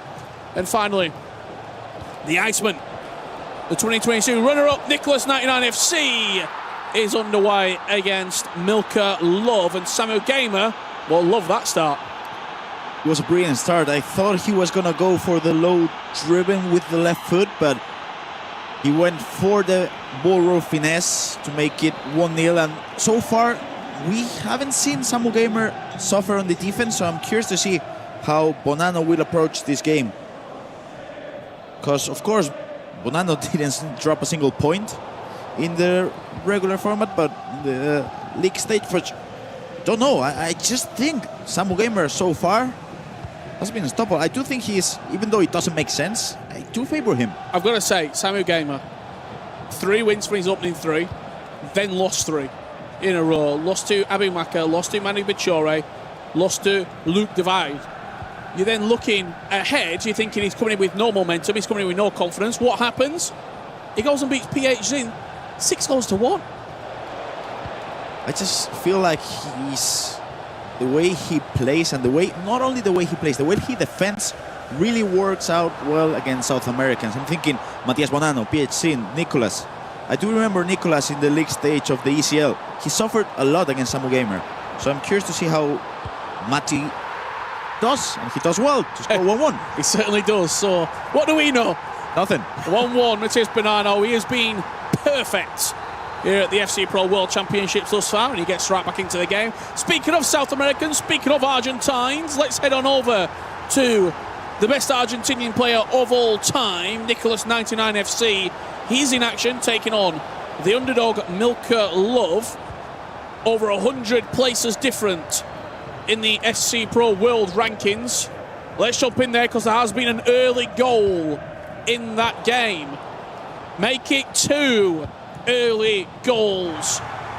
And it's Nicholas 2-0 up. I have to ask you, Grav, I saw the bracket. We all saw the bracket. Nicholas is on the top half of the bracket. He avoids Anders, Alihan Lyon, Umut, Di Fernandez, Emre Yilmaz, Manu Bichore, Nasada. Is this the best opportunity for him to get to a grand final since 2022? This is the one. This is the one. I feel like he's been playing really well throughout the whole season, but when it gets to those matches against maybe sometimes PH, sometimes Anders as well, he wasn't good enough. But this one, he should be the favorite coming into his side of the bracket. He should be in the final. This is his chance of winning the World Championship. I tell you what, and retiring. MS Tassari wins. MS Tassari Nicholas, quarter final. What is this, 2019? Wow. We are rolling the clock back. As it stands right now, Nicholas will be winning. He is leading 2-0 against Milka Love, who has that pause queued. Clearly unhappy about how the game's progressing for his opinion. Nicholas fires that one wide. All 4 games underway at the moment. MS Tassari taking on Levi Finn. Let's head in there. 8 minutes on the clock. You just saw a goal flash into the bottom left corner. That was Hezers going 1-0 up against Abu Maka as Levi Finn jumps into this game. He had 5 wins to his name. Lost the last game 7-1 to Levi David. Do you read anything into that, Grav, or he already had 5 wins? Maybe just the concentration slipped in the last game. It's tough to call because I do feel like even though I mentioned league stage does matter, knockout is a whole different thing. And the way MS Tassari has been playing throughout the day, I think he's a favorite. There was a goal from Matias Bonanno. It's going 2-1 up for Manchester City. Jumping back on board with live action here. Gets to the byline, fires across into a dangerous area. Can't quite connect at the back post. And I'm sure we all know MS Tassari playing in the World Championship on the knockout stage. Whole different beast. There is just aura, isn't there? It feels when he steps in like business has just picked up ever so slightly. Casillas with a great save at the near post there as the low driven came across. You can see the use of the defensive mechanics coming in from MS Tassari, the second man press, the double second man press as well. As we see Hezers, as you mentioned before, making it 2-1 against Abu Maka. We probably don't talk about Jesus enough. No. Two-time E-Champions League grand finalist. We talked about the top side of the bracket. He'll be looking at this and thinking, well, I'm in there as well. I can make another final. I can make another major final. I'm a big fan of Jesus. Maybe get a bit of revenge against Anders Vergang in a grand final as well. I could definitely see Jesus making it to a final. I wouldn't say dark horse because he comes from Absolutely not. being a runner-up, but I don't think we talk about Jesus enough. And especially after working with Juan Manfer, defensively and in game management, he's so good now. It's the mindset. They've drilled into him, and he just looks. They've taken the diamond, and they've just polished it.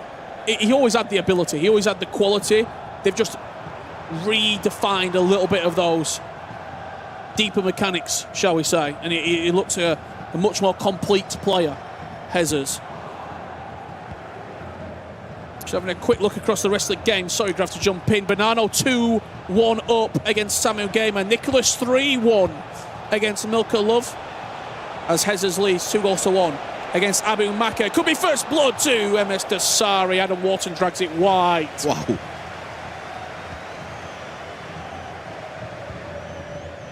What we got coming up later?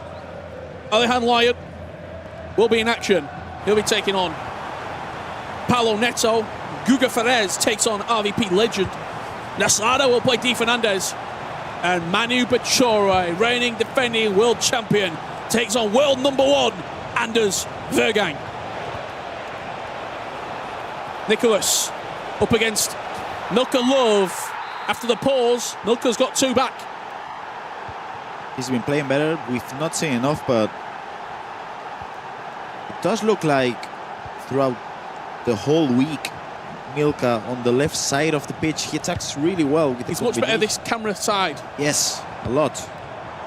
But he's also not very good at defending away from the camera either. Yes, I was just going to mention that one. That's Nicholas gonna score. He got the rebound off the post. It seemed inevitable that that attack was going to end in a Nicholas goal. It is inevitable. Like the love-hate relationship between Nicholas and Vinny Jr. He hated him first day, loved him second day, and now it seems like they're in love again. Well, still goalless for everyone asking between Levi Finn of RB Leipzig and MS Dosseri. 0-0. Milkolov will come forward from the kickoff. Let's just see this attack coming through, then we'll jump around to another of our matches here in the round of 16. We are watching the FC Pro World Championships live from the Esports World Cup in the heart of Paris. Musiala in the city of love. Milka Love will absolutely love what he's doing right there. That was probably one of the best goals we've seen so far throughout the whole week. Back-to-back skilling with Musiala, opening up the angle for a finesse. I will say, this doesn't look like the 100th best player in the world. It doesn't. What a goal. Wow. What a goal. And that will just give Nicholas maybe a second thought as well. If my opponent's got those sort of skills in the locker, as Doué cuts it back to Granit Xhaka. What a block that is from Jaap Stam. Building on the edge of the box is Nicholas. You do earn some respect when you score a goal like that. Absolutely. When you're Nicholas, you're thinking, next time I won't be that lazy on the defense. I'm not going for the advanced defending. I'm not going for the second man press. I gotta be active when I'm defending, because if not, just punish. We've got goals everywhere you look at the moment. Nicholas 4-3, Bonanno 3-1. Abu Maka and Jesus have been trading back and forth. Let's have a look at the latest instalment in that game, and it came from Abu Maka, Grav. Great goal, great patience. And now a chance for a counter-attack, Nico, to make it 5-3. No, intercepted. Well, let's head on over to Levi Finn and MS Dosseri when we get chance, because there has been a breakthrough in that game. Milka Love on the finesse, 4-4. If Nicholas is going to make the final, it's not going to be easy. First blood does go to Levi Finn. 1-0. Let's see if we have the chance to look at the replay. I do think MS Dosseri is happy with the way this game is going, because he doesn't like end-to-end FC, especially in FC 26, in which He likes to control the match. So even though, as you mentioned, first blood went to Levi Finn, I feel like this is his match. But he has to be a bit more aggressive when he gets to the final third. So the opening goal of the game, Musiala on the edge of the box, just found Granit Xhaka, and it was a simple power lace strike finish into the top corner. Nothing fancy about that one. As we jump back on board with the live action here. You win this game, you're into tomorrow's top 8 guaranteed. That's $40,000 as well. At 15. No, 40 actually. That is 40k. Guaranteed. Everyone in this round is $15,000 richer to get into the top 16. That's some good money. More than double it if you win. And this is where it gets dangerous for MS Dosari. When he attacks with the fullback. Well defended, and he could get punished. Just look at the dots at the bottom of the screen there. There's a player at the top that's stretching the pitch. You've got Ousmane Dembele in possession of the ball. Little player lock fake as well. Trying to force MS Dosari into an engagement here. He defended that quite well. 0 injury time. That'll do us for first 45. Great first half. This is the FC that I like. The one in which they defend really well. I do expect MS Dosari to turn it up a notch in the second half on the offensive side of things. I don't know if you can hear the fans as well getting behind him. Could they maybe play a factor? They're very close to the stage. They are close. And we're not used to having fans that close to a stage, so that could play a huge factor, especially for Levi Finn. As you can hear him now, getting vocal. Bonanno did concede first, but since then, I know we've talked a lot about Nicholas on this side of the bracket. Bonanno's going to be 7 from 7 if he wins this game. Could he do the flawless run? He could definitely do. He seems a lot more, I don't know if focused the words, but it looks a lot more well-rounded from Bonanno from what we've seen this season. Of course, the main man in here has to be Matias Bonanno because of the work he's been doing. But if you want to win championships, Pecinho, as your coach, he's the main man. I'm telling you, if I were at any esports club, I'll be giving away all the money in the world to that man. Pina on the finesse, good block there from Stam. He's going to come back Man City's way. But once again, Jaap Stam stands up strong. Bit of a turnaround in the game between Nicholas and Milko Love. 108th ranked in the world. Not going the Iceman's way at the moment. Let's go there because this feels like the story emerging from this round. Nicholas and Milko Love.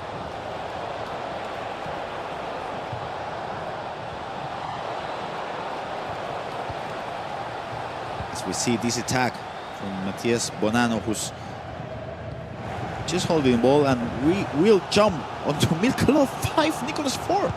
Rich. Yeah, I'm not. Obviously, we've been jumping in and out of this game. It looked like Nicholas was going to be cruising his way to the top 8. Jude Bellingham with arms outstretched, but Nicholas 5-5 was 3-0 up, wasn't he? And the pause came in. He was. You see, Milko Love's story has been amazing. No coach, 100th player in here, and 5-5 against Nicholas. I will tell you, it has surprised me. I thought it was going to be not an easy win for Nicholas, but a convincing one. Updates for our matches. Bonanno 4-1 against Samu Gamer. Nicholas 5, Milko Love 5.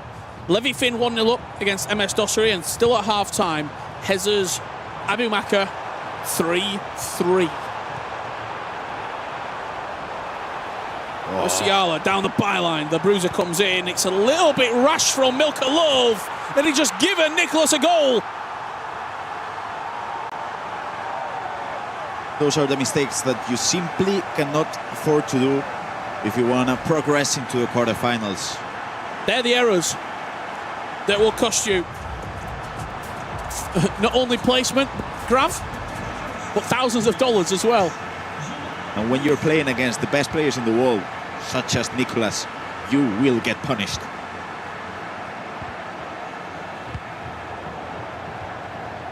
Those live updates coming through on the right-hand side of your screen at home. 4-1 Bonanno leads.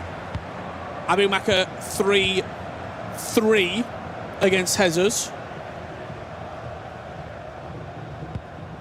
And then also, still at half-time is MS Dossery and Levy Finn there in the 53rd minute, and we're in quite a lengthy pause at the moment. You can see the use from the analog sprinting from Nico. Falls his way. There is the finish with Vinny Jr. Don't count the Iceman out.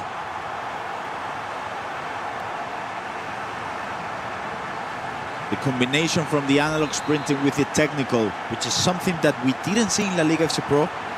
When he first started using the analog sprinting, we all thought that was just it, but now he's combining it with the technical. And it feels like when he's just dribbling between lines, you just cannot get the ball off him. Almost got too many weapons at his disposal to be able to use and hurt you with in and around the box. Musiala, Nokolov, you saw a dejected look for him when he went 7-5 down. Has his opportunity been and gone? Nicholas, let's go 8-5 up. Can't quite squeeze that ball through the gap.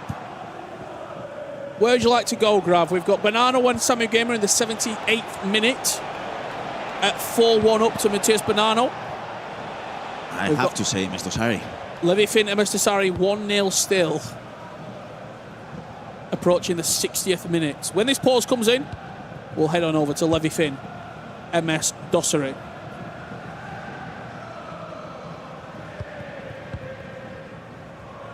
Jude Bellingham driving forward, driving Nicholas forward. There's a combination of all three dribble types. Cuts it back, Vinny Jr. There will be the pause. Let's head on over to Levy Finn and MS Dossery. 1-0. Levy Finn still leads in this matchup. Let's look at the way MS Dossery is defending with the second man press. Trying to not pull players out of position. Is he onside? Just He's offside. Offside. The combination between the offside traps, the second man pressing, he's defending really well, but he's making mistakes. Pinged into Ousmane Dembele, a little one round the corner for Giuliano. Driving into the box, it bounces Musiala's way. Ooh, on the swivel. Puts Levy Finn 2-0 up. Let's head to Jesus and Abu Maka here. Big mistake.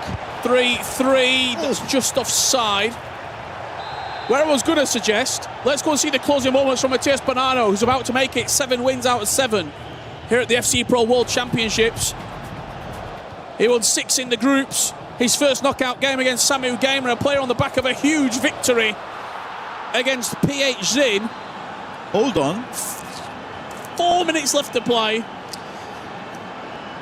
Matias Bonanno should be able to hold the ball for 7 minutes to seal the deal.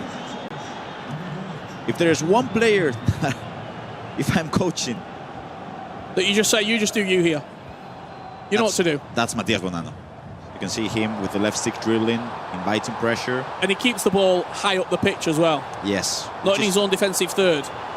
Which if you're playing for champs and you're leading and you're conceding goals, you should look at the way Matias Bonanno is holding the ball. He's now opening up the pitch with Lacroix. Expect maybe a switch of play there. I think the fullback could be the option. Adam Wharton into Salman. He's just going to drain not only Samu Gamer's belief, but also the clock down. He left stick dribbling is amazing. He's looked really, really polished as Bonanno. And that will do it.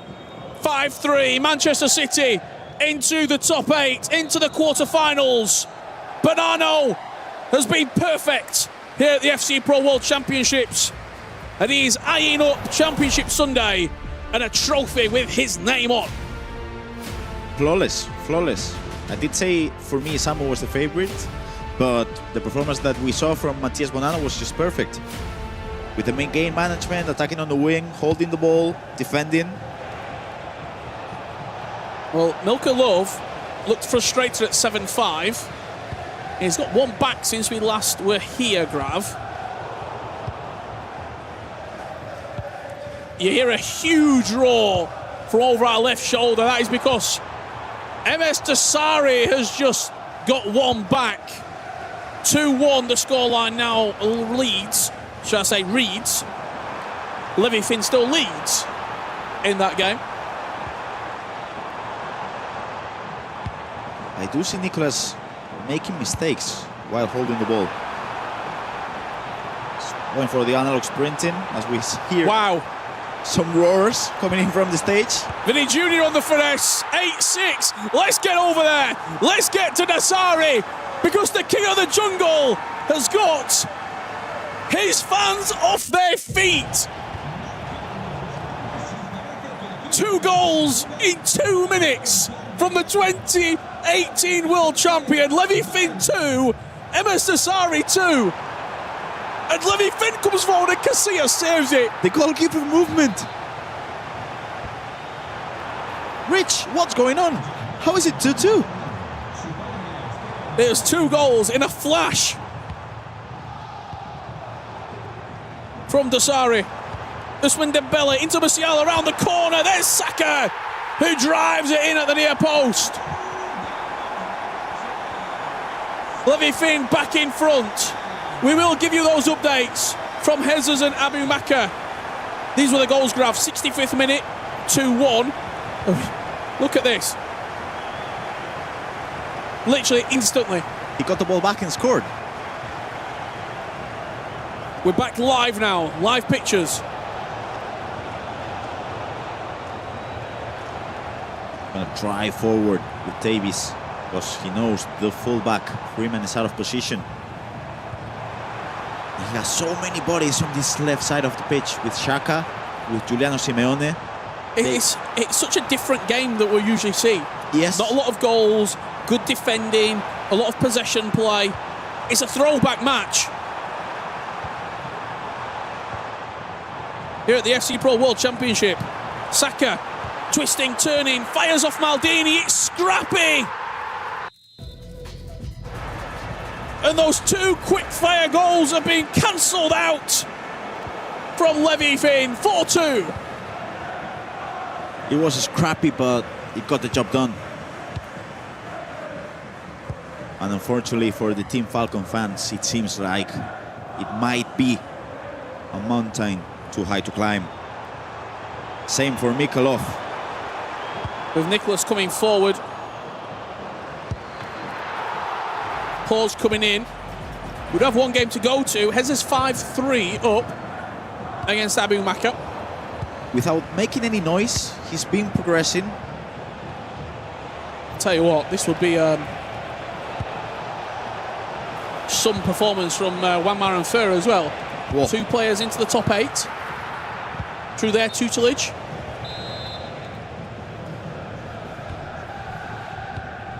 And potentially they could play against each other. I think semi-finals. Yes. Something that I really like to comment every time I get to see Hezers playing. He's using the classic camera, which is something that blows my mind. Like, you shouldn't be able to understand the angles when you're getting to a final third as good as he does. Like, I just don't get it. I talked to Juanma about this, like, how have you ever talked to him about maybe changing camera stuff? And Lucio is just happy with this camera. Just understands it so well. Ball does go out of play. We are going to keep our eyes peeled on the other matches. 78th minute here, 78th minute between Levy Finn and MS Dasari as Nicholas leads 8-6 against Milka Love. That's 83 minutes on the clock. As a foul comes in, referee does play advantage.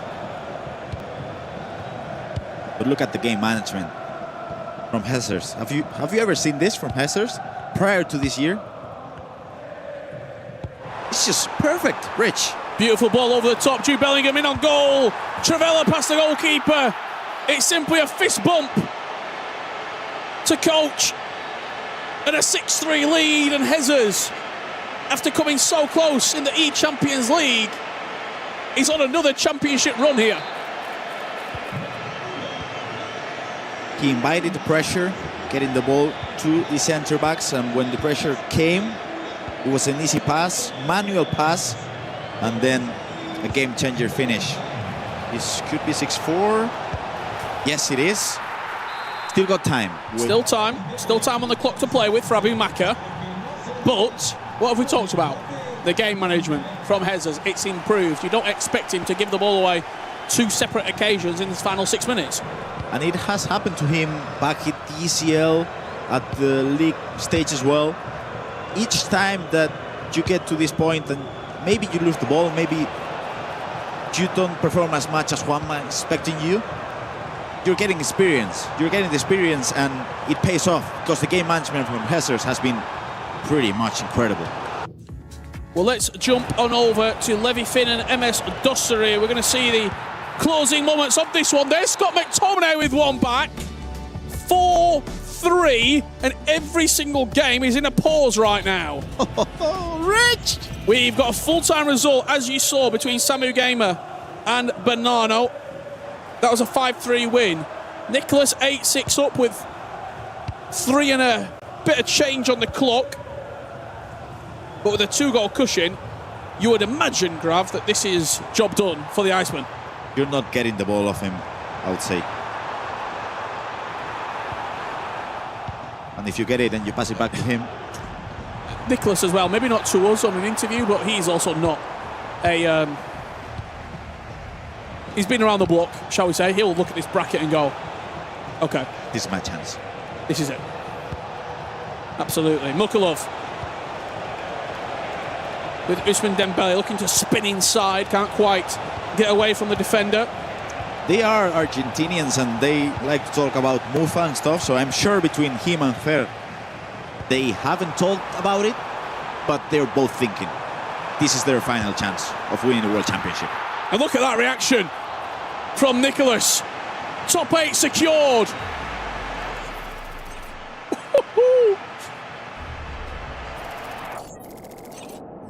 Angry from the Iceman.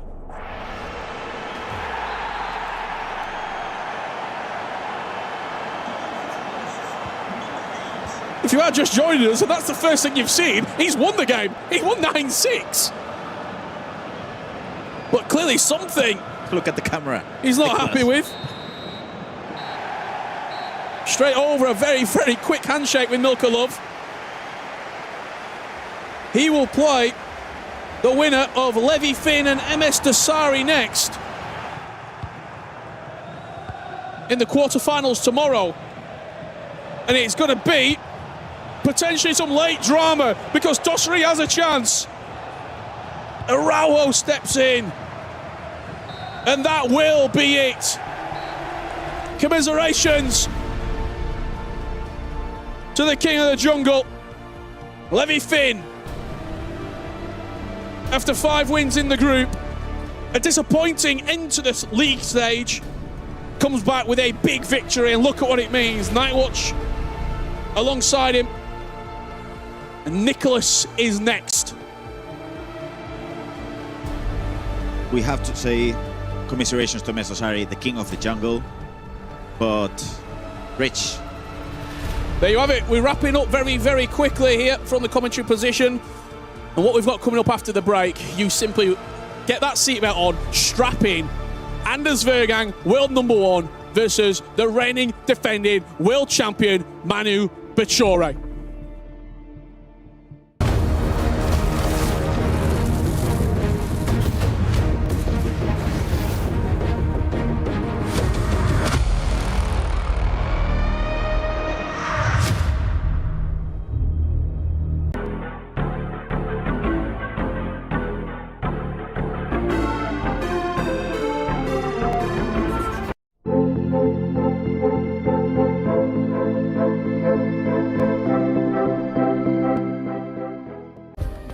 Play is in our DNA. whenever we let it out, it becomes our superpower. Now imagine an entire city being built to supercharge it. Kadir City, powered by play. The human body was built to move. Not trapped at a desk in one singular posture for 12 hours a day. It's time your chair evolved. This is Secret Lab Titan Evo. Ergonomically engineered for you, gamers, hybrid workers, artists, backing your every move.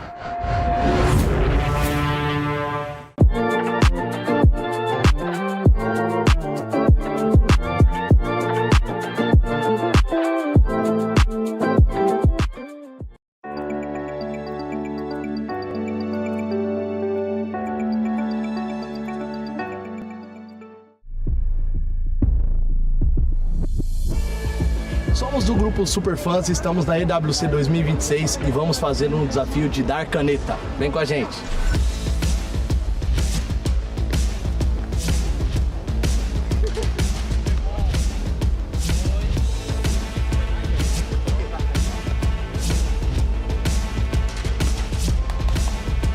Galera, e aí? Quem será que ganhou essa competição de canetinha? Foi o Bruxo? Ou foi o Vini? Foi eu. Eu ganhei. Você é ruim. Galera, eu acho que fui eu, né? Que o fenômeno aqui sou eu, né? Então, galera, vejo vocês no palco principal no EWC 2026. Tamo junto. Eu ganhei. Sem brigar, cara. Não vai sair a imagem, não.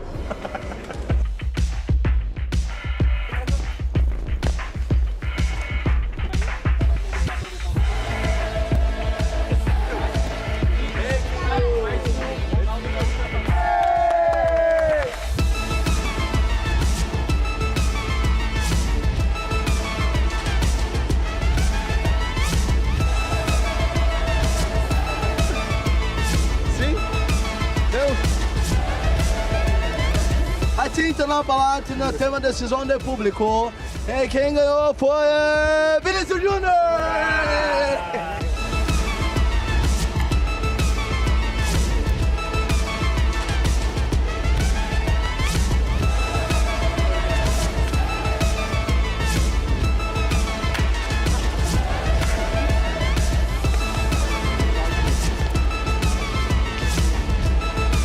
Galera, nos encontre aqui na EWC 26, estamos te esperando. Vamos lá. De novo. Nos encontre aqui na EWC 2026, estamos te esperando. Nos encontre aqui na EWC 2026. Volta. Vai. Nos encontre aqui na EWC 2026, estamos te esperando. Venha.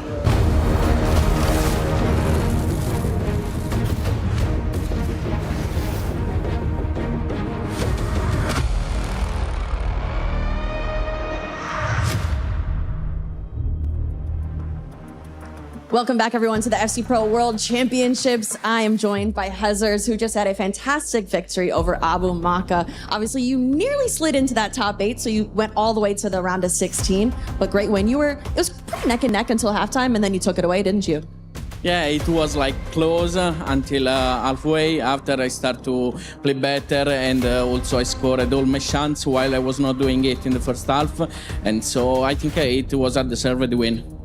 Looking forward, though, Mattias Bonanno is going to be your next opponent. And I don't know if everyone knows, but he is now Italian, competing for Italy. So it's Italy versus Italy. At first, I was like, Hezers, he's the last Italian, but Mattias Bonanno is also Italian. So that's going to be a big matchup because it means a lot, doesn't it?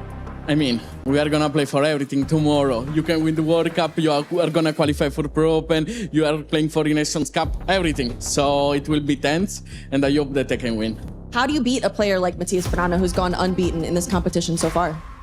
I mean, we are a lot different. He prefers to defend, I prefer to attack. So usually in Italy we say that the best attack is to defense. I hope to prove them wrong. Now tomorrow, obviously, we're over on the big stage, the lights, the cameras. It's going to be a very, very big event. Is that daunting at all to you? Does that make you nervous? Or are you just ready to play? I mean, from when I start to watch esports, it was always about Sunday Champ. So tomorrow is Sunday Champ. I'm going to enjoy it. All right, well, either way, that matchup, Mati versus Hezer, is going to be a very, very good one tomorrow. You do not want to miss it. But guys, over at the desk, it's going to be Italy versus Italy. What are we thinking? I think Italy's guaranteed top 4 in this tournament. Congratulations to Hezers. The smile remains on his face 4 days into the competition. He's into our top 8. Were there any doubts coming into the week? Nah, and I think from his last few goals, you can just see the composure and the way how he's playing. He's playing at a controlled level, and that's the type of level you want to see Hezers playing at. And if he is playing with the right possession, the right play style, he can put his hands on the trophy, but it shows how much he's increased over the years. I think Grav said it perfectly on commentary. He said, like, this is parts of Hezer's game when he was keeping possession, which led to a goal that in previous FC titles you might necessarily not have seen from him. He just let it rip in the past. His game management's improved so much. He's really good at keeping leads. He's good at building on leads. He seems to be really confident, and it's great to see him up there. He just loves to. He's just great for the esport. He loves the game, and he loves just being here. It's amazing. He wasn't the only one to walk away with a win. Shells, we also saw the Doctor and crew walking away with another W. We interviewed him earlier, talked about all of the competitors in the event. Thoughts on their performances, because we have an appearance again in the top 8 now. Yeah, of course, Levy Finn was taking on Dasari. I thought that was a tough game, but Levy Finn, he's so composed on the ball. If you saw around the box, it's just like he's walking, waiting for Dasari to make the wrong mistake. And he is still representing RBL Leipzig, but listen, Levy Finn has only lost 1 game in this tournament. He is playing at an incredible level. And that was such a narrow game. Just 1 goal separated the 2 players. Emas Dasari, the king of the jungle, eliminated as Levy Finn moves forward. Of course, you saw Nicholas making a lot of noise on the stage. And FG, I know you weren't a big fan of all the words that were used. Yeah, I'm just a massive fan of what Milkolov's done. I spoke to him a little bit off camera. He wasn't really sure the reason for it. He didn't know what was going on. But I do like to see that from Nicholas, that competitive side. We see it a lot from Anders as well. And this is how much it means to our players. The prize pool here is massive. It's a chance to become the best in the world, undisputed best in the world, which somebody is going to be doing on Championship Sunday. Nicholas right now is going to be crushing Milkolov's key. So yeah, I wasn't a massive advocate of it, of course, but it happens. It's a high emotion game. The most important thing was there was a handshake. We know he's in the next round. Congratulations to Milkolov as well on a fantastic tournament. And of course, the key crushing continued as Uma's key was removed from the competition. The legend back in action is RVP. Yeah, RVP, he's always been known for scoring goals. And FC, we see how much goals are going in. So for Uma, it was a tough defeat. I expected it to be a lot more closer than it was, but RVP showing his dominance and is still keeping himself in the competition. Yeah, we've got some absolutely massive games coming up as well as we see some more keys being This is Luke's. This is Luke's, yep, like you said it, Paolo Neto about to crush that. But, our immediate attention after the key crushing, which is an amazing format as well, is that huge game that Anders Vergang promised would be a good game and promised that he would beat his opponent, Manu Bashore, who's won this competition twice. Every time we've gone through a round, though, you can see the emotions get increased and the players reacting more. You're going to see tears. Like I said, Nicholas, he is the Iceman, but I ain't seen him react like that in a long time. But it shows what these players have been playing for all season. Everyone wants to get their hands on the trophy, but only one of them can win it.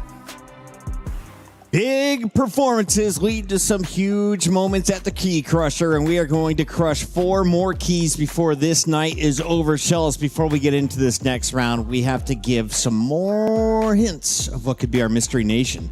I'm really bad at giving hints, but I just zoomed in on this iPad for you. I'm trying to make the job as easy as possible for you, Shells. I'm focused on the guys trying to stay in the competition, but of course they got home clubs of Galatasaray, Fenerbahce, and Besiktas. Yeah. And I'll be honest, the only reason I handed it to you is I was terrified to try and pronounce this. You would have done a great job. You've done an amazing job. I'll tell you how an American would do it. No, excellent stuff to everyone who's already guessed it. Chat, you guys nailed this about 4 hours ago. I don't think I'm allowed to tell you that. That word is the right answer. Yep. You're crushing it. But also, so are our competitors. Expectations moving forward. Who do you got moving on? Manu or Anders? Anders is the best player in the game, but I think Manu Mature might upset him. He's the 2-time champion for a reason. Anders got to beat him if he wants to win it. Something special here at EWC for Manu and Team Liquid. Let's find out if they can earn some more points here in FC. What a last round of games we have for day 4 of the FC Pro World Championship. If you told me that we would be looking at Anders Vergang against Manu Bashore in a round of 16 game, with one of those two being eliminated. Even bigger than that, Emre Yilmaz against Anders Vergang in the round of 24. I would not have believed you. Brandon Smith and Ryan Pessoa with the last call of our final game today. Ryan, what a game this is ahead of us, and what a set of games we have. Ridiculous. Even touch on some of the other ones. You can see the man on your screen there. Paulo Neto up against Alejan, who has been ridiculous this tournament so far. You've got Guga Faraz up against RVP legend. Nasada up against Di Fernandez. But this one, two world champions up against each other in the round of 16. The 2025 FC Pro World Champion against the 2024 FC Pro World Champion. Anders Vergang, Manu Bashore. It is so hard to call this one, of course. These two have never played before as well. Alian against Paulo Neto. That's the first time of that fixture. And the Sada Di Fernandez is also one of our other matches this round. They've never played before, but there is a rematch in this round. Guga Faraz against RVP Legend. They played in the group stages, Ryan. Yep, day one of action. And it was RVP Legend who came out on top, 7-4. So there'll be a repeat of that. I'm sure RVP Legend wouldn't mind. How about this one for a game? And the world number one against the defending FC Pro champion. We've got games on the way already. Let's jump into the games if we can. Let's kick off with Guga Faraz against RVP Legend, if that is possible. 3 minutes already into that game. And these are all the games in front of our eyes. Alian Paulo Neto, as Paulo Neto looks to have his first shot of the game. That one tips the tip around the post. I mean, there is a world. If Alian Line wins his game and Dembele can't find a way through that. So if Alian can win his side of the bracket, Ryan, and Anders can go through there, they can match up again in the semi-finals. I would absolutely love that to happen. Just to see Anders again. But of course, I can't pick a winner between who I think will come out on top between Manu and Anders Vergang. It's very difficult to call. There's a bit of grit in that game as well. Past matchups, refusals of handshakes. There's a lot of grit in that game. We haven't kicked off yet, but I believe we are loading into it as we speak right now. Alian Line on the overlap there with Sam of the idea. Mark Pubil there, just in the way at the right time. Of course, 0-0 so far between Guga Faraz also, but we are loading into it now. Let's jump into it. After this attack comes in from Paulo Neto. Jude Bellingham to get him off the mark. Lovely ball rolls, even better finish. 7.5 minutes in, Paulo Neto leads for Team Liquid. They've been losing players here, there and everywhere in the last round. They need to go for a run now with those all-important club championship points. But let's jump to the game now. The feature game of this round. This is a big one. One of these two will be eliminated from the competition, and one will book a spot in Championship Sunday. And the winner will play Nasada or Di Fernandez. If I even had to ask you for a prediction, Ryan, where on earth do you see this game going? Oh, my goodness. Where do you start? No, I actually don't know. I'm gonna say Manu, you know. Say Manu. It could go. I might even change that. No, I'm gonna stick with what I said, Manu. It's an opportunity for these two. I mean, you could argue on paper they've been playing potentially their toughest games of the competition before the final days even got there. Here's Sama Duello there, just dispossessed off Arajo. Even the discussion about who the GOAT is in the scene. You've got Anders Vergang, who's pretty much won everything there is to win. We've got Manu, who's a two-time champion. So then there's discussion this side, who's better. Yeah, this will decide quite a lot. Here's Manu now, first blood! Falls the way of the world champion! 5.5 minutes in, and it's Granit Xhaka leading by example. As something tells me that won't be the last goal we'll see. There's a lot more to come in this one. That's a man that's locked in. Manu will barely flinch. He saw what Anders Vergang done to his teammate and good friend in Emre Yilmaz. But back to the point, Ryan, I had a chance on Media Day to ask all the players, all the big names in the scene, who is the best FC Pro player in the world? Of course, most people said Anders. Manu Bashore didn't say, and he said, we'll find out this weekend. Didn't say himself, though. I like that, though. I like it. He's too humble with it. He's a two-time world champion. Speaking of which, here he comes again looking for a double. Here's Kiki Nazarev now, looking just to pull apart this defensive and midfield line of Anders Vergang. Brings out a couple of skill moves or two as well. This is nice from Manu, and then eventually runs into Arajo at the back. Chance to break forward now, and it will be Nico O'Reilly who's in the way of the ongoing run-up. Well, let's be honest, he's not been perfect in the league phase, has he, Anders? But he said that as well, and he said that's not his aim. He gave a lot of talk, and understandably so. He's Anders Bergen, he's got the credibility to back it up, but he's shown it with the performances today. When he needed to win and put on a performance and show levels, it was clear to see. Chance. Keegan Nazarev, there's your equaliser. And he's already on his feet. It's got the fans for Team Falcons and the crowd there. And you bet any time something goes in his favour, he's going to be gesturing over to them at each opportunity. Look at him. We have to speak about it, though. Opposite here, we have got a ridiculous game with Paolo Neto, Alien Line. If we could just quickly jump in to some of the other matches that are taking place here, because there are 4 games taking place at the same time. Paolo Neto is leading, Ryan, by not 1, not 2, but 3 goals to 0 in only 19 minutes in that game. There is a pause in it, and there's also been another goal in Guga Faraz, RVP legend, if we can jump over there for a second. Paolo Neto is absolutely flying. No surprise that Alihan's put the pause in there just to relax and calm down a bit. Manu's got an opportunity to shoot as the choir manages to recover. Corner to play short. We will jump over to those other games as soon as we can.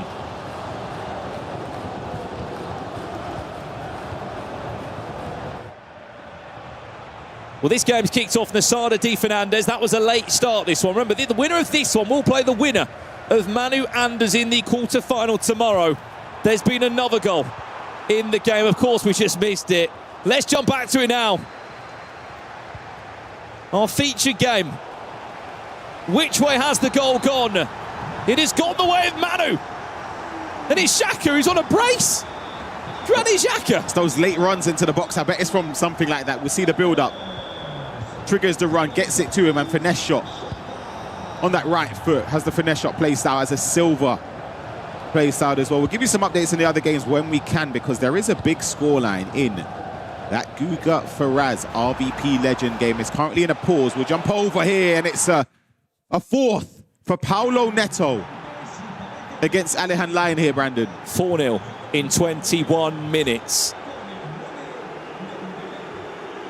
And back we'll go to Manu Anders. Still 0-0. Nasada Di Fernandez, as you said, we will give you an update on Guga Faraz against RVP legend as soon as we can. That's in a pause at the moment. There's been another goal.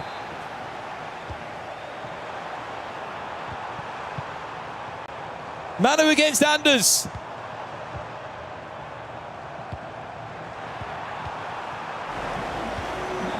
(3-1) and Granit Xhaka's got a hat-trick. He's joking. And the fact he's won the ball so early from kickoff there does a lot. We'll take a look at the replay, Brandon. And it's Xhaka this time just powering it. Look at the pace. Hang on a second. Fortunate. How has he kept that on the pitch? It's an ugly goal, I'll be honest. You take that, though.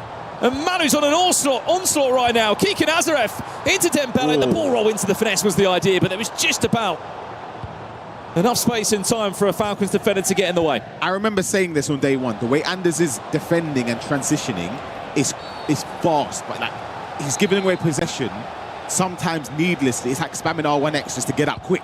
But I think that's the game plan, to catch people off guard when they've committed bodies forward. He can make them count if he can string together a few passes to help with the transition. But Manu's doing really well to cut the passing lanes.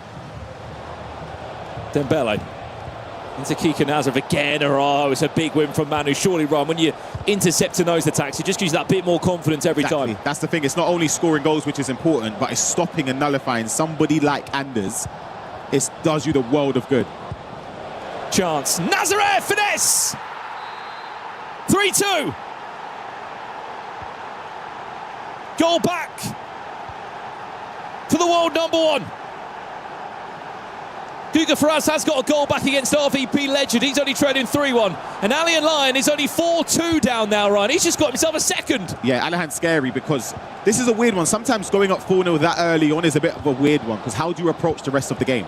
You can't rest on your laurels. Big chance, Luca Bacchio. Ball roll, finesse. Wins a corner. You always knew what was coming as soon as the ball was fired into the feet with Luca Bacchio, the standout player in his team, his favourite player, believe it or not.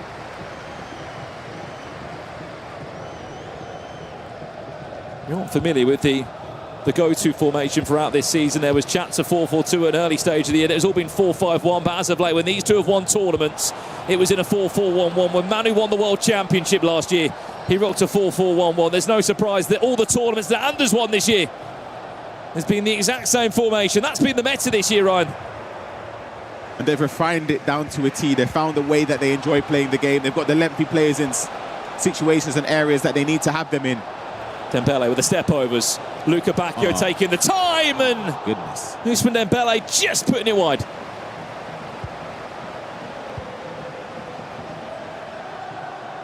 I'm going to pause, by the way, in the Sada Di Fernandez. 21 minutes in that game. We're still goalless. Here's a big chance, though. Salma bundled off the ball by William Saliba. It's an interesting selection there for Anders. I was thinking that. I mean, the most popular partnership we've seen from the draft requirements, Ryan, is Maldini +1. Yep. And that +1's only been Araujo. Araujo, exactly. But then Anders is using Maldini at left back. If you see the way he's been defending, it's so aggressive. This was goal number 6 for Paulo Neto. Alejan thought he was going to get away back in, but Paulo Neto has had other ideas. He's starting to pull away. 4-1 RVP Legend. Keep an eye on that right-hand side of your screen for live updates. This is the feature game that I'm sure you want us to keep a close eye on. As it stands, the defending world champion, who won last year in Saudi Arabia, and then in 2023, which, believe it or not, was the first time that these two players did match, actually. They're in the same group.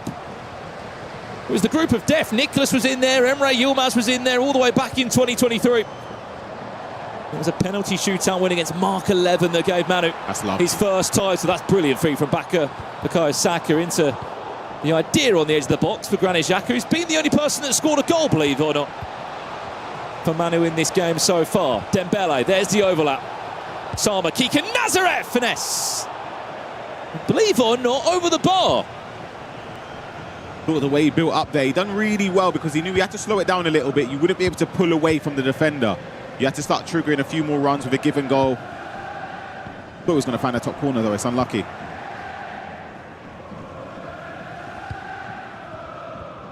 Great press. You see what I mean, though? The way Anders is pressing in every game, it's insane. De Jong there. Pickpockets Xhaka and allows Bergang to run forward. Guga Ferraz gets a goal back. He's only 4-2 down now. Paulo Neto, 6-3 up in his game. We've had a breakthrough, have we? In our last game, they haven't really given you any updates about, Ryan. Yep, Nasada's taken the lead against Di Fernandez. It's around the 30th minute, so it's a little bit behind this one. Player lock.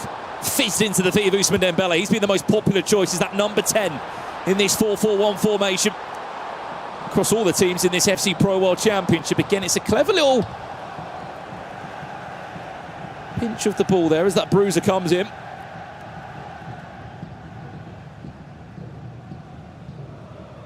Just a moment to pause. Is this Manu looking to try and get into half-time?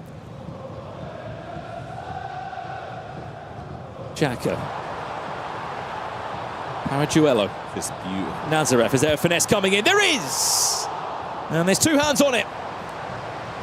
Half-time.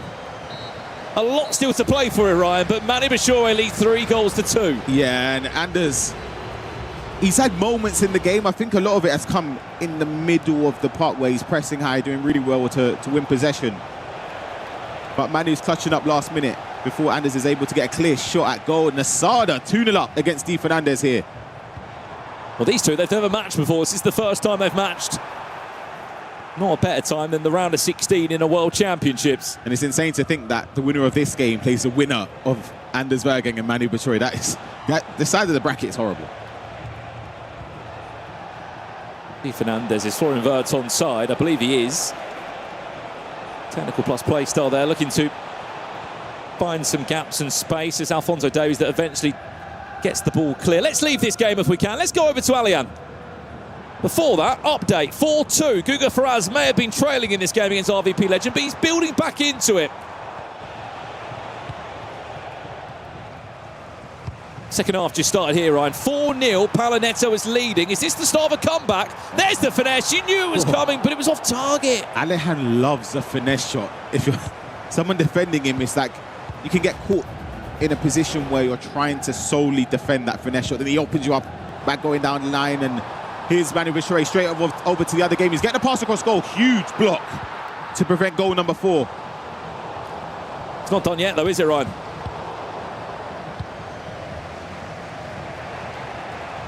Massive 45 minutes here. The last 45 minutes you'll see of one of these two in the FC Pro circuit. Nazareth! 3-3! Game well and truly on!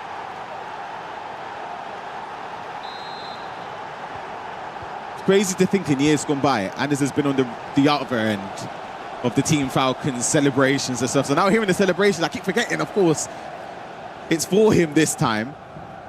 And if they want to get some crucial points for the club championship, he is their only lifeline left in this tournament. The question is that everyone will be asking home, Ryan, how on earth is the world number 1 and number 2 matching up outside of Championship Sunday? And how's the world champion matching up against the world number 1? That's a brilliant pass, Bellingham!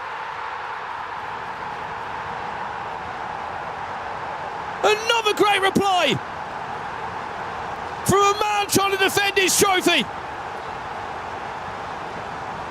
But to answer the question, Ryan, the reason why we're seeing these games is because neither of these two put up a fight that they would have wanted to in the league phase. More so for Athens and Emre. They didn't finish in the top 8. That would have been one of the only ways they could have avoided each other at this stage, is both of them finishing in the top 8. Updates elsewhere, Ryan. What is going on? Got Nasada 3-0 up going into half-time against Di Fernandez. You've got Alejan Lyon, he's still down by 2 goals. Hold on a second. Poor roll. Potentially into a finesse. Went back to Xhaka, who's on for his 4th goal of the game, believe it or not. There was another goal. RBP legend now leads 5-4 against Guga Faraz. Back to Anders Vergang now, hunting for a 4th, an all-important equaliser. Was that the right pass?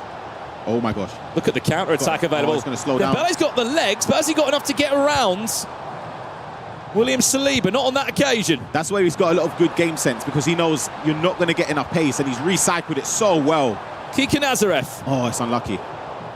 Has not been able to find the feet of Ousmane Dembele, and allows a counter-attack to come back the world champion's way. That's a brilliant ball. Luca Bacchio, ball roll. Was that the right idea? Could he have dinked the goalkeeper? The pace of the line there. And look at the counter-attack. Expect maybe a ball roll into a finesse. That was the idea, into the back of Lacroix. That's the Team Liquid special. Anders predicted it that time. This is going to be end-to-end FC. Do not take your eyes off this one. A matchup worth $40,000. A top 8 guaranteed and 1 step away from those all-important FC Pro Open tickets. Chance, Salma! Was that the right animation he wanted there? I think it was. It's just a good save. Corner played short and goes all the way back, in fact, even though that was the idea there from Manu. We're into the final 30 minutes here. Updates elsewhere. Nasada still 3-0 up. Goal back for Guga Faraz. 5-3 now down. Here's Manu. There's Nazareth. 2-goal gap. Woo. You can't quite see it on the floor, but you've got a group of Team Liquid fans and a group of Team Falcons fans. Exactly. You just hear them celebrating. You kind of know who's scored based on the reactions from the crowd. What's happening here, Ryan? The valiant effort from Alejan. He was 4-0 down. So to bring it back to 7-5, and he's got an opportunity to make it 7-6 here. Salma's got the angle. Low driven, doesn't get enough power. Thought potentially it could have been a penalty. He's a little bit too late with the challenge. Someone we haven't really spoken about at all as well is Nasada. If we can quickly check in there after this attack. Alian looking for a 6th in this. It's not going to happen just yet, but Saka is the right side of Alphonso Davies. Right, let's quickly check in to this game. The Nasada 4, Di Fernandez 0. I mean, from what we've seen in the few moments we've seen it, Ryan, we haven't really been able to see much from the Portuguese player. Yeah, I'm a big fan of both of these two players. I've watched them pretty much in the entirety of their season this year. And it's a shame that to match sort of early on. It's a bit of fortune with the animation, and it allows Di Fernandez a route back into this game, which he needed to jump back over to this one. He's just scored. Straight from the kickoff. Anders Vergang has just scored directly from kickoff. We'll give you a replay when we can. There we have it. Thank you to production. That is it's just aggressive. The goal that we missed. Wow. It just looks so easy, though. You know what I mean? It's just one pass, open up the body, finesse shot, top corner, done. If you want to know how to take a kick-off, look no further than these guys. There's Dembele, stopped by Casillas. What a save. That could have and should have been 6-4.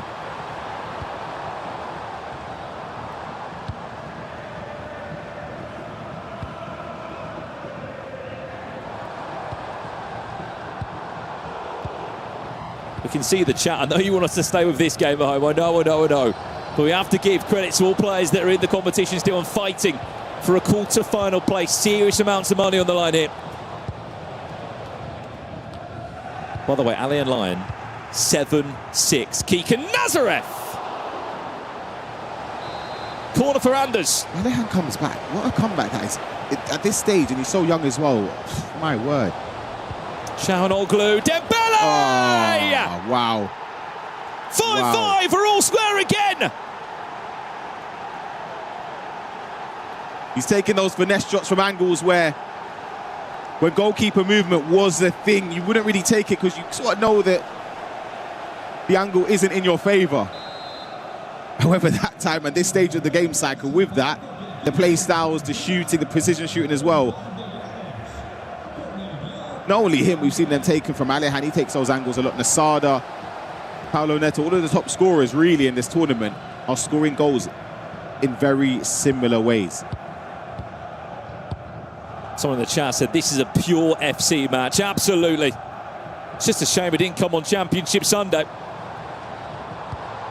5-5. It's a game that feels like it deserves extra time. The last time they did play was in the quarterfinals of the FC Pro Open back in January. What happened in that game, Ryan?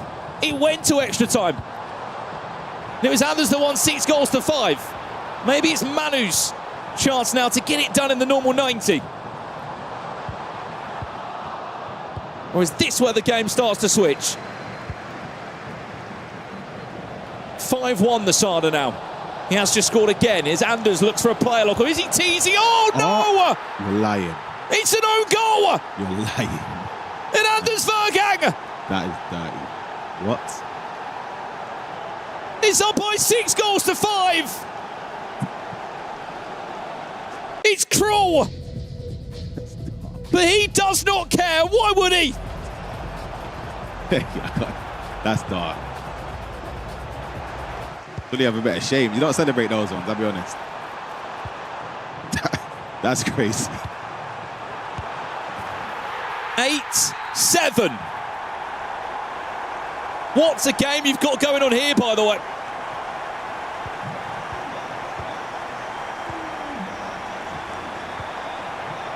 Is that the turning point for Anders Vergang, Ryan Pessoa? It could be. It could be all he needed, really, to get that bit of confidence now.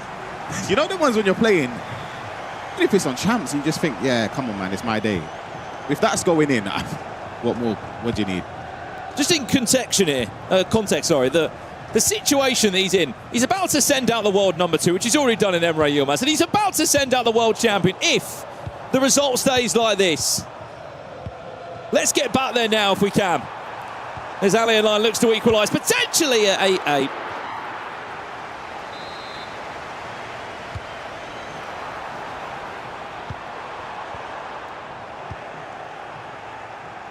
Let's jump back now from kickoff. Manu Bashore, 6-5 down and 15 minutes left. Do not worry, you're not missing a moment of the game. They're in a pause. You just feel like Manu's going to come back, don't you? There definitely will be more goals in this game. I hope I haven't jinxed it, but there should be more. It should open up a little bit as Manu starts to push more bodies forward. Do not count him out. A two-time world champion for a reason. Xhaka, first time pass, offside.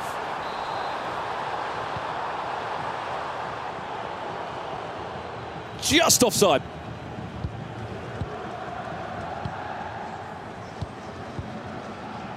It's hard to take her eyes off this one, but Guga Ferraz against RVP Legend might finish just before.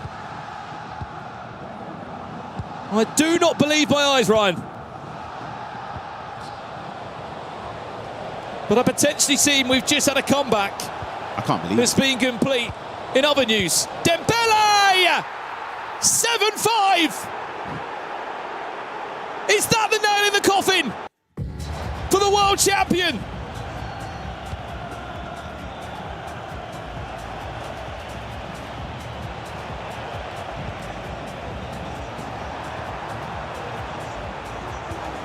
Now, I know, Brandon, you're going to say, Ryan, you always seem to find an issue with something with everything. I feel like Araujo's just got to do a bit He's got better. very fortunate there, hasn't he? Just, the animation of the defender, he's just not interested. Araujo's got to get something there. I'm sorry, he has to.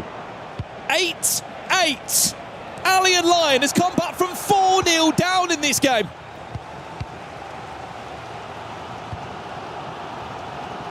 This is the best FC players in the world. And this is the best FC on display. Maybe minus the own goal that Manu scored. Other than that, you've been watching the best at it the last 4 days. 85 minutes on the clock in this one. Xhaka. Can he find the angle for the shot? Lovely turn inside. Oh my word. Paolo. If he scored that, is that the animation cut perfectly as he powered up the shot? That would have been ridiculous. We are about to get our first full time. We are around the corner from our first full time. Let's go there now. RVP legend Guga Ferraz. Are we about to find our first player from this side of the bracket into the quarterfinals? I believe we are. Guga Ferraz, what a tournament it's been, Ryan. Incredible. He's been so good, and I feel like he could have gone an extra step. It just wasn't the day today. RVP Legend has been fantastic. These last 2 rounds, see the win against Umut, and now Guga to put him into the quarterfinals. I'm hearing a roar. I think no way. No. RVP Legend, congratulations. He is through. But why are they making that noise, Ryan? It's not because there's been a goal in this game. Oh my word, you're joking. There's been a goal between Paolo Neto and Allian Lion.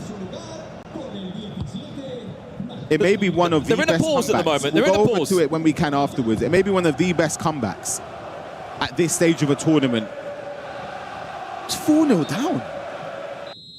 Into a pause it goes. Right, the only game that's not in a pause at the moment is Nasada D. Fernandez. I know we haven't given this game that much love, but Nasada, what a performance. 8-1 in a round of 16 game. First ever time at a World Championships, by the way. Finished second in the league, in the group standings as well, so he's going about his business, not really quietly, but he's still somebody we expect to go very far. His next game will be against Anders if Anders wins that. What a game that will be tomorrow as well. Anders Manu is currently in a pause. You are not missing a kick of the action in that game. We have just concluded that. RVP Legend, congratulations. You are through to the quarterfinals. Guga Ferraz out. Nasada, 6 minutes away from going through. And the biggest turnaround of them all looks to have gone the way of Allian Lion. That is also in a pause as it stands. Is he about to snatch the win? Are we about to see the end of Team Liquid in this year's FC Pro World Championships? The Club Championship points are big. 4 of their players are potentially out in the knockouts. Wow! 5 even. They're all out. What a result this is for Allian. If he's able to see this at 4-0 down against somebody like Paolo Neto, surely. Paolo Neto, one more chance at it. This is a chance. Back. I thought it was on the edge. I was about to say. Is that too far back for a shot? Anders Manu still in a pause.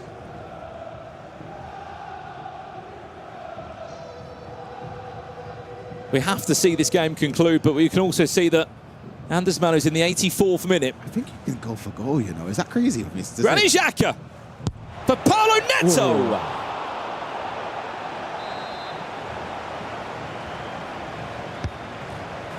We'll see the closing stage here.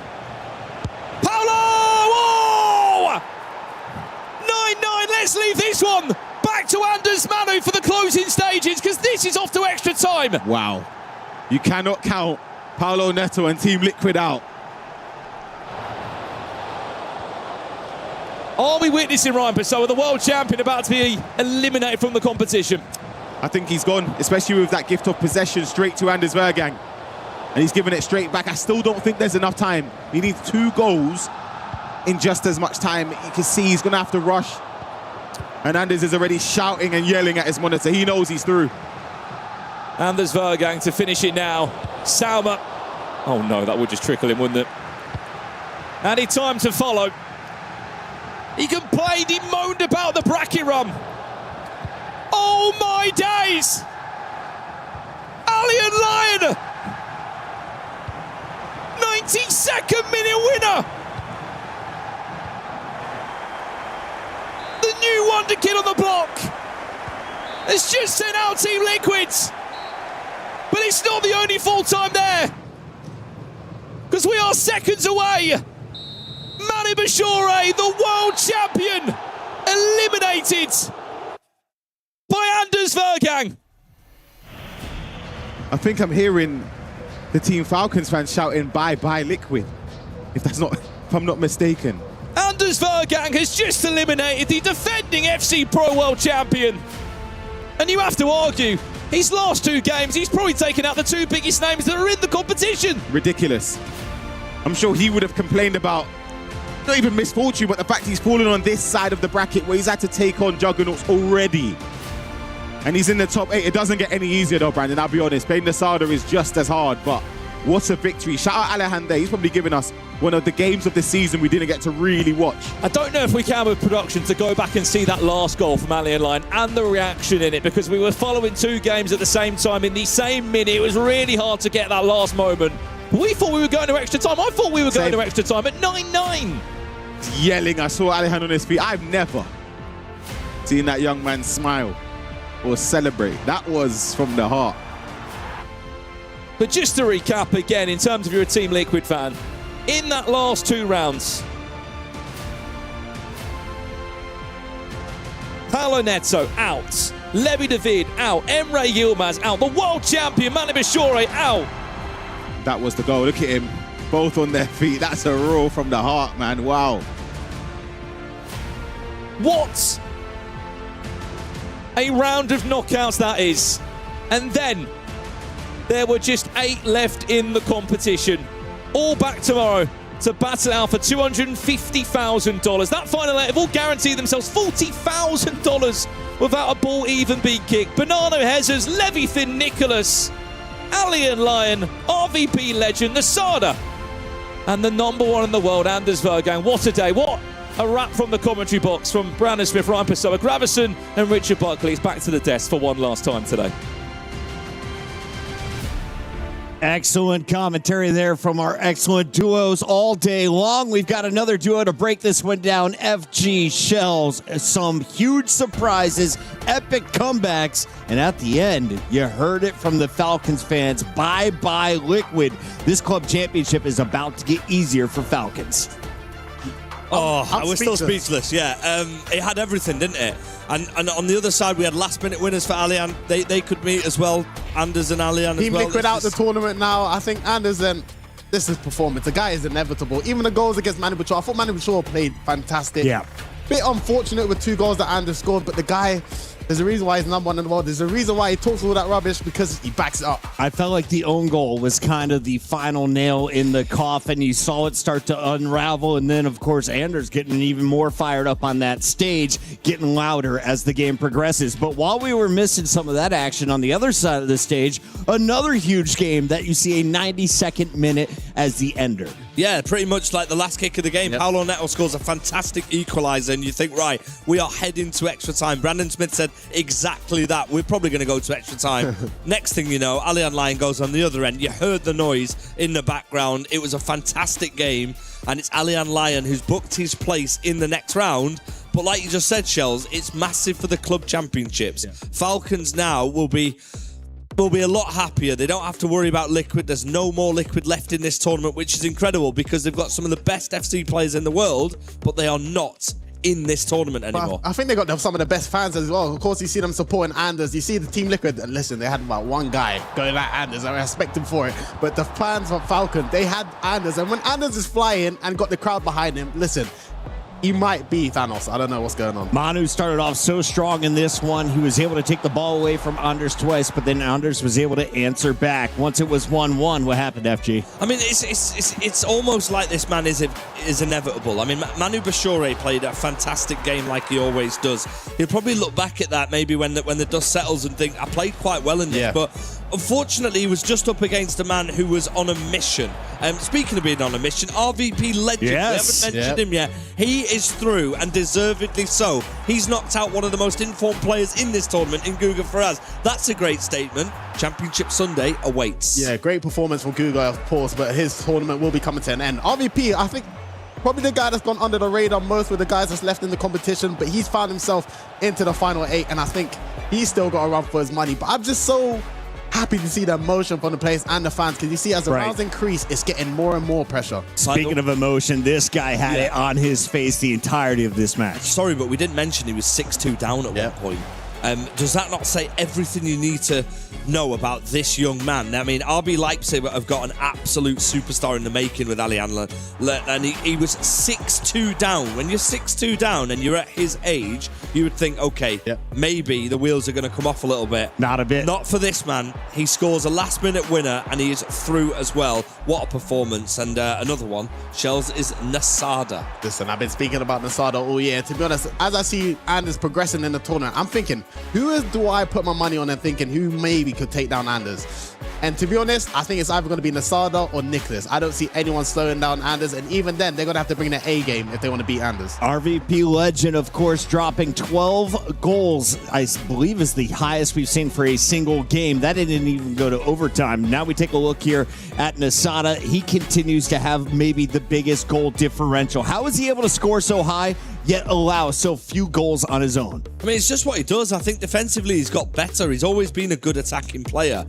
Shells. But as we look at the bracket on the screen right now, it is taking shape. We have got our quarter-finalists. Championship Sunday awaits. Some really, really good matchups coming your way.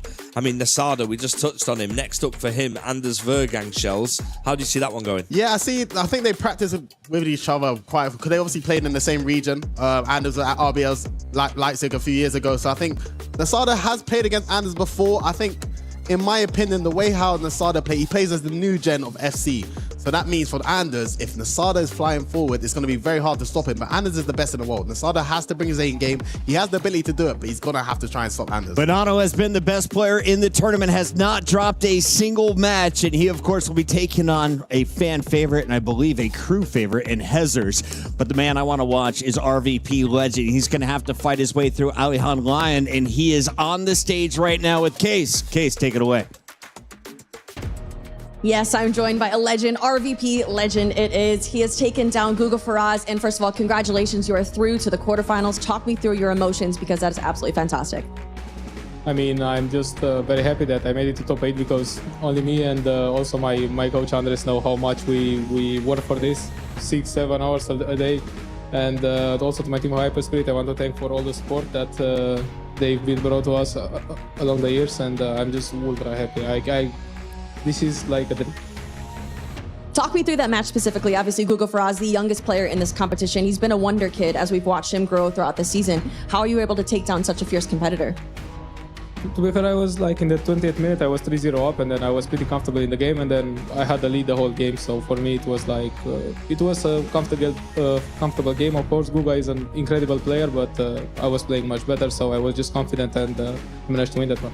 Now, looking forward to tomorrow, your match is about to be very, very good, because you are up against Alihan Lion, which I know you didn't watch this one, but he was down 4-0, and he was able to come back against Paulo Neto in a 91st minute winner as well. We know he's a goal-scoring machine. How do you beat a player like Alihan Lion? To be honest, me and Alihan had a lot of fights together along the years for last year and this year as well. He won a few, I won a few, so he's a great person, he's a great player, and I'm looking forward to the game. All right, well, I'll let you get some rest. Big game tomorrow. Send it back over to the guys at the desk. How about this legend right here, guys? Into the top 8 and also scoring some club championship points. A big victory there. Liquid is out. We have a Falcon represented, a little bit more parity than we expected at the start of this tournament. One thing we're not talking about with RVP Legends is he came through the play-ins as well. We haven't mentioned it. He beat Lex to get here. He's the only player representing Romania. I mean, this man, if he gets through that first game tomorrow, what a tournament it's been, what a journey it's been for him. You can see how much it meant to him.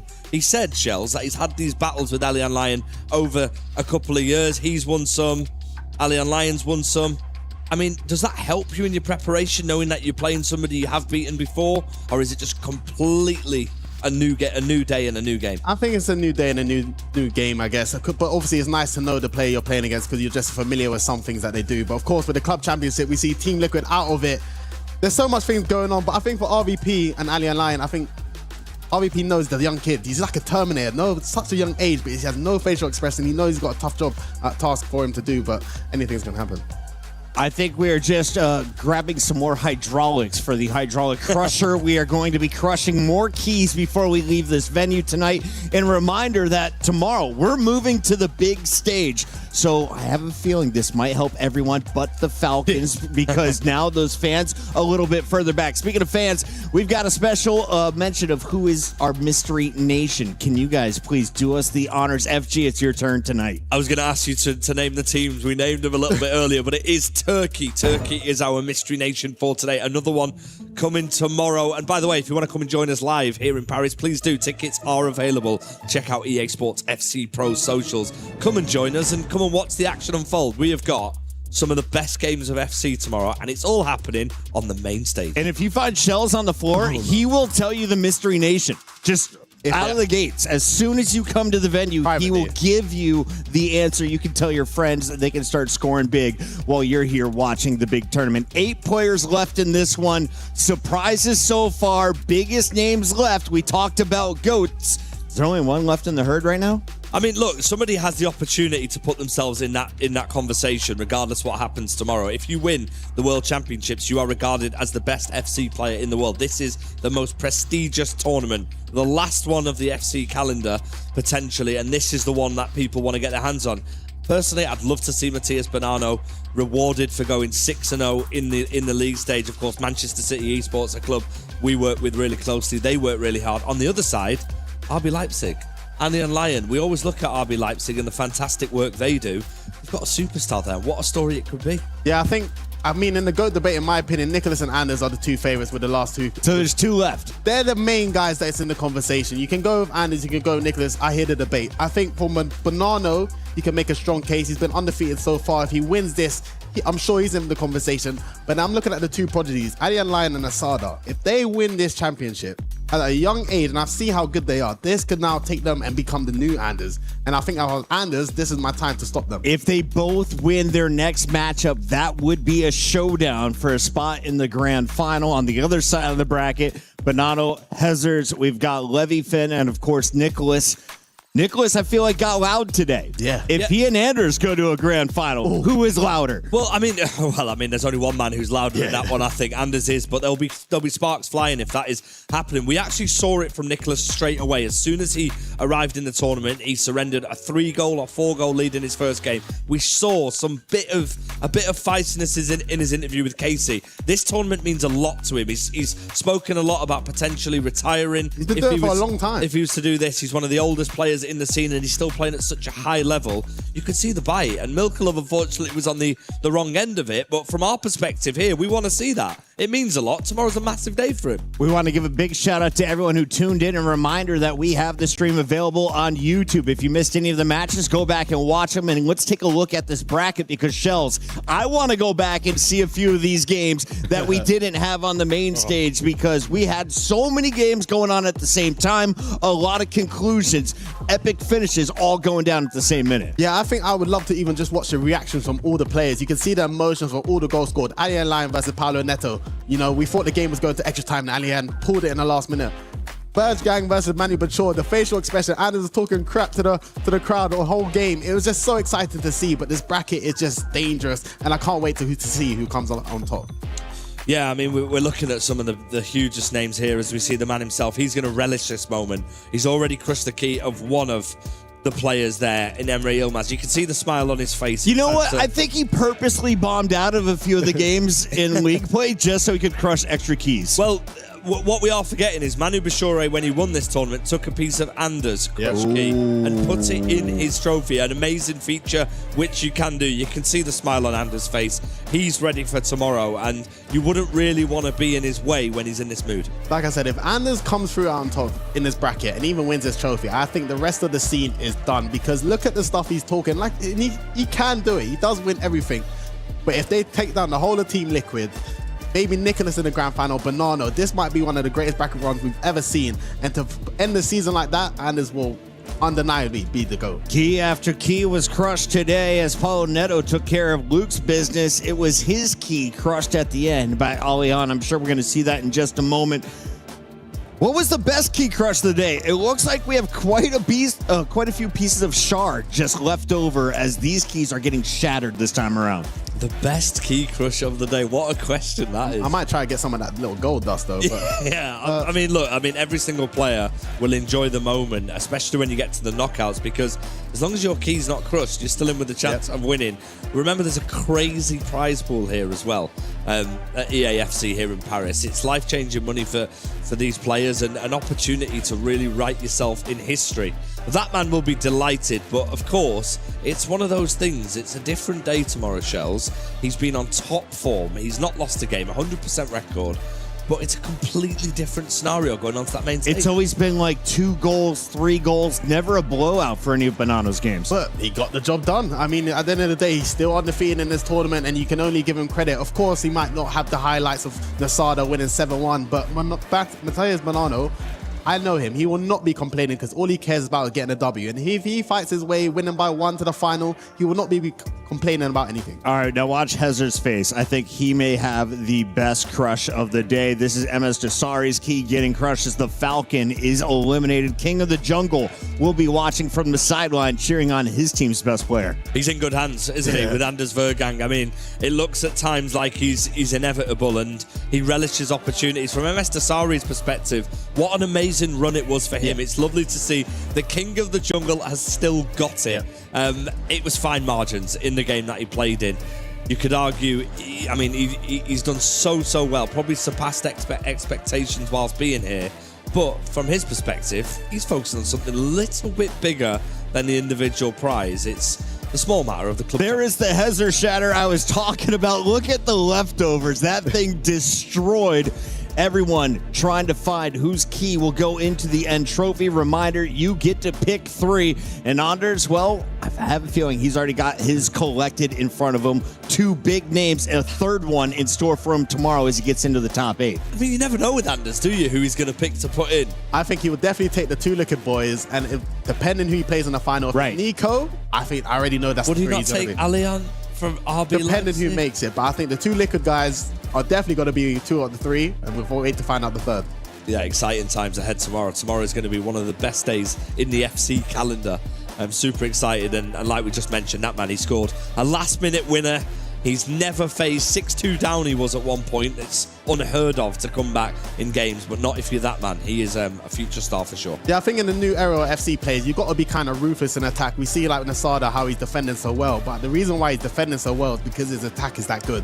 I think when you have the ball and you're making chances, you're just taking that pressure off yourself defending. And for Nasada, Ali and Line, these guys are ruthless going forward. You can see it with Anders, and I mean, defense win championships, they say, but I think you've got to score a lot of goals. Guga's key destroyed by Legend as well as RVP powers into your top 8. You mentioned it, the only Romanian in the mix. Do you expect more players to come out of this region? Oh, well, I hope so. I hope they're looking at what he's done. He came through the play-ins as well, remember. He's the only player representing Romania. We want to see players from all across the world. We've seen it throughout in amazing tournaments, especially FC Pro. I think of the amount of people from different regions. If you're thinking about competing. Maybe next year's going to be your year because we're seeing breakthroughs from people all the time. The likes of Guga coming through. Even the Milka scene. Love, the lowest Milka ranked Love. player in the tournament, making it this far. Why not? I mean, if you're good enough, you deserve to be here, and you can earn some really, really good money and play some really, really important parts in making history. Chat, let us know what was your favorite part of the day. For me, it's got to be the key crushing. I think it was MS Jasari clutching up earlier in the day, getting the fans super fired up. That is just a preview of what's to come on Sunday. What about you, Shells? I was watching that Anders versus Manny Bachor and Emre Yilmaz. The crowd reaction between all the goals, that was definitely my highlight. That brought energy. Mine was being proven wrong by Matthias Bonanno. I said on the first day, nobody is going to win 6 in a row. Well, Matthias Bonanno and Manchester City Esports, well done to you because you've won every single game and tomorrow could be something special. I also want to give a big shout out to production. We went through the ringer yesterday, and today we got it all done. We finished the league. We finished everything but our top 8 in the bracket. Tomorrow, we're dishing out club championship points as well as $250,000 to a winner. We hope you'll join us then on Championship Sunday. Thanks for watching. We'll see you tomorrow.